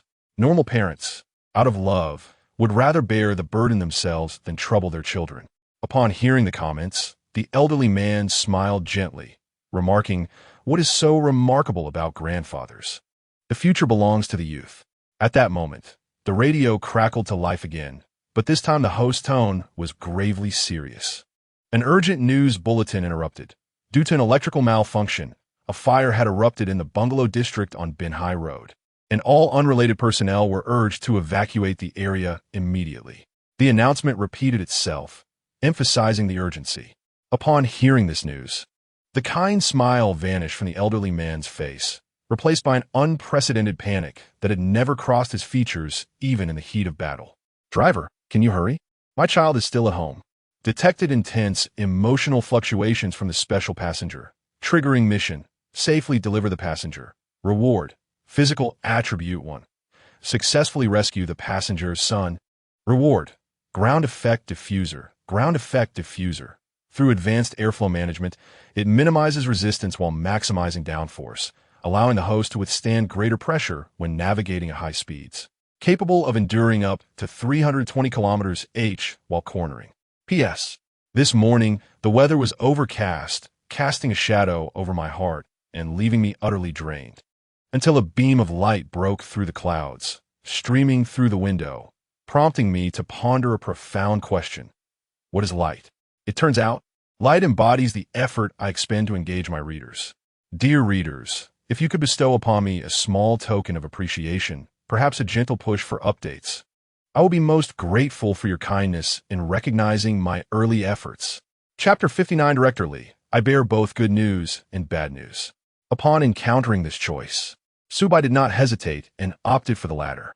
Logically, the first option seemed far more favorable, an increase in physical prowess by 1 point.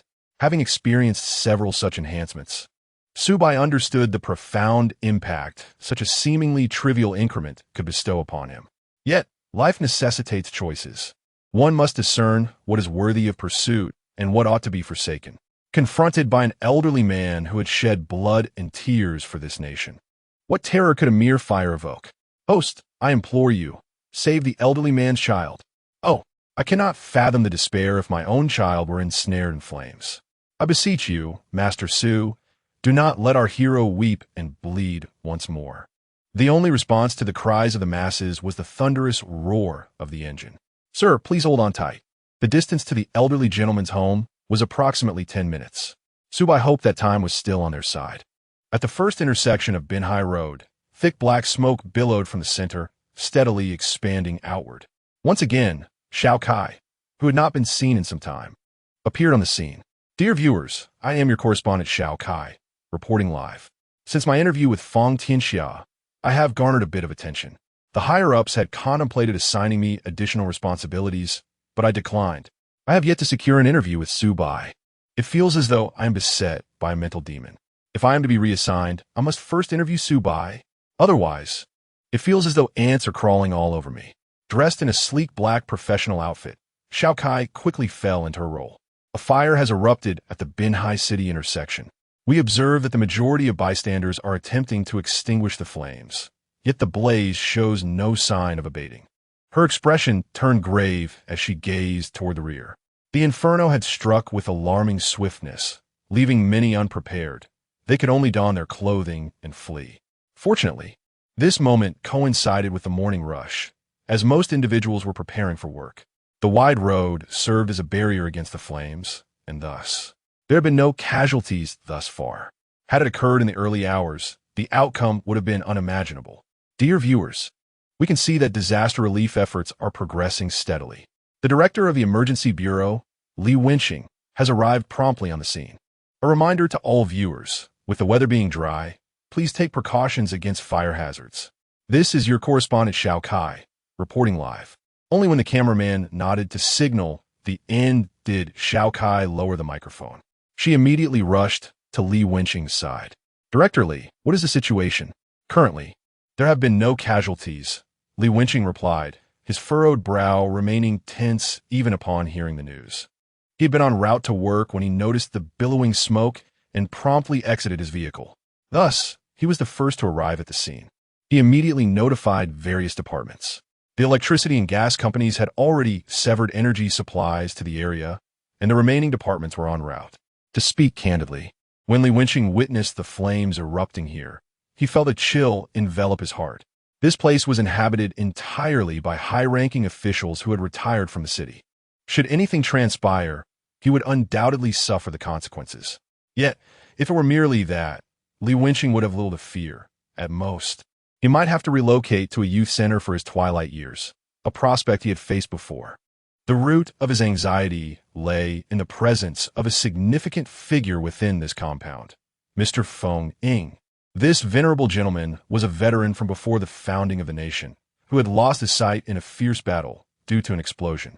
During his tenure as the third in command, Li Wenqing had discovered Mr. Feng during a visit to this area of dilapidated houses, long before the establishment of the so-called Central Courtyard, which was, in truth, merely a retirement home for officials. The entire compound was in a state of disrepair, littered with refuse. Li Wenqing immediately resolved to secure a better living arrangement for the elderly gentleman. However, Mr. Feng steadfastly refused, stating, "At my age, I do not wish to burden the state or the people. It would be better to allocate these funds to those in greater need. Besides, I have a son. My living situation is manageable." For a distinguished hero who had been honored with a second-class award for his bravery, Li Wenqing found himself at an impasse once Mr. Feng had made his decision. After much persuasion, he finally convinced Mr. Feng to allow repairs to be made to all the houses in his vicinity. Yet, upon returning to the office, Li Wenqing pondered the situation and felt it was still inadequate. The elderly gentleman was already blind, and with his son grown and often away seeking employment, what would happen if a reckless young hoodlum were to confront the venerable hero in his absence? It was a decade ago, at a time when various gangs were emerging and chaos was rampant. There had been instances where scientists had been fatally attacked in the streets due to financial disputes. Thus, after considerable reflection, Li Wenqing made a decisive choice to establish the retirement home for officials in this very area. After all, this compound was not entirely uninhabitable. There were ample open spaces that, with a little cleaning, could be utilized. This solution would address the retirement needs of the officials while ensuring the safety of Mr. Feng, given the stringent security measures in place. Furthermore, it would not contravene Mr. Feng's wishes. This was not a mere act of resource misallocation solely from Mr. Feng. It was a fortunate coincidence that the retirement home would be situated here. Naturally, this somewhat impulsive decision by Li Wenqing faced considerable opposition. However, he was at the zenith of his career at the time and single-handedly cemented this resolution. As for the rationale behind it, Li Wenqing was neither willing nor inclined to disclose it to the older officials. Directori, his young subordinate, who was none other than Li Wenqing's secretary, finally uttered his surname. How is it Xiaozhang? Xiaozhang had been by his side for nearly a decade, unwavering from Li Wenqing's pinnacle to his current position. If Li Wenqing were to reflect on those he had wronged in his life, Wang Chun would be one, and Xiaozhang another. Naturally, Xiaozhang was well aware of Mr. Feng's situation. Director Li, there is both good news and bad news. Xiaozhang's expression was quite grave. The good news is that we have not located Mr. Feng. However, through our inquiries with the public, we learned that Mr. Feng went out for a stroll this morning. With a sigh of relief, Li Wenqing finally relaxed upon hearing the good news. As long as Mr. Feng was not in the house, how bad could the bad news possibly be? He accepted the thermos cup handed to him by Xiaozhang, took a sip, and spat out the tea leaves. And what is the bad news? The bad news is that Mr. Feng's son recently suffered a leg fracture while working at a construction site and is likely at home. After saying this, Xiaozhang deftly turned to the side. Indeed, Li Wenqing immediately sprayed the water from his mouth. What did you say? Mr. Feng's son is at home? Chapter 60. The fire has ignited, and there is no escape. Inside the humble abode, Feng Zhuo, enduring excruciating pain, yearned to rise, yet despite exerting every ounce of his strength, he found himself utterly immobilized. His name, bestowed by his mother Feng Ying, was a subtle reminder for him to embrace humility amidst the trials of life, perhaps also reflecting the belief that a simple name would ensure a modest livelihood. Feng Zhuo adhered to this principle. His father, an elderly man who had been blessed with a late-born son, did not indulge him. From a young age, he was trained in the disciplined manner of a soldier, instilling in Feng Zhuo a unique blend of courage and self-discipline that set him apart from others. Feng Zhuo understood an essential truth. All achievements must be earned through personal effort. His father had imparted wisdom to him, emphasizing that regardless of the status one attains in life, one must remain grounded and never adopt an air of superiority. All that one possesses is a gift from the people, and as one achieves success, it is imperative to give back to the community. Thus, upon graduating from a prestigious university, he forsook a lucrative career to return to the coastal city, where he toiled on construction sites. How does one repay the people? By experiencing the hardships of labor from the grassroots level, of course. The primary reason for his return was proximity to his father, allowing for convenient care and timely assistance in times of need. Fortunately, Feng Shui's tenacity caught the attention of his superiors, and he swiftly ascended to the role of project manager. Subsequently, he assembled a team navigating various construction sites. Interestingly, one member of his team mirrored his traits, disciplined and hardworking, albeit lacking in intelligence. On several occasions, he contemplated mentoring this middle-aged man, yet no one was willing to take him under their wing. With his own schedule overflowing, he lacked the time to assist. Nevertheless, during payroll, he consistently allocated a bit more to this individual. Life seemed destined to unfold in this manner as he gradually climbed the ranks. However, last year, his client faced a catastrophic setback, resulting in the loss of substantial project funds. Left with no alternative, he had to rely on his own resources to pay the workers. Fully aware that those in real estate endure constant stress and strain, waking each day to the weight of familial responsibilities, Feng Shui found himself in a similar predicament, relentlessly pursuing overdue payments for an entire year. Yet, misfortune often strikes in succession.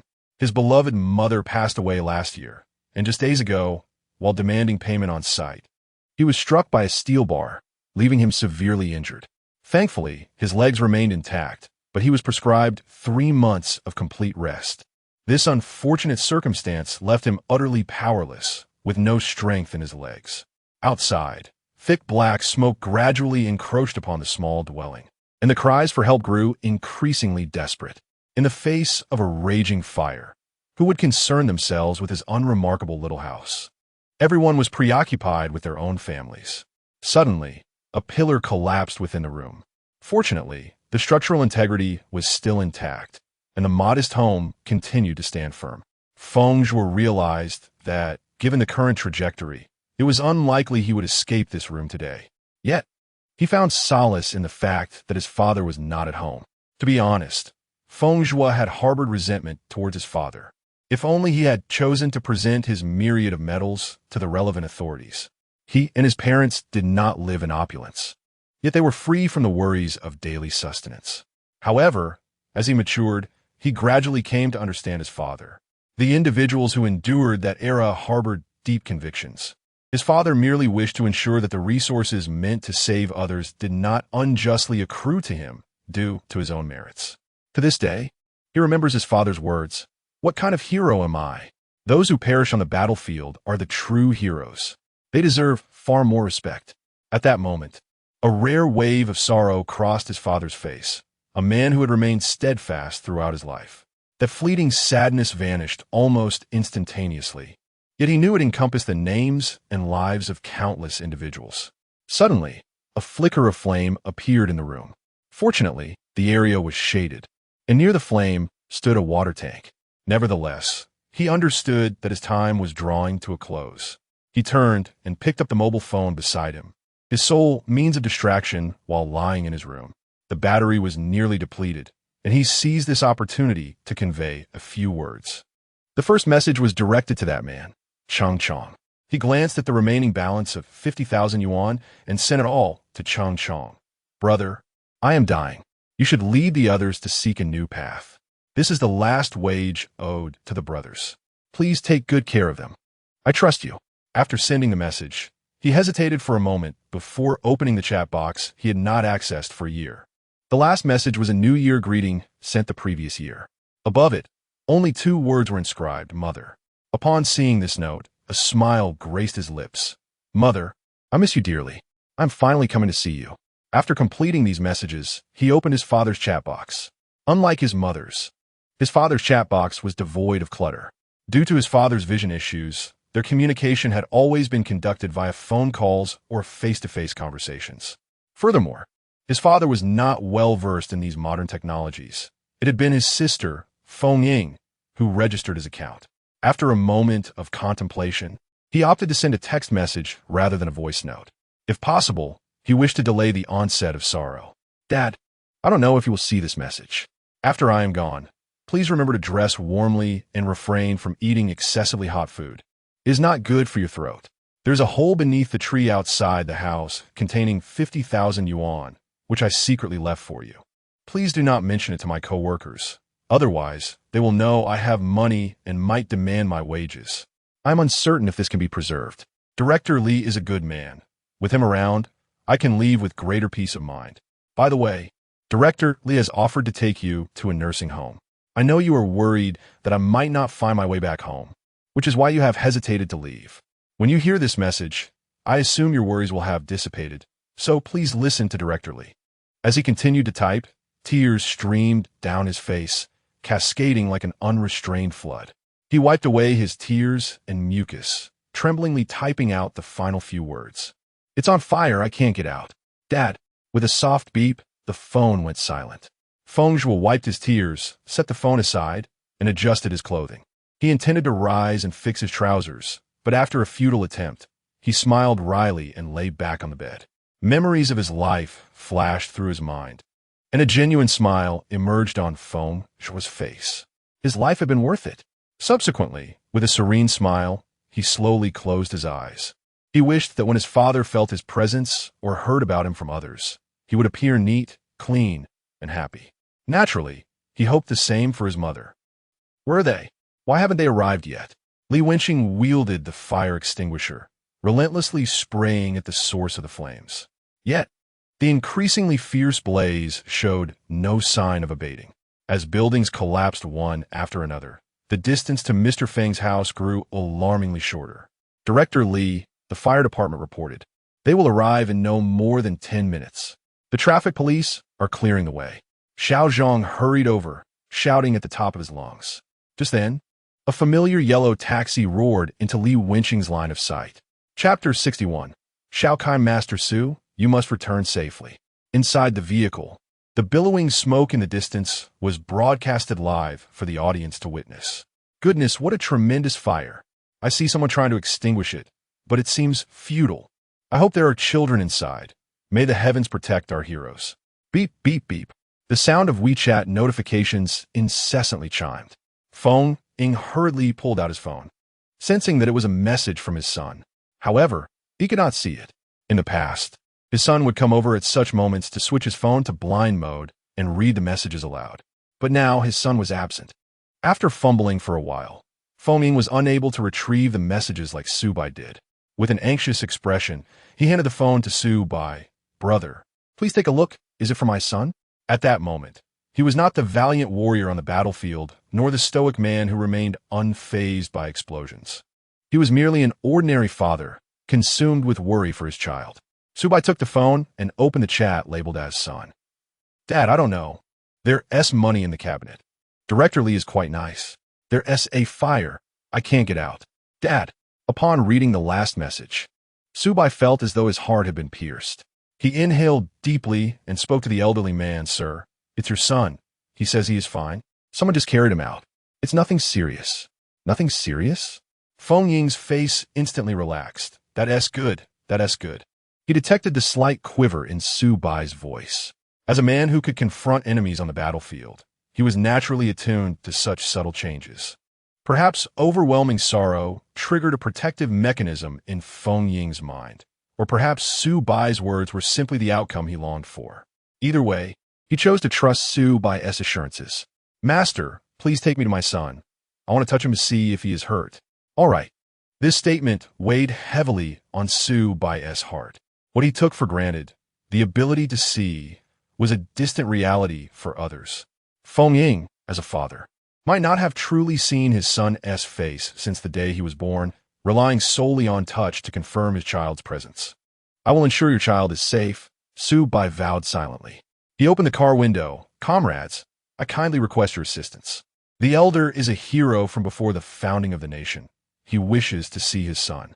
Upon hearing this, the two comrades stood at attention and swiftly approached the vehicle, helping Feng Ying out. "Take it slow, sir." After witnessing Li Wenqing take Feng Ying into his care, Su Bai finally felt a sense of relief. Virum. Su Bai pressed the accelerator, and the taxi roared to life. Time is of the essence.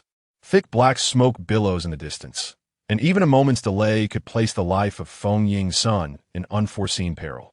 Su Bai, determined to rescue him, must navigate through the smoke and drive deep into the chaos. Yet, he is undeterred, confident in his driving skills. He merely hopes that the young man, who is of similar age, can hold on a little longer. However, just as he presses the accelerator, a figure of apparent higher authority stands resolutely in front of his vehicle. Screech. Fortunately, Su Bai's brakes are in good condition, and his acceleration is modest. Is this person risking their life to stop him? Comrade, what is the meaning of this? Su Bai inquires, rolling down his window. Are you intending to enter the fire zone? The captain asks with a grave expression. Su Bai's recent movement clearly indicated he was not leaving. The road ahead is blocked. Turning back would suffice. Continuing forward is a recipe for disaster. Yes. Are you going in to rescue that elderly man's child? Absolutely not. The captain firmly rejects Su Bai's intent. I understand your urgency, but the fire brigade will arrive in 5 minutes. The child's life is precious, but is yours not as well? Su Bai feels a pang of helplessness upon hearing this. In the distance, he can see buildings beginning to collapse. Yet, he cannot simply bulldoze his way through. Moreover, the captain's words ring true. But this is an extraordinary situation. Lives hang in the balance. Comrade, please let me. Su Bai's plea is cut short by the voice of Li Wenqing behind the captain. Let him go. Director Li, have you lost your mind? The captain responds, unfazed by Li's higher rank, readily acquiescing to his words. His uniform and profession compel him to prioritize every life as safety, even if the individual is a renowned taxi driver in Binhai City. Li Wenqing gazes at this notoriously rigid man within the system and sighs. This individual was once one of his subordinates, a person he admired for their integrity and willingness to lead from the front. However, integrity can lead to stagnation. Now, at 40, this man remains merely a deputy chief. Without any unforeseen events, his career may be at its end. There are times when adhering to rules is beneficial, but there are also moments that call for exceptional measures. Let him through.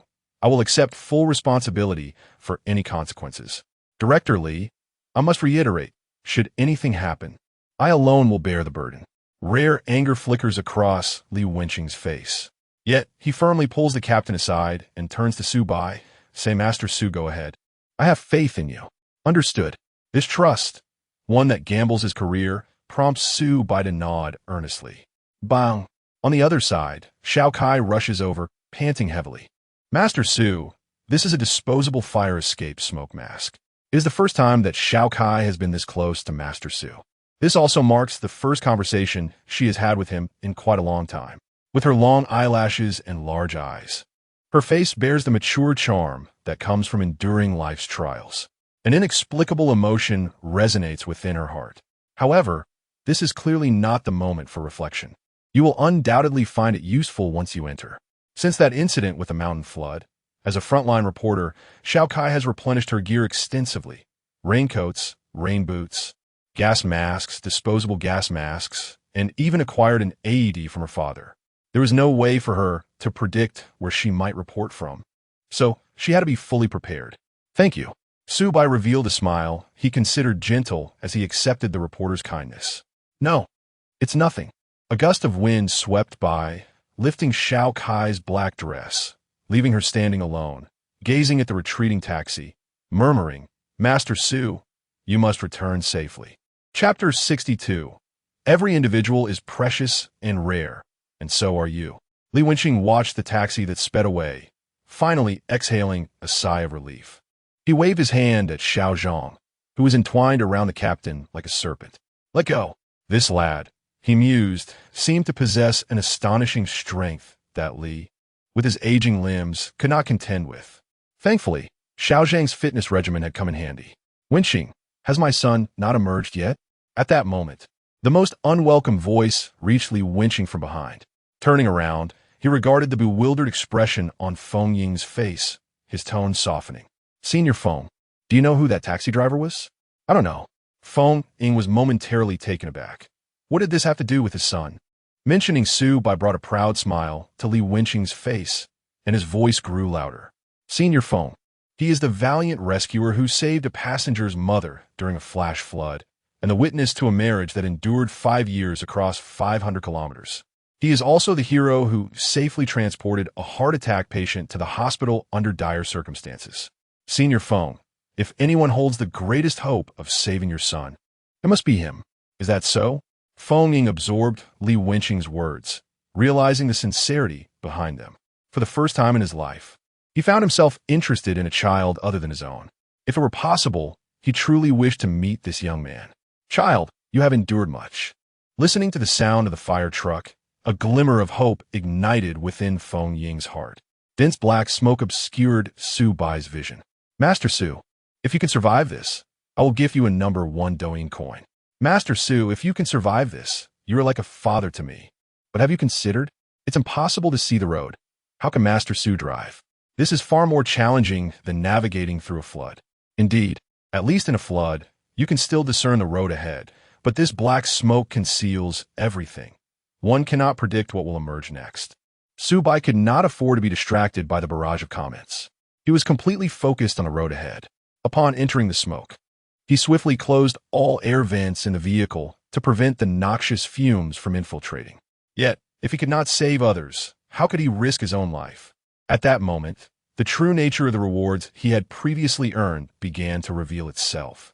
Suddenly, a pillar was engulfed in flames and came crashing down towards Su Bai's taxi. The instant he heard the sound, he reacted instinctively. He jerked the steering wheel, maneuvering the car into an S shape through the smoke, narrowly avoiding the pillar. The Michelin tires he had installed last week proved their worth.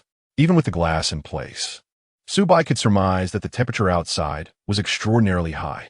If he had been using ordinary tires, they would surely have melted by now. However, Su Bai felt assured that his tires remained unscathed. Beep! The long-unused blue button activated once more. Suddenly, the chassis of Su Bai elevated significantly.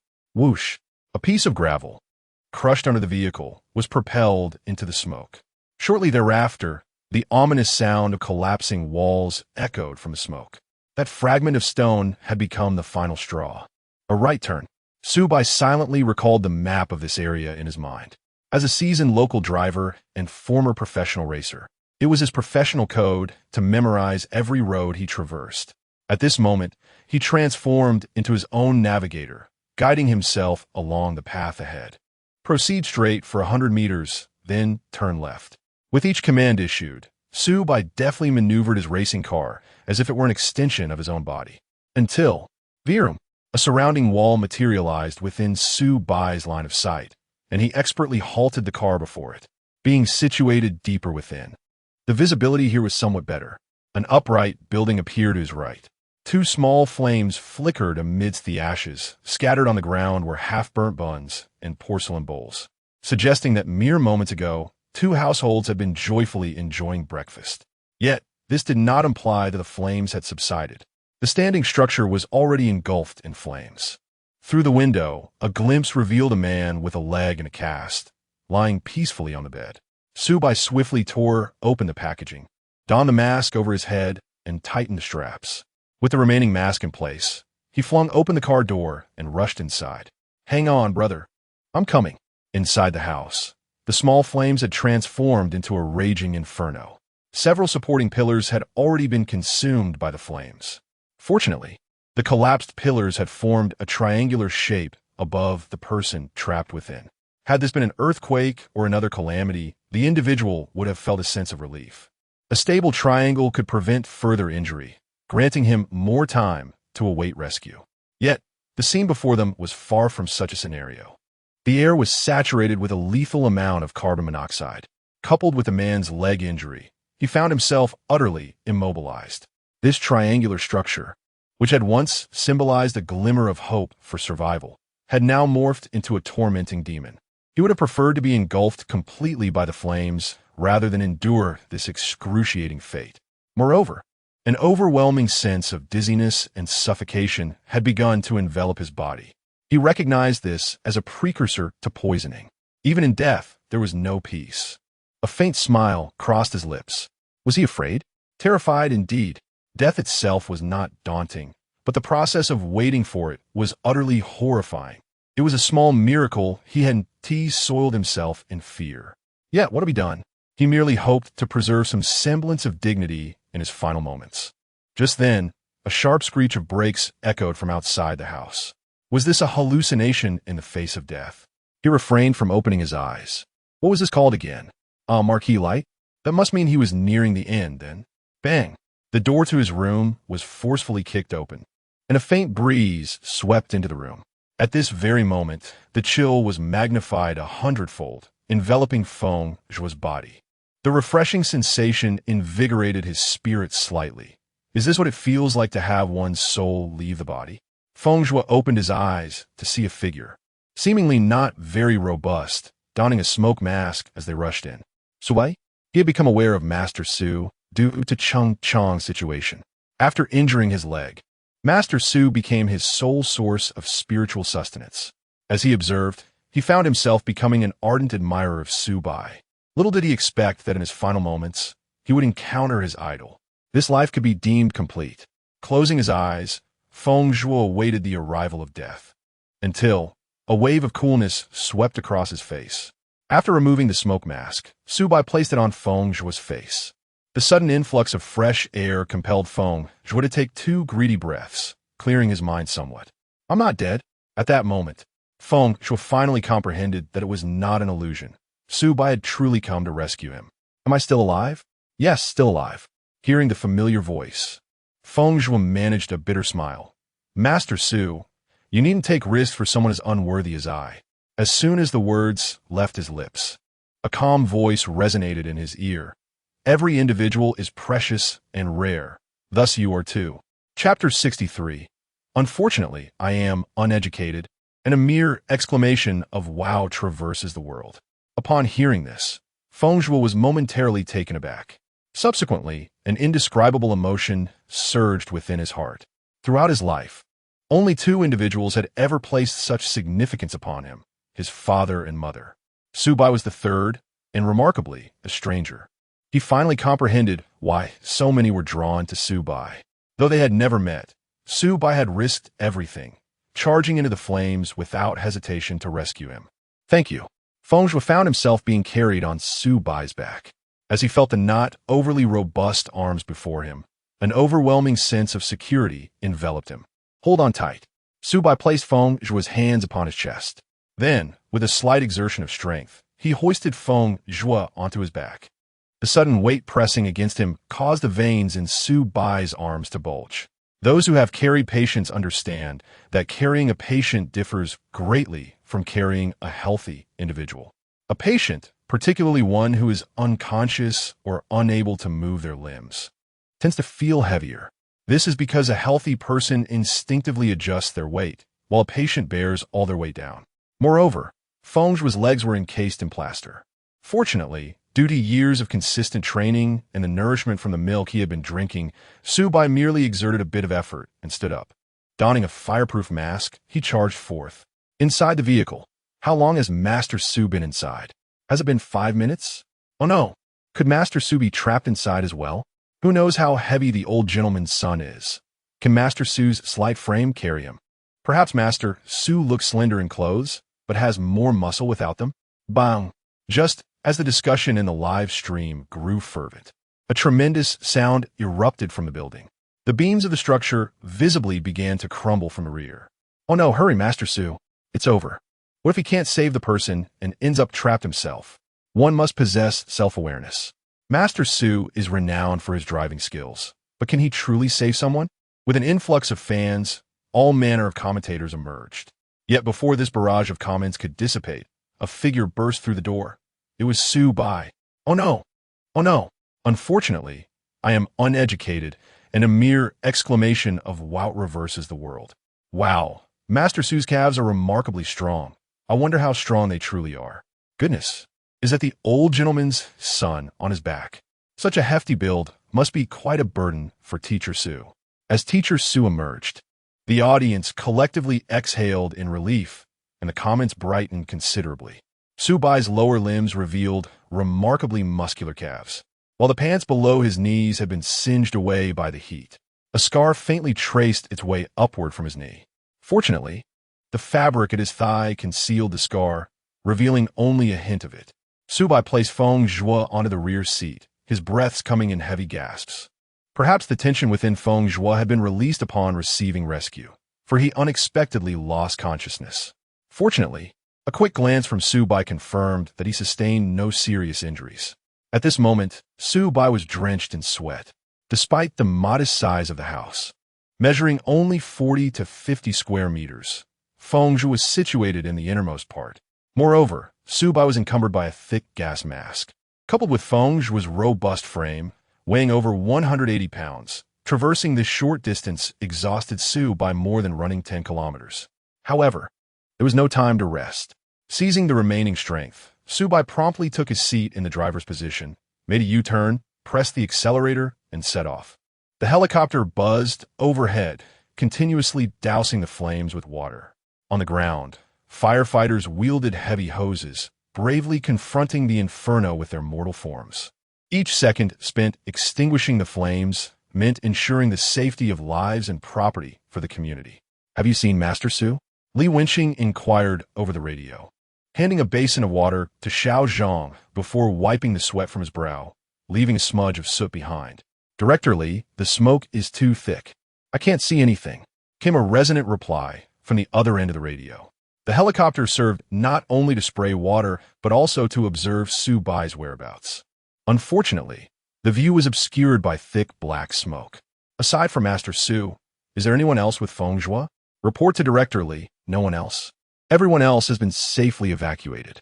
"Good. Inform me immediately if there are any updates." Li Wenqing hurried to Feng Ying's side, feeling the wind around him. Feng Ying turned his head, puzzled. "Son?" "No, Mr. Feng, I am Li Wenqing." Li Wenqing gazed at the elderly man, now blind yet still throwing water forward, and sighed silently. He could not bear to inform Feng Ying that the area where he was pouring water had already been extinguished. "Sir, could you please step back a bit? The flames are too intense. You cannot afford to be in danger." "No." Feng Ying resolutely shook his head, accepting a basin of water from the captain and throwing it forward. "With you, the director. Here, what can I not do? Do you think this old body of mine is of no use?" Yet, Feng Ying understood Li Wenqing's concern. However, the moment he paused, the haunting image of his son, charred beyond recognition in the fire, would invade his thoughts, even though he had never seen his son. Li Wenqing was nearly brought to his knees by Feng Ying's words. How could a mere district chief compare to the venerable elder? Moreover, as the director, it was his duty to assist the populace. And now, the elderly gentleman represented the very community he served. How could he allow the public to stand in harm's way before a mere official? Li Wenqing exchanged a glance with the captain. Fortunately, this time, the captain did not stubbornly resist. He had longed to escort the old hero away. However, whenever a thought arose, the old hero would exert his influence over him.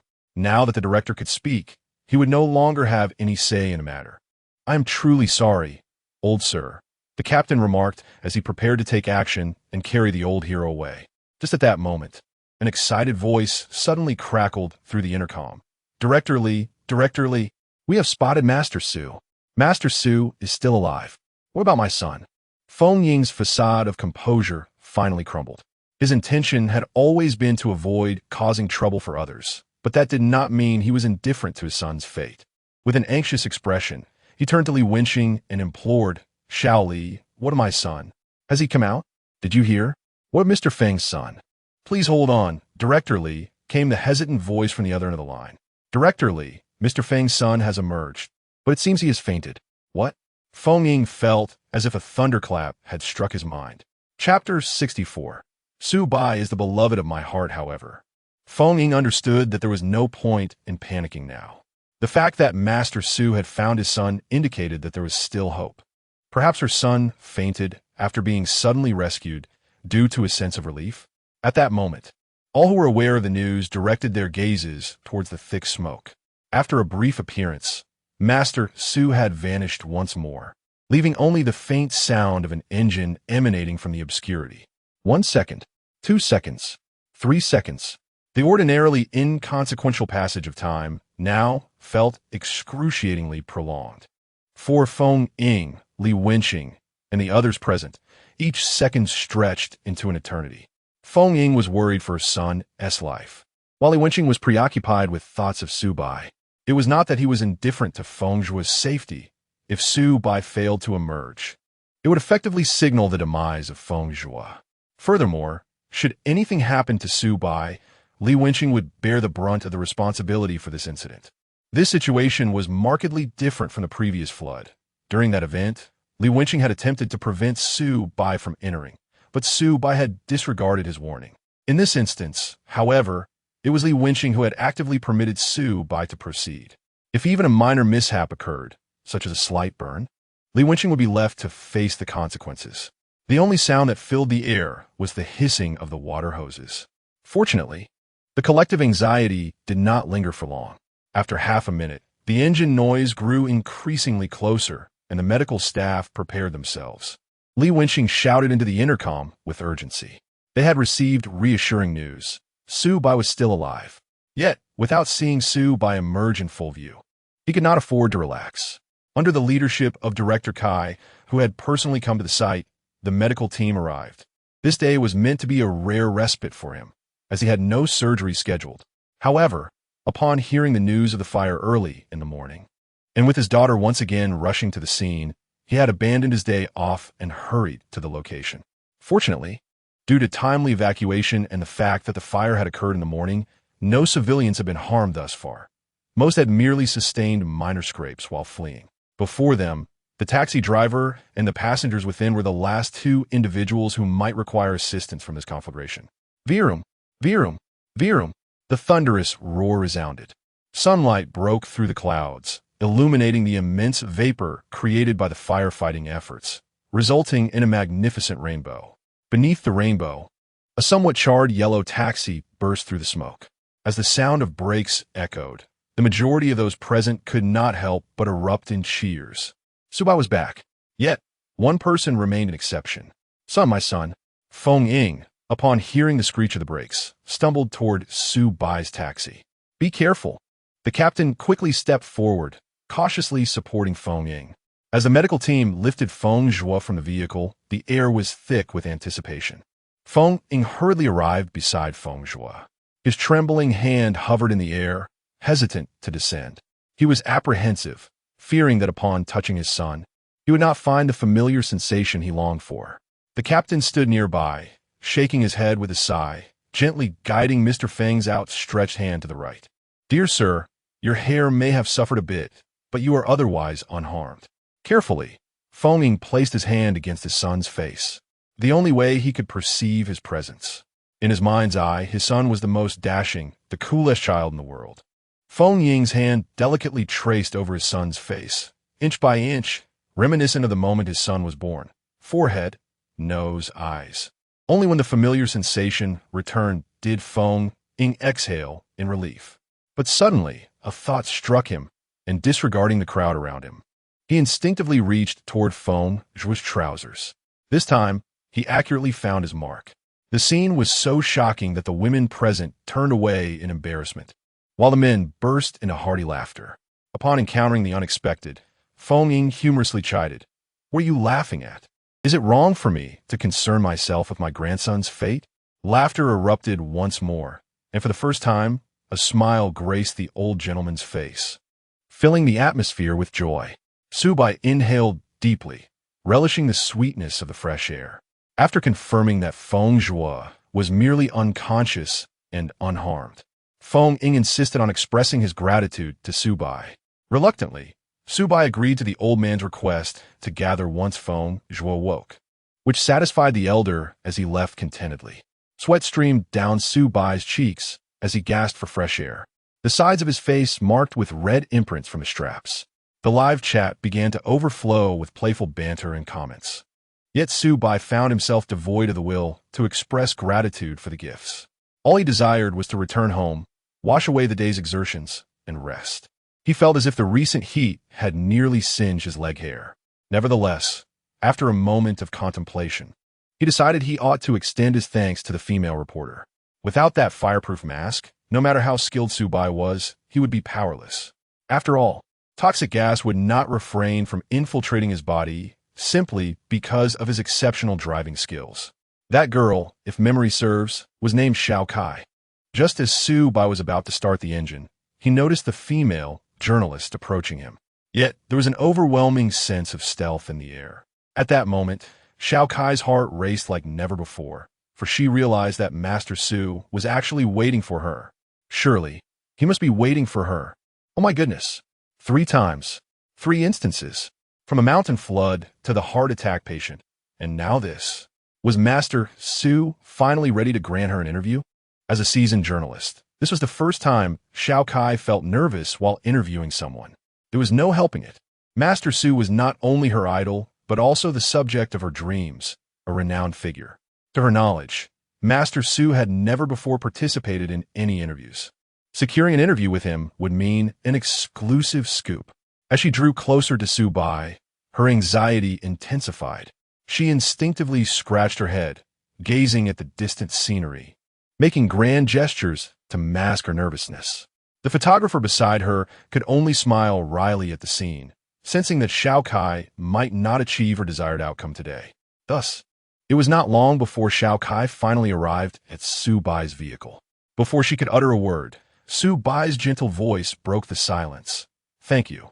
This unexpected expression of gratitude interrupted all the carefully prepared lines in Xiao Kai's mind. Her face flushed instantly, leaving her mind blank. And no need to mention it, Mr. Su. Why did Xiao Kai react so strongly this time? It was because she sensed the sincerity in Su Bai's words. Furthermore, rather than interviewing me, I believe they deserve your attention more. Su Bai gestured towards the exhausted firefighters sprawled on the ground and the police officers, their faces smeared with soot, who were still diligently evacuating the crowd.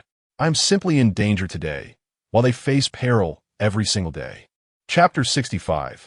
In the midst of towering mountains and winding waters, do not exceed the speed limit while driving. Upon hearing this, Xiao Kai instinctively nodded in agreement. Master Su's words carried profound wisdom. Indeed, Master Su possesses a remarkable sense of social responsibility. However, it is the dedicated young firefighters and police officers who truly deserve wider recognition. Su Bai observed that he successfully persuaded Xiao Kai and extended his hand through the car window. Su Bai. Xiao Kai, blushing, gently shook his hand. "Kai baby." This is precisely why she seldom introduces herself by that name. Is far too prone to eliciting controversy. Imagine a married man seeking assistance from Xiao Kai, casually addressing her as Kai baby on WeChat. What a scandal that would ignite. Su Bai paused momentarily upon hearing the name. Then a smile graced his lips. What a lovely name. Kai baby's father is quite the character. Well then, Xiao Kai, may our paths cross again. May we meet again, Xiao Kai murmured softly. Buzz. When she lifted her head once more, the yellow taxi had already departed. Watching the taxi's rear, Xiao Kai whispered farewell. Master Su, today has been extraordinarily fortunate. Mr. Feng Ying's son has survived, and miraculously, no one was injured in the fire. Most importantly, I actually introduced myself to Su Bai and even shook his hand. Hooray! Xiao Kai flicked her silky long hair and turned towards the departing firefighters. Suddenly, she recalled a pressing question and called out to the photographer, who was sprinting back from a distance. Is there any conflict between interviewing Master Su and interviewing the firefighters? Why can't I do both? The photographer, witnessing Xiao Kai finally regain her composure, sighed. Who says otherwise? It's infuriating. In an instant, the radiance on Xiao Kai's face faded, and she became despondent. Why didn't you remind me earlier? Dear cousin, did you not see me move away to give you space? How could I possibly remind you? As Xiao Kai's cousin, the photographer felt a burdened heart. He often believed that his role as an older brother resembled that of a younger sibling, or at times, even that of a grandchild. As the only daughter in the Kai family, Xiao Kai was undoubtedly showered with affection. I'll tell sister-in-law that you've been hiding your savings. Oh, please don't. The photographer hurriedly caught up with Xiao Kai, camera in tow. Sometimes, it feels as though Master Su's livestream serves as a physical examination tool. Merely watching it reveals the fog in my lungs. I intended to ask Master Su what year it was, but upon glancing down, I realized the year was right in front of me. This rejection of Xiao Kai's interview is the antonym of partial necrosis. It is a complete vitality. My friend, to be candid, you are the most intriguing streamer I have encountered thus far. Your broadcasts are both humorous and profound, eliciting laughter while simultaneously provoking contemplation. Thus, I have contributed 50 yuan to your stream. Though modest, it is a token of my appreciation. Dear streamer, My piano feels rather itchy today. Might you indulge me by giving it a gentle scratch? During the live session, I stumbled upon a genius in the barrage of comments. The Chinese characters arranged with the elegance of a literary master, yet I found myself utterly unable to keep up. After refueling, Su Bai returned to the delightful chaos of the chat. However, his mind was elsewhere, for the system had dispensed rewards. Congratulations, host, on completing the task. Reward, ground effect diffuser. My friend, with this, you need not worry about sharp turns. Even if you were to top your vehicle with a 100-ton load, you would manage effortlessly. Just wait and see who dares to challenge your finesse. You shall be the brightest star on the national highway. Ahem. Allow me to offer a friendly reminder. Amidst the mountains and waters, when in doubt, do not exceed the speed limit. Where the willows are dark and the flowers bloom anew, safety relies on oneself. The reward has been stored within the spatial realm and can be deployed at any moment. Su Bai felt quite satisfied with this reward. Had he possessed this ground effect diffuser during the last competition, he would have navigated the 320 kilometers h turns without a trace of risk. Moreover, this device extends beyond mere cornering. It enhances collision stability as well. In the past, a collision could send him careening off, but now he might even dare to brush alongside a heavy-duty truck. All right, gentlemen, the stream has come to a close. Su Bai waved to the viewers and quickly ended the broadcast. Today, he had earned over 100,000 yuan. His audience had stabilized around 10,000 viewers, with numbers possibly swelling to over 20,000 during holidays. After all, his streams primarily consist of driving without much dialogue, aside from the occasional special passenger. The routine involves picking up and dropping off clients. Su Bai understood the wisdom of moderation. Hence, he refrained from streaming too frequently, opting for every 2 to 3 days instead. This approach ensures that his audience remains eagerly anticipative. Currently, his popularity rating exceeded 300,000, allowing him to exchange for 3 level 2 treasure chests. He contemplated redeeming one on his way home. The last treasure chest had yielded a bottle of milk, rather abstract, yet effective. He wondered what this time might bring. Buzz. Su Bai's yellow taxi cruised through the city. He intended to visit Old Wu to touch up the paint. His skills in rescuing passengers were commendable, yet he could not escape the wear of high temperatures, which had dulled some of the paint. In this world, the Jetta had long ceased production. The ones still seen are predominantly taxis. Most companies favor this model for its affordability and durability, albeit most have undergone modifications. The reason Su Bai chose the Jetta was simple. In his previous life, it was the only car he could afford, and he held a certain fondness for it. According to Su Bai's understanding, it seems that only Old Wu still possesses some original paint for the Jetta. Off we go. After finishing the paint job, Su Bai plans to return home for a deep slumber before unveiling the results. Absolutely stunning, Master Su. In the CAF, Xiaofeng was so exhilarated that he nearly leapt from his seat. Hey, Xiaofeng, why don't you say something? Do you feel any attraction? A young girl sitting across from him inquired. It was then that Xiaofeng recalled he was on a blind date. His expression settled into a calm demeanor as he regarded the girl opposite him. I already mentioned from the outset that I have no interest in you. This marked yet another girl he had met during the week, a consequence of his mother seizing the opportunity since Feng Zhao's marriage. To his surprise, his boss had granted him 2 weeks off, compelling him to engage in blind dates. Consequently, Xiaofeng found himself meeting a plethora of prospective partners, each more peculiar than the last. Just like the girl before him, who, despite his lack of interest, insisted he should find her appealing.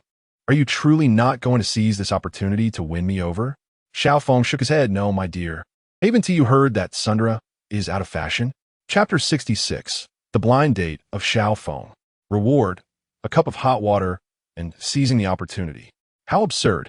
He conceded that the young woman possessed certain charms. Yet, for Xiaofeng, a true romantic at heart, it was either no relationship at all or one that culminated in marriage. If marriage was the goal, then mere physical allure could not be the sole criterion. This young woman earned a monthly salary of 4,000, while Xiaofeng's expectations included owning a car and a house, without the demand for a dowry. Presently, Xiaofeng's monthly income exceeded 20,000, nearing 30,000 with performance bonuses. Had he lost his mind to pursue such a partner? Furthermore, he recalled a conversation with his sister, who had mentioned that one of her friends had become enamored with a homebody earning 30,000 a month. How did she manage it? She devoted 3 months to binge-watching anime, transforming from a novice into a knowledgeable enthusiast. Then, she engaged in fitness activities, familiarizing herself with all the interests of her beloved homebody. Her emotional investment was simply unparalleled. But the woman before him? It felt as though he were a beggar receiving her charity in their courtship. Oomph. The woman, clutching a subpar handbag, stood up. You'll come to regret this. With that, she limped away. She had not always been this way. Since hearing the tale of Fong Tianxia, she had taken to mimicking her. How laughable. Aspiring to emulate Fong Tianxia's prowess without possessing her beauty. Xiao Feng shook his head in resignation and opened a nearby window, shouting, "Next!" Outside, at least a dozen women of varying ages awaited. Among them were older individuals scouting for their daughters. It wasn't that Xiao Feng had any peculiar preferences. Meanwhile, the CAF staff expertly whisked away the untouched coffee from the table opposite him, preparing to enjoy it themselves. He had grown indifferent to the scene before him. In recent days, the array of prospective matches for this successful man had been nothing short of overwhelming, significantly boosting their sales as well. Initially, he felt a pang of envy. However, there was little he could do. Xiao Feng was quite an impressive catch himself, standing at 180 centimeters and earning 30,000 a month. He was, without a doubt, a prime prospect. Yet he soon realized that this successful man seemed disinterested in women altogether, regardless of their type. Eventually, he discreetly inquired whether Feng Yuanzheng preferred men. The response left him momentarily speechless. Indeed, apart from my parents and sister, the one I cherish the most is a man. The server, intrigued, asked whom Feng Yuanzheng admired. Without hesitation, he replied with 2 words, Su Bai. The server paused, displaying a knowing expression. What a coincidence! He too admired Master Su. Master Su was handsome, charismatic, courageous, and skilled at driving. Who wouldn't be enamored? Most importantly, Su's occupation as a taxi driver fostered an innate sense of familiarity. How many professional race car drivers could one encounter in a lifetime? A taxi driver, on the other hand, was someone one could easily meet while hailing a cab. After the waiter took away the coffee, he refilled Xiao Feng's cup with an iced Americano. Please enjoy, sir, the waiter said. Xiao Feng nodded. Ever since he visited Master Su at the seaside, he had developed a fondness for iced Americanos, particularly savoring one in the morning while pondering life's intricacies. The bitter sensation flowed down his throat, soon accompanied by a rich aroma of coffee. The primary reason he favored this establishment was the unmistakable authenticity of their coffee beans. Moreover, the prices were remarkably reasonable. Can you believe a large iced Americano costs only 10 yuan? Xiao Feng's gaze shifted to a girl approaching him. She would be the final match of the day. Having lost a bet with his mother, he felt obliged to fulfill his promise. However, he had never stipulated that he must succeed in the blind date. The girl sat down and began to introduce herself. I earn 10,000 a month, work in a stable government position, and I have a car and a house. Xiao Feng nodded, recognizing that she was more than a suitable match for him both in looks and profession. Although his monthly income was 3 times hers, her stability was commendable. Yet, he couldn't fathom why she was interested in a blind date with him. He felt unworthy. Despite Xiao Feng's seemingly high standards, he was acutely aware of his own limitations. While one might prioritize looks in romance, he believed that compatibility was paramount in marriage. The girl then posed a globally relevant dilemma. If my mother and you fell into the water, who would you save first? Upon hearing this question, Xiao Feng nearly burst into laughter, but his good manners restrained him. Instead, he asked, "Is this your first time dating?" The girl wore an expression that blended innocence and surprise. "How did you know? Can you predict the future?" Xiao Feng shook his head, unwilling to delve into whether he had such abilities. He continued, "Are we discussing this from a legal standpoint or an emotional one?" The girl appeared momentarily flummoxed by his inquiry, her face reflecting a puzzled expression. "Is there a difference?" He explained, "Legally, I'm obligated to say my mother, but I have no such obligation toward a girlfriend. Emotionally, There is only one woman who will undoubtedly stand by you until your hair turns white, and that is your mother. She bore you when her hair was still black. This insight, laden with philosophy, left the girl utterly speechless, her expression one of bewilderment. Xiao Feng, observing her reaction, decided to conclude the conversation with her, but as he opened his mouth to speak, she seemed to reboot and nodded in agreement. That makes sense. For the first time during his numerous blind dates, Xiao Feng exhibited a look of astonishment. Do you not think that my refusal to save you implies a lack of love? A question mark seemed to materialize above her head as she struggled to comprehend. Why would you think that not saving me indicates you don't love me? Isn't a mother always the first choice? Moreover, if two individuals are in love, what harm would there be in accompanying you to the end? Hiss. Xiao Feng inhaled sharply, contributing significantly to the discourse on global warming. Alas, what should one do when faced with such natural innocence? The crux of the matter lies in the fact that he felt a flutter of excitement. Do you truly believe so? Absolutely. The girl before him sipped her hot latte and bit down on the straw. This seemingly trivial detail instantaneously intensified Xiao Feng's infatuation. Shall we connect on WeChat for further interaction? Certainly, certainly. On the other side, Su Bai returned home, took a shower, and comfortably reclined on his bed. System, exchange for a level 2 treasure chest. Received. Whoosh! A flash of golden light illuminated a silver treasure chest that only Su Bai could perceive. Appearing before him. Open. Swish. The chest slowly creaked open, and a blinding golden light surged forth. As the brilliance faded, Su Bai's expression betrayed a sense of resignation upon witnessing the contents. Reward obtained. A cup of hot water. P.S. A little crab was caught during an exam, and a teacher inquired, "Whom did you copy?" The little crab replied, "I copied the clam." The teacher retorted, "What nonsense are you spouting? Ha ha. Can we expect a little generosity from the esteemed readers? Perhaps some complimentary gifts or a gentle nudge for updates. Lao Wang wishes to add an egg to his instant noodles today." Chapter 67. The first step of a warm man, Quaker diapers. A cup of hot water. Drinking it slightly enhances physical fitness, limited to the effects of just one cup. Permanent effect. The beverage poured within can be adjusted to the host's preferred temperature. Surprised? It's quite literally a cup of hot water. With this cup of hot water, should your girlfriend fall ill in the future, you can serve her a warm drink anytime, anywhere. What? You have no girlfriend? Well, fear not. You can still become a warm man. The first step to being a warm man, Quaker diapers. Oh, my apologies, I forgot. You have neither a girlfriend nor the qualities of a warm man. Cough, just a jest. Friendly reminder.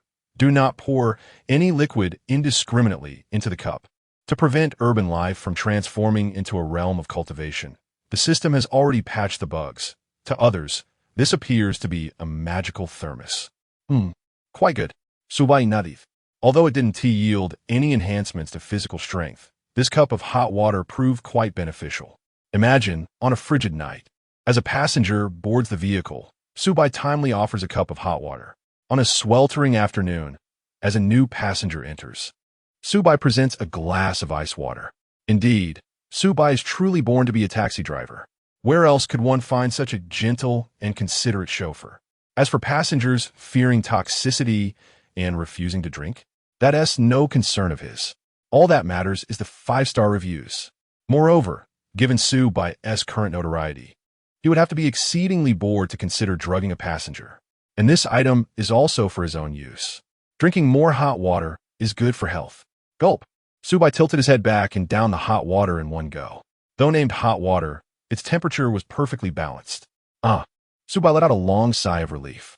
If he were a character in a game, there would surely be numerous ones of stamina floating over his head. Congratulations. Host, your strength has received a slight enhancement. You have evolved from a 70-year-old man to a robust 68-year-old elder. Next, you may challenge Tyson. With one punch, you're bound to weep for a long time. Su Bai felt silent. He always believed he had grown accustomed to the system's eccentricities, yet each time it managed to surprise him with its whimsicality. Seizing the opportunity, Su Bai hastily poured a bottle of mineral water into the cup. Upon pouring, he noticed an apparatus resembling a thermometer appearing in his mind, capable of regulating temperature. Su Bai experimented from hot water to ice water, discovering the transition occurred swiftly. The cup emitted a bit of steam, and in a flash, the transformation was complete. Interestingly, this cup could reach a minimum temperature of minus 273 degrees Celsius and a maximum of 1,000 degrees Celsius, encompassing the entire spectrum from drinking cold water to sipping magma. In the future, should anyone dare ask for magma, Su Bai could indeed pour out a cup of it. Subsequently, Su Bai placed the cup into his car, also installing the ground effect device. After the installation, the vehicle exhibited no discernible changes. Su Bai took a brief drive around the villa district. Upon completion of his circuit, he clearly sensed an enhancement in traction. Although he drove slowly within the community, he had owned this car for a decade. Friends who frequently drive understand that after years of experience, a driver can perceive even the faintest alterations in their vehicle. After this realization, Su Bai prepared to retire for the night. He casually checked WeChat and discovered that Cheng Chong had sent him several messages. The first was a photograph of Feng Zhe, lying on a hospital bed, looking utterly despondent. Judging by his complexion, Feng Zhe appeared to be in no serious condition. Following the photo was a message. Master Su, Feng Zhe has been like this ever since his father publicly groped him while he was unconscious. Su Bai chuckled softly, relieved that there were no significant issues. Another message arrived half an hour later, featuring a photo of Cheng Chong with his mother and his nurse girlfriend. It was evident that Mei Yuan still bore a somewhat vacant expression, yet the sorrow on Cheng Chong's face had vanished. Master Su, a new treatment for Alzheimer's has emerged in the country. I plan to take my mother to try it. The hospital is already arranged, and a substantial portion of the expenses will be covered by insurance. Consequently, I may be leaving Benhai for a while. I've secured a new job, still at a construction site. However, thanks to your support, I've managed to make a modest name for myself. A boss has offered me a position with a monthly salary of 7,000, including meals and accommodation. Master Su, please take good care of yourself in Benhai. Remember to eat on time and dress appropriately. I look forward to our next meeting. Take care. These messages, for reasons unknown, evoked in Su Bai's sentiment akin to that of ancient individuals bidding farewell. The text was devoid of any ornate language, merely recounting ordinary events. Yet from them, Su Bai discerned a bond known as friendship. I am well. I hope for my mother's swift recovery. Please reach out if needed. After replying, Su Bai silenced his phone and drifted into slumber. In the early hours of the morning, having finished her manuscript, Xiao Kai stretched and yawned. However, her eyes were wide open, sparkling with vitality. Following Master Su's advice, she had indeed conducted interviews with firefighters, particularly those who had participated in the recent blaze. Due to the unexpected nature of the interviews, they were brief. Upon understanding Xiao Kai's intentions, the relevant authorities promptly approved special arrangements. Once completed, Xiao Kai returned to work diligently, editing the video. Do not question why a journalist should also possess video editing skills. Which worker confines themselves to their prescribed duties? Of course, driven by personal motives, Xiao Kai intentionally included some footage of Su Bai. Upolat, Vivu, Bubat. After completing all tasks, Xiao Kai simply collapsed in a sleep at the office. Only 2 minutes had elapsed since the release, yet major official accounts seemed to have conspired, all simultaneously sharing Xiao Kai's video. Renren Daily, Huagua Fire Department. In no time, this video ascended to trending status at an astonishing speed. The sole description accompanying the video read, "Tribute to the People's Heroes." The first individual featured in the video was a remarkably youthful young man. However, having just emerged from battling a fire, his face bore the remnants of perspiration. "Do I look presentable like this?" The firefighter asked bashfully, a slight smile escaping his lips, clearly having taken a moment to catch his breath. It was his inaugural appearance on camera, and he appeared somewhat anxious, fidgeting with his hair in front of the lens. Then, he hesitantly withdrew his hands, which bore the marks of burns. Perhaps we should avoid filming these. The scars might detract from the overall appearance. Unbeknownst to him, Xiao Kai was capturing every moment without alteration. "Shall we begin, madam?" "We may proceed," Xiao Kai affirmed, posing the first question. "Do you find your work arduous?" Chapter 68. Courage is not innate. It It is a choice of responsibility and commitment. The firefighter's dark visage broke into a radiant smile, revealing his pearly whites. He hardly hesitated. What is there to complain about? Whether it is arduous or not, it is all in service of the people. Moreover, if I do not step forward, there will be other children taking my place. But are you not also a child of your parents? Upon hearing this question, the firefighter paused momentarily. Then a sincere smile crept onto his face. I am an orphan. I grew up in an orphanage. Many kind-hearted individuals donate to the orphanage. From a young age, I resolved not to lack in conscience. So, I became a firefighter as a way to repay society for the care bestowed upon us orphans. I am sorry. Little Kai felt a pang in his heart. I was unaware of your background. It is nothing, the firefighter replied, nonchalantly with a smile. Now I have my comrades. My captain, they're my family. As the video progressed, a series of young and mature firefighters came into view. They exhibited a plethora of differences, yet shared numerous similarities. The differences lay in their motivations for becoming firefighters. Some were brought in by their families due to their mischievousness, while others joined to give back to society.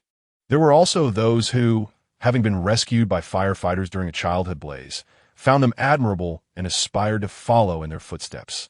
What united them were the scars of burns, each bearing testament to their experiences. Furthermore, they all possessed a heart dedicated to serving the people. Since the day they donned the firefighter-esque uniform, they had ceased to fear death. Upon concluding the interviews, Little Kai employed words he had encountered online to encapsulate this segment. Heroes do not aspire to showcase their brilliance. Many heroes emerge from humble beginnings, having witnessed the darkest facets of the world. Yet they strive to illuminate the human spirit amidst turmoil and to convey the beauty of their nation. These heroes were once children awaited by their families, living blissfully only because others bore burdens in silence.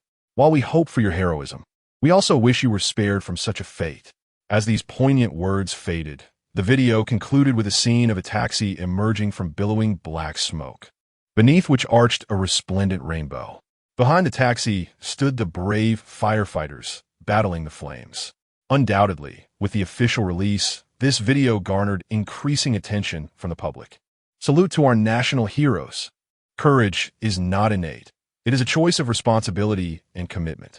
May everyone be vigilant about potential fire hazards in daily life to reduce the occurrence of fires.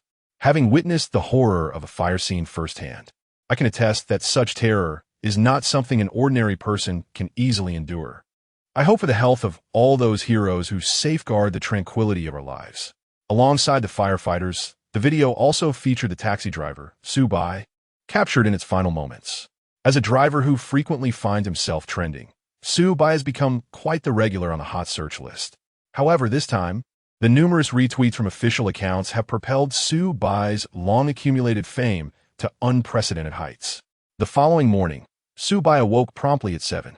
The night before, he had experienced a peculiar dream in which he entered a primordial world and transformed into the goddess Nuwa, tasked with mending the heavens. Upon successfully completing this monumental feat, a multitude of people knelt before him on the ground, fervently chanting his name. Shaking his head, Su Bai dismissed the absurdity of the dream from his mind. He stretched lazily and proceeded with his morning routine. Subsequently, as per his usual habit, he opened the Douyin Shore video app to see if there were any juicy tidbits to consume. Yet the moment he logged in, he was taken aback. His follower count had surged to 500,000 overnight. It is worth noting that prior to this, with the people's daily promoting him and Douyin boosting his visibility, he had only reached over 200,000 followers. Su Bai understood the phenomenon, considering he rarely created short videos and mostly engaged in live streaming. Furthermore, his broadcasts typically occurred during the day, making it impossible for everyone to watch him live. Thus, most individuals familiar with Su Bai had come to know him through various clips. This raised a significant issue. Many viewers, after watching these snippets, would not necessarily follow him on Douyin. Su Bai had experienced something similar in his past life. For instance, if he came across a clip of a streamer from another platform on a certain site, he would not bother to follow that streamer afterward. 1. He was too lazy to download individual apps, and 2. He found it unnecessary. Many viewers watch clips not out of a profound admiration for the streamer, but simply for entertainment, seeking their own moments of amusement. Thus, the overnight increase of 500,000 active followers underscored the level of attention Su Bai had garnered. Oh no, could it be that he truly dreamt of mending the heavens and had been discovered? Su Bai quickly checked the trending topics related to Douyin and exhaled in relief. It turned out that an interview video featuring Shao Kai had been released. As long as it wasn't his celestial endeavor that had drawn attention, he was relieved. Moreover, beyond Shao Kai's video, the trending topics also featured numerous high-energy compilations of police officers, soldiers, and various other professions. After a cursory glance, Su Bai nodded in approval. This was exactly how it should be. These heroes deserved greater recognition and promotion. He recalled a few years back when a celebrity exited an airport, drawing an overwhelming crowd of fans, prompting a significant police presence to maintain order. One officer, in a bid to prevent any stampede among the fans, continuously shielded them with his body. This scene, however, was misrepresented by a malicious individual who edited and posted it online with the sensational title, "Security Pushes Fans." Who granted them authority? Initially, the authorities remained silent. For debunking a rumor requires evidence, while spreading falsehoods does not. Coupled with the celebrity's own negligence, the fervent fans soon launched an assault on the security personnel. Fortunately, once the officials gathered the necessary evidence, they were able to provide an explanation that ultimately quelled the uproar. Thus, Su Bai naturally hopes for an abundance of promotion regarding these heroes in the future. As an old saying goes, one should not let heroes suffer both bloodshed and tears. Ugh. Su Bai set his phone aside, spat out the saliva from his mouth, and brushed his tongue with his toothbrush. After rinsing his mouth with a gurgle, Su Bai tidied himself up and drove out. Upon reaching the entrance, he accepted an iced Americano handed to him by the security guard, embarking on another day of his bustling life. Meanwhile, 800 kilometers away in Chuan City, an ear-piercing alarm reverberated through the Earthquake Bureau. When the staff beheld the seismic reading on the screen, their minds momentarily blanked. The earthquake registered at a magnitude of 6, with a depth of 10 kilometers and an intensity of 11 at the epicenter. Chapter 69. In the face of death and calamity. The radiance and darkness of humanity are profoundly revealed during an earthquake. The dangers are typically characterized by 3 factors: the magnitude of the quake, the depth of the epicenter, and the intensity at the epicenter. It is a common misconception that a higher magnitude equates to greater peril. In fact, the shallower the epicenter, the more severe the surface devastation. For instance, a magnitude 5 earthquake with an epicenter depth of merely 10 kilometers could wreak havoc surpassing that a magnitude 6 earthquake originating at a depth of 50 kilometers. The intensity at the epicenter indicates the extent of destruction. At level 3, individuals may only experience a slight tremor. At level 6, minor structural damage occurs, and objects may topple. Level 7 to 8 witness significant destruction to most buildings, with visible ground fissures, while levels 11 to 12 herald catastrophic ruin, transforming the landscape entirely. The reason the earthquake officials felt a sudden jolt of apprehension was due to the astonishing intensity reported at the epicenter, which reached a rare level of 11. Upon receiving the seismic information, the expression on the seismologist's face morphed from anguish to resolute determination. As one of the first to be aware of the impending disaster, he should have been among those fleeing to safety. Yet, after a brief internal struggle, he resolved that he could not abandon his post. With an estimated 10 seconds remaining until the earthquake struck, he needed to seize this moment to alert the public. He must remain steadfast, even at the risk of being buried beneath the rubble, even if it meant sacrificing his life, if only to grant the populace a mere 10 seconds to prepare. Behind him, numerous colleagues were frantically evacuating. The usual entrance, a gateway to their daily work, was now overcrowded. In the face of death and disaster, the duality of human nature was starkly illuminated. Nevertheless, he bore no resentment towards them. Each individual's choice was their own. He hastily typed a message on the screen. The Huagua Earthquake Network at the Chuan County Seismic Station issues a warning. A magnitude 7 earthquake occurred on May X, 20XX. At 8:01 a.m. in Chuan County, latitude X, longitude X. The predicted local intensity is 11. Please evacuate immediately. Having dispatched the alert, he promptly pressed a button for the alarm he had never activated in 5 years. A series of urgent, continuous sirens reverberated through the skies of Chuan County. After fulfilling this duty, he quickly sought refuge beneath a sturdy table. Although he was among the first to receive the earthquake information, he could not be among the first to evacuate. However, he held no regrets. He hoped that his message, even if it saved but a single soul from disaster, would suffice. Simultaneously, in various workplaces such as television stations and radio broadcasts, a dedicated group remained at their posts, conveying vital earthquake information to the public. Suddenly, a powerful tremor swept across Chuan County, creating a scene reminiscent of divine retribution. The sound of bricks crashing from the roof reverberated against the table where he sought shelter. The young man rubbed his ears, which tingled from the shock, and fervently prayed within himself. Run, you must run faster. Mian Village, Chuancheng County. Today, Fang Tianxia unusually chose not to livestream, instead donning a low-profile attire to arrive here. Although she no longer worked as a teacher, today marked a special reunion with her beloved little ones. The roads here remained unpaved. Fang Tianxia had to take a flight to Chuancheng, followed by a train to the county, and finally, the sole bus of the day, enduring a 2-hour journey to reach Mian Village. Early in the morning, adorned with a sun hat, she arrived at the local school. This place had once served as her sanctuary for self-redemption. In this remote area, where transportation was inconvenient and the internet barely existed, no one knew her true identity, nor did they care about her appearance or past. Here, she was simply Teacher Fang to the children. Fang Tianxia beamed with happiness as she held in her hands the children's favorite Wangzai milk candies, while her assistant carried numerous bags nearby. Xiao Tian, these candies are for Li Erniu, these Gundam toys are for Wang Gui, that beautiful little dress is for Pan Hua, and that basketball. As she recited, a smile blossomed on Xiao Tian's face. It was surprising to see the renowned Fang Jie, admired by countless followers online. Also feeling nervous, she was among the earliest students taught by Teacher Fang, though her school was not located here. Due to her gender, her father had been reluctant to allow her to pursue her studies, envisioning a future of domestic labor and an arranged marriage. It was Teacher Fang who tirelessly persuaded her father and introduced her to the wonders of the outside world. Even though she couldn't attend university after finishing high school due to family circumstances, she felt content. Recently, upon seeing that Teacher Fang was looking for an assistant, she had sent a message with a hopeful heart, never expecting to be chosen.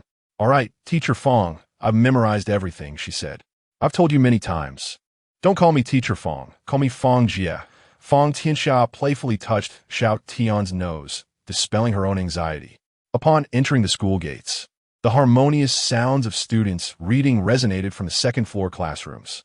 In a struggling school, it was common for each grade to have only one class. Hearing those familiar voices, Fang Tianxia quickened her pace. The classroom was easy to find. It was the first one on the left of the second floor. Standing at the podium was a middle-aged man with graying hair, his clothes faded from washing, and his face etched with deep wrinkles.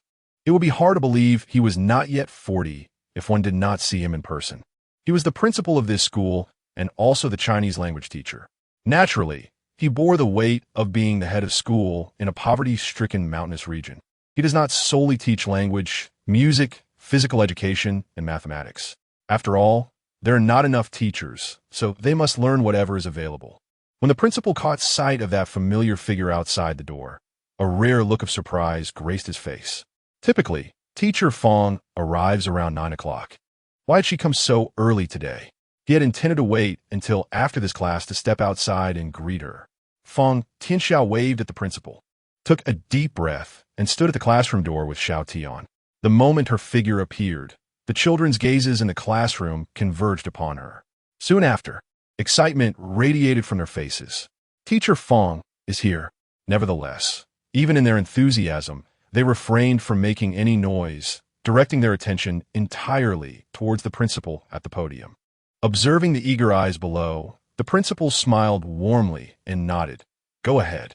"Oh!" A chorus of cheers erupted within the classroom as the children dashed towards Fang Tianxia at the doorway. Teacher Fang has arrived." Teacher Fong, I miss you so much.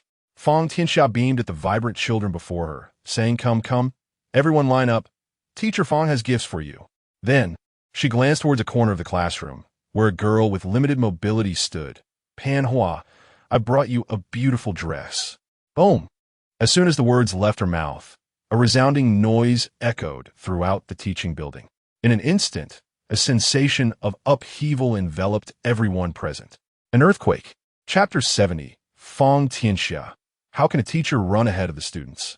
In the face of an earthquake, the devastation at the epicenter is severe, yet the perils posed by aftershocks should not be underestimated. Their duration can vary significantly. Some linger for mere days, while others may persist for years or even centuries. The intense tremors felt in Mian County are, indeed, aftershocks resulting from the earthquake in Chuan County. At the very moment the quake struck, the children in this impoverished, mountainous school displayed no signs of fear.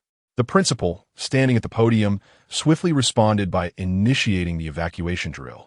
As the principal of Chuan City, despite being in a poor region, he has never ceased conducting earthquake drills, regardless of the tight teaching schedule. For 2 decades, he has mandated a weekly drill. Even when criticized by teachers for taking up instructional time and parents for its perceived futility, he remained resolute. Suddenly, the once lively classroom fell into a profound silence, broken only by the sound of children's footsteps. The principal dashed to the last row of desks. Pan Hua, with her mobility challenges, could not be abandoned. Yet, a figure was even quicker. Fong Tianxia's voice reached the principal's ear. "Principal Li, allow me. There are other students waiting for you." In this critical moment, the principal wasted no time. The third-year class was on the top floor, and he needed to check on them. "Then I shall rely on you, Teacher Fong," he replied, and with that, he bolted from the classroom. Despite having conducted numerous drills, he could not afford to be complacent. After all, this was not a rehearsal. Furthermore, there were many physically challenged children in the school whom he could not forsake. The violent tremors engulfed the entire school. Fong Tianxia had to use the nearby desk as a support to maintain her balance. Fortunately, the classroom was small, and she quickly reached the rear. She looked at Pan Hua, who remained remarkably calm despite the earthquake, and knelt down. "Xiao Hua, I will carry you." Just then, Xiao Tian rushed over, gently lifting Pan Hua onto Fong Tianxia's back. Feeling the almost weightless burden, Fong Tianxia's heart tightened, but there was no time for sorrow. She immediately stood and ran towards the exit. Bang! At that moment, the natural disaster finally revealed its terrifying side to the 3 individuals in the classroom. Increasingly, stones began to plummet from the ceiling, and Fong Tianxia, glancing up, could see the blinding sun above. After only a few steps, the shaking forced her to halt. As a resident of the coastal region, she was experiencing the terror of an earthquake for the first time. She could sense the entire structure of the school tilting, as if an unseen force were pressing the building down from the outside. With a thud, everything shifted.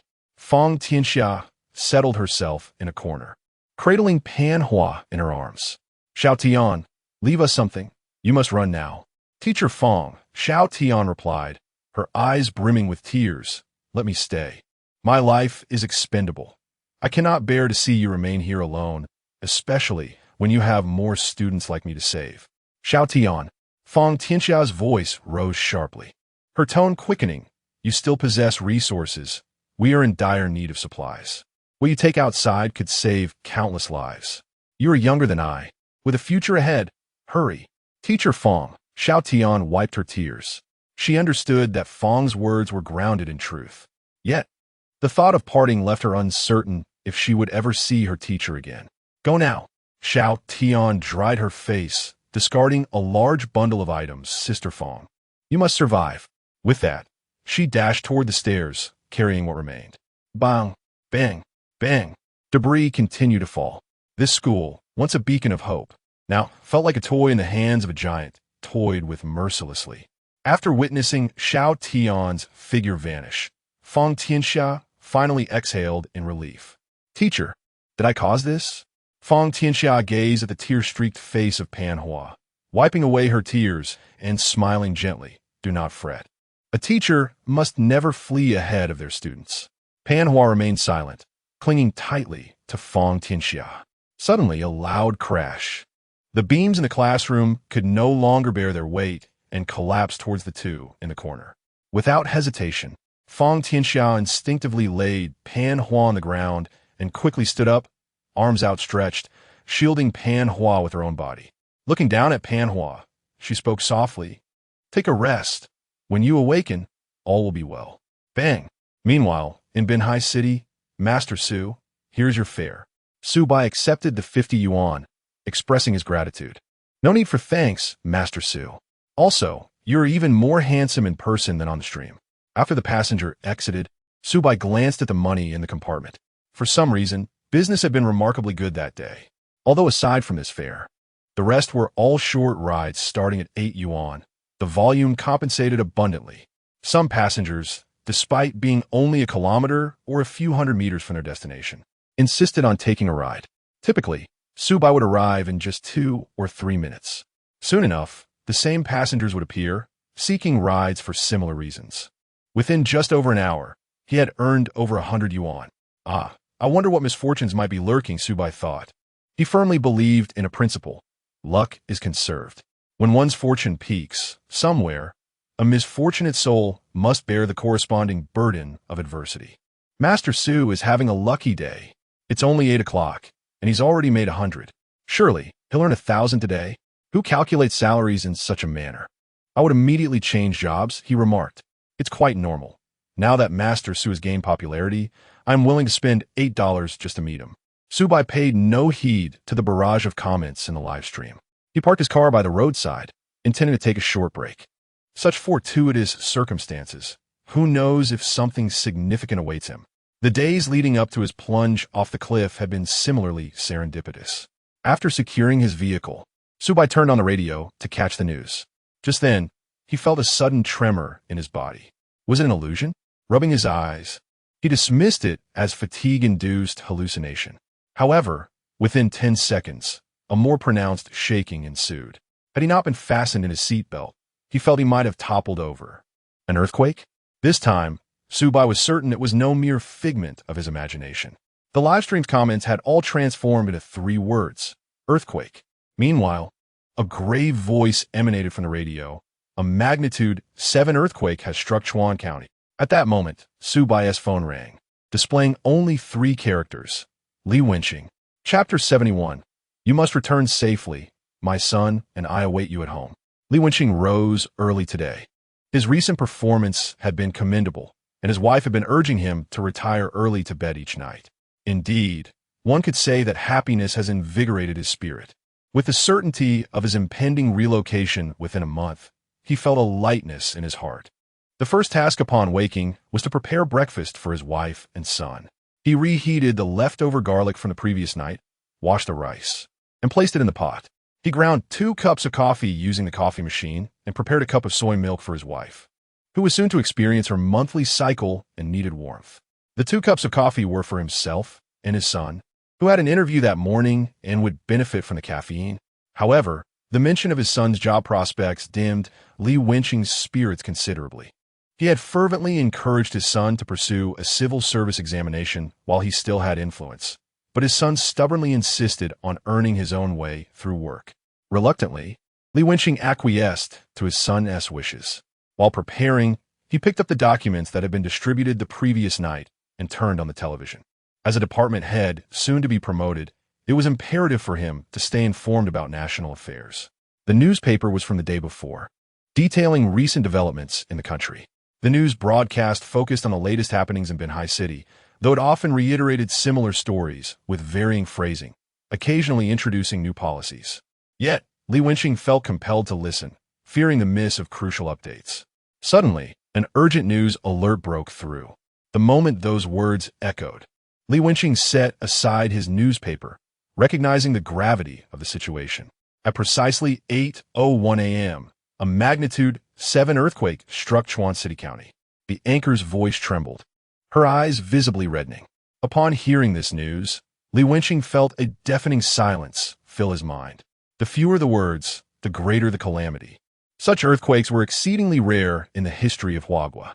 Viewers were advised to remain indoors unless absolutely necessary. and the emergency hotline had been activated. As the anchor struggled to continue, her tears rendered her incapable of proceeding. With urgency, Li Wenqing set down his newspaper and quickly donned his clothing. Binhai was merely 800 kilometers from Chuan City County, and, as the director of the Emergency Bureau, he had to mobilize resources immediately to assist the neighboring city. "Are you leaving?" his wife inquired, emerging from the doorway in her nightgown, having just received the distressing news herself. "Yes," he replied, hastily organizing his briefcase. "The meal is in the pot, and I've set the soy milk on the table for you to drink while it's warm." "How long will you be gone?" she asked, smoothing out the wrinkles in his clothes. "I do not know. I should return swiftly," he reassured her, sensing her underlying worry. After all, he was very likely to be dispatched to the front lines this time. With an earthquake of such magnitude, any unforeseen circumstance could arise. However, both individuals tacitly chose not to mention this matter. Once they had gathered their belongings, Li Wenqing slipped on his sneakers and reached for the doorknob. At that moment, he suddenly felt a warm embrace from behind. His wife gently rested her chin on his shoulder, wrapping her arms around his waist. Upon feeling the less than broad span of Li Wenqing's arms, her concern finally overflowed. With a quivering voice, she implored, "You must return safely. Our son and I will be waiting for you at home." Li Wenqing paused momentarily, inhaled deeply, and placed his hand over hers, assuring her, "I will." With that, he opened the door, wiped his eyes, and stepped outside. He was acutely aware that this journey would be fraught with peril. Yet, his responsibilities and convictions compelled him to always be at the forefront of such matters. "Chief, I will be there shortly." After hanging up the phone, Li Wenqing made another call. "Xiao Zhang, come to the office." An hour later, at the Emergency Management Bureau, Li Wenqing had urgently mobilized numerous resources within that short span. The leadership had issued a directive that aid must be dispatched immediately to the brother city in distress. As the bureau chief, it was imperative for Li Wenqing to take the lead. He harbored no resentment towards this order. He could not, and would not, allow his subordinates to face the dangers on his behalf. Otherwise, what purpose would his position serve? Moreover, in the aftermath of the earthquake, numerous other disasters awaited, including flash floods, torrential rains, and aftershocks. Li Wenqing was undoubtedly the most experienced within the bureau, not to mention his role as a volunteer with the Coastal Rescue Team. Additionally, Li Wenqing's reassignment was also an opportunity to train Xiao Zhang. After all these years of service, he felt it was only fair to offer him a chance. "Xiao Zhang, keep an eye on the remaining supplies. You will join the rescue team later. I must leave now." "Chief Li, have you found someone reliable?" "Yes, I have." "All right. Chief Li, I wish you a safe journey." Once Xiao Zhang finished speaking, he began to arrange various supplies. Li Wenqing entered his office and gazed at the familiar number in his phone's memo. A wry smile crossed his face. Just recently, he had vowed not to trouble Su Bai again. Who would have thought that just a few days later, he would need to call him once more? Yet, there was no alternative. Given the current situation in Yichuan County, trucks could not pass through. Coupled with the urgency of time, the speed of large vehicles was insufficient. The sooner the supplies arrived, the greater the chance of saving lives. With all these considerations, Li Wenqing instinctively thought of Su Bai. He took a deep breath and dialed his number. Beep, beep. Soon, the call connected. "Master Su, this is Li Wenqing." Upon hearing Li Wenqing's voice, Su Bai felt an inexplicable sense of embarrassment. "Director Li, there is no need for further words. I shall go," he declared. "Master Su." Li Wenqing's statement remained unfinished as Su Bai readily agreed. Taken aback, Li Wenqing asked, "Master Su, do you know why I sought you?" "Indeed," Su Bai replied. "Starting the car. At this hour, the earlier the supplies arrive, the greater the hope we can foster. In the entire Binhai city, I'm the only one capable of achieving this." Listening to Su Bai's confident tone, Li Wenqing smiled. "Very well, Master Su. I shall wait for you at the Binhai City Expressway entrance in half an hour." "Understood." With a hum, Su Bai promptly drove towards home. In his previous life, he had witnessed an earthquake of similar magnitude. Back then, as a high school student, he could only contribute financially to the relief efforts, unable to lend physical support at the front lines. In this life, if he could utilize his skills to save even a few more lives, why not do so? As for the subsequent effects of the earthquake, they were merely the trials of life. A true man, born of heaven and earth, must know when to act and when to refrain. He had braved mountain floods and participated in rally races. How could he cower before earthquake? Of course, before embarking on this mission, Su Bai needed to make some modifications to his vehicle. One must be confident when the time calls for it, yet prudent when necessary. His car required slight adjustments for earthquake preparedness, and certain components were not available at Old Wu's shop. He could only place his hopes on the secondary treasure chest, wishing that his fortune had not yet waned. The yellow taxi vanished into the bustling traffic. Chapter 72, Rapid Response Mechanism. Self-compensating heavy-duty hydraulic shock absorber. Soon, Su Bai returned to his neighborhood. He parked his car at the entrance and hurried directly into his home's bathroom. After swiftly shedding his clothes, he took a shower. Next, he was about to tempt his fortune. Although Su Bai was rather reluctant to gamble with his luck, time was of the essence. He needed to replace the shock absorbers in his vehicle with absorbers designed to mitigate the impact energy generated by uneven road surfaces or mechanical vibrations, thus safeguarding the structural integrity of the vehicle and the safety of onboard equipment. He was en route to a disaster-stricken area following an earthquake. The original shock absorption system was not entirely inoperative. However, after a significant quake, aftershocks were inevitable. In the face of these aftershocks, the shock absorption system would prove insufficient, as it was engineered to counteract bumps rather than seismic activity. Additionally, carrying the shock absorption system would necessitate a reduction in speed, as he had to remain vigilant of the impacts caused by aftershocks. Presently, time was of the utmost importance. After his shower, Su Bai dried his hair and donned a fresh outfit. He retrieved some incense left at home for offerings. With sincerity, he knelt facing the east, uncertain of which deity presided over such matters, and thus directed his reverence towards that direction. Devoutly, Su Bai earnestly wished that the deities would grant his fervent plea, enabling him to save more lives. After his entreaty, he knocked 3 times. Once all was complete, Su Bai took a deep breath and exchanged his accumulated points for 2 level 2 treasure chests, as his popularity points were only sufficient for that number. It seemed he would need to engage in more live broadcasts to increase his popularity. Without hesitation, he opened the first level 2 chest. Upon witnessing the golden light within, a surge of anxiety gripped his heart, even more intense than during his initial competition. A loud rumble echoed as the golden light gradually faded from his sight. When he beheld the contents of the chest, he was momentarily taken aback.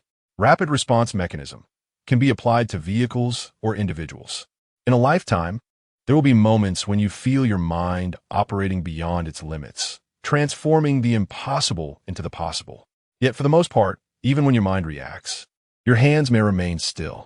The purpose of the rapid response mechanism is to enhance the host's capacity for both cerebral overload and physical action. It mitigates the disparity between mental response and physical action. Indeed, Su Bai felt immense satisfaction. This mechanism was incredibly suited to his needs. His driving skills and reflexes had reached their pinnacle, but his physical condition had not kept pace. This disparity often forced him to rely on memory rather than instinctive reactions, as his hands struggled to keep up. With the introduction of this mechanism, he would undoubtedly find it easier to master more advanced driving techniques. Without further ado, Su Bai directly activated the mechanism within his body. Immediately, he opened the next treasure chest. Seizing the moment of good fortune, he executed a perfect move. Having already prepared 1 chest, he was hopeful for a valuable reward. Buzz. Perhaps today was indeed a lucky day for Su Bai. Or perhaps the heavens were truly favoring him. A golden light erupted from the chest. As the brilliance faded, Su Bai held his breath and opened his eyes. Upon seeing what lay before him, even Su Bai, with his typically stoic demeanor, could not suppress a look of astonishment. Single-use ACE, CAA, and Waforma LDS series self-compensating heavy-duty hydraulic shock absorbers, independently mounted, free from any accessory conflicts. Single-use device, effective for 2 hours from activation, disappears after the time elapses. What he beheld was an object composed of springs and a black cylindrical body. At first glance, it resembled a simple spring toy from his childhood, seemingly unremarkable.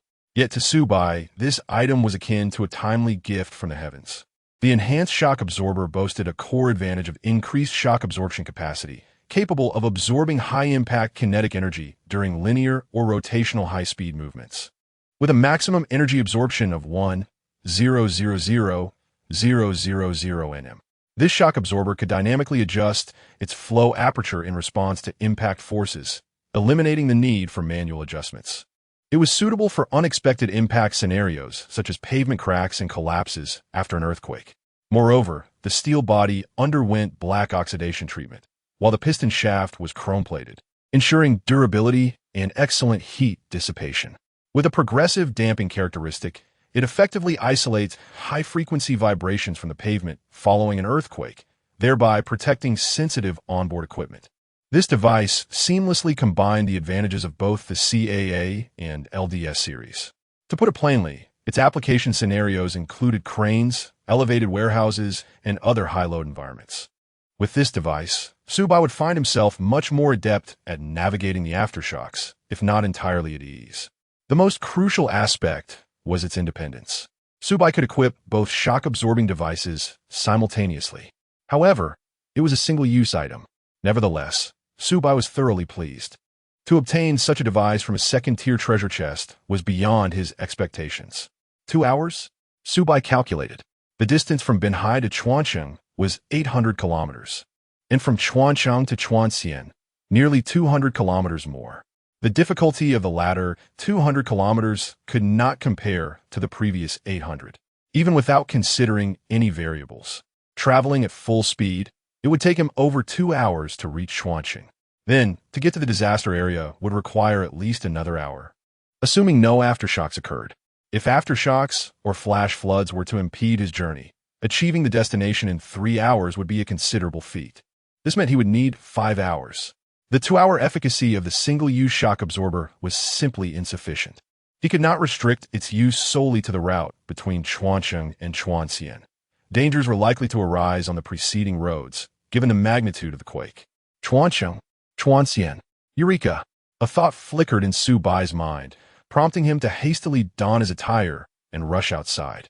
The route from Binhai to Chuan City formed a circular path, bisected by a river approximately 10 meters deep and around 8 meters wide. Ordinarily, traversing a vehicle through water would be deemed reckless. However, Su Bai possessed a buoyancy system that allowed him to glide atop the water surface at a speed of 25 kilometers per hour. Thus, he could cross the 8-meter expanse in a mere 20 minutes. Furthermore, having just acquired a mountain bike from Wuyin, he could easily ascend the riverbank and continue his journey along the national road, bypassing Chuan City entirely and heading straight to Chuan County. This way, he could activate the shock absorbers once he reached the national road. An impeccable plan. With a hum, Su Bai sped towards the highway entrance. 20 minutes later, at the highway junction, a yellow taxi came to a halt before winching. Without exchanging pleasantries, the two promptly loaded the supplies into the vehicle. To maximize space, the rear seats had been entirely folded down, allowing Li Wenqing to occupy the front passenger seat, thereby freeing up additional room in the back. Meanwhile, Su Bai secured some supplies atop his car with ropes. Although regulations typically prohibited such practices, exceptions were made in this extraordinary circumstance, and Li Wenqing had already made the necessary arrangements. Once everything was prepared, the system's notification chimed. Mission activated. Safely transport Li Wenqing and the supplies to the disaster area. Reward. Peak physical condition. Chapter 73. Director Li. You have sought me out numerous times, and this time I must apologize. Su Bai truly did not anticipate that this trip to deliver supplies would trigger a mission. However, regardless of the existence of a mission, it does not hinder his commitment to delivering aid to the disaster-stricken area. This endeavor transcends rewards. It is fundamentally about humanity. Su Bai firmly believes that any capable individual, faced with such circumstances, would make the same choice. The reward is merely a delightful bonus. Nonetheless, Su Bai feels a surge of excitement. The peak physical condition he desires is precisely what he currently lacks. Physical fitness and reflexes are distinct. Superior physical conditioning allows Su Bai to drive for extended periods without fatigue and endure more rigorous training than others. The supplies Su Bai brought were limited. His taxi, after all, cannot compare to a fully insured semi-trailer in terms of space. Thus, the items in his vehicle consisted of compact essentials such as energy bars, water, and medications. Items are both space-efficient and urgently needed in disaster zones. Click. Li Wenqing, seated in the passenger seat, fastened his seatbelt. Although he had known Su Bai for quite some time, it was his first experience riding in Su Bai's car. Nevertheless, even on this inaugural journey, Li understood the importance of buckling up. Otherwise, he could find himself unceremoniously ejected from the vehicle after a sharp turn. I have finished speaking with my colleagues. You need not worry about speed this time. Drive as fast as you can, ensuring our safety and that of others, he instructed. Understood, Su Bai nodded, eager to hear those words. Vroom. The engine roared to life, and the powerful acceleration compelled Li Wenqing to grip the handle tightly. Truth be told, he felt more anxious in Su Bai's car than he did during rescue missions in disaster areas.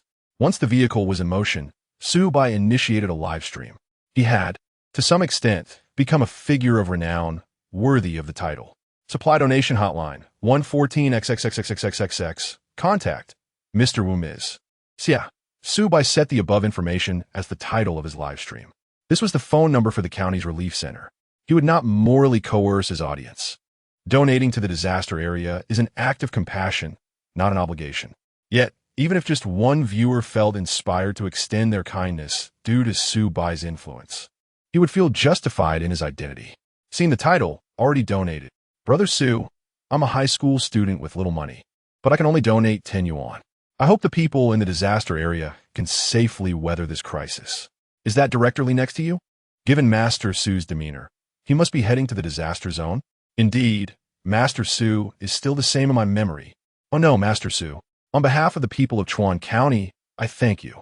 I am from Chuan County, studying outside, and I can no longer reach home by phone. Please be careful when you go. As the live stream commenced, a flood of viewers instantly surged in. At this moment, Su Bai's influence began to yield positive feedback. 1 yuan, 2 yuan, 10 yuan, 100, regardless of the amount. At this moment, Su Bai's fans expressed their heartfelt contributions to the disaster-stricken area. Throughout the entirety of Huagua, countless supplies were loaded onto vehicles, whether rented or privately owned. Under the watchful gaze of the public, numerous drivers embarked on this perilous journey. Li Wenqing also donated his personal savings, along with the money his wife had given him. Though modest, it amounted to 2,000. After all, he had to support impoverished students, and managing to save this much was no small feat. He now regarded Su Bai as the true people's driver of Binhai City. Not only was his character exemplary, but his fans were also kind-hearted individuals. Tick-tock, tick-tock, the sound of the left-turn signal echoed. Li Wenqing took a deep breath. Once he set foot on that highway, his fate would no longer be in his hands. Suddenly, Su Bai made a gesture that Li Wenqing could not comprehend. To his astonishment, Su Bai turned around. Huh? Master Su, what are you doing? Li Wenqing looked on in confusion as Su Bai executed a U-turn at the highway entrance and plunged directly into a nearby side road. I know a shortcut. A shortcut? Although Li Wenqing felt somewhat puzzled, he chose to trust Su Bai. As a leader, it is not the sheer excellence of one's skills that matters most, but rather the ability to refrain from pointing fingers in unfamiliar territories. The adage holds true: trust those you employ, and do not employ those you doubt. Despite having lived in Binhai City for many years, he could not compare his familiarity with the terrain to that of a driver like Su Bai. One could never predict where a driver might suddenly appear. However, the narrow road ahead seemed quite challenging to navigate. Moreover, changing routes abruptly would undoubtedly place him under considerable pressure. Losing the supplies would be a minor issue, but should an accident occur on this narrow path, it would spell disaster for both him and Su Bai. Even if Su Bai chose not to broadcast today, he would still go live, as his superiors had explicitly stated that he must always monitor the vehicle's route. All right, safety must be paramount. Ultimately, Li Wenqing refrained from voicing these concerns. He recalled Su Bai's words: just focus on your tasks. Leave the driving to me. If Li Wenqing could arrive in Chuan County as a vanguard, he might significantly shorten his transfer time. Thus, this endeavor was not merely a matter of aiding the disaster victims. Li Wenqing also staked his future on Su Bai. Su Bai, for his part, offered no further explanations. He could sense the immense pressure Li Wenqing was currently under. Yet, this was merely a change of course. Had Su Bai informed Li Wenqing that he intended to drive across a river, would Li Wenqing not have immediately disembarked to redirect him? Even if Li Wenqing were capable. What about the higher-ups? While Su Bai had confidence in his skills, Li Wenqing did as well. Yet, the unseen authority above them remained a question. Didactoli, you have sought me out numerous times. I apologize for this occasion. With a roar, the yellow taxi darted into the side road like a bolt of lightning. Chuan County. Upon the announcement of that news, the initial reaction of most citizens was one of stunned silence. Immediately thereafter, they rushed outside recklessly.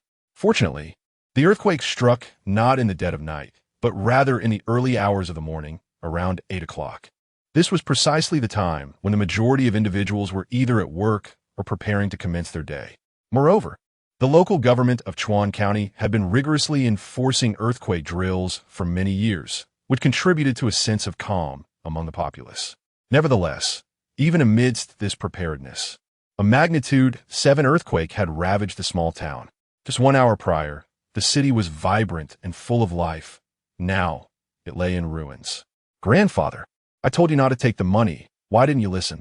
Lamented a young boy of 16 or 17, kneeling amidst the debris, overwhelmed with grief. The towering buildings that once stood proudly had vanished, along with his beloved grandfather. Mom.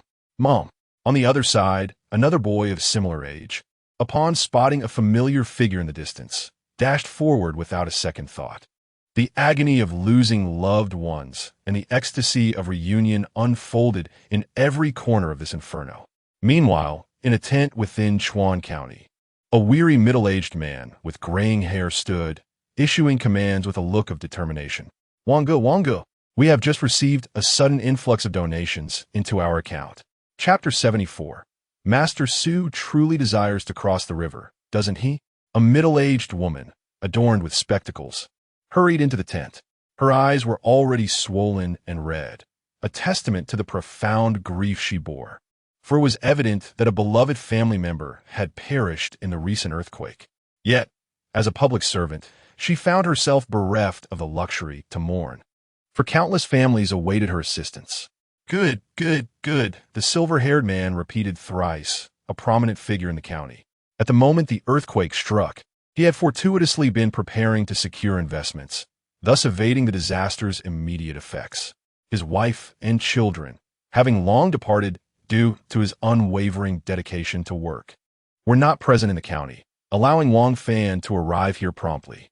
In his usual endeavors, both the populace and his subordinates held him in high esteem. He preferred not to be addressed by his title, and so the moniker Brother Wang had become commonplace. Brother Wang, here is the current status of the relief funds. Nearby, the secretary handed over the data from Xie Wen, the middle-aged woman, to Wang Fan. He had previously advised Wang Fan to wait until the aftershock subsided before coming to the scene. However, Wang Fan had dismissed such counsel with a resolute assertion. Is my life of greater worth than the lives of the people? Despite the persistent aftershocks, he arrived at the scene without hesitation. Upon glancing at the figures on the paper, the furrow of worry on Wang Fan's brow eased somewhat. Brother Wang, in just 5 or 6 minutes, a substantial amount of donations has poured in from across the nation, predominantly from the people of Binhai. They claim to be fans of Su Bai. Su Bai. Wang Fan felt a flicker of recognition towards the name, which he etched deeply in his memory. What is the situation regarding supplies? Xie Wen shook her head. Brother Wang, the resources we currently possess will sustain us for at most 2 hours. Food is not a significant concern, but we are critically short on water. The heat is soaring, and with the water being contaminated, many of our comrades have gone in search of a source. Nonetheless, supplies are being dispatched to us from all over the country. How soon can we expect them? Wang Fan pondered for a moment, acutely aware of the gravity of the water shortage. The fastest will be from Chuan City in 3 hours, and from Binhai in approximately 4 hours. As for the military, I have yet to receive a response. Understood. Wang Fan nodded. Comrades, he raised his voice. Now is the time when the people truly need us. We must overcome all obstacles to save as many lives as possible. Xie Wen, take a team to urgently seek out water sources, usable pots, and any unburied bottled water. Received, leader. The rest, follow me. Wang Fan donned his clothing and led the way forward. Many behind him gazed at him with concern. The earthquake's nature had been identified as a thrust fault earthquake, characterized by incomplete energy release, which could result in significant aftershocks. As such, everyone present harbored apprehension regarding Wang Fan's safety. His head crowned with white hair reveals that Wang Fan has been deeply concerned for Chuan County. At this moment, it is time for them to take action. Boom! Just then, another aftershock strikes. Wang Fan immediately steadies himself against the door frame beside the tent. He nudges his secretary who is attempting to assist him and turns to the people behind him. Comrades, what is the purpose of our work? To serve the people. Comes the unified shout. Good. Wang Fan takes a deep breath. What am I to you? Brother Wang. He turns to face the sun outside the door, squinting slightly. How can a leading brother allow his younger siblings to charge ahead unprotected? Every additional person represents an added hope. Comrades, let us set forth. Virum. Su Bai cautiously navigates the taxi along this narrow road. The aftereffects of the earthquake prevent him from diverting his focus. Boom! A massive boulder tumbles down from the hillside. Shift gears. Accelerate. Clutch. Su Bai performs yet another daring maneuver. The car suddenly soars into the air, causing Li Wenqing to grip the handles tightly. This sensation can only be truly experienced within the confines of the vehicle, where the terrifying feeling of weightlessness becomes palpable. Bang! Only when the car lands safely does Li Wenqing's heart return to his chest. Yet, the perils along this narrow road are far from over. The aftershocks continue to assault the humble taxi. Landslides, falling rocks, and scattered debris create an ongoing threat. Master Su, I don't understand why we're avoiding the national highway for this small road. Master Su, we all know you are concerned for the safety of the disaster-stricken people, but you must also care for your own safety. I just checked the route Master Su is taking. It bypasses Chuan City and leads directly to Chuan County. If the speed is the same, it could save about half an hour compared to the highway. Brother, I understand what you're saying, but clearly, under the current circumstances, we cannot afford to speed. There is a way for Master Su to reach Chuan City within half an hour by crossing the river nearby. Crossing the river? Brother, do you think Master Su's vehicle is AU8? He wouldn't just struggle to cross. It would likely sink right away. That river is 10 meters deep. The comments in the live stream flood intensely. People are baffled as to why Su Bai opts for this narrow road instead of the well-paved highway. It is only after he embarks upon this path that he realizes he has seriously underestimated the impact of the aftershocks on the vehicle. Fortunately, the intersection leading to the river crossing is not far ahead. Merely 5 minutes later, Su Bai arrives at his intended location. The roaring river rushes past. The effects of the aftershocks have transformed the mother river, which once nourished the entire coastal city, into a turbulent force. The waves, rising higher and higher, pose a significant challenge for Su Bai to cross the river. Whoosh! A precise drift aligns the front of Su Bai's car with the flowing river ahead. What are you planning to do? Li Wenqing watches Su Bai's maneuvers, feeling an inexplicable sense of fear rising within him. Based on his understanding of Su Bai, parking here undoubtedly signified that Su Bai was about to undertake something monumental.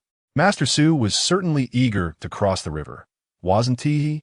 However, in the next moment, Li Wenqing's anxious heart finally sank. Su Bai calmly uttered 2 words, cross the river. At that moment, he was assessing the river's impact on the vehicle, ensuring that he could traverse it at the swiftest pace possible. Are you out of your mind? Li Wenqing immediately removed his hand from the steering wheel. If not for the last shred of composure he possessed, he would have surely knocked Su Bai unconscious and driven back himself. To cross the river? Was there any difference from courting death? Even if Su Bai's vehicle had been equipped with a buoyancy system, there were still aftershocks. Who could predict whether a sudden wave might engulf both of them? Master Su, heed my advice. If you wish to perish, there is no need to drag directly along. This river might not even be passable for an U8. What gives you the confidence to attempt it, Master Su? Surely, you do not genuinely believe your skills are sufficient to challenge nature, do you? Upon hearing Su Bai's words, a wave of detractors finally emerged in the live stream. Despite Su Bai's exceptional driving skills and character, the naysayers remained unfazed. Their sole purpose was to express their unique perspectives, emphasizing their distinctiveness from the masses. Yet, Su Bai offered no response. The only answers to the crowd's inquiries were the press of the accelerator and the roar of the engine. Like a warrior, Su Bai plunged fearlessly into the depths of the water. Chapter 75. From high mountains and flowing water to endless horizons in the bustling metropolis of Shanghai. At the headquarters of Xingqian Company, when she stood nervously before a man whose impeccably slicked-back hair gleamed under the light. Clad in a perfectly tailored suit devoid of any wrinkles, he held a cigar in his left hand and a glass of red wine in his right. This man was undoubtedly a seasoned veteran of Shanghai's corporate landscape, Zhang Chongping, the leader of a rival faction within Xingqian Company, opposing Chen Fuguo. Since the inception of Xingqian Company, he had been a trusted aide to the previous president. Indeed, he was the most prominent contender for the presidency a few years prior, possessing the qualifications, background, and connections that made his succession seem inevitable. Unfortunately, just before his demise, the former president made a bewildering decision to appoint the unremarkable Chen Fuguo as his successor. After a prolonged period of mental adjustment, Zhang Chongping begrudgingly accepted this choice. Indeed, he had come to terms with Chen Fuguo's ascension to the presidency, though he valued his 30-year friendship with the former president more than the title itself. Logically, this should have been a splendid opportunity for both men to collaborate and strengthen Xingqian Company further. However, reality often defies our desires. Zhang's connections and experience soon revealed their drawbacks. He represented not merely himself, but an entire coalition of interests behind him.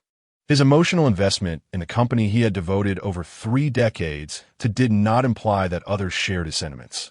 They sought greater profits, influence, and power. Zhang Chongping found himself in a position akin to that of Emperor Taizu Zhao Kuangyin.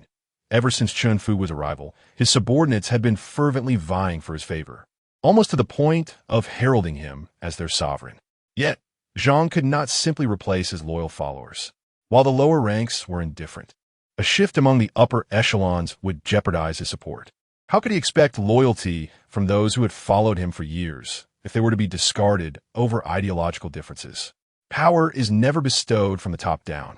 It is earned from the bottom up. Without a single ally, what purpose would his presidency serve? While he could tolerate Chen Fuguo assuming the role of president, he could not accept a scenario where Chen lacked his own support. Frankly, it mattered little to him whether the president was Chen Fuguo or Wang Fuguo. What he truly cared about was the company he had painstakingly built. He was concerned with his standing and influence within it. As time progressed, he realized that his approach to business starkly contrasted with Chen Fuguo's. Zhang represented the conservative faction. After all, his age made him averse to upheaval. In contrast to fame and accolades, he was more pragmatic, valuing financial gain above all. After all, tangible wealth resonates more profoundly than ephemeral glory. While Chen Fuguo epitomized the spirit of innovation, youth is characterized by exuberance and an array of innovative ideas, with a constant desire to contribute meaningfully to society. This sentiment echoes in the case of Su Bai, an endeavor orchestrated by Zhang Chongping. The subsequent manipulation of public opinion and the suppression of information were all executed under his direction. Zhang Chongping has never denied his involvement, nor has he ever felt remorse for his actions. He acknowledges Su Bai as an exceptional driver, possessing unique talent and personality. Had Xingqian Company invested nurturing Su Bai over several years, he might well have had the opportunity to compete in Formula One, perhaps even clinching a championship title. However, at that pivotal moment, Xingqian Company was focused on ascending the corporate ladder and lacked the financial resources to train a driver for years, especially when such an investment might yield no returns. Zhang Chongping prioritized tangible profits, cold, hard cash, over potential prospects. Su Bai, in his youthful exuberance, rejected any commercial endeavors proposed by the company, intent only on leaving a significant mark on the racing world. Zhang Chongping appreciated this ambition. Yet the outcome was straightforward. He decisively steered public sentiment and concealed Su Bai from the limelight. While he respected Su Bai's ideals, he could not acquiesce to them.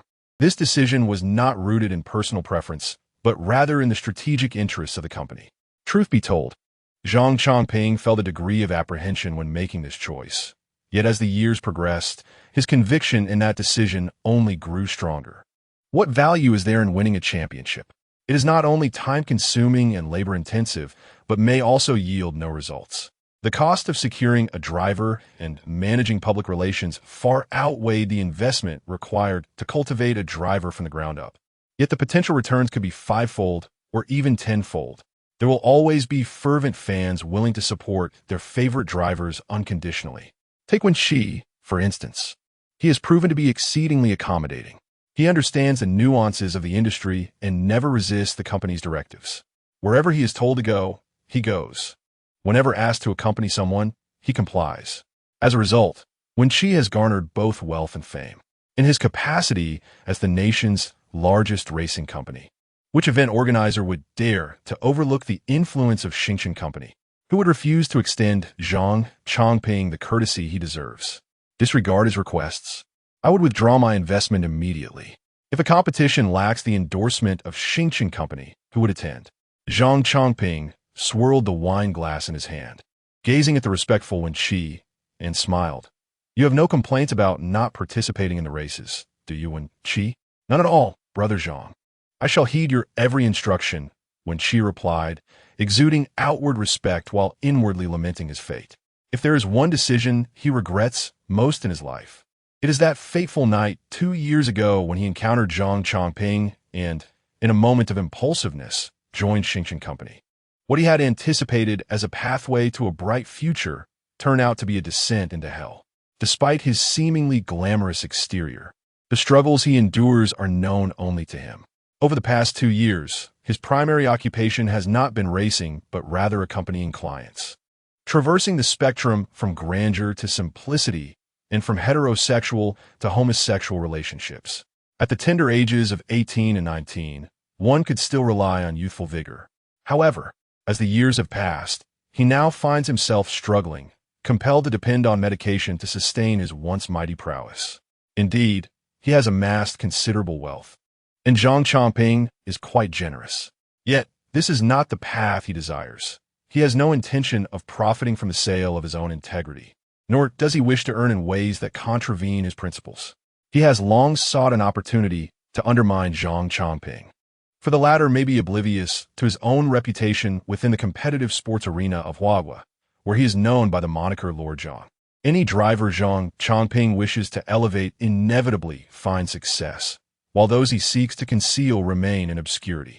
Wen Qi has been quietly gathering evidence of Zhang Chongping's misdeeds, waiting for the opportune moment to strike, even if it means facing consequences herself. Yet, Zhang Chongping's personal conduct is remarkably unblemished, so pristine, in fact, that it seems incongruous with his status.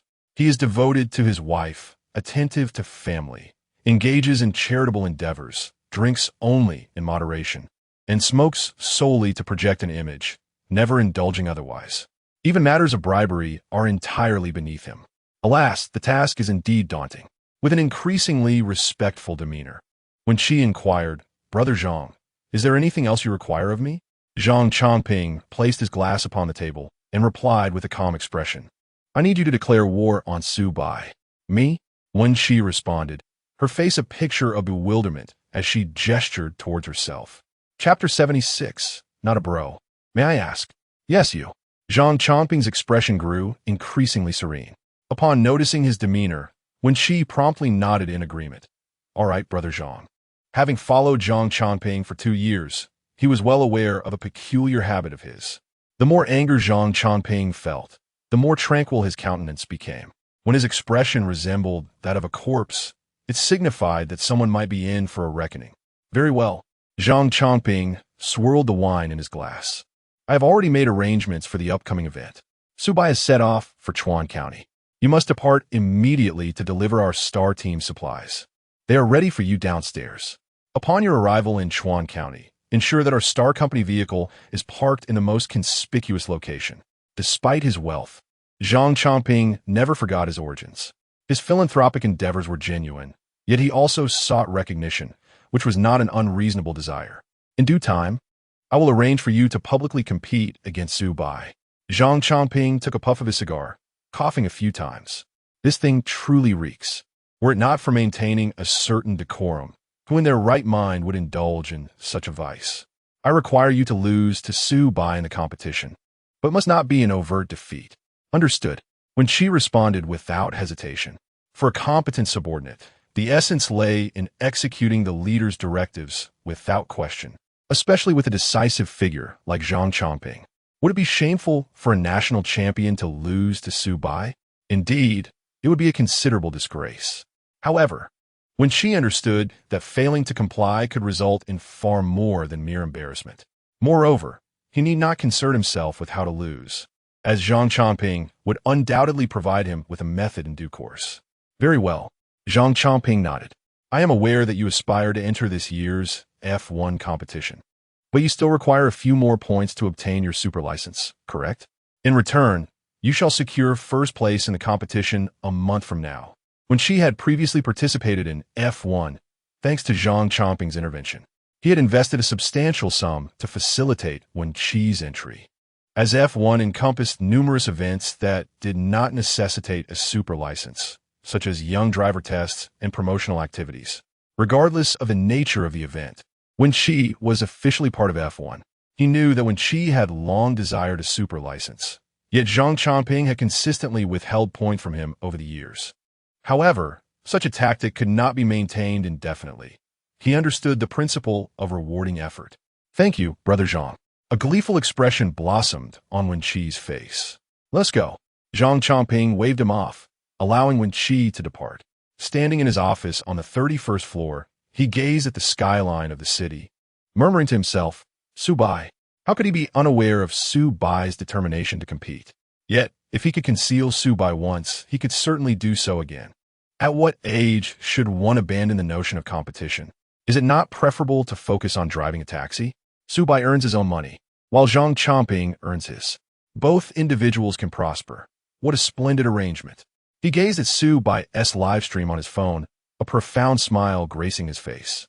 Su Bai's relentless pursuit of fame on the internet is merely a pretext to once again partake in a competition, is it not? Driving a car in 10 meters of water? Zhang Chongping chuckled and shook his head. Has Su Bai lost his mind over these past few years? Even the standards of their Xingchen company cannot guarantee that a car would function underwater at such depths. Buzz! The roar of the engine sent a jolt through Li Wenqing's mind. He gripped the handle beside him tightly. Su Bai was not jesting. He was genuinely prepared to plunge into the water. Su Bai, we bear no animosity, do we? As the river drew nearer, Li Wenqing began to ramble, despair washing over him as he shut his eyes. Gurgle, gurgle. The sound of the car entering the water reached Li Wenqing's ears. He could even sense the pressure of the water against the car door. If he were to perish in the depths, would he be reborn as a fish? Oh no. Fish possess a mere 3 seconds of memory. That would be dreadfully monotonous. Splash. As the front wheels submerged, Li Wenqing felt as though he too had transformed into a fish swimming in the river. Beep. The sound of the ignition echoed. Is it possible that death would be met with a welcome? Illusions began to swirl in Li Wenqing's mind. He desperately inhaled the last vestiges of fresh air, wishing to linger a moment longer in this world. After all, suffocating is hardly a pleasant way to depart. Breath, breath, breath. He had never realized how sweet air could be. Breath, breath, breath. Li Wenqing continued to gulp in air. Breath, breath, breath. After what felt like an eternity, he suddenly sensed something amiss. Wait, how could he still breathe? Surely, after death, one does not still require oxygen? His panicked mind gradually returned to the emptiness within. No, I am not dead. Li Wenqing slowly opened his eyes, only to behold a scene he would never forget. The yellow taxi was gently floating in the rushing river.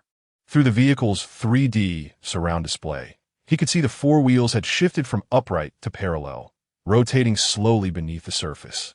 The car's air intake was entirely above water. Perhaps it would be more fitting to call it a taxi boat now. At this moment, the speed had decreased from 120 km/h to 25. Su Bai had shifted to a lower gear, his foot firmly pressing on the accelerator. Experienced drivers know that when navigating through water, speed must be moderated. It is essential to maintain the throttle between 5 to 10 kilometers h to prevent excessive speed from allowing waves to enter the air intake or submerging the exhaust outlet. Thus, Su Bai's confidence in the system's rewards, coupled with his own driving skills, emboldened him to accelerate to 25 kilometers per hour. However, he was hesitant to test the limits further. Driving through floodwaters was manageable. If the engine stalled, at least there would be someone to rescue him. Yet, driving the river posed a far graver risk. Should the engine fail, there would be no time to wait for aid. He would merely become a watery grave for a dragon, saving the cost of cremation. Nevertheless, the reduction in speed did not calm Li Wenqing. Instead, he gazed at Su Bai with an expression akin to encountering a ghost. Not to be rude, but how does a decade-old Jetta, particularly a taxi, possess a flotation system? He exclaimed, and at this speed, it feels more aggressive than navigating a boat. Ordinary vessels wouldn't dare traverse waters in such a state. Goodness, what on earth? When did you, Master Su, secretly install this contraption? I must inquire, is this the first instance of a flotation system being utilized in a gasoline vehicle? Clearly, you are misinformed. Starry Company and Ford Mercedes have also made announcements this year. In essence, the flotation system is not exclusively for electric vehicles. Case solved. Master Su, you can't claim you're not a driver for Starry Company. Speak up. Have they been keeping you as a trump card, waiting for the moment to astonish everyone? Evidently, Su Bai's maneuver, or rather the component, had left the audience astounded for an entire year. However, he had no time to concern himself with a barrage of comments. The relentless waves crashing against him and the occasional aftershocks demanded his unwavering concentration. Meanwhile, within a stern-looking building in Binhai City, a genial middle-aged man rose to his feet, repeatedly exclaiming, "Good, good, good." This man was none other than the head of Binhai City. Chapter 77, Gu Fuqiang, Master Su. Well done. The name of the mayor is Wu Fuqiang. He has only recently arrived in Binhai City in the past few years. Despite the seemingly glamorous position of a city mayor, where there are people, there exists a complex web of relationships. Even a leader, without capable subordinates, is rendered ineffective. Therefore, as a mayor, his approach is that of a congenial figure, focusing on avoiding mistakes rather than seeking accolades. This year marks the final year of his term. Ideally, he should transition smoothly to a more leisurely department for his retirement. However, unexpectedly, a figure named Su Bai emerged, reigniting Wu's ambition to advance within the ranks. Thus, he astonishingly consented to Li Wenqing's request for Su Bai to serve as the lead driver. For an official of his cautious demeanor, this was indeed a considerable risk. To be candid, Wu felt a twinge of anxiety when he witnessed Su Bai suddenly alter their route. Given Su Bai's current prominence, should anything untoward occur during the live broadcast, it would likely spell the end of Wu's career. Yet, without risk, where lies the potential for reward? Observing the congratulatory atmosphere in the room, Wu smiled. Moments ago, these individuals regarded him with indifference, yet now, their faces radiated genuine joy. Such is the nature of work. Although Wu discerned the underlying calculations of these individuals, he chose not to express his dissatisfaction. Compromise, after all, is an art. Wu took a sip of his tea, expelling the leaves, and remarked, "Master Su's actions not only invigorated our earthquake relief efforts, but also set an exemplary standard for our Binhai City and beyond. When faced with adversity, the people of Binhai demonstrate courage, as do its officials. Well done, Master Su." As Wu spoke, his secretary diligently took notes. Though Wu's words were few, they encapsulated his stance on the relief efforts, warranting significant attention, particularly concerning Su Bai. The secretary paused in his writing, recalling that this year's nominees for the top 10 touching figures of Huagua were to be submitted soon. He remembered Wu mentioning it a few days prior. Observing Wu's demeanor, it seemed evident that Su Bai was the intended candidate. Though Wu had not explicitly mentioned this matter, a secretary should refrain from making decisions on behalf of his superior. Nevertheless, certain truths are evident, and one must navigate them with discretion. If he could not decipher the subtle implications within Wu's words, he would be unfit for his role as a secretary.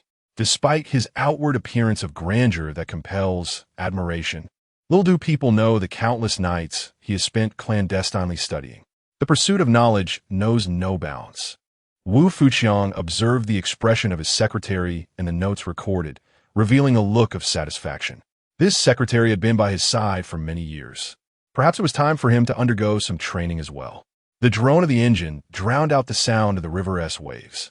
The vehicle swayed incessantly, not due to Su Bai's lack of driving skill, but rather the tremors caused by aftershocks. Li Wenqing transitioned from initial fear to trepidation, then astonishment, and finally to a feeling of relief. He had underestimated Su Bai. Indeed, this man, regardless of the circumstances, always appeared remarkably composed. From their first encounter during the flash flood rescue to the current unfolding events, Su Bai consistently managed to unveil something unexpected when others thought they understood him. Although driving in water might seem reliant on the car's buoyancy, Li Wenqing, seated beside Su Bai, could discern far more intricate details.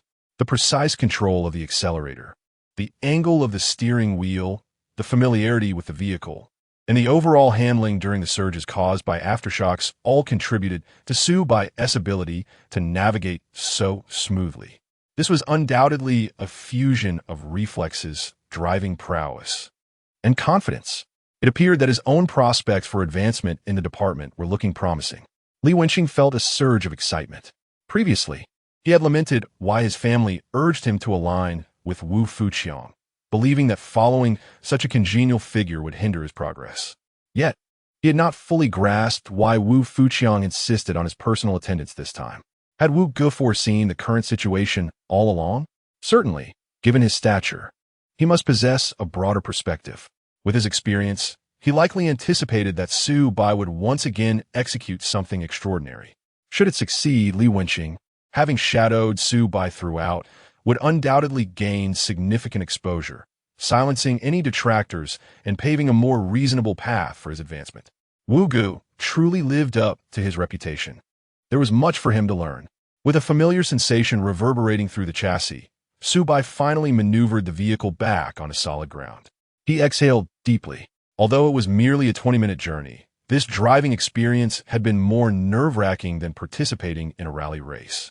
In a rally, should something go awry, professional personnel would be present. Here, if something went wrong, Su Bai wouldn't even have time to pen a farewell note. The living arrived in the morning, while the deceased were taken away by noon, and the meal was served in the evening. Master Su's performance has been exceptional, and this waterborne driving system is indeed worthy of emulation by various manufacturers. However, it is crucial to remember that all existing water flotation systems on the market currently face a significant drawback. Any water ingress necessitates a return to the factory for extensive repairs. Even the waterproof system from Xingqin Company is no exception. Thus, how does Master Su intend to navigate the forthcoming challenges? Must he also send it back for repairs?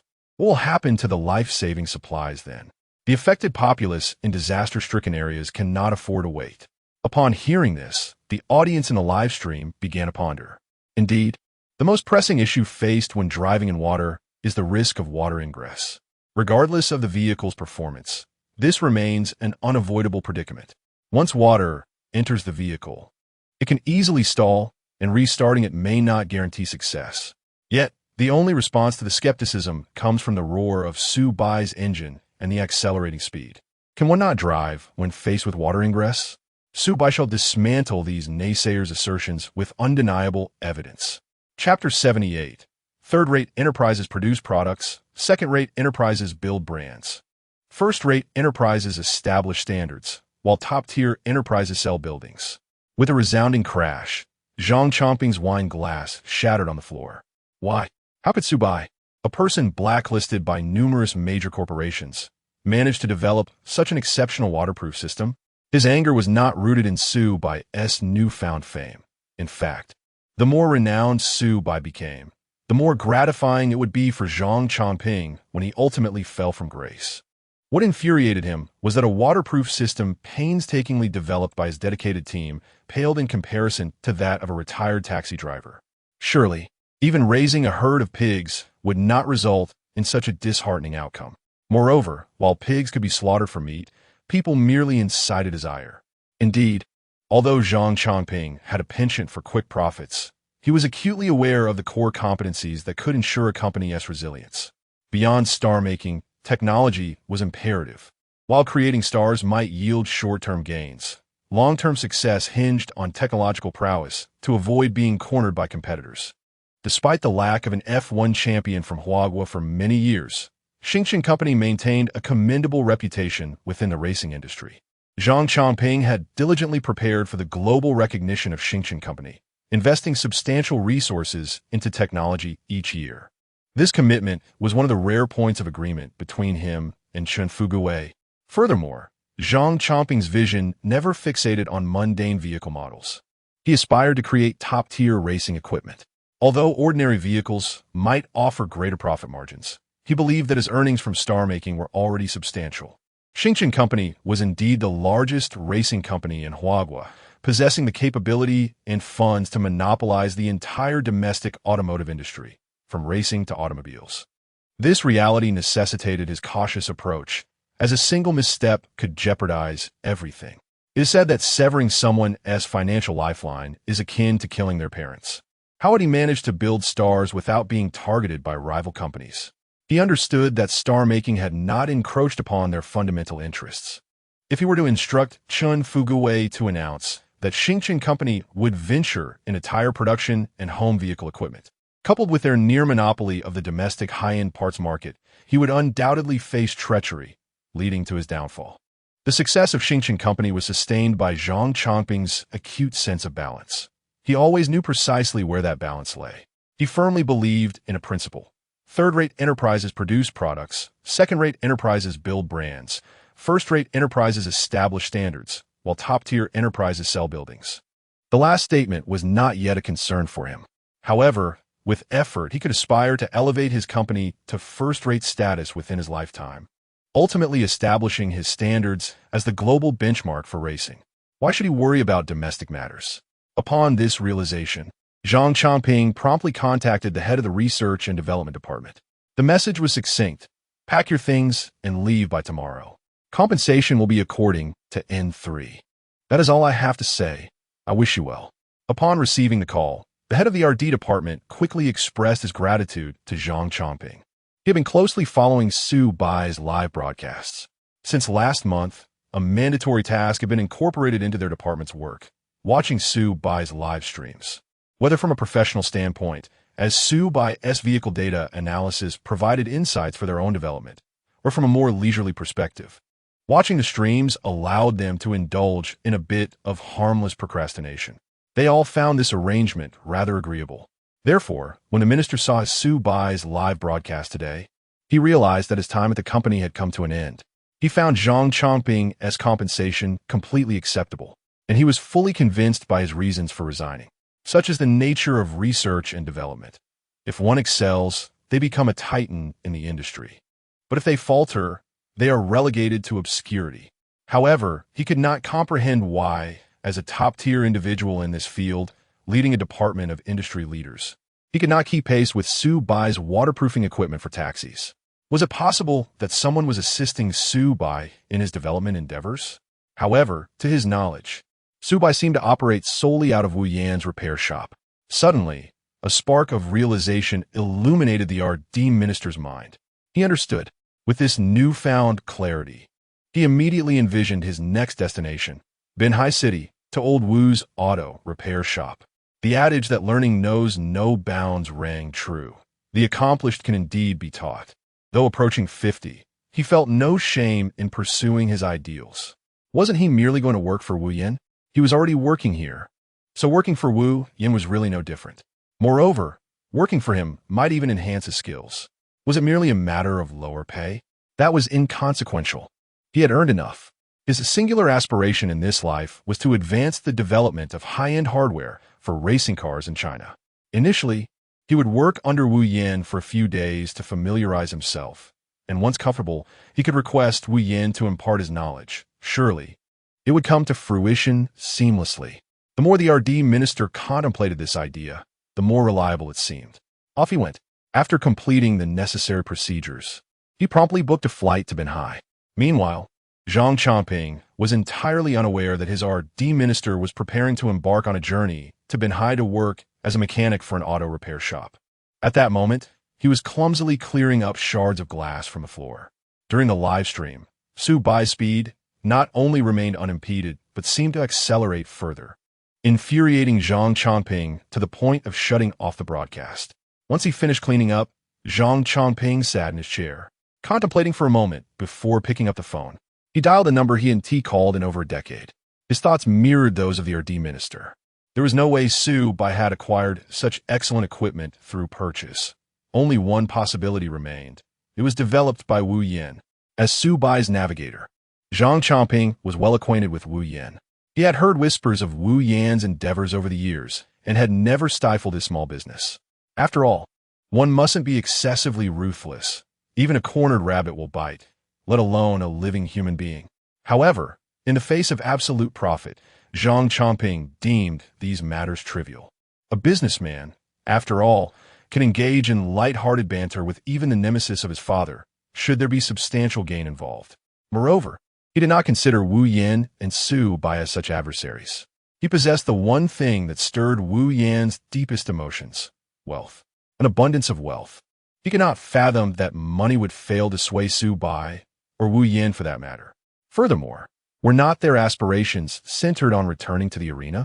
He could hardly believe that the allure of wealth, combined with the temptation of a comeback, would not secure a waterproof system.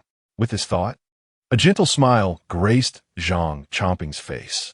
When the call was answered, he spoke tenderly, "Brother Wu, it's your brother Zhang." Meanwhile, after nearly 2 hours of swift driving, Su Bai finally delivered the supplies to their destination, Chuan County. Chapter 79. Follow me, jump. The airspace near Chuan County. The epicenter, Sheng County. Above 5,000 meters. A blanket of white clouds obscured the transport aircraft's view, and the sound of the propellers echoed in the hearts of the 15 individuals aboard the helicopter. Captain Wu Zhanzhong of the paratroopers gazed at the clouds below, his brow furrowed in deep concentration. At the age of 48, he was considered to be serving beyond the typical age limit.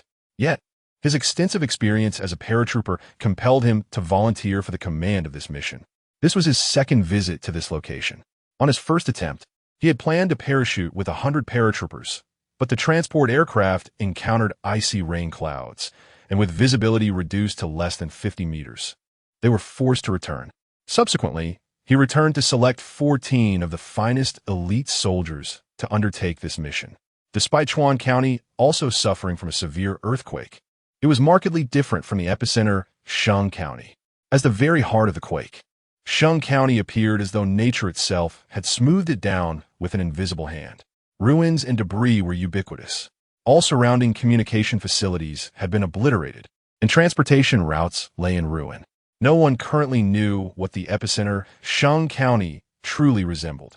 They might very well become the first to uncover its reality. However, this mission was unlike any other. It marked the first time since the establishment of the paratroopers that they would execute a non-war operation via parachuting. They were to perform a jump from an altitude of 4,999 meters under 3 prohibitive conditions: no meteorological data, no ground markers, and no command guidance. Moreover, the mountains surrounding Sheng County reached heights of 4,000 meters, leaving only narrow canyons for the drop, which posed extreme risks. Even in Wu Zhanzhong's extensive paratrooper career, he had never encountered such a scenario. Taking a deep breath, Wu Zhanzhong glanced at the paper map in his hand, estimating that below the clouds lay Sheng County. "Have we written the letter of commitment?" he asked, looking at the group behind him. Some were nearly the age of his own son. Others were fathers themselves, while some were of similar age to him. Yet, within this elite unit of paratroopers composed of 3 generations, young, middle-aged, and old, not a single face displayed fear. The unwavering determination in their eyes spoke volumes about their resolve for this mission. "Comrades," Wu Zhanzhong inhaled deeply. "Have you all completed the letter of commitment?" "Yes," came the chorus of 14 uniform voices. "Good," Wu Zhanzhong nodded. "Do you remember what we wrote?" "To defend the safety of the lives of the people at all costs." Hearing those words eased Wu Zhanzhong's tension somewhat. Of course, it was not his own anxiety that he felt, but rather the apprehension of his trusted subordinates. After all, under such conditions, the survival rate upon landing was an uncertain variable. Nevertheless, A soldier's duty is to obey orders. Once they donned their uniforms, their own lives were never the foremost concern. Comrades, Wu Zhenzhong proclaimed passionately, "Do you have confidence in completing this mission?" Yes, yes, yes. Are you afraid? Not afraid. Even in the absence of any information to guide them, and despite the perilous nature of this parachuting endeavor, these 14 brave soldiers exhibited not a trace of fear. Commander Wu Zhenzhong issued the first command, "Check your equipment." A series of crisp sounds echoed as everyone commenced the final inspection before the jump in hushed unison. At precisely 11:40, Wu Zhenzhong gazed down at the billowing clouds, inhaling deeply. Gripping his parachute pack firmly, he bellowed, "Comrades, the time has come for our nation and people to test us. Follow me. Jump." A roar erupted in response. As the commanding officer, Wu Zhenzhong resolutely took the leap himself, leading his troops into the abyss. Whoosh, whoosh, whoosh. Subsequently, the remaining 14 warriors fearlessly followed him from the transport aircraft. In no time, the 15 figures, diminutive in comparison to the vast sky and earth, vanished into the expanse below. In Chuan County, Su Bai's initial impression was one of ruin and despair. The towering edifices had devolved into mere heaps of debris. Exposed rebar lay strewn about, while individuals, their hands bloodied, relentlessly excavated the concrete. Even amidst the bloodshed, they pressed on. Amongst the ruins, faint cries of anguish could be discerned, but silence predominated. Many stood atop the wreckage, weeping uncontrollably. The relentless aftershocks did little to alleviate their agony over the sudden loss of their loved ones. This was Su Bai's first encounter with the aftermath of an earthquake in 2 lifetimes. Yet, amidst the devastation, a glimmer of hope persisted. A group of individuals donned in vibrant attire tirelessly searched for survivors with whatever tools they could muster. Some were clad in pajamas, others in athletic wear, and some even sported aprons. Most notably, among the crowd, one could spot a figure in an administrative jacket. With graying hair and bloodshot eyes, it was evident that this person had not rested in quite some time. Yet, whenever they approached a particular ruin, those weeping atop it would momentarily regain composure, as if they had encountered a flicker of life from their beloved ones. It was as though their mere presence signified that hope remained alive. Everyone, let us exert ourselves. These areas have sustained relatively minor damage. Stay close to the search dogs, and we must not abandon any life. Wang Fan shouted through a megaphone. His administrative jacket was dust-covered from the debris he had recently cleared. With resources still scarce, he relied on the limited tools at his disposal, saving one life at a time. Fortunately, their efforts yielded positive results. In the span of nearly an hour, they managed to rescue 10 individuals, albeit from locations that were not deeply buried. Beneath the unexcavated ruins, countless others awaited rescue. After delivering these remarks, Wang Fan finally sank to the ground, having ceased to care about his own appearance. Having scarcely slept the entire night, and coupled with nearly an hour of intense exercise, he was indeed feeling the strain at his age. Suddenly, the roar of an automobile pierced the air. Just as Wang Fan had settled down, he sprang to his feet. A car? Where could it possibly have come from? Could it be that Chuan County is now accessible by vehicle? As his gaze swept across the scene, he spotted a yellow taxi. Moments later, a young man and a middle-aged man emerged from the vehicle. While the young man was unfamiliar to him, he recognized the middle-aged man, albeit vaguely. "Brother Wang, Directoli." Upon seeing Li Wenqing, Wang Fan's discomfort vanished.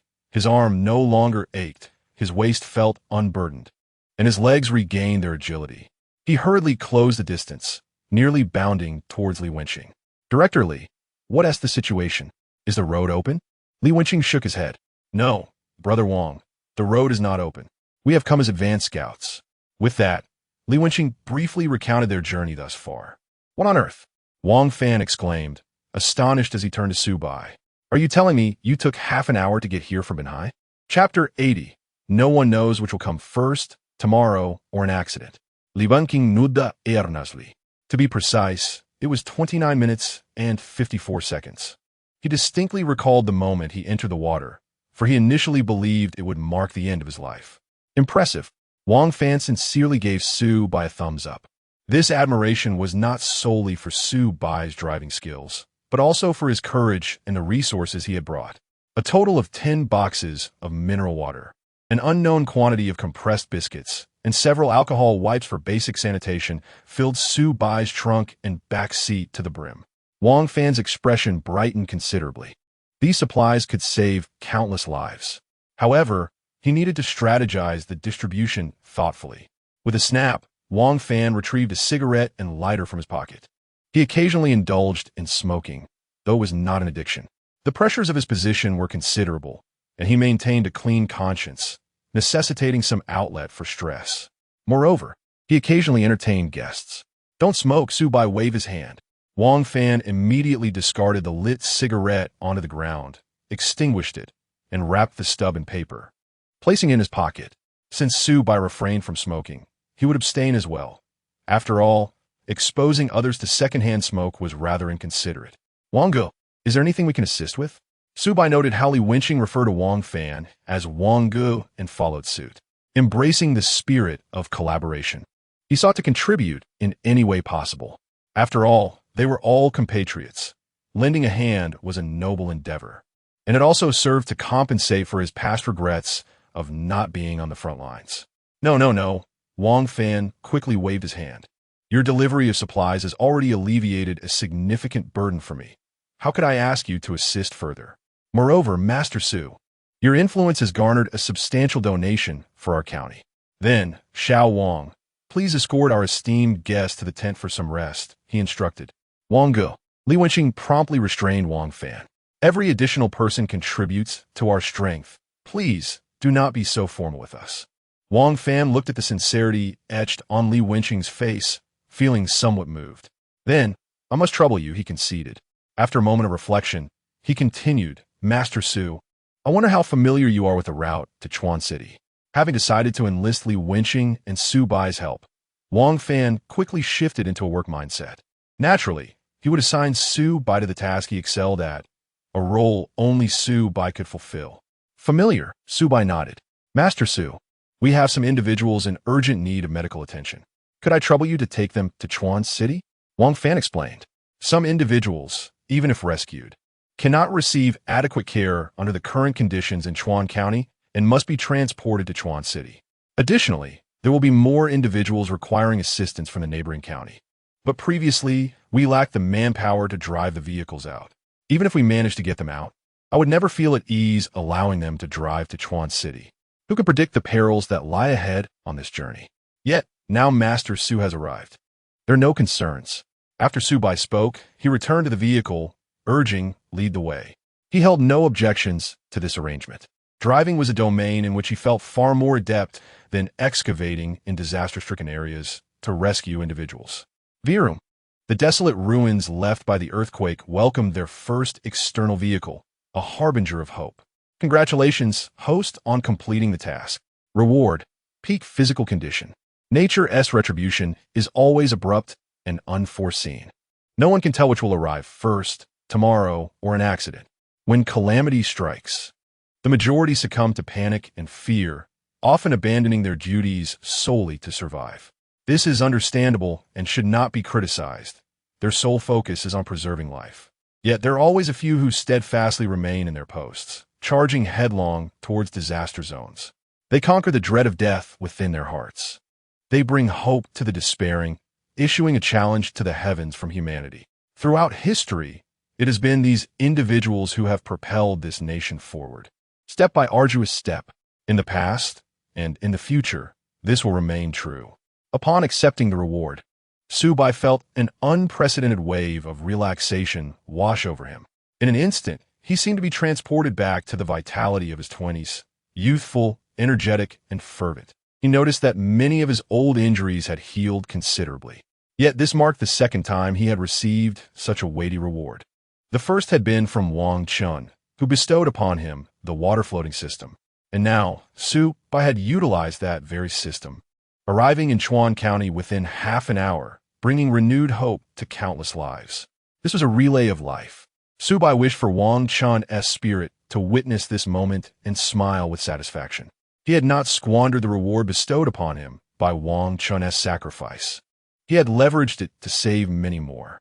Master Su, I appreciate your assistance, Wang Fan said as he placed a patient in Su Bai's vehicle, along with a surviving medical personnel. Although this individual was merely a staff member from a health center, skilled only in administering IVs and bandaging, they were among the scant few medical personnel available. The condition of the patient before them was dire, bloodied, and barely breathing. Wang Fan was not ignorant of the fact that such a patient should not endure jostling. However, he had already consulted the family, who understood that if they did not act, the patient would certainly perish, and the risk of death during transit was also considerable. The family grasped the gravity of the situation. All right, Su Bai nodded.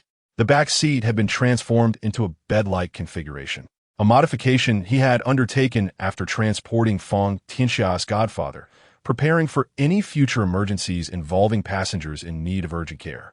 He had not anticipated utilizing it so soon. He even made use of the hot water from his previous reward. Master Su, do you have anything cold? The medical personnel gazed anxiously at Su Bai. The patient's temperature was steadily rising, and if this continued, it was likely that the patient would succumb to fever before even reaching Chuan City. Su Bai gestured towards the water beside the medical staff. After obtaining the water, he poured it into his cup, mentally selecting the desired temperature. With a splash, a bottle of chilled water was soon presented to the medical personnel. In their line of sight, after receiving the water, Su Bai poured it into the cup, which subsequently displayed the temperature. He then emptied the cup. All of this seemed entirely reasonable, and the medical staff exhibited no surprise. After all, with the advancements in technology, heated and cooled cups were no longer a rarity. Thank you, the medical personnel said, promptly placing the cup on the patient's forehead. At this moment, he could scarcely concern himself with sanitation. Survival was the priority. The roar of a taxi echoed through the narrow road, ravaged by aftershocks. Meanwhile, in Mian County, the principal looked anxiously at the teachers. Where is Teacher Fong? Why hasn't Tishi come out? Chapter 81. Captain, my main parachute has malfunctioned. Principal Li's face was smeared with blood, and a rudimentary bandage adorned his head. Through the gauze, one could discern a spot where blood oozed. This injury was incurred when a small shard of rock fell upon him while he was rescuing a child in the third-grade classroom. Fortunately, the fragment was minor, inflicting no serious damage. After emerging, he immediately began to account for the students. With precision, Principal Li could recall the names, appearances, birthdays, and home addresses of all 152 students, a natural ability that came with his responsibilities as principal. However, upon thorough observation, he realized one was missing. Pan Hua had not yet emerged. Furthermore, teacher Fang Tianxia was also absent. This prompted his earlier inquiries. Principal Li. Xiao Tian's face was already streaked with tears.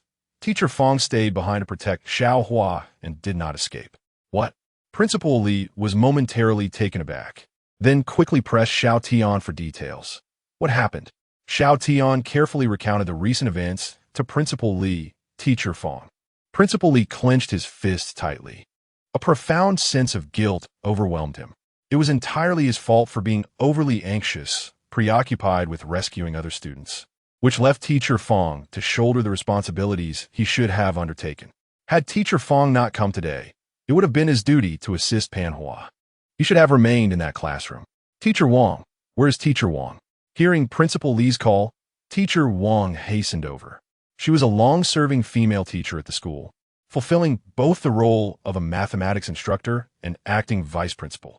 Teacher Wang, if anything happens to me, you must take good care of the students. Principal. Teacher Wang reached out to grasp Principal Li, but he was already racing into the teaching building ahead of her. At that moment, the building had partially collapsed. The earthquake had not struck here with the same intensity as it had in Mao County, and perhaps by some divine grace, the school had only succumbed to partial destruction. Nonetheless, debris continued to fall incessantly. The school teetered precariously in the aftermath of the tremors. Principal Wang, remember to take care of the children. I entrust them to you. Without hesitation, Principal Li plunged into the building. As the head of the school, it was his duty to ensure the safety of every individual within its walls. Even though Fang Tianxiao was not a regular teacher at the school, the moment she stepped onto its grounds, she became one of them. Moreover, Xiao Hua still remained inside. Unaccounted for, As a survivor of the earthquakes of the 1970s, he possessed more experience than anyone present. Furthermore, should he be able to sacrifice his own life to save Fong, Tianxia, and Pan Hua, it would be an unfathomable blessing. Pan Hua was a diligent girl, brimming with potential for the future. As for teacher Fong, he had gleaned some insight into her struggles. She had painstakingly earned her living through her own efforts. Countless students await the encouragement and guidance of teacher Fong. She has the potential to bring hope to many. A person like teacher Fong, who possesses both wealth and a profound sense of social responsibility, cannot simply perish in this manner. Yet he, after all, is merely a principal. At this moment, Principal Li's decision was not a spur-of-the-moment choice, but rather an instinctual response, an instinct shaped by the duties and responsibilities of his position. Gravel cascaded around him as Principal Li's solitary figure staggered towards the teaching building, akin to a warrior bravely confronting the calamities of nature. In Maoxian, a biting wind swept across Wu Zhenzhong's face, rendering his vision a hazy blur. It was only upon leaping from the aircraft that he realized the perilous nature of this mission. All that lay before him was a shroud of clouds. Visibility extended merely 3 or 4 meters. The instant they entered the cloud layer, he found himself nearly severed from communication with his teammates. He could only infer their current status through indistinct voices. As the vanguard in this earthquake response, their equipment was undoubtedly of the highest caliber, featuring helmets and protective suits equipped with integrated oxygen supply, heating, and communication functions. However, it was evident that the communication capabilities were limited to their small group of 15, and the fog, along with damaged devices, rendered their voices intermittent. Wu Zhenzhong glanced at the altimeter in his hand. The altitude had reached 4,000 meters.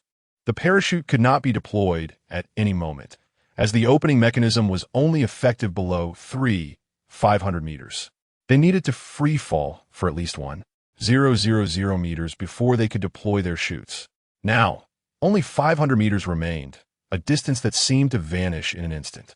Upon reaching 3,500 meters, Wu Zhenzhong shouted into the communication device, "Prepare to deploy parachutes." He was uncertain whether his teammates could hear him, but he felt the weight of a leader's responsibility. After jumping, he realized an involuntary sense of fear rising within him, not from a fear of heights or the task's difficulty, but from the unknown.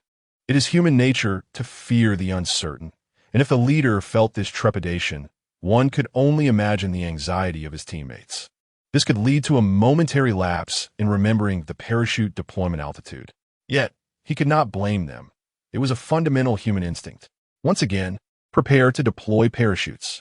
Wu Zhenzhong reiterated, bracing himself for the descent.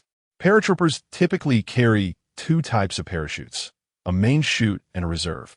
The main parachute is generally located on the back and is deployed via guide chute, while the reserve parachute is positioned at the front.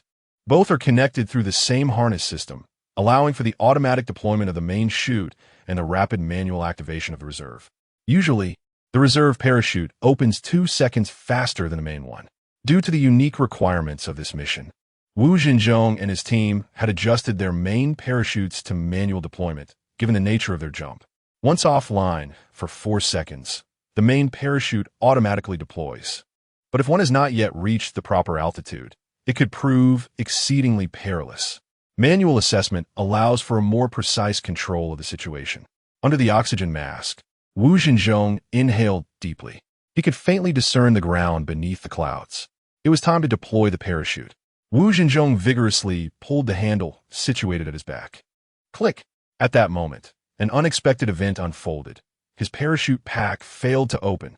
Simultaneously, a garbled voice emerged from the intercom. Captain, my main parachute has malfunctioned. Chapter 82 Limu.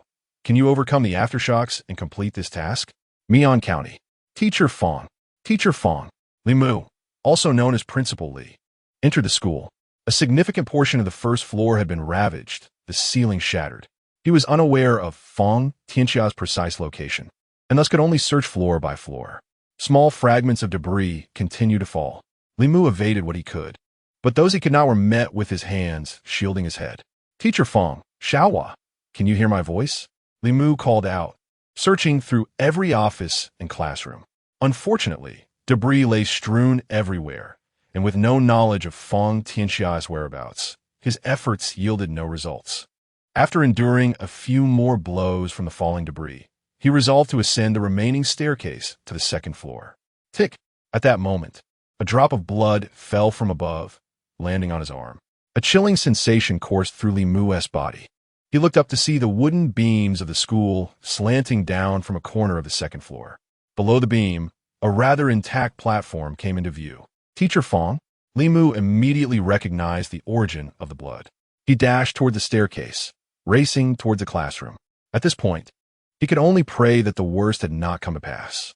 His voice had been loud. If either Fang Tianxia or Pan Hua were conscious, they would have responded. Even if they could not speak, they would have kicked some debris to alert him.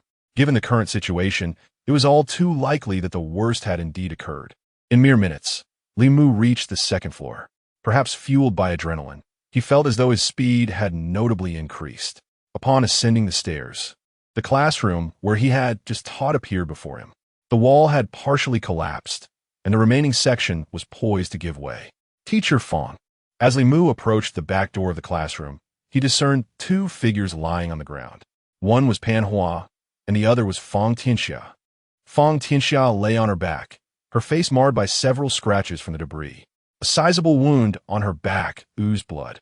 Pan Hua, clearly unconscious, lay nearby, surrounded by scattered snack wrappers. Evidently, the two had not had the chance to consume their provisions. Adjacent to the snack wrappers, a pool of nearly congealed blood dripped slowly down towards the floor below. The blood he had just felt had originated from this very spot. Teacher Fang. Upon witnessing this scene, Li Mu did not rush forward immediately. A large stone protruded from the gap where the wooden beam slanted downwards, and bloodstains marred its tip. In an instant, Li Mu's mind conjured the scene of what had transpired. Amidst the violent tremors, a fragment of stone had fallen from the rooftop, colliding with both Pan Hua and Fang Tianxia simultaneously. In a moment driven by instinct to protect her student, Fang Tianxia instinctively rose to shield Pan Hua.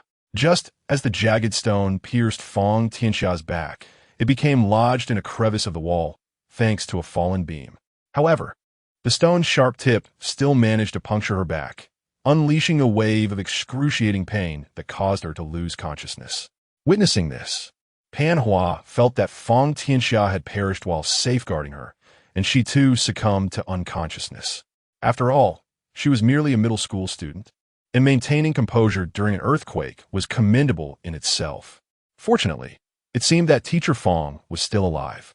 The very beam that nearly claimed her life serendipitously became her guardian angel. Had that stone fallen freely, Fang Tianxia would have been impaled through her back.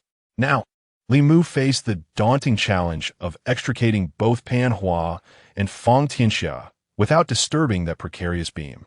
Pan Hua was manageable. Being a child, she was light enough for Li Mu to lift her effortlessly. However, Fang Tianxia's legs were positioned directly against the beam, and Li Mu was hesitant to take any risks.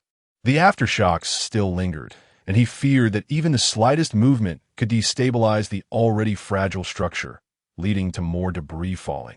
Scanning his surroundings, Li Mu's gaze landed on a long wooden plank, sparking an idea. He cautiously cleared away the loose stones and debris near Fang Tianxia's head and chest to enhance her breathing space.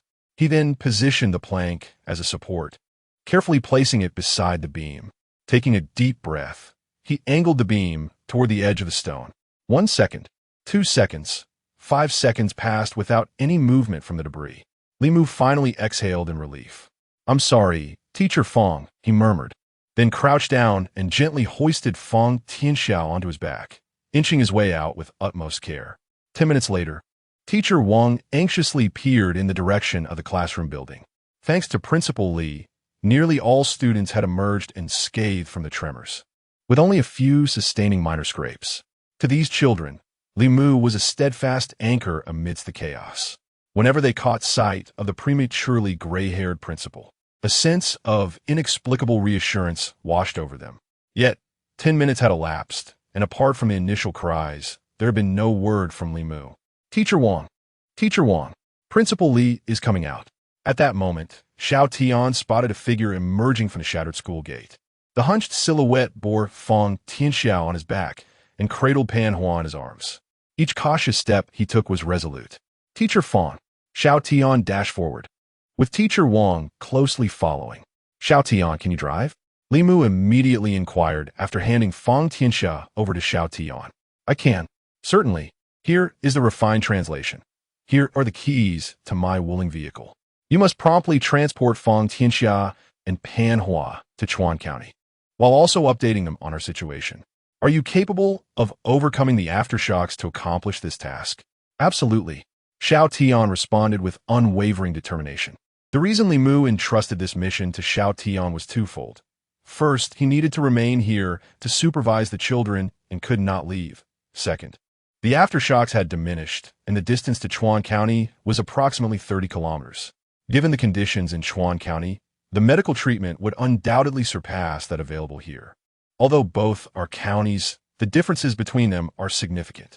Of course, he was unaware that Chuan County had also been affected by the disaster.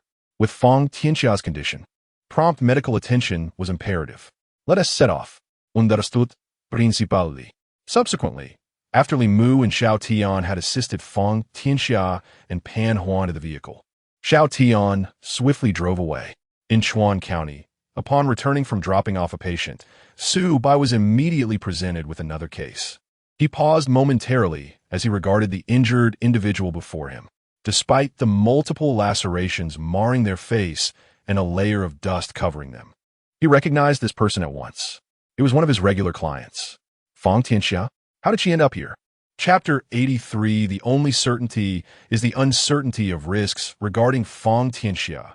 Su Bai held a profound impression of her. Their first encounter was during an event focused on human origins, where Fang Tianxia sought to engage with Su Bai. Their second meeting revealed her background, a pure lotus emerging unsullied from the mud. Su Bai harbored a deep admiration for such individuals, as he empathized with their circumstances. Were he to find himself in a similar situation, Su Bai doubted he would possess the same grace. He might have succumbed to despair or plunged into the mire. Now, Su Bai had achieved a semblance of stardom, yet he remained an ordinary person, subject to the same passions and desires as anyone else. However, he currently pursued a singular goal, one that enabled him to temper those very emotions. He had yet to uncover the identity of the shadowy figure responsible for his fall from the cliff years ago. He still sought to claim the title of national champion and to represent his country in the F1 racing circuit. In the past, Su Bai had not abandoned these aspirations. Rather, he had learned to regard them with indifference or even given up on them altogether. A decade had elapsed without specialized training. Despite his confidence, Su Bai did not delude himself into thinking he could surpass drivers who engaged in daily rigorous practice, let alone the elite F1 racers. Yet now, an opportunity lay before him to alter this trajectory. He resolved not to be as arrogant as before, but to steadily advance towards his aspirations, no matter how long it took. When he was ready, he would undoubtedly prove to everyone that Su Bai was no coward. This was the reason for his admiration for Fang Tianxia. Anyone capable of achieving what he could not was deserving of his respect. The criticisms Su Bai faced were largely confined to the online realm, whereas Fang Tianxia's challenges were grounded in reality. Compounded by more than mere criticism, she encountered physical contact and unspoken rules. Su Bai could hardly fathom the tribulations endured by the optimistic woman he had seen on live streams. Goodness, is that Sister Fang? What happened to her? Oh no, will those scars remain on her face? No wonder Sister Fang has taken a break these past few days. She must have gone on a trip. Get in the car, Su Bai instructed, assisting Xiao Tian in settling Fang Tianxia safely inside. Her face bore 2 long scars, and Su Bai could only wonder what she had just endured. His immediate concern was to expedite her transport to the hospital. However, those scars, he shook his head, might heal in time, but they would surely linger on her face for a considerable period. For someone whose livelihood depended on her appearance, this was undoubtedly a devastating blow. The yellow taxi swayed as it navigated the quake-affected roads. In the distance, the sound of helicopters echoed. Su Bai shifted gears smoothly, deftly maneuvering the steering wheel to control the speed, his gaze fixed intently on the road ahead. Amidst the aftermath of the earthquake, rescue efforts faced not only aftershocks and the threat of landslides, but also the need to remain vigilant for surface cracks, collapses, and bulges, lest the vehicle inadvertently sink into the ground. Simultaneously, it is imperative to meticulously inspect the tires, suspension system, and chassis for any damage. Of course, for Su Bai's vehicle, these are mere trifles. The roar of the engine harmonizes with the whir of helicopters overhead. A yellow taxi speeds along the rescue route with remarkable swiftness. Li Jun, remain calm and immediately deploy the backup parachute. I repeat, deploy the backup parachute at once. Wu Zhenzhong's voice conveyed an air of tranquility. As the team leader, it was essential to soothe the emotions of his comrades in the face of any circumstance. He forcefully yanked the lever adjacent to the backup parachute. This time, in addition to manually deploying the parachute, they utilized a wing parachute rather than a round one. The round parachute is suitable for large-scale airdrops, facilitating rapid assembly with a low operational threshold, while the wing parachute offers superior maneuverability, ideal for precision operations. The wing parachute can be steered, accelerated, and braked by adjusting the rear edges or closing air chambers via pull cords. However, improper handling could lead to a dangerous spin, requiring hundreds of training sessions to master. Thus, the 15 parachutists were indeed the elite amongst the elite. Their mission was not solely to save the lives of those in the disaster-stricken areas, but also to provide a comprehensive report on the situation to their superiors. A subsequent wave of paratroopers had already departed. They must relay accurate intelligence back to command, which would determine whether further large-scale drops were necessary. Bang! Bang! The sounds of two backup parachutes deploying resonated from two distinct locations simultaneously. Prior to their jump, they had agreed that if anyone landed ahead, the slower ones would aim for the first lander. Whoosh! As Wu Zhenzhong pierced through the clouds, he finally beheld the scene below. In that fleeting moment, he comprehended the gravity of the adage. The only certainty before the jump was the uncertainty of the risks involved. He vividly observed the steep cliffs, the raging river, the dense jungle, the crisscrossing power lines, and the damaged houses. Ground guidance was crucial, rendering the task exceedingly challenging, especially as he currently lacked any such assistance. Encountering even a single one of these obstacles could cost him his life. Nevertheless, he understood that only by traversing these treacherous terrains could he bring hope to the desperate populace. Fortunately, after scanning his surroundings, he found himself positioned as the foremost paratrooper, meaning he could ascertain a suitable landing site for his comrades. The biting wind swept past Wu Zhenzhong's goggles. The frigid air at high altitude had left his exposed cheeks a shade of purple. In that moment, he felt immense gratitude for the prowess of national technology. He could scarcely fathom the consequences of parachuting under such conditions without the heating and oxygen supplies. With unwavering resolve, he braced himself against the high-altitude hypoxia and cold. Whoosh! Whoosh! The sounds of his comrades breaking through the clouds echoed above him. "You little rascals, are you all alive?" Alive! Upon hearing the complete voices of 14 individuals, Wu Zhenzhong finally exhaled in relief. Next, it was the captain's responsibility to navigate a safe landing spot for his troops. At present, he could not discern the intricate details of the central area and would have to approach closer before making a decision. 3,000 meters, 2,000 meters, 1,000 meters. As Wu Zhenzhong's altitude descended to 1,000 meters, he finally spotted the sole landing zone, a clear patch amidst the trees. After selecting the landing site, Wu Zhenzhong meticulously controlled the parachute, gliding steadily towards it. 500 meters, 300 meters, 100 meters. As the landing point loomed near, Wu Zhenzhong hastened his descent. Yet at that very moment, a sudden gust of wind veered him slightly off course. Bang! A cry of pain escaped Wu Zhenzhong's lips as the wind thrust him into a nearby tree, with a branch piercing through his leg. Nevertheless, he gritted his teeth and completed his landing. "Land at my location." When Captain Wu Zhenzhong's voice resonated, it undoubtedly invigorated everyone. A synchronized response crackled through the radio. Received. "Captain, thank you for your efforts." Chapter 84. Rest assured, we shall complete the mission. Whoosh! With guidance provided, the remaining 14 individuals descended precisely towards Wu Zhenzhong's location. However, the execution of plans is often fraught with unforeseen challenges, even among the elite of the elite. The 14 faced the wrath of the winds and various dangers as they landed. Aside from Wu Zhenzhong and Li Jun, whose main parachutes failed to deploy, Yin Jin found his chute ensnared in the treetops. Lei Sheng sustained severe injuries to his thigh after colliding with a rock upon landing. Yet for them, as long as they retained the ability to move, the mission must be fulfilled. Upon touching down, Wu Zhenzhong promptly relayed intelligence to the command center. The mission has been accomplished. Due to the complex conditions on the ground, large-scale airdrops are inadvisable.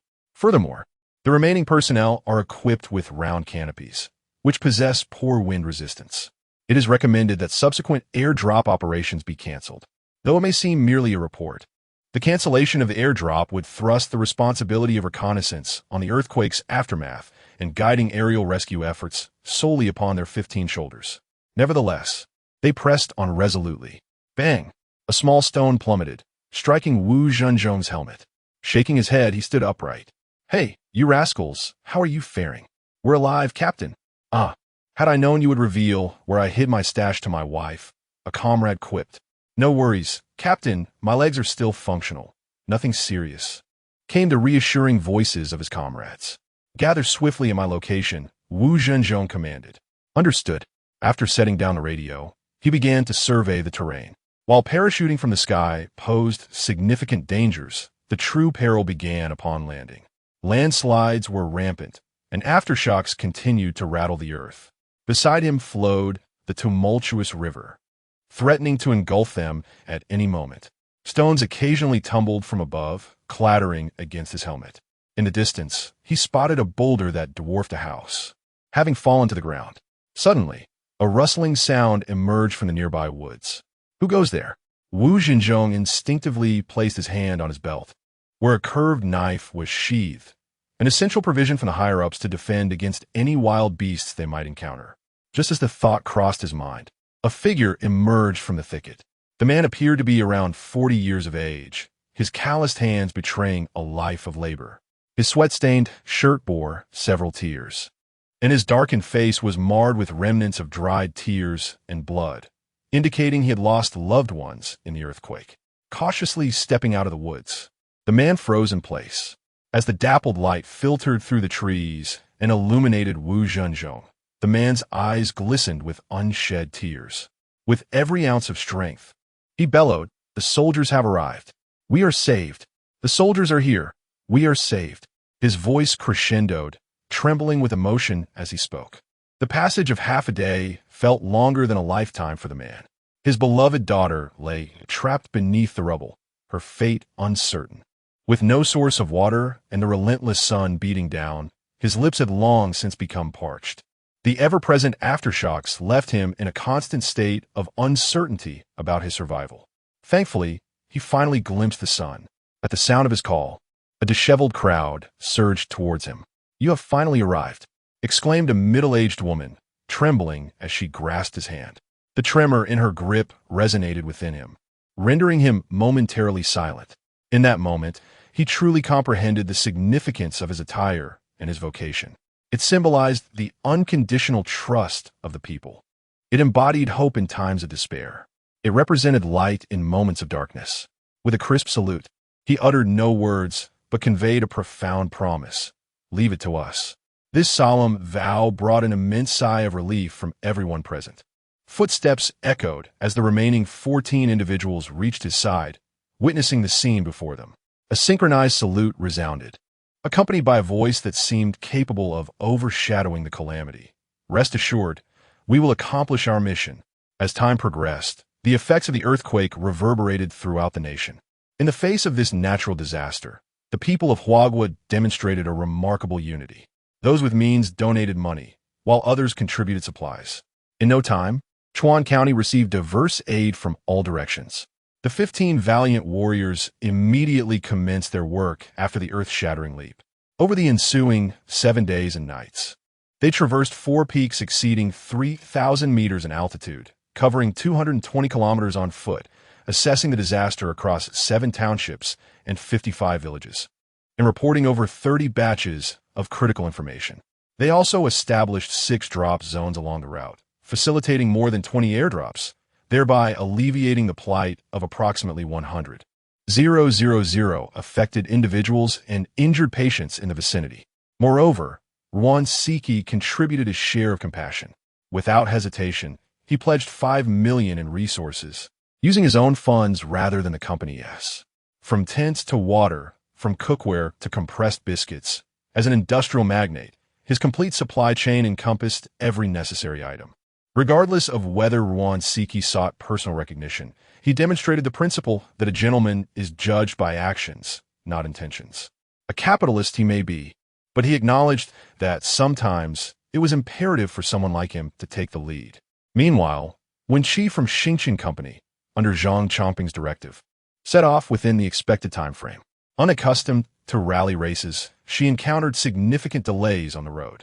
The initial segment was manageable, but once they entered the disaster zone, progress became excruciatingly slow. Ultimately, it took a full 5 days to deliver the supplies to Chuan County. Regardless of whether it was Zhang Chongping who assigned him the task to appear more frequently in the media, the fact remains that these resources were genuinely delivered into the hands of those in need. Consequently, his sudden withdrawal from the race bore no adverse repercussions. It was entirely a testament to his noble character. Lin Han also represented his family, contributing $5 million in supplies. Observing the generous donations from Huaxing Enterprises and Xingqian Company, the remaining companies felt compelled to follow suit, each contributing their own resources to the disaster-stricken areas. In recent days, Li Wenqing has virtually resided in Chuan County and Shun County. As a member of the rescue team, he has consistently been on the front lines. Unlike his initial arrival, his clothing is now tattered, and he bears a significant bump on his head from a falling rock. His face is smeared with dust, yet through his seasoned expertise, he has successfully rescued over 20 individuals trapped in the disaster. As for Su Bai, his yellow taxi has become a symbol within the disaster zone. Whenever people catch sight of Su Bai's cab, they instinctively pause their endeavors to extend their most heartfelt blessings to him. Through his remarkable driving skills, Su Bai has established the first lifeline for rescue operations in the affected area. Over the course of 7 days, he has transported 40 patients to Chuan City, resulting in him spending most nights in his vehicle with less than 5 hours of sleep, uncertain of when another urgent medical case might arise. This relentless dedication has transformed him from a relatively clean-cut young man into a scruffy middle-aged figure. "Su Bai, you have worked tirelessly," remarked Wang Fan with admiration in his eyes as Su Bai grasped his hand, replying, "It is no trouble. I serve the people." At that moment, a voice echoed in Su Bai's mind. "Congratulations, host, for exceeding your mission. Reward: 5 4 liters of twin-turbo V12 engine." Chapter 85. Candidate Confirmation. Wu Yan's call upon beholding the illustrious engine. Su Bai's countenance instantly brightened. In his previous life, the reputation of this V12 engine resonated profoundly among motorsport enthusiasts.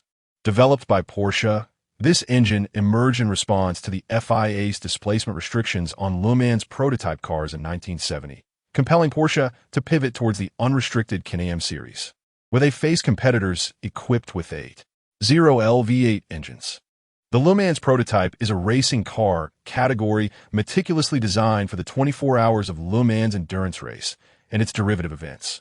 Conversely, the Can-Am series is a sports car racing competition characterized by its initially lenient regulations, devoid of displacement limitations, and permitting turbocharging and supercharging, thus earning its title as a veritable testing ground for unrestricted automotive technology.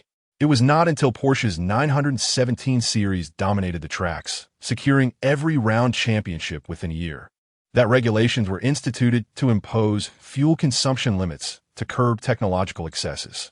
At that time, the engine housed within the Porsche 917 was precisely this 5 4-liter twin-turbo V12. Crafted over 160 arduous hours, the engine features a horizontally opposed 12-cylinder design, a cooling system augmented by twin turbochargers, and an enhanced displacement that escalated from the prototype's 4.5 liters to 5 4 liters. In qualifying mode, it can unleash an astonishing 1,500 horsepower, achieving a power-to-weight ratio nearing 2,000 horsepower per ton. The crankcase and cylinders are forged from magnesium alloy, while the connecting rods and critical bolts are fashioned from titanium, resulting in a total weight of merely 285 kilograms. Drivers familiar with high-performance vehicles understand that sports cars are not easily wielded by all. In pursuit of speed, these machines are designed to be feather-light, making them susceptible to lift at elevated velocities. This engine was meticulously engineered to achieve the pinnacle of speed under the conditions of its era, reaching a breathtaking top speed of 402 km/h and accelerating from 0 to 100 in a mere 1.9 seconds, all while maintaining endurance. During testing at the Hockenheimring, it achieved a remarkable feat of operating at high load for 24 consecutive hours, setting an astounding total distance record of 5,335.21 kilometers at an average speed of 220 km/h. This record, in his previous life, was not surpassed until 2010 by the Audi R15 TDI. Such an exceptional engine could not help but exhilarate Su Bai, who longed to take the wheel immediately. After a taxing period, Wang Fan released Su Bai's hand, a faint smile gracing his features. Compared to 7 days prior, the lines were etched deeper upon his face. As the head of Chuan County, Su Bai had managed to steal a few hours of sleep each day, while Wang Fan hardly found a moment to rest. Only when utterly fatigued did he steal a few minutes to doze off. Fortunately, his commitment to fitness had kept his body resilient. The contributions you have made for the community have been reported to the leaders. Await the good news, Wang Fan remarked. Su Fan chuckled modestly. I have merely performed the duties of an ordinary taxi driver. Wang Fan waved his hand and remarked, Mr. Su, you should return and rest early. All right. Su Bai intended to retreat for some rest. Yet such a notion was far from feasible. He recalled that Cheng Chang's mother was seemingly receiving treatment in Shancheng. The proximity of this place to Shancheng prompted him to consider a visit along the way. After all, it was only fitting to check on his first special passenger. A low hum resonated as the engine roared to life. This taxi, emblematic of hope and vitality, was finally departing after a full week spent here. Beijing, the headquarters of Renren Daily. The editor-in-chief sipped some newly delivered Lao Banjiang tea, rubbing his temples in contemplation. The preliminary preparations for the annual selection of the 10 most inspiring figures of Huagua had commenced. A thick stack of recommendations had accumulated beside him, sourced from various provincial newspapers. Those that reached this stage had already undergone initial selection. Following his own evaluation, he would need to report progressively upwards until the final roster of 10 individuals was established. However, this year had proven to be one of great calamity. Countless ordinary yet remarkable heroes had emerged across the nation, each with diverse social identities and professions: chefs, doctors, volunteers, beggars, officials. This was the beauty of the 10 figures. As long as one had genuinely performed a deeply moving act for society and the populace, even a beggar could be nominated. Yet therein lay the dilemma. The sheer number of candidates this year was overwhelming. After preliminary screening, over 200 contenders remained, each story compelling enough to warrant recognition. Particularly noteworthy were the contributions from Binhai City, where the preservation of intangible cultural heritage had persisted steadfastly for decades. A humble driver had established a lifeline in the earthquake-stricken region. A female broadcaster donated annually to impoverished schools. A government official had silently supported needy university students for over a decade. Each narrative posed a significant challenge for the editor-in-chief. Nonetheless, he was compelled to select one. As each province could only present a single nominee, a tacitly understood rule. With so many provinces in Huagua, it was essential to afford opportunities to others. Those who did not make the cut would be prioritized in the following year as considerations. This year's S-Team Award had already been decided, honoring the 15 brave souls from Sheng County, a nomination universally accepted without dispute. Yet, the individual award. The editor-in-chief surveyed the myriad of candidates before ultimately focusing on the figure of that unassuming driver. Truthfully, Su Bai had been the earliest candidate to capture the editor's attention among them. The individuals from Binhai City were all intricately linked to Su Bai. Had it not been for Su Bai's rise to prominence, the intangible cultural heritage bearer might still be toiling in obscurity. The broadcaster might have waited several more years for recognition, while the government official could have continued his quiet support of students, leading an ordinary yet remarkable life, unnoticed by the masses. And then there was Su Bai, who, at merely 30 years of age, had experienced what many would not in a lifetime, and in just 6 short months had accomplished countless acts that stir the heart. Undoubtedly, he was the prime candidate. After a brief moment of contemplation, the editor-in-chief lifted his pen. He was the kind of person who either did not act at all or, once a decision was made, executed it immediately. Although it had been less than half an hour since he decided on Su Bai as the candidate, he felt that Su Bai was deserving. With swift strokes, he penned his recommendations. Xiao Zhang, the editor-in-chief has summoned you. Xiao Zhang quickly arrived at the editor-in-chief's office. Ever since Su Bai had been dubbed the people's driver, Xiao Zhang could distinctly sense that the editor-in-chief held him in higher regard. It seemed that his own promotion within the department was drawing near. Xiao Zhang, please deliver this. Understood, leader. Xiao Zhang promptly took the document, harboring no intention of opening it. As a subordinate, one should never succumb to curiosity regarding the documents entrusted by superiors, especially when one's own advancement was at stake. Moreover, the opportunity to shine before higher-ranking officials was too precious to jeopardize due to one's own inquisitiveness.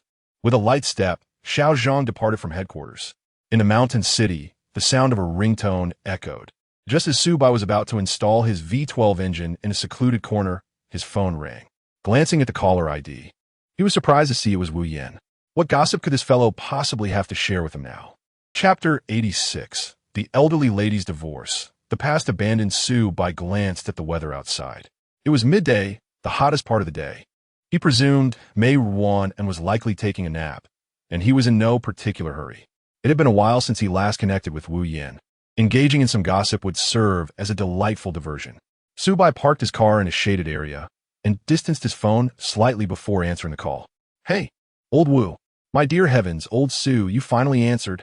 Wu Yan's robust voice resonated through the receiver, vibrant and penetrating. Fortunately, Su Bai had anticipated this. He brought the phone closer to his ear only after Wu Yan finished his initial remarks. Oh, I've been busy with a significant project these past few days, and the signal was rather poor. Su Bai refrained from mentioning his 7 days spent rescuing individuals during the earthquake, even though that ordeal was behind him. He suspected Wu Yan would still harbor concerns. Good to hear you're occupied. That's splendid. Indeed, Wu Yan had no further questions. However, there was an unmistakable tension in his tone. Old Su, guess who called me recently? Who? It wouldn't be another wealthy heir you've managed to extort, would it? Su Bai East. What are you talking about?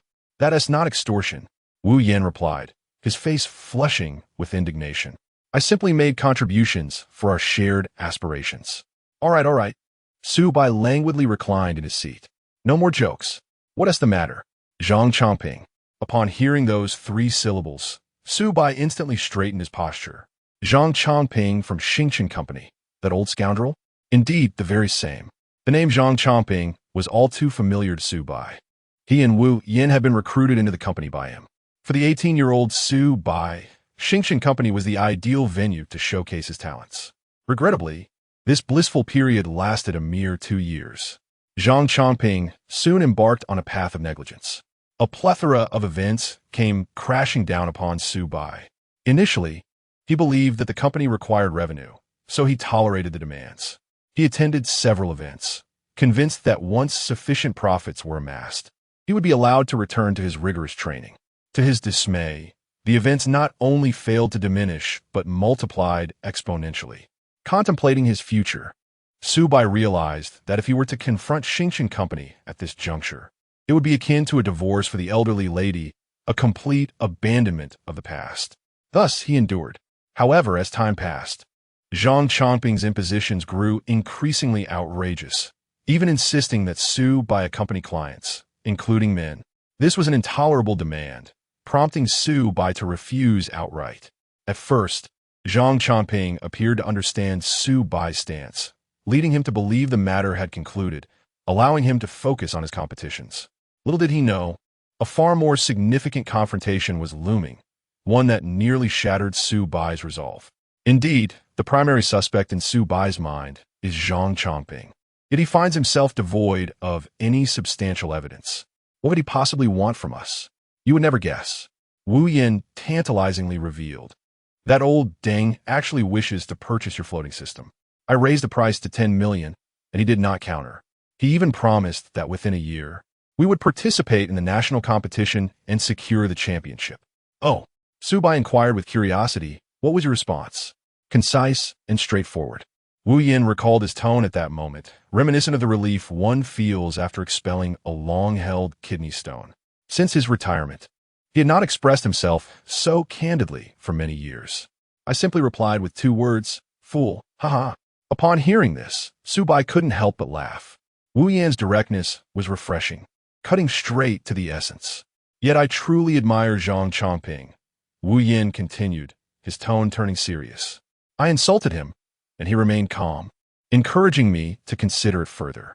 It is evident that he genuinely desires your floating system.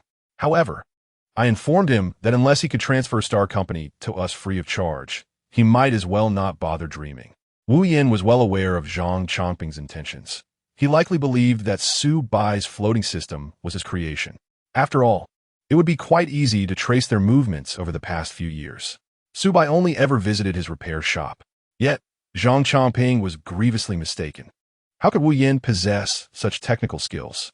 Crafting a floating system single-handedly? Not only Zhang Chongping, but even Wu Yin himself was envious. Nonetheless, Wu Yin understood that everyone harbors secrets.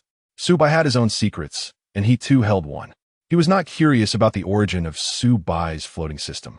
He knew that if Su Bai ever wished to share, he would do so in due time. Thank you. Su Bai felt a warmth in his heart at Wu Yan's words. He had always been somewhat reticent, enduring many grievances during his time at Star Company. Yet there had always been a figure steadfastly supporting him, fiercely defending him in confrontations. That was Wu Yan. From the company to the competition, from friend to navigator, Wu Yan had invested significantly in Su Bai's success. Thank you, he said, but Wu Yan humorously shattered this tender moment.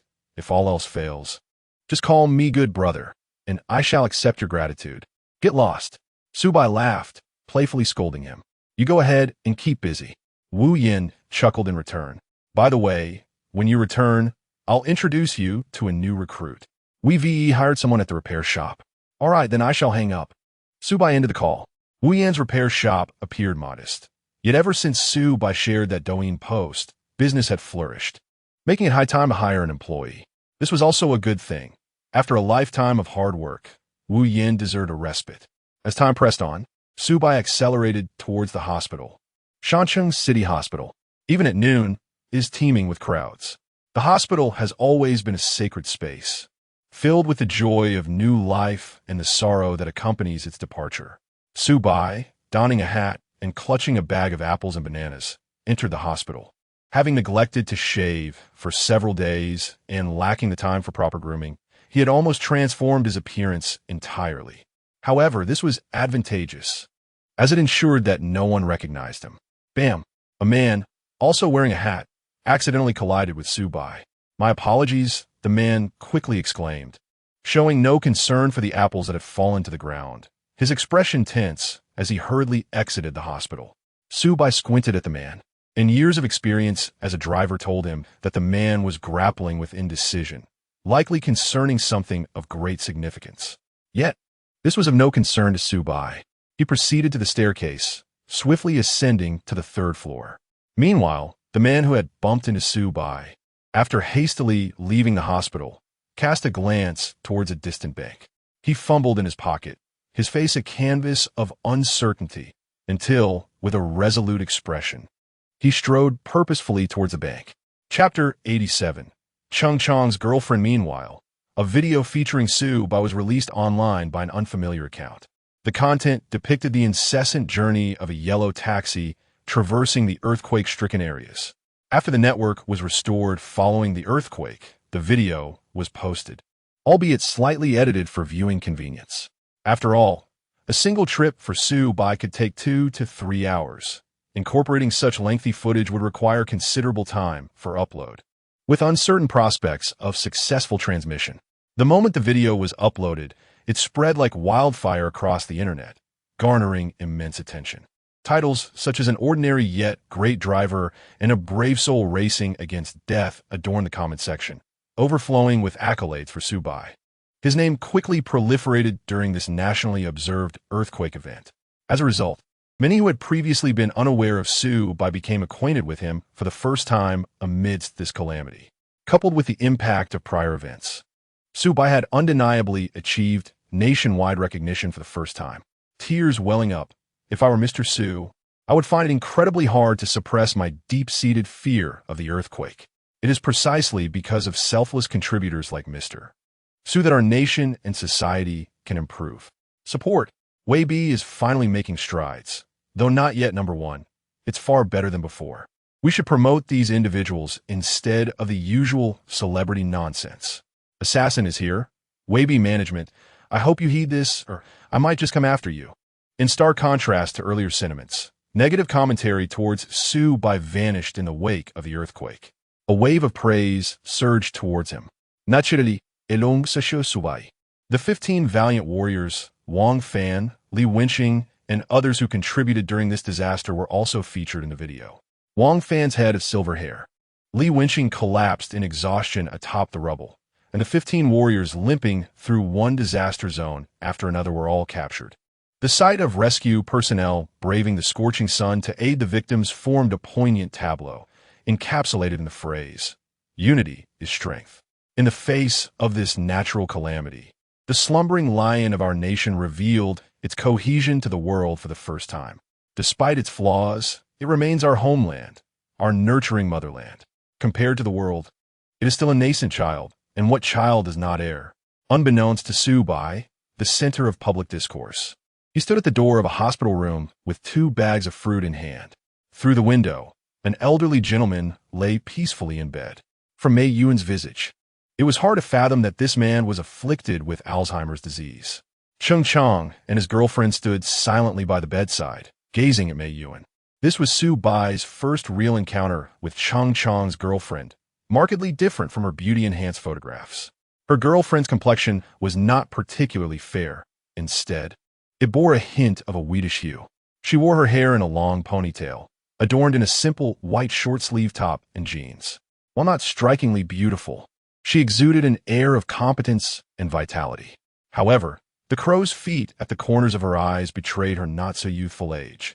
As Cheng Chang caught sight of Su Bai through the window, a look of surprise illuminated his face. Su Bai waved at him, gently pushed the door open, placed the fruit on the bedside table, and the 3 of them quietly exited the room. Suhe. Cheng Chang's voice rose slightly, though he kept it low, mindful of the hospital's ambience. He enveloped Su Bai in a hearty embrace. Quite robust, Su Bai remarked, patting Cheng Chang's back. He didn't concern himself with why Cheng Chang, despite his age, still referred to him as Su Ge. In the realm of men, the concept of seniority can sometimes be rather nebulous. Who is this? Su Bai inquired, gesturing towards the woman beside him. Oh, right, Cheng Chang replied, taking the woman's hand. Su Ge, allow me to formally introduce you to my girlfriend, Ren Xiao. Xiao, this is Su Ge. Hello, Su He. Ren Yusmaid. Politely shaking Su Bai's hand. Greetings, Su Bai responded. Upon closer inspection, he discerned more intricate details. The nurse appeared to be far more than she seemed on the surface. Her demeanor was poised and confident, and her gaze towards Su Bai lacked the starstruck astonishment one might expect from a fan. The crow's feet at the corners of her eyes now seemed to embellish her with the passage of time. Furthermore, Su Bai noted that Ren Xiao's skin was remarkably flawless. In the nursing profession, most are well aware of the demands it entails, rising before the rooster crows and retiring well after the dogs have gone to sleep. A 24-hour work schedule is the norm, and a mere phone call requires immediate attendance. Salaries typically only suffice to meet basic needs. Nurses must also meticulously care for patients, manage relationships with them, and navigate the dynamics with superiors. Even the most formidable challenges would not permit a nurse, who has long toiled on the front lines of healthcare, to possess such pristine skin. Su Bai could not spot even a single blackhead. As expected, Chang's next words elucidated Su Bai's curiosity. Suga, I owe my mother's presence here to Chio. Chang scratched his head sheepishly. Her father is the director of this hospital. The hospital in Shansheng has developed a treatment for Alzheimer's disease, but it is still in the clinical stage. I sought my mother's opinion while she was lucid and brought her here. Su Bai nodded, understanding the situation. However, he could not resist asking the question that piqued everyone's interest. How did you two meet? Chang responded, a hint of shyness creeping into his demeanor. On the day I first went to the hospital, Rinshio happened to be in charge of my mother. We started chatting, and as time passed, our relationship blossomed. I like him, Rinshio interjected boldly. I am 36 this year. Rinshio sighed, expressing that she had encountered numerous suitors, yet their gazes were tainted with impure desires. Seeking solace, she subsequently ventured to the coastal hospital, yearning for tranquility. Chang was an exceptionally unique individual. Rinshio gazed at Chang with affection in her eyes. At times, she pondered the enchanting nature of love, marveling at its profound mysteries. Chapter 88, Do Not Speak of It. Master Su, with his charismatic demeanor and striking appearance, possesses eyes that are exceptionally clear and pure. Rinshio adjusted Chang's collar and remarked, moreover, I merely sought someone who could offer me a sense of security and warmth, which is why we found ourselves together. Su Bai smiled and nodded, expressing his congratulations to the two. To be candid, Chang has indeed faced considerable challenges throughout his life, laboring diligently and selflessly without engaging in disputes. He has always conducted his responsibilities with integrity, yet has seldom received recognition or advancement. Were it not for his conscientious superior, Feng Zhua, he might have struggled to receive his salary. At last, it seems that his perseverance is yielding rewards. By the way, how is Feng Zhua faring? Su Fan suddenly recalled the man with the injured leg. Fengge? Chang's face lit up with a smile. Fengge told me that once he recovers, he intends to return to pursue his postgraduate studies. Perhaps the elder Feng Ying has gained a new perspective following the recent fire, as the leadership in Binhai has arranged for him to move to a nursing home. With his burdens lifted, Fengge is eager to explore new opportunities. As you know, Suge, he is inherently intelligent and has friends outside. He should venture to cities like Beijing and Shanghai rather than remain confined to the small locale of Binhai. For Chang, Binhai indeed feels like a significant city. Yet for someone like Feng Zhua, it is the major metropolises that truly provide a platform for his talents to shine. That is quite commendable, Su Bai acknowledged with a nod. It is unclear when it became a part of his life to care for these unique passengers, but witnessing their well-being brings him greater joy than his own contentment. Very well, I shall take my leave now. No need to see me off. Should anything arise, feel free to reach out. Understood, Suge. Travel safely, they replied. Under the watchful gaze of Chang and Rinshio, Su Bai descended the staircase. Once Su Bai's figure vanished from sight, Rinshio embraced Chang's arm and remarked, Suge is truly an exceptional person. Do you feel the same, Chang inquired. Indeed, Rinshio affirmed with a nod. Suge is destined for greatness. You are fortunate to know someone like Suge. Chang chuckled. Isn't my greatest fortune encountering you? His words were sincere.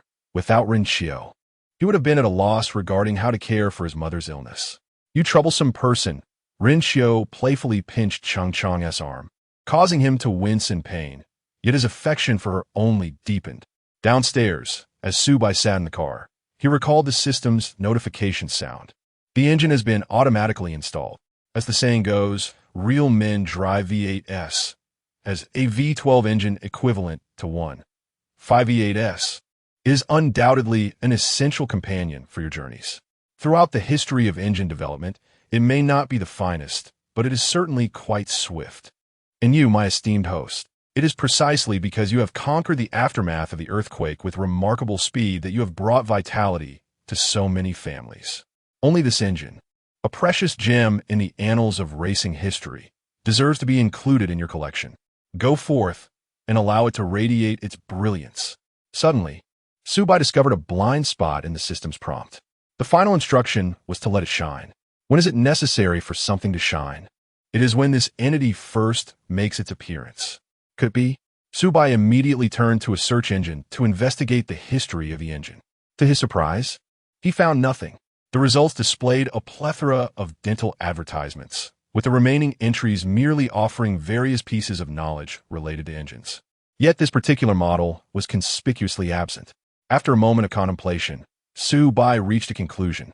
The car culture in this world is quite prosperous, and thus the related regulations are thoroughly established. Whether it be the illustrious Le Mans or Can-Am, there are similar competitions here. However, historically, an engine like the V12 has never emerged. This is primarily due to the fact that safety remains paramount in competitions. Even though the capitalists may be competitive, they still prioritize the safety of drivers. Engines that pose significant risks have never been introduced. This V12 engine marks its inaugural appearance in this realm. Once Su Bai grasped the implications, he closed the search engine. Its absence bore no significance to him. His sole focus was to drive his car well. Vroom. The familiar sound resonated, though the new engine emitted a much more aggressive tone. As an experienced driver, Su Bai preferred to warm up the car before driving. This was a hallmark of a seasoned motorist.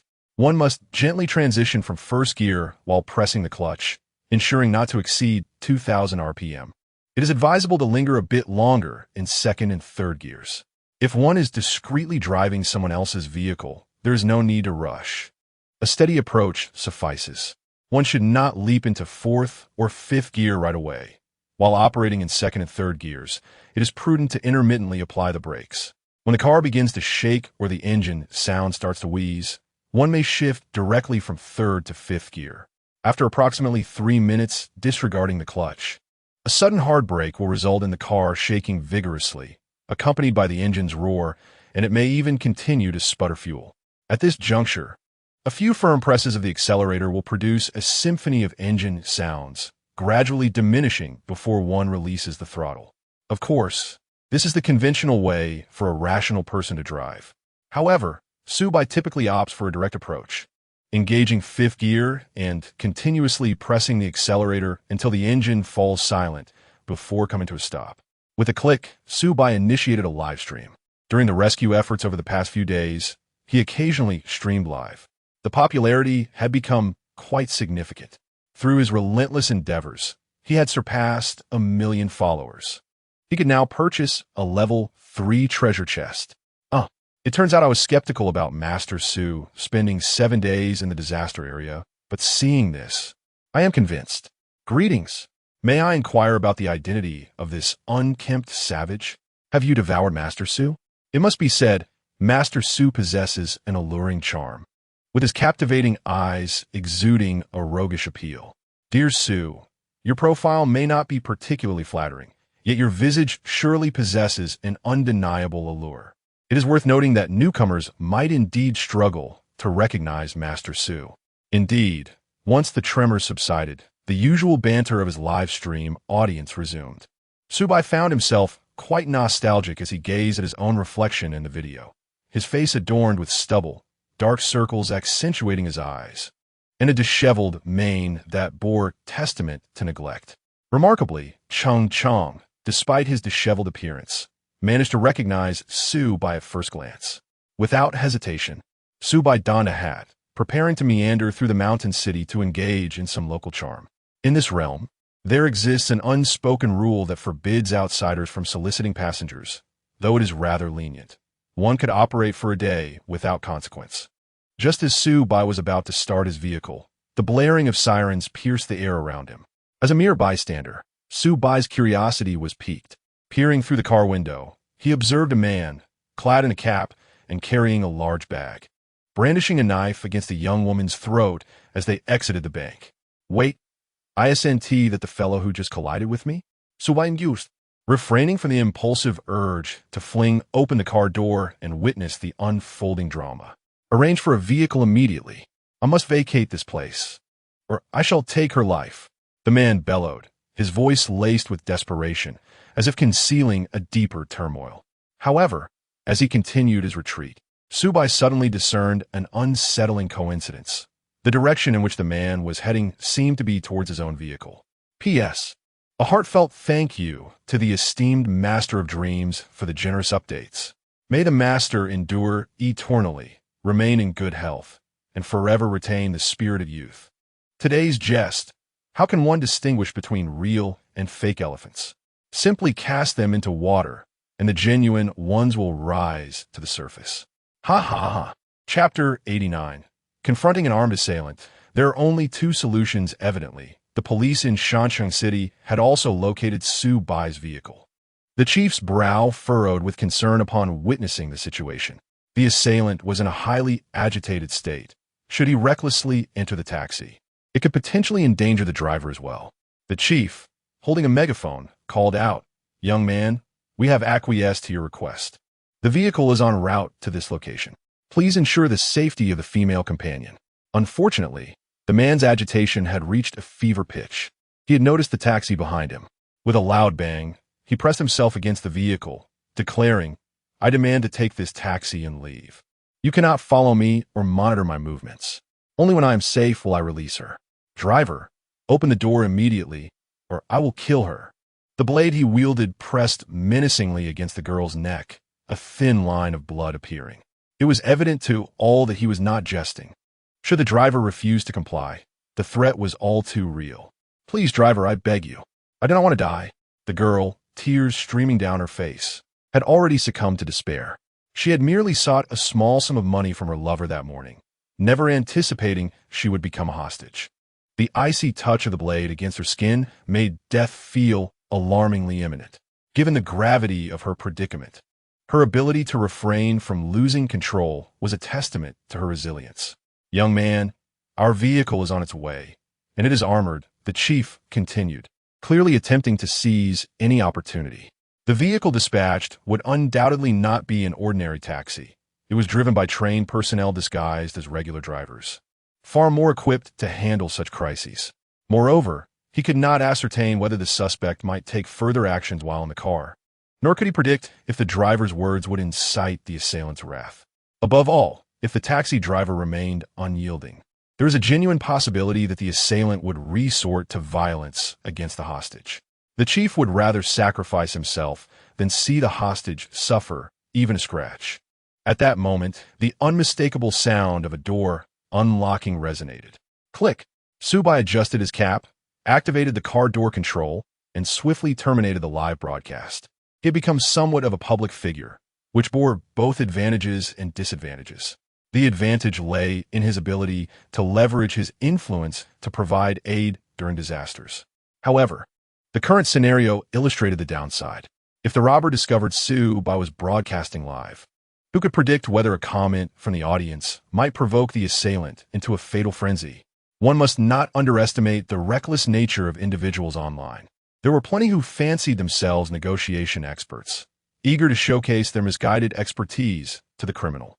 Furthermore, if the assailant realized Su Bai's celebrity status, it could very well escalate the situation, possibly awakening certain peculiar inclinations within the robber.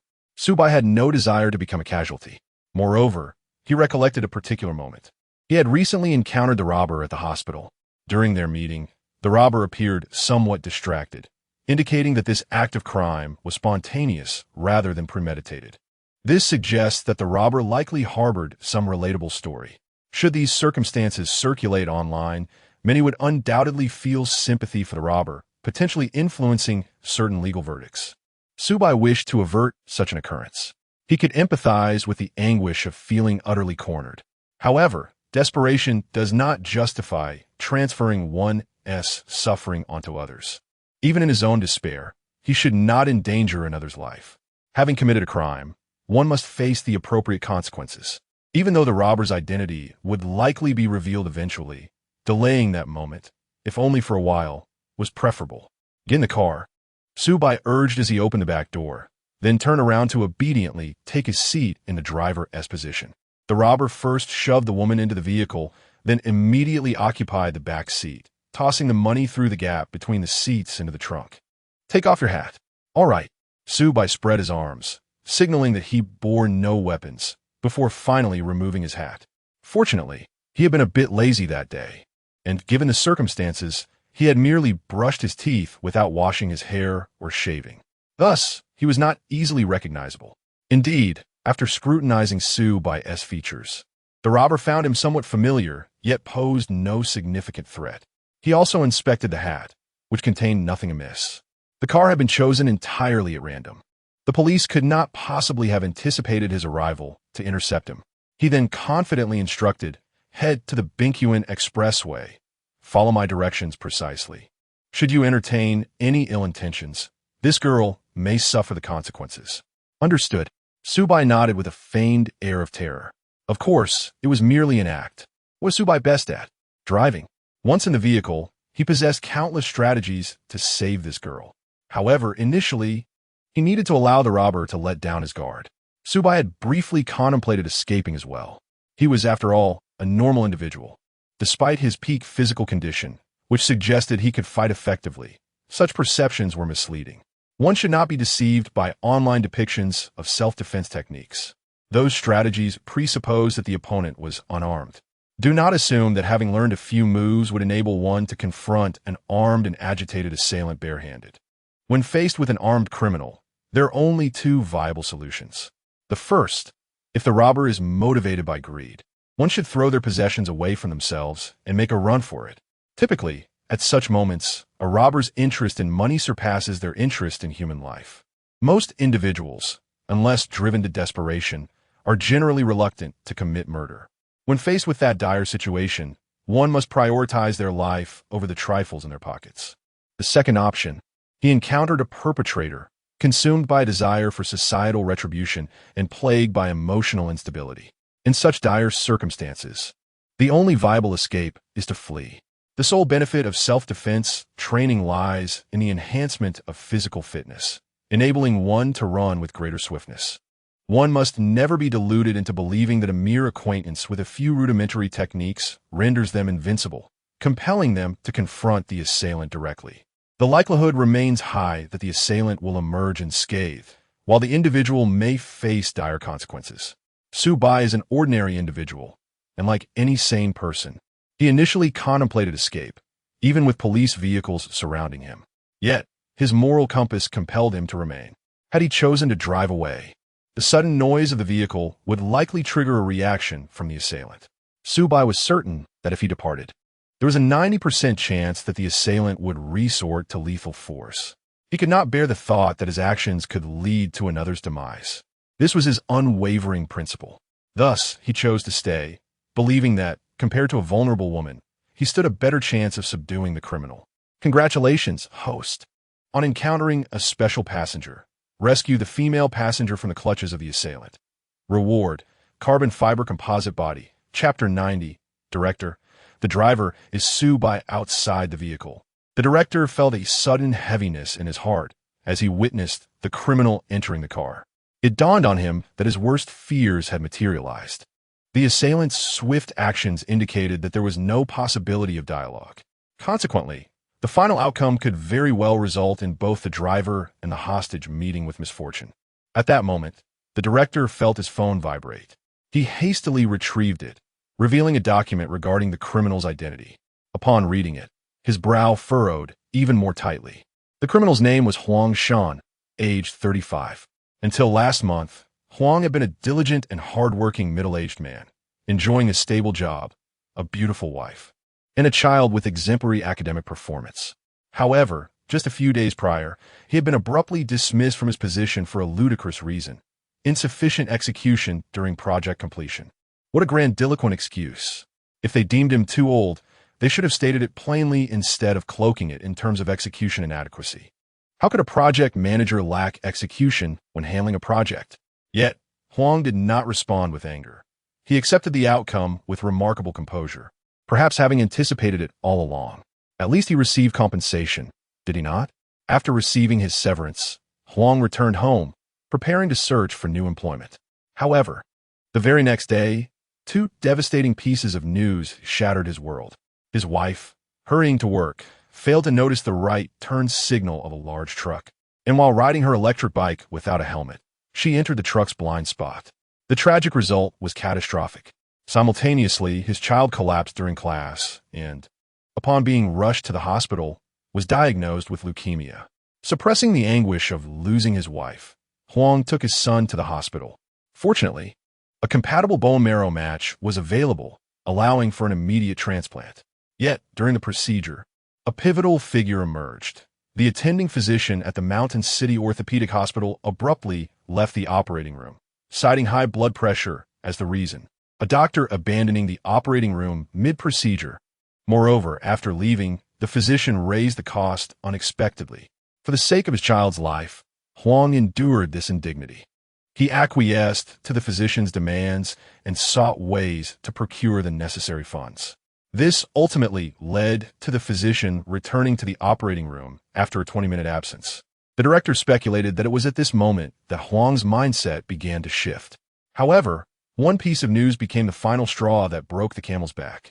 During the surgery, his child suffered massive hemorrhaging and succumbed to death. Sighing, the director reflected on this tragic revelation. He had just learned that the attending physician, along with the hospital director, had been apprehended. A brief investigation uncovered a shocking revelation. The doctor had engaged in extramarital affairs with 6 individuals. Yet, this did not provide Huang with a valid justification to unleash his fury upon an innocent bystander. He can empathize with Huang Shan's emotional turmoil, yet he does not condone Huang Shan's actions. The situation has become quite precarious. After reviewing the messages, the director surmised that Huang Shan has likely developed antisocial tendencies. He had also learned about the unfortunate death of Huang Shan's wife, who was not wearing a safety helmet, through the traffic police. The truck driver had acted commendably, first honking his horn and waiting a moment before signaling to turn right, ensuring that no one was present. However, Huang Shan's wife, seemingly in a rush to depart from this world, sped past on her electric bicycle at a velocity of 60. As a result, the truck driver found himself embroiled in an undeserved calamity. Coupled with the sudden loss of their child, Huang Shan would not perceive any fault in his wife. Instead, he would attribute the tragedy to societal failings. He is now likely to resort to extreme measures. Director, a young colleague gasped as he rushed over. Director, there's been a major incident. What is it? The director inquired, taking the A4 paper from his subordinate. Upon reading the information, he felt as though a hammer had struck his head, leaving him momentarily stunned. This is bad, he exclaimed. The identity of the kidnapped individual had been uncovered. She was the mistress of the attending physician. He was uncertain whether Huang Shan was aware of this fact, and perhaps it was for the best if he did not know.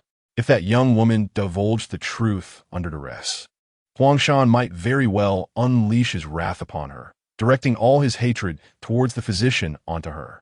However, this was not the crux of the matter. The driver's identity had also been revealed through license plate and facial recognition. To his dismay, the driver was none other than Su Bai. The director felt as if the sky had caved in. Originally, the situation involving a taxi driver and a hostage was already a source of considerable concern.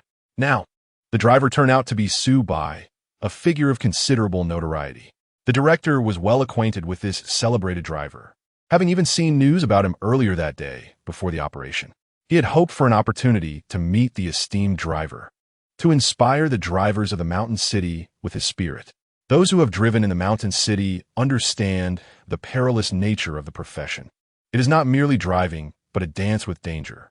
Now, he found it ironic that their first encounter would occur under such dire circumstances. Su Bai was a hostage.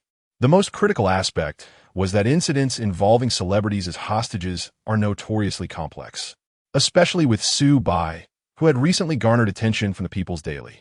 If this situation were mishandled, the consequences could be dire. Losing his position would be the least of his concerns if anything were to happen to Su Bai. Contact the Civil Aviation Administration, military, and emergency response agencies immediately. We require high-altitude airspace clearance and deploy drones to monitor the situation in real time. I must be apprised of the conditions within the vehicle at all times. Ordinarily, their department was responsible for drone airspace management. However, given the extraordinary nature of this incident, it was imperative to liaise with allied departments for expedited processing. Understood. The subordinate promptly moved aside to request the necessary permissions. Inside the vehicle, Su Bai had already ignited the engine, proceeding steadily towards the highway. He was not surprised by the system's voice, having discerned its patterns. This system never coerced Su Bai's will. Even when faced with unusual passengers, As long as he did not wish to accept them, no tasks would be issued. Tasks would only be assigned when Su Bai was both carrying a passenger, and that passenger was of a special nature. Furthermore, the system appeared to adhere to a fundamental principle: good deeds beget good rewards. The current task was to rescue a female passenger, with no mention of the fate of the robber. Thus, as long as the task was completed, the robber's life or death was of no concern. Naturally, it would be preferable for him to survive, not out of any cruelty on Su Bai's part, but rather to avoid complicating his own circumstances. Should a fatal outcome occur, a multitude of issues would surely follow. Given this, he needed to contemplate how to subdue the robber while ensuring his survival. He was grateful that the robber had chosen the Binshan Expressway, a route with which he was quite familiar. Within the confines of the vehicle, there was but one method to incapacitate the robber: to drift while opening the car door, skillfully ejecting the robber from the vehicle and leaving the hostage unharmed. P.S. The world is inhabited by 7 billion people and 3 billion chickens, 3 times the human population. This implies that if the chickens decided to wage war against humanity, each individual would face an average of 3 chickens. Remember, no matter how solitary you may feel, in some corner of the world, there are 3 chickens that you must contend with. Even if they perish, their kin will swiftly take their place. Even if you have no friends, you still have 3 chickens as adversaries. Today is Mad Thursday. Offer a gift to the author, and the author shall assist you in vanquishing the chickens. Chapter 91. What? Could you repeat that? What is your relationship to Director Wang? However, before addressing this, it is imperative to ensure that the assailant has no opportunity to harm the hostages. Therefore, he must maintain a high-intensity operation for a period of time. As for whether the hostages might faint, that is of no concern to Su Bai. Survival is all that matters. There is no need for excessive worry. Are you walking a dog? Step on it, the man exclaimed in fury, observing Su Bai's speed of merely 50 kilometers per hour. Huangshan currently felt an odd state of being. Strangely, he was not afraid. Instead, he found himself immersed in a peculiar mindset, somewhat exhilarated and stimulated. He had come to a realization. Since society had treated him this way, why should he continue to toil diligently? Taking a deep breath, Huangshan savored the scent of fear, which was surprisingly sweet. He felt an unprecedented sense of well-being. All notions of supporting a family and bowing to superiors could perish. Buzz. Su Bai timidly nodded and pressed the accelerator. He was now portraying a character of a driver who was not particularly skilled behind the wheel. Thus, he needed to embody this persona consistently. How does one act as a poor driver? By flooring the accelerator. Experienced drivers know that one cannot simply slam the gas pedal down all at once. It must be done gradually. As he watched the speedometer rise, Su Bai's taxi darted through the national road of the mountainous city like a bolt of lightning. Fortunately, the police had cleared the roads in advance, and since it was not a holiday, no accidents occurred. Ha ha! Huangshan's laughter grew louder. Yes, just like that, exactly like that. Ha ha! What Huangshan had just told the police was entirely false. Robbing a bank was merely his ostensible goal. The woman was his true objective. He was unaware of her identity, but that did not matter. Having committed such an act, he had already relinquished any desire to live. His parents had long since passed, and his wife and child were the most significant people in his life. Since they were also gone, living held no meaning for him. Initially, he had only intended to kill this woman, but unexpectedly, he had a bonus driver, a tremendous windfall. In the final moments of his life, he merely wished to unleash his dark side, to revel in madness. It would all be worth it. Huangshan glanced at the speedometer, which had reached 130, and bellowed. Faster, driver, faster. Get to 200. If you can't, I'll kill you. Buzz. No sooner had he finished speaking than Su Bai's speed surged, swiftly reaching 200 kilometers per hour. However, in order to maintain his character, Su Bai made slight adjustments to the steering wheel. Bang! The sudden jolt caused Huangshan's head to collide against the side. Do you even know how to drive? Huangshan shook his head and cursed. No, not at all, Su Bai replied nonchalantly. Huangshan was rendered speechless by those few words. It seemed as though he had taken hostage a driver who possessed only rudimentary skills. Just then, the captive could no longer contain herself and burst into tears. What are you crying for? Keep it in, the man hissed, pressing the dagger against the girl's neck with a look of disdain. Yet to his surprise, her sobs grew louder. Big brother, please let me go. I am a mistress of Director Wong from the orthopedic hospital in Shanxing. I have plenty of money. I can give you a lot, she pleaded, her desperation evident. In the face of imminent danger, she no longer cared about her identity or her status as someone else's lover. All she wanted was to survive, and the only means she sought to achieve that was to procure money from Director Wong. As if to convince Huang Shan of her claims, she continued, I am his most beloved mistress. I can offer you 2 million. Just please let me go. The girl sobbed, and as she spoke, she felt the blade on her neck slowly slide downward. A flicker of hope ignited within her. Whether it was the thought of Director Wong's tomorrow that had frightened him or the allure of money, the shift in their dynamics seemed promising. Little did she know, her words had not dissuaded Huang Shan from contemplating her demise. He was currently overwhelmed by a wave of astonishment. What had he just heard? The mistress of Director Wong? His most cherished lover? What did you say? What are you to Director Wong? He stammered, his grip on the knife trembling as he pointed it at her neck. Seeing Huang Shan's evident concern for her identity, her fear began to dissipate. How typical of a lackey to be cowed by mere status.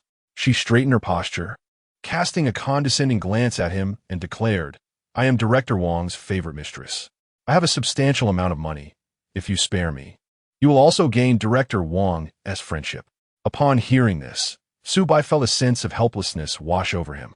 This woman, had she been spoiled by that so-called Director Wong? Though she was of considerable age, her mentality resembled that of a child. Regardless of whether Huang Shan was intimidated or not, she was still a hostage. Did she truly believe she could speak to a robber in such a manner? Had she lost her sense of reality?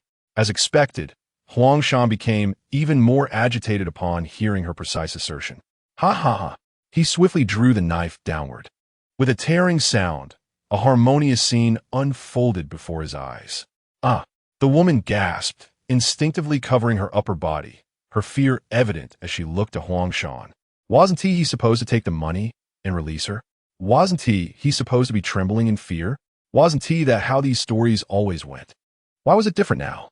A chill swept over her as she felt a gust of cold air rush toward her. Just moments ago, the mirthful Huang Shan brought himself face to face with the woman. He inhaled gently, savoring the aroma of greed and corruption. The blade of his knife glided delicately across her visage, his movements akin to caressing a precious work of art. I have made my decision. I cannot bear to let you perish. Huang Shan tilted the woman's chin with the knife's blade, his expression transforming into one of chilling malevolence. I shall first torment you before granting you the release of death.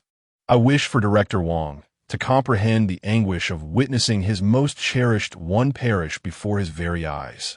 Huang Shan's emotions began to erupt. I shall broadcast this. I want the world to see the true nature of this man. You shall all meet your demise. With a sudden force, Huang Shan grasped the girl's head, producing his phone and swiftly accessing the live-streaming platform. He had resolved to embrace death. If he were to die, then Director Wong must not be allowed to live in peace. With a swift motion, a piercing sound resonated. As the harrowing scenes unfolded, a flash of white captured Huang Shan's gaze. He resembled a famished tiger that had unexpectedly encountered its beloved prey. A concoction of hormones and hatred propelled him towards a hostage. Driver, please save me. I beg you, rescue me. I am willing to do anything for you. Chapter 92. Could he also be a part of their play? At the headquarters of Douyin, Xiaofeng had just concluded his afternoon nap, preparing for the tasks ahead. Recently, his life could be succinctly encapsulated in a single phrase. One must relish the joys of life while fortune smiles. After some time spent together, Xiaofeng naturally found himself in a relationship with the adorably Na'vi girl. He was not mistaken. Indeed, this was her first experience with love.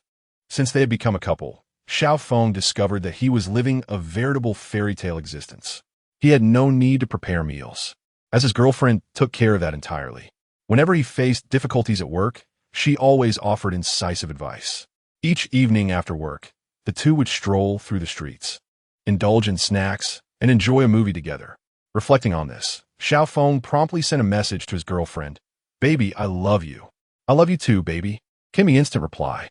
Stretching lazily, Xiao Feng felt justified in his diligent life, never running a red light or riding his electric scooter on the sidewalk. It was only fitting that he encountered such a wonderful girlfriend. Upon hearing this news, his parents joyfully devoured 4 bowls of rice. They no longer needed oxen to plow the fields. Xiao Feng, come quickly, my fish has died. At that moment, the voice of his benefactor echoed. He immediately sprang to his feet and rushed to the president's office. Upon seeing the fish that had perished in the aquarium, Xiao Feng's expression turned sorrowful. Though inwardly he sighed. What does it mean to be both inexperienced and playful? It perfectly described his boss, an aquarium novice, yet he insisted on keeping a platinum arowana. Many who do not keep fish might be unaware of its classification. However, the price speaks volumes. A single platinum arowana can cost between 100,000 to 310,000 yuan. The one in his boss's tank was likely valued at around 200,000 yuan. Beside this aquarium was another tank, housing a shrimp-like creature that had also met its demise. Xiao Feng immediately recognized what it was, a mantis shrimp. There's a saying that goes, mantis shrimp, one punch ignites sparks. Yet even this could be killed. So, the question arises, how should one respond when the boss's fish has perished? As a workplace elite and adept at discerning the unspoken, Xiao Feng quickly formulated a plan. There were 3 potential responses. The first, when faced with a boss who is intentionally difficult. What on earth happened? The ones that ought to die simply refuse, while the undeserving perish. The second, when one is valued and invited to all meetings yet denied a raise. This fish, you see, has high water quality requirements. If we don't provide fresh water and keep it muddied, it's no wonder it dies. And the third, which resonated with Xiao Feng's situation, a leader who appreciates you, entrusts you with tasks, and compensates you fairly. A smile crept across Xiao Feng's face. Boss, this fish is too small to bear your immense fortune. It simply cannot withstand your wealth. Clearly, the boss was taken aback by this remark. However, he quickly responded with a chuckle. You have quite the talent for comforting others. Now, off you go to your duties. Certainly, esteemed leader. Xiao Feng promptly returned to his workstation. Despite having earned the favor of his superior, the nature of his duties remained unchanged. Each day, he continued to scrutinize the activities of rule-breaking streamers. Thanks to advancements in technology, AI systems automatically conduct preliminary reviews when streamers go live. Those who blatantly violate regulations are swiftly banned by the AI, while only the more subtle infractions reach his attention. He would then log into his secondary account to assess the situation thoroughly, determining whether any violations had indeed occurred. If confirmed, he would then log into his primary account to impose the necessary sanctions on the streaming room. By this reckoning, his workload was not particularly burdensome. Furthermore, it was midday, a time when few would engage in dubious activities. After idling for a while, Xiao Feng switched accounts and logged into the Slowfoot software. As the chief supervisor of Douyin, it was his obligation to familiarize himself with competing companies. Upon logging in, he began to browse the local streamers. Ever since Master Su gained notoriety, Xiao Feng had taken an interest in the streamers within his vicinity. This way, if he discovered any smaller streamers that had evaded Slowfoot's notice, he could recruit them at a minimal cost. Suddenly, Xiao Feng's attention was drawn to a video from the local area. The video was set at Binshan Expressway. This location alone did not pique his curiosity. Rather, it was the title of the stream that comprised a series of garbled characters. Years of exemplary professional training alerted Xiao Feng to an anomaly. Why would anyone engage in such dubious behavior in broad daylight? Intrigued, he clicked on the stream. Driver, please help me. I beg you, save me. I am willing to do anything with you. Upon entering the streaming room, a shocking scene unfolded before Xiao Feng's eyes. Knives, torn clothing, a cold-hearted assassin, and a shattered woman filled the screen. Goodness, the elements were all in place. Did they think this was another Douyin stream? This was excessively provocative. Engaging in such content at noon? And in a taxi, no less? Suddenly, a thought flickered in Xiao Feng's mind. Could he be a part of their play? Shaking his head, Xiao Feng realized that a video so evidently in violation of regulations could not be scrutinized in detail. Just as he prepared to report the stream, he noticed something unsettling. The interior of the vehicle appeared eerily familiar. He retracted his reporting hand and focused intently. "What the?" Xiao Feng exclaimed. "Isn't this Master Su's car?" However, if it was indeed Master Su's vehicle, the scene depicted was clearly not a casual encounter. There could only be one explanation. A real-life robber had taken this individual and Master Su hostage. Alarmed, Xiao Feng bolted towards the executive office. This situation had escalated beyond the capabilities of a mere supervisor. It required the intervention of the cyber police. Master, you cannot stand by and watch me die." Simultaneously, the woman's frantic cries echoed from the screen. Huang Shan scoffed. "What can a driver who can't even control his own vehicle do to save you?" He gazed at the steadily increasing number of viewers in the live broadcast room. A manic smile spreading across his face. "I shall pay close attention now. Once I have indulged, I will invite the driver to partake as well. What do you say?" "My good sir," he mused. A sigh escaped Su Bai's lips. Encountering such a hostage was indeed a stroke of misfortune for him. Out of humanitarian concern, he felt compelled to render aid, but the method of assistance would ultimately be dictated by his own judgment. It was perfectly normal to sustain some injuries while grappling with the captors, was it not? Suddenly, a sharp screech pierced the air as the driver slammed on the brakes, causing the robber in the back seat to stumble violently, colliding intimately with the backrest of the front seat. Chapter 93, isn't it a bit too provocative to show such stimulating content in broad daylight? Bang! Bang! The sound of two heads colliding echoed. Just moments ago, Su Bai was driving at a speed of 170 km/h, seizing the opportunity during Huang Shan's moment of frenzy. He had already applied the brakes several times in preparation for this sudden stop. Nevertheless, when he pressed down on the brake pedal, sparks nearly flew from the brake pads. Those who frequently drive would know that sudden braking at high speeds is perilous. If one must brake abruptly, it's imperative not to steer, lest the vehicle take flight. Fortunately, Su Bai's car was equipped with an ABS system, and he skillfully managed the steering wheel, stabilizing the car's body. Hiss! Huang Shan rubbed his already swollen head. His face contorted in a fierce expression. "Are you out of your mind? Do you even know how to drive?" Yet, he refrained from making any rash movements. Firstly, his animosity was directed solely at that woman, rendering him indifferent to Su Bai's disheveled appearance. Secondly, he still needed this driver to take him on a longer ride, allowing him to savor the company of director Wang's mistress. Moreover, this driver appeared to be one who lacked driving finesse. Such high speeds could indeed incite panic. After a moment of contemplation, Huang Shan brandished his knife in the air. "Drive slower and steadier from now on, understood? Don't waste my time." Su Bai remained silent, offering no reply. Huang Shan assumed that Su Bai was cowed by his intimidation. Vroom! The vehicle resumed motion. It wasn't until the speed stabilized at 130 km/h that Huang Shan finally nodded in satisfaction, then lunged toward the woman, who appeared somewhat dazed. The collision had truly rattled her. Observing the woman's vacant expression, Huang Shan's interest peaked. With one hand gripping the knife, he began tearing at the woman's clothing. If he couldn't deal with that fool Wang Yan, he would make his woman suffer in his stead. Huang Shan didn't forget to direct his phone's camera towards the scene. "What is going on here? Isn't this a bit too intense to show in broad daylight? Where's the moderator?" "Moderator, I advise you to act wisely, or you'll be banned soon."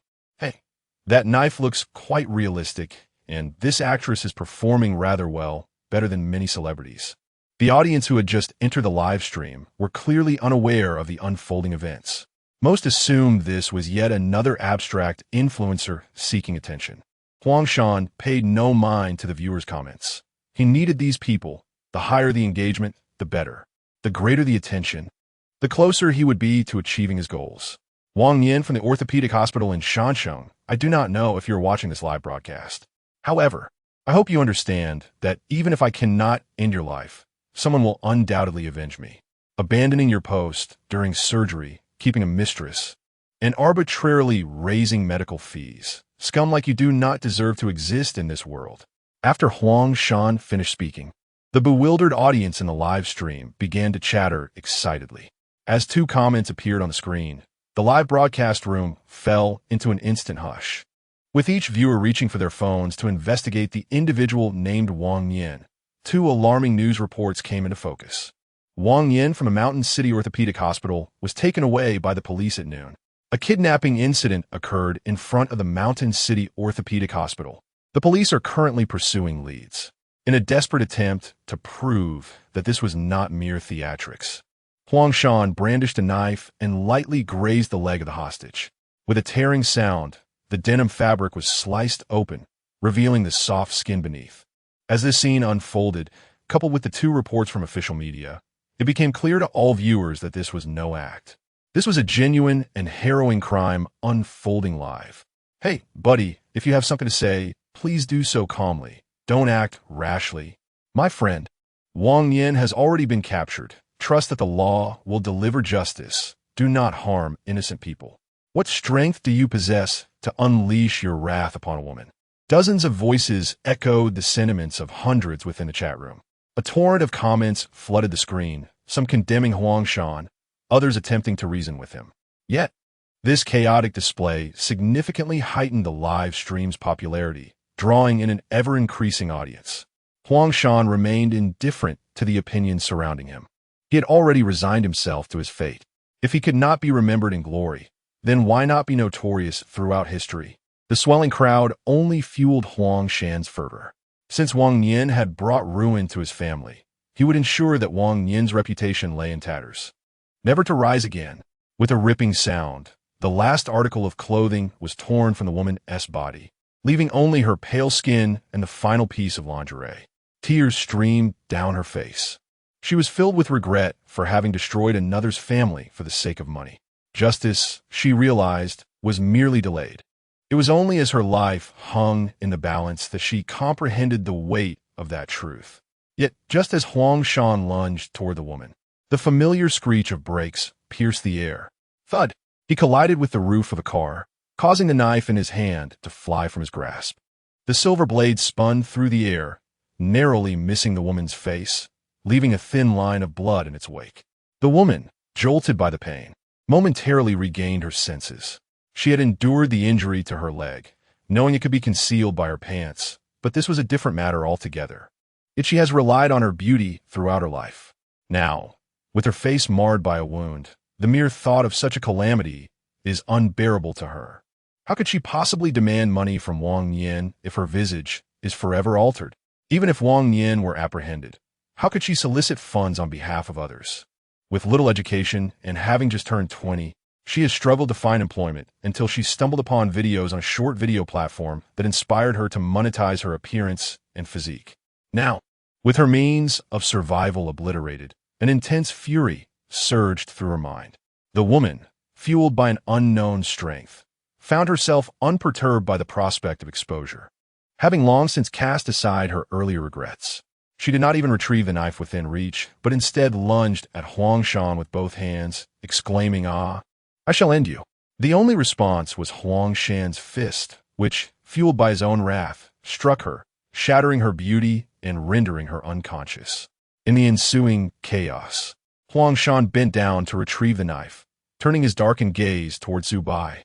He had tolerated this behavior once, twice, but now it was clear to him that this driver was operating with intent.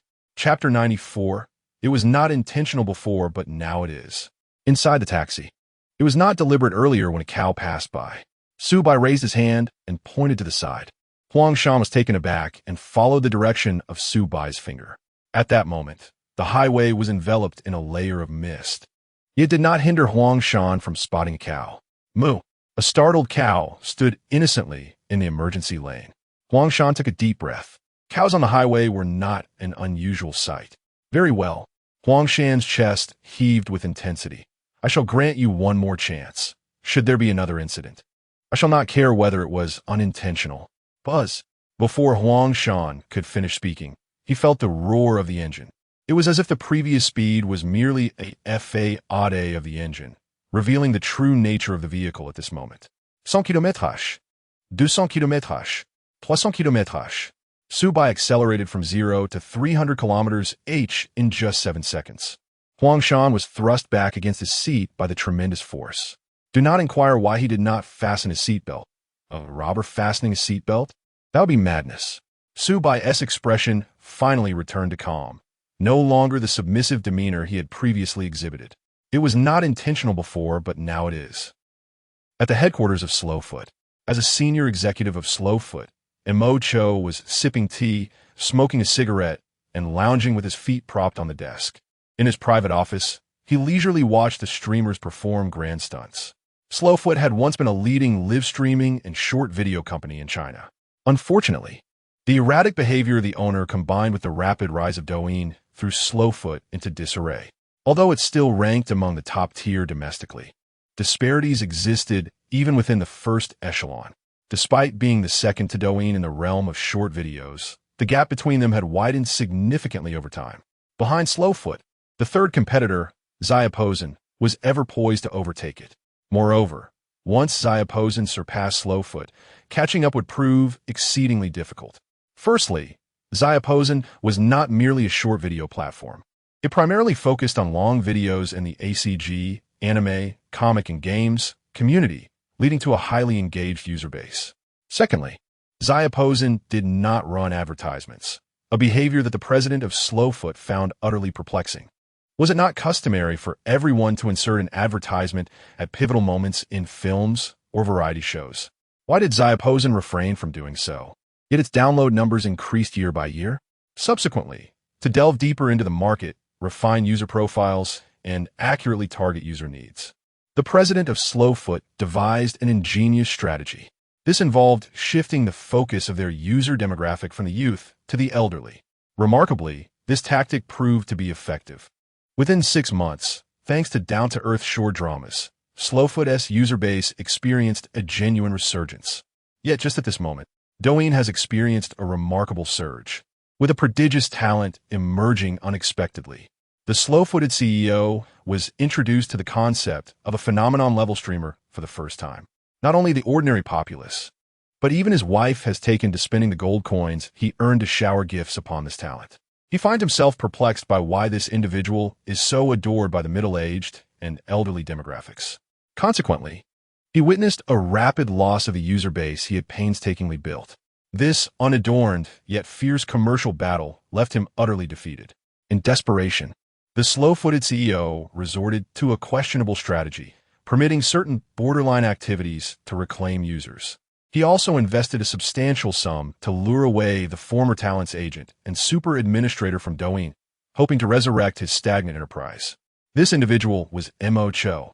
Within mere months of Mo Cho's arrival, the CEO observed a series of extraordinary maneuvers. Mo Cho first brokered agreements with aspiring female streamers possessing a modicum of attractiveness, encouraging them to reveal a hint of allure and facilitate the limited dissemination of their videos. Ultimately, Mo Cho orchestrated the closure of the streaming rooms while simultaneously employing online influencers to amplify these videos. Remarkably, this strategy bore fruit, leading to several streamers achieving newfound fame. Mo Cho then guided these successful streamers to mentor others, incorporating engaging activities such as grand swings, roller coasters, and yoga squats. To the CEO's astonishment, the enterprise began to flourish once again. He mused that indeed, the costly investments yield their own logic. Even when Mo Cho occasionally undermined his dignity in public, he chose to endure it, for the sake of profit, of course. Naturally, few fools ascend to the position of CEO. He understood that this approach could not sustain itself indefinitely. But for now it sufficed. This was merely a transitional phase. Once the slow-footed enterprise was revitalized, he could easily dismiss those involved. The profits would be theirs to reap, and the recognition would belong to him. A true win-win scenario. As the architect of this revival, Mo Cho enjoyed the CEO's utmost regard.